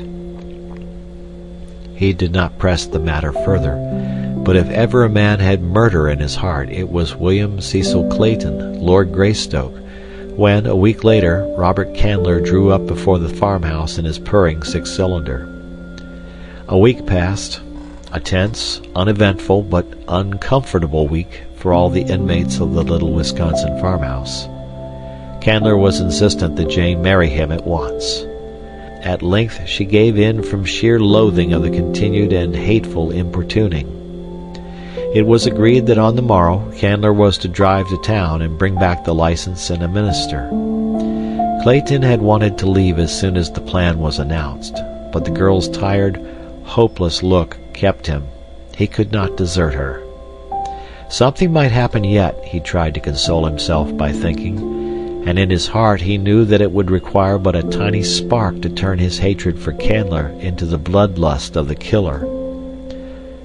Early the next morning Candler set out for town. In the east, smoke could be seen lying low over the forest, for a fire had been raging for a week not far from them, but the wind still lay in the west, and no danger threatened them. About noon Jane started off for a walk. She would not let Clayton accompany her. She wanted to be alone, she said, and he respected her wishes. In the house, Professor Porter and Mr. Philander were immersed in the absorbing discussion of some weighty scientific problem. Esmeralda dozed in the kitchen, and Clayton, heavy-eyed after a sleepless night, threw himself down upon the couch in the living room and soon dropped into a fitful slumber. To the east the black smoke clouds rose higher into the heavens. Suddenly they eddied, and then commenced to drift rapidly toward the west. On and on they came. The inmates of the tenant house were gone, for it was market day, and none was there to see the rapid approach of the fiery demon. Soon the flames had spanned the road to the south and cut off Candler's return. A little fluctuation of the wind now carried the path of the forest fire to the north, then blew back, and the flames nearly stood still as though held in leash by some master hand. Suddenly, out of the northeast, a great black car came careening down the road. With a jolt it stopped before the cottage, and a black-haired giant leaped out to run up onto the porch. Without a pause he rushed into the house. On the couch lay Clayton. The man started in surprise, but with a bound was at the side of the sleeping man. Shaking him roughly by the shoulder, he cried, "My God, Clayton, are you all mad here? Don't you know you are nearly surrounded by fire? Where is Miss Porter?" Clayton sprang to his feet. He did not recognize the man, but he understood the words and was upon the veranda in a bound. "Scott!" he cried, and then, dashing back into the house, "Jane! Jane, where are you?" In an instant Esmeralda, Professor Porter, and Mr. Philander had joined the two men. "Where is Miss Jane?" cried Clayton, seizing Esmeralda by the shoulders and shaking her roughly. "Oh, Gaberelle, Mr. Clayton, she done gone for a walk." "Hasn't she come back yet?" And without waiting for a reply, Clayton dashed out into the yard, followed by the others. "Which way did she go?" cried the black-haired giant of Esmeralda. "Down that road," cried the frightened woman, pointing toward the south where a mighty wall of roaring flames shut out the view. "Put these people in the other car," shouted the stranger to Clayton. "I saw one as I drove up, and get them out of here by the north road. Leave my car here. If I find Miss Porter, we shall need it. If I don't, no one will need it. Do as I say." As Clayton hesitated, and then he saw the lithe figure bound away across the clearing toward the northwest where the forest still stood, untouched by flame. In each rose the unaccountable feeling that a great responsibility had been raised from their shoulders, a kind of implicit confidence in the power of the stranger to save Jane if she could be saved. "Who was that?" asked Professor Porter. "I do not know," replied Clayton. "He called me by name, and he knew Jane, for he asked for her, and he called Esmeralda by name." There was something most startlingly familiar about him," exclaimed Mr. Philander. "And yet, bless me, I know I never saw him before." "Tut, tut!" cried Professor Porter. "Most remarkable. Who could it have been, and why do I feel that Jane is safe, now that he has set out in search of her?" "I can't tell you, Professor," said Clayton soberly, "but I know I have the same uncanny feeling." "But come," he cried, "we must get out of here ourselves, or we shall be shut off," and the party hastened toward Clayton's car. When Jane turned to retrace her steps homeward, she was alarmed to note how near the stroke of the forest fire seemed, and as she hastened onward, her alarm became almost a panic when she perceived that the rushing flames were rapidly forcing their way between herself and the cottage. At length she was compelled to turn into the dense thicket and attempt to force her way to the west, in an effort to circle around the flames and reach the house. In a short time the futility of her attempt became apparent, and that her one hope lay in retracing her steps to the road and flying for her life to the south toward the town. The 20 minutes that it took her to regain the road was all that had been needed to cut off her retreat as effectually as her advance had been cut off before. A short run down the road brought her to a horrified stand, for there before her was another wall of flame. An arm of the main conflagration had shot out a half-mile south of its parent to embrace this tiny strip of road in its implacable clutches. Jane knew that it was useless again to attempt to force her way through the undergrowth. She had tried it once and failed. Now she realized that it would be but a matter of minutes ere the whole space between the north and the south would be a seething mass of billowing flames. Calmly the girl kneeled down in the dust of the roadway and prayed for strength to meet her fate bravely, and for the delivery of her father and her friends from death. Suddenly she heard her name being called aloud through the forest. "Jane! Jane Porter!" It rang strong and clear, but in a strange voice. "Here!" she called in reply. "Here, in the roadway!" Then through the branches of the trees she saw a figure swinging with the speed of a squirrel. A veering of the wind blew a cloud of smoke about them, and she could no longer see the man who was speeding toward her, but suddenly she felt a great arm about her. Then she was lifted up, and she felt the rushing of the wind and the occasional brush of a branch as she was borne along. She opened her eyes. Far below her lay the undergrowth and the hard earth. About her was the waving foliage of the forest. From tree to tree swung the giant figure which bore her, and it seemed to Jane that she was living over in a dream the experience that had been hers in that far African jungle. Oh, if it were but the same man who had borne her so swiftly through the tangled verdure on that other day! But that was impossible. Yet who else in all the world was there with the strength and agility to do what this man was now doing? She stole a sudden glance at the face close to hers, and then she gave a little frightened gasp. It was he! "My forest man!" she murmured. "No, I must be delirious." "Yes, your man, Jane Porter. Your savage, primeval man come out of the jungle to claim his mate, the woman who ran away from him," he added almost fiercely. "I did not run away," she whispered. "I would only consent to leave when they had waited a week for you to return." They had come to a point beyond the fire now, and he had turned back to the clearing. Side by side they were walking toward the cottage. The wind had changed once more, and the fire was burning back upon itself. Another hour like that and it would be burned out. "Why did you not return?" she asked. "I was nursing D'Arnot. He was badly wounded." "Ah, I knew it!" she exclaimed. "They said you had gone to join the blacks, that they were your people." He laughed. "But you did not believe them, Jane?" "No." "What shall I call you?" she asked. "What is your name?" "I was Tarzan of the Apes when you first knew me," he said. "Tarzan of the Apes!" she cried. "And that was your note I answered when I left?" "Yes. Whose did you think it was?" "I did not know, only that it could not be yours, for Tarzan of the Apes had written in English, and you could not understand a word of any language." Again he laughed. "It is a long story, but it was I who wrote what I could not speak, and now D'Arnot has made matters worse by teaching me to speak French instead of English. Come," he added, "jump into my car. We must overtake your father. They are only a little way ahead." As they drove along, he said, "Then when you said in your note to Tarzan of the Apes that you loved another, you might have meant me?" "I might have," she answered simply. "But in Baltimore, oh, how I have searched for you. They told me you would possibly be married by now, that a man named Candler had come up here to wed you. Is that true?" "Yes." "Do you love him?" "No."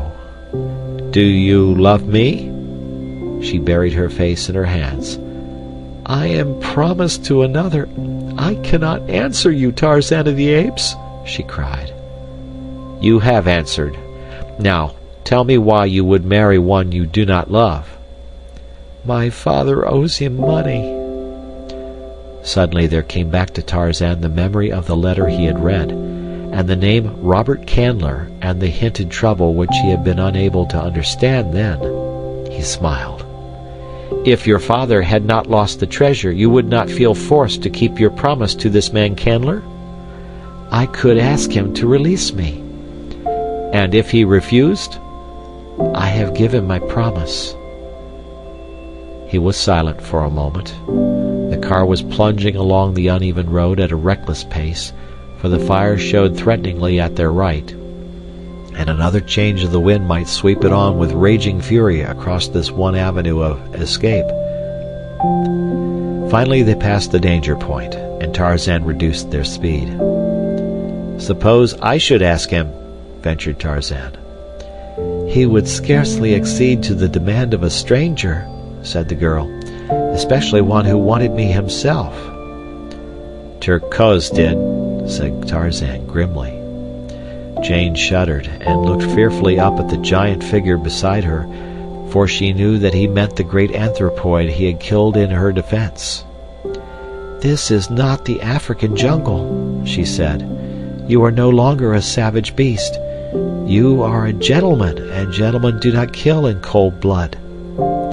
"I am still a wild beast at heart," he said in a low voice, as though to himself. Again they were silent for a time.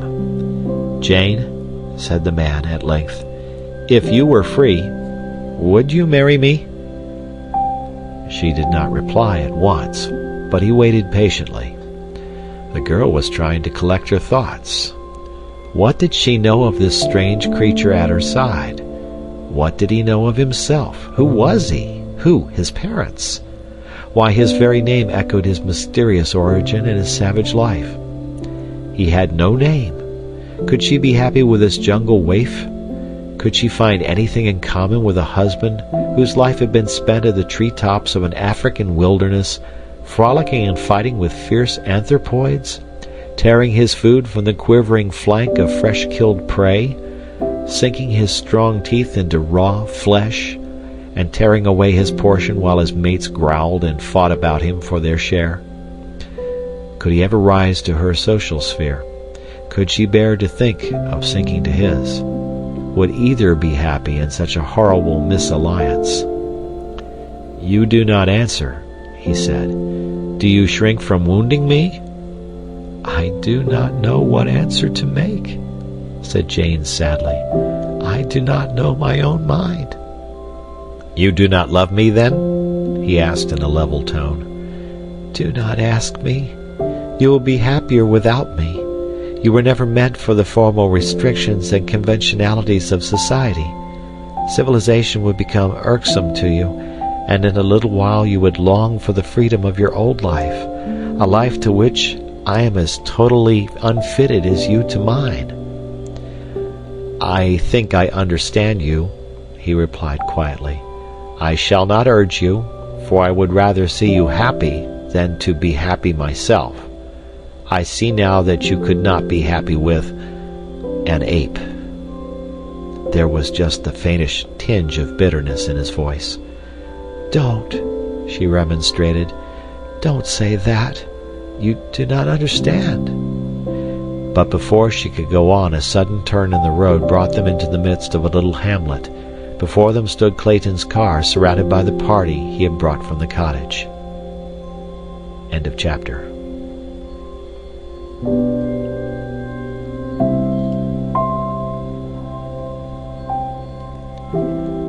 Tarzan of the Apes by Edgar Rice Burroughs. Chapter 28. Conclusion.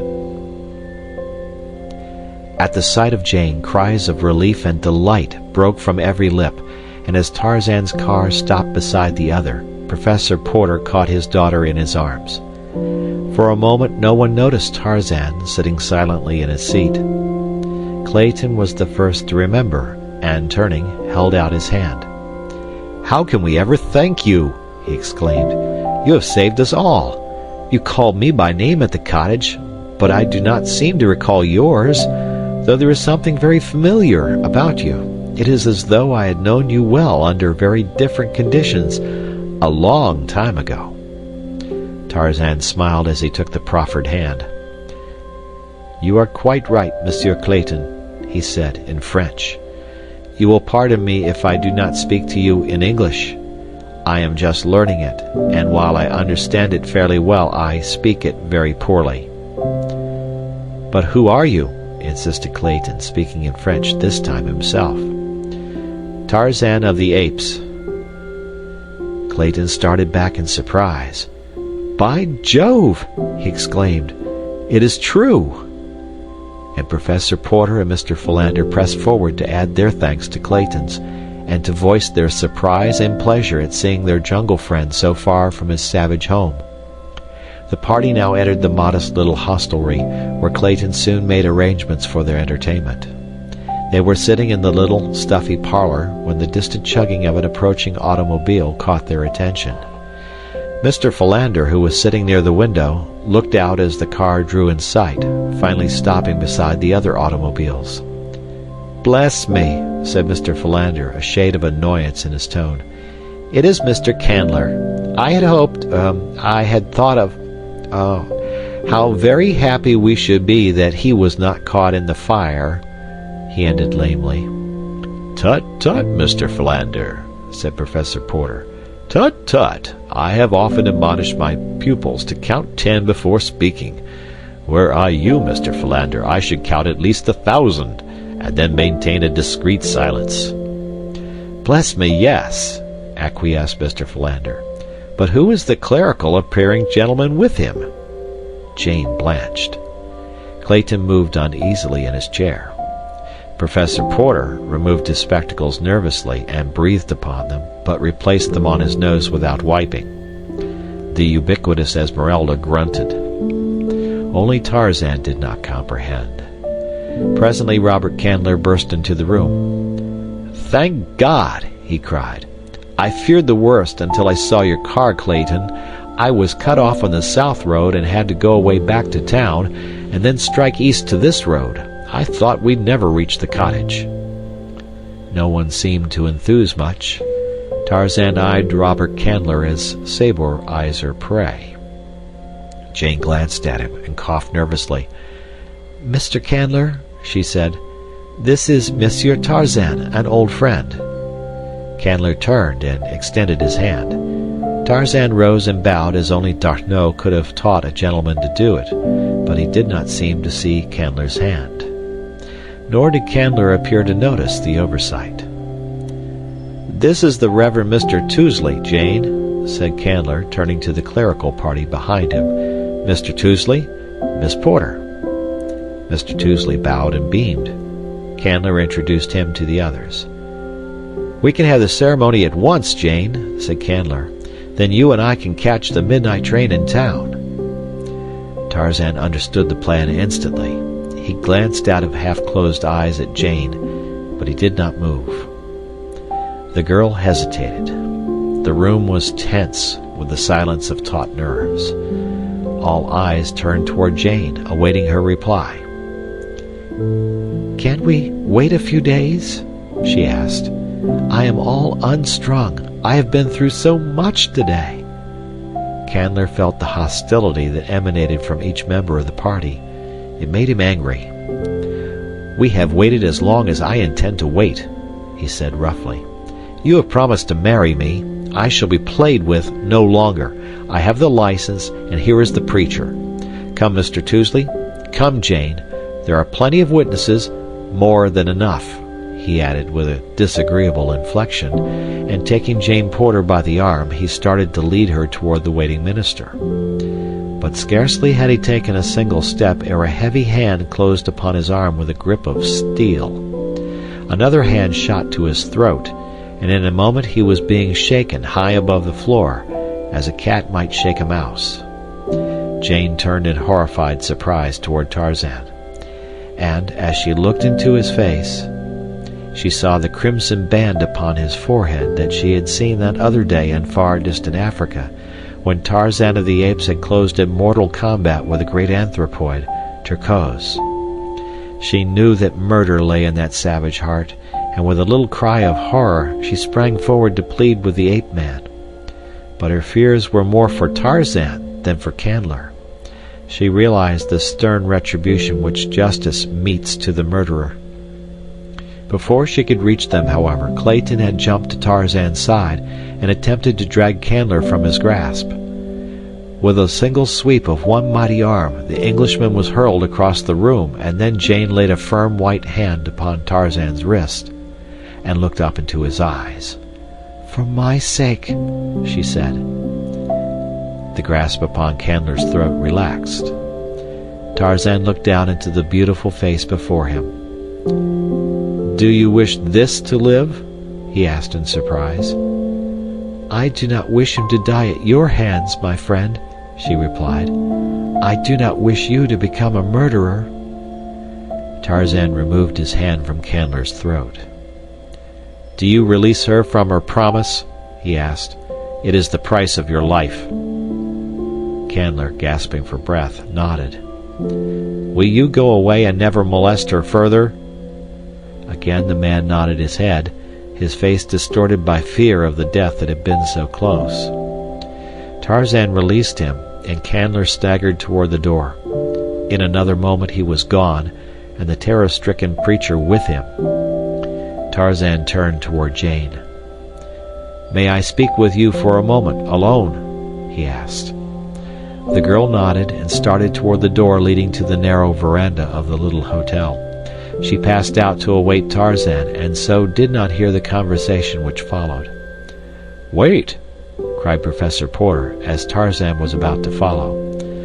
The professor had been stricken dumb with surprise by the rapid developments of the past few minutes. "Before we go further, sir, I should like an explanation of the events which have just transpired. By what right, sir, did you interfere between my daughter and Mr. Candler? I had promised him her hand, sir, and regardless of our personal likes or dislikes, sir, that promise must be kept." "I interfered, Professor Porter," replied Tarzan, "because your daughter does not love Mr. Candler. She does not wish to marry him. That is enough for me to know." "You do not know what you have done," said Professor Porter. "Now he will doubtless refuse to marry her." "He most certainly will," said Tarzan emphatically. "And further," added Tarzan, "you need not fear that your pride will suffer, Professor Porter, for you will be able to pay the Candler person what you owe him the moment you reach home." "Tut, tut, sir!" exclaimed Professor Porter. "What do you mean, sir?" "Your treasure has been found," said Tarzan. "What? What is that you are saying?" cried the professor. "You are mad, man. It cannot be." "It is, though. It was I who stole it, not knowing either its value or to whom it belonged. I saw the sailors bury it, and, ape-like, I had to dig it up and bury it again elsewhere. When D'Arnot told me what it was and what it meant to you, I returned to the jungle and recovered it. It had caused so much crime and suffering and sorrow that D'Arnot thought it best not to attempt to bring the treasure itself on here, as had been my intention, so I have brought a letter of credit instead. Here it is, Professor Porter," and Tarzan drew an envelope from his pocket and handed it to the astonished professor. $241,000. The treasure was most carefully appraised by experts, but lest there should be any question in your mind, D'Arnot himself bought it and is holding it for you, should you prefer the treasure to the credit. "To the already great burden of the obligations we owe you, sir," said Professor Porter with trembling voice, "is now added this greatest of all services. You have given me the means to save my honor." Clayton, who had left the room a moment after Candler, now returned. "Pardon me," he said. "I think we had better try to reach town before dark and take the first train out of this forest. A native just rode by from the north who reports that the fire is moving slowly in this direction." This announcement broke up further conversation, and the entire party went out to the waiting automobiles.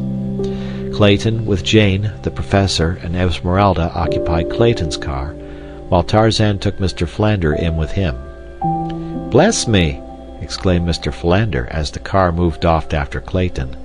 "Who would ever have thought it possible? The last time I saw you, you were a veritable wild man, skipping about among the branches of a tropical African forest. And now you are driving me along a Wisconsin road in a French automobile. Bless me! But it is most remarkable." "Yes," assented Tarzan, and then, after a pause, "Mr. Philander, do you recall any of the details of the finding and burying of 3 skeletons found in my cabin beside that African jungle?" "Very distinctly, sir, very distinctly," replied Mr. Philander. "Was there anything peculiar about any of those skeletons?" Mr. Philander eyed Tarzan narrowly. "Why do you ask?" "It means a great deal to me to know," replied Tarzan. "Your answer may clear up a mystery. It can do no worse, at any rate, than to leave it still a mystery.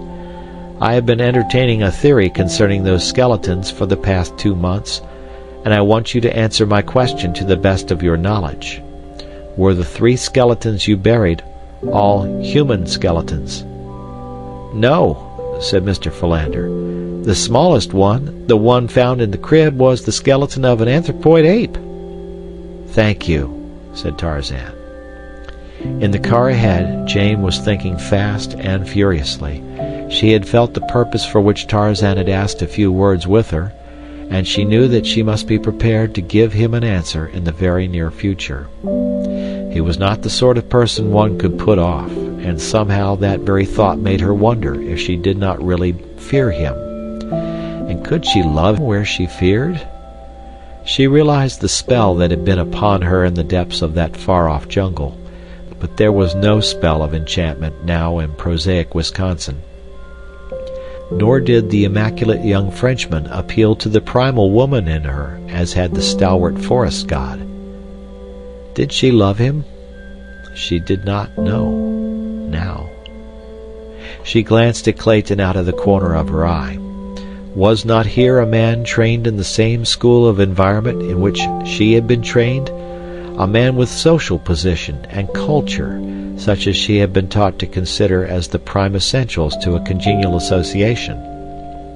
Did not her best judgment point to this young English nobleman, whose love she knew to be of the sort a civilized woman should crave, as the logical mate for such as herself? Could she love Clayton? She could see no reason why she could not. Jane was not coldly calculating by nature, but training, environment, and heredity had all combined to teach her to reason even in matters of the heart. That she had been carried off her feet by the strength of the young giant when his great arms were about her in the distant African forest, and again today in the Wisconsin woods, seemed to her only attributable to a temporary mental reversion to type on her part, to the psychological appeal of the primeval man to the primeval woman in her nature. If he should never touch her again, she reasoned, she would never feel attracted toward him. She had not loved him then. It had been nothing more than a passing hallucination, superinduced by excitement and by personal contact. Excitement would not always mark their future relations, should she marry him, and the power of personal contact eventually would be dulled by familiarity. Again she glanced at Clayton. He was very handsome and every inch a gentleman. She should be very proud of such a husband. And then he spoke. A minute sooner or a minute later might have made all the difference in the world to 3 lives, but chance stepped in and pointed out to Clayton the psychological moment. "You are free now, Jane," he said. "Won't you say yes? I will devote my life to making you very happy." "Yes," she whispered. That evening in the little waiting room at the station, Tarzan caught Jane alone for a moment. "You are free now, Jane," he said, "and I have come across the ages, out of the dim and distant past, from the lair of a primeval man to claim you. For your sake I have become a civilized man. For your sake I have crossed oceans and continents. For your sake I will be whatever you will me to be. I can make you happy, Jane, in the life you know and love best. Will you marry me?" For the first time, she realized the depths of the man's love, all that he had accomplished in so short a time solely for love of her. Turning her head, she buried her face in her arms. What had she done? Because she had been afraid she might succumb to the pleas of this giant, she had burned her bridges behind her. In her groundless apprehension that she might make a terrible mistake, she had made a worse one. And then she told him all. Told him the truth, word by word, without attempting to shield herself or condone her error. "What can we do?" he asked. "You have admitted that you love me. You know that I love you, but I do not know the ethics of society by which you are governed. I shall leave the decision to you, for you know best what will be for your eventual welfare." "I cannot tell him, Tarzan," she said. "He too loves me, and he is a good man. I could never face you nor any other honest person if I repudiated my promise to Mr. Clayton. I shall have to keep it, and you must help me bear the burden, though we may not see each other again after tonight." The others were entering the room now, and Tarzan turned toward the little window. But he saw nothing outside.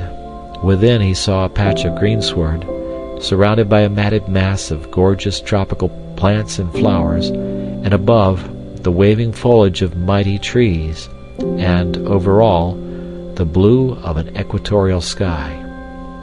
In the center of the greensward a young woman sat upon a little mound of earth, and beside her sat a young giant.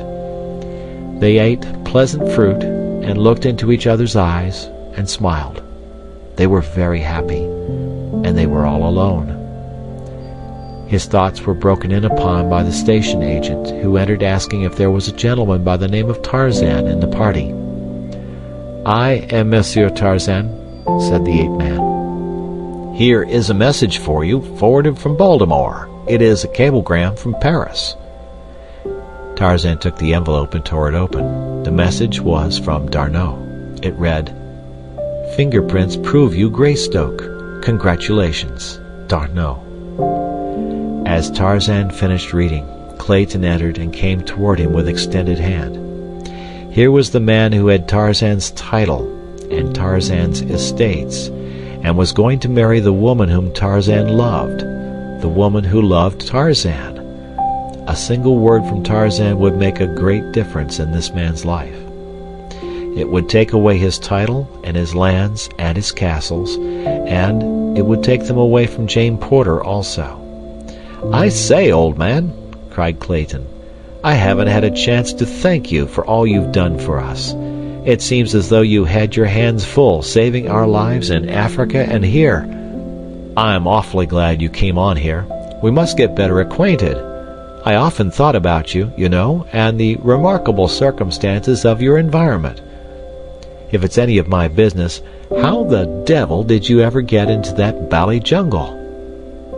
"I was born there," said Tarzan quietly. "My mother was an ape, and of course she couldn't tell me much about it. I never knew who my father was." End of chapter, end of book. For the further adventures of Lord Greystoke, read The Return of Tarzan. Thank you for listening.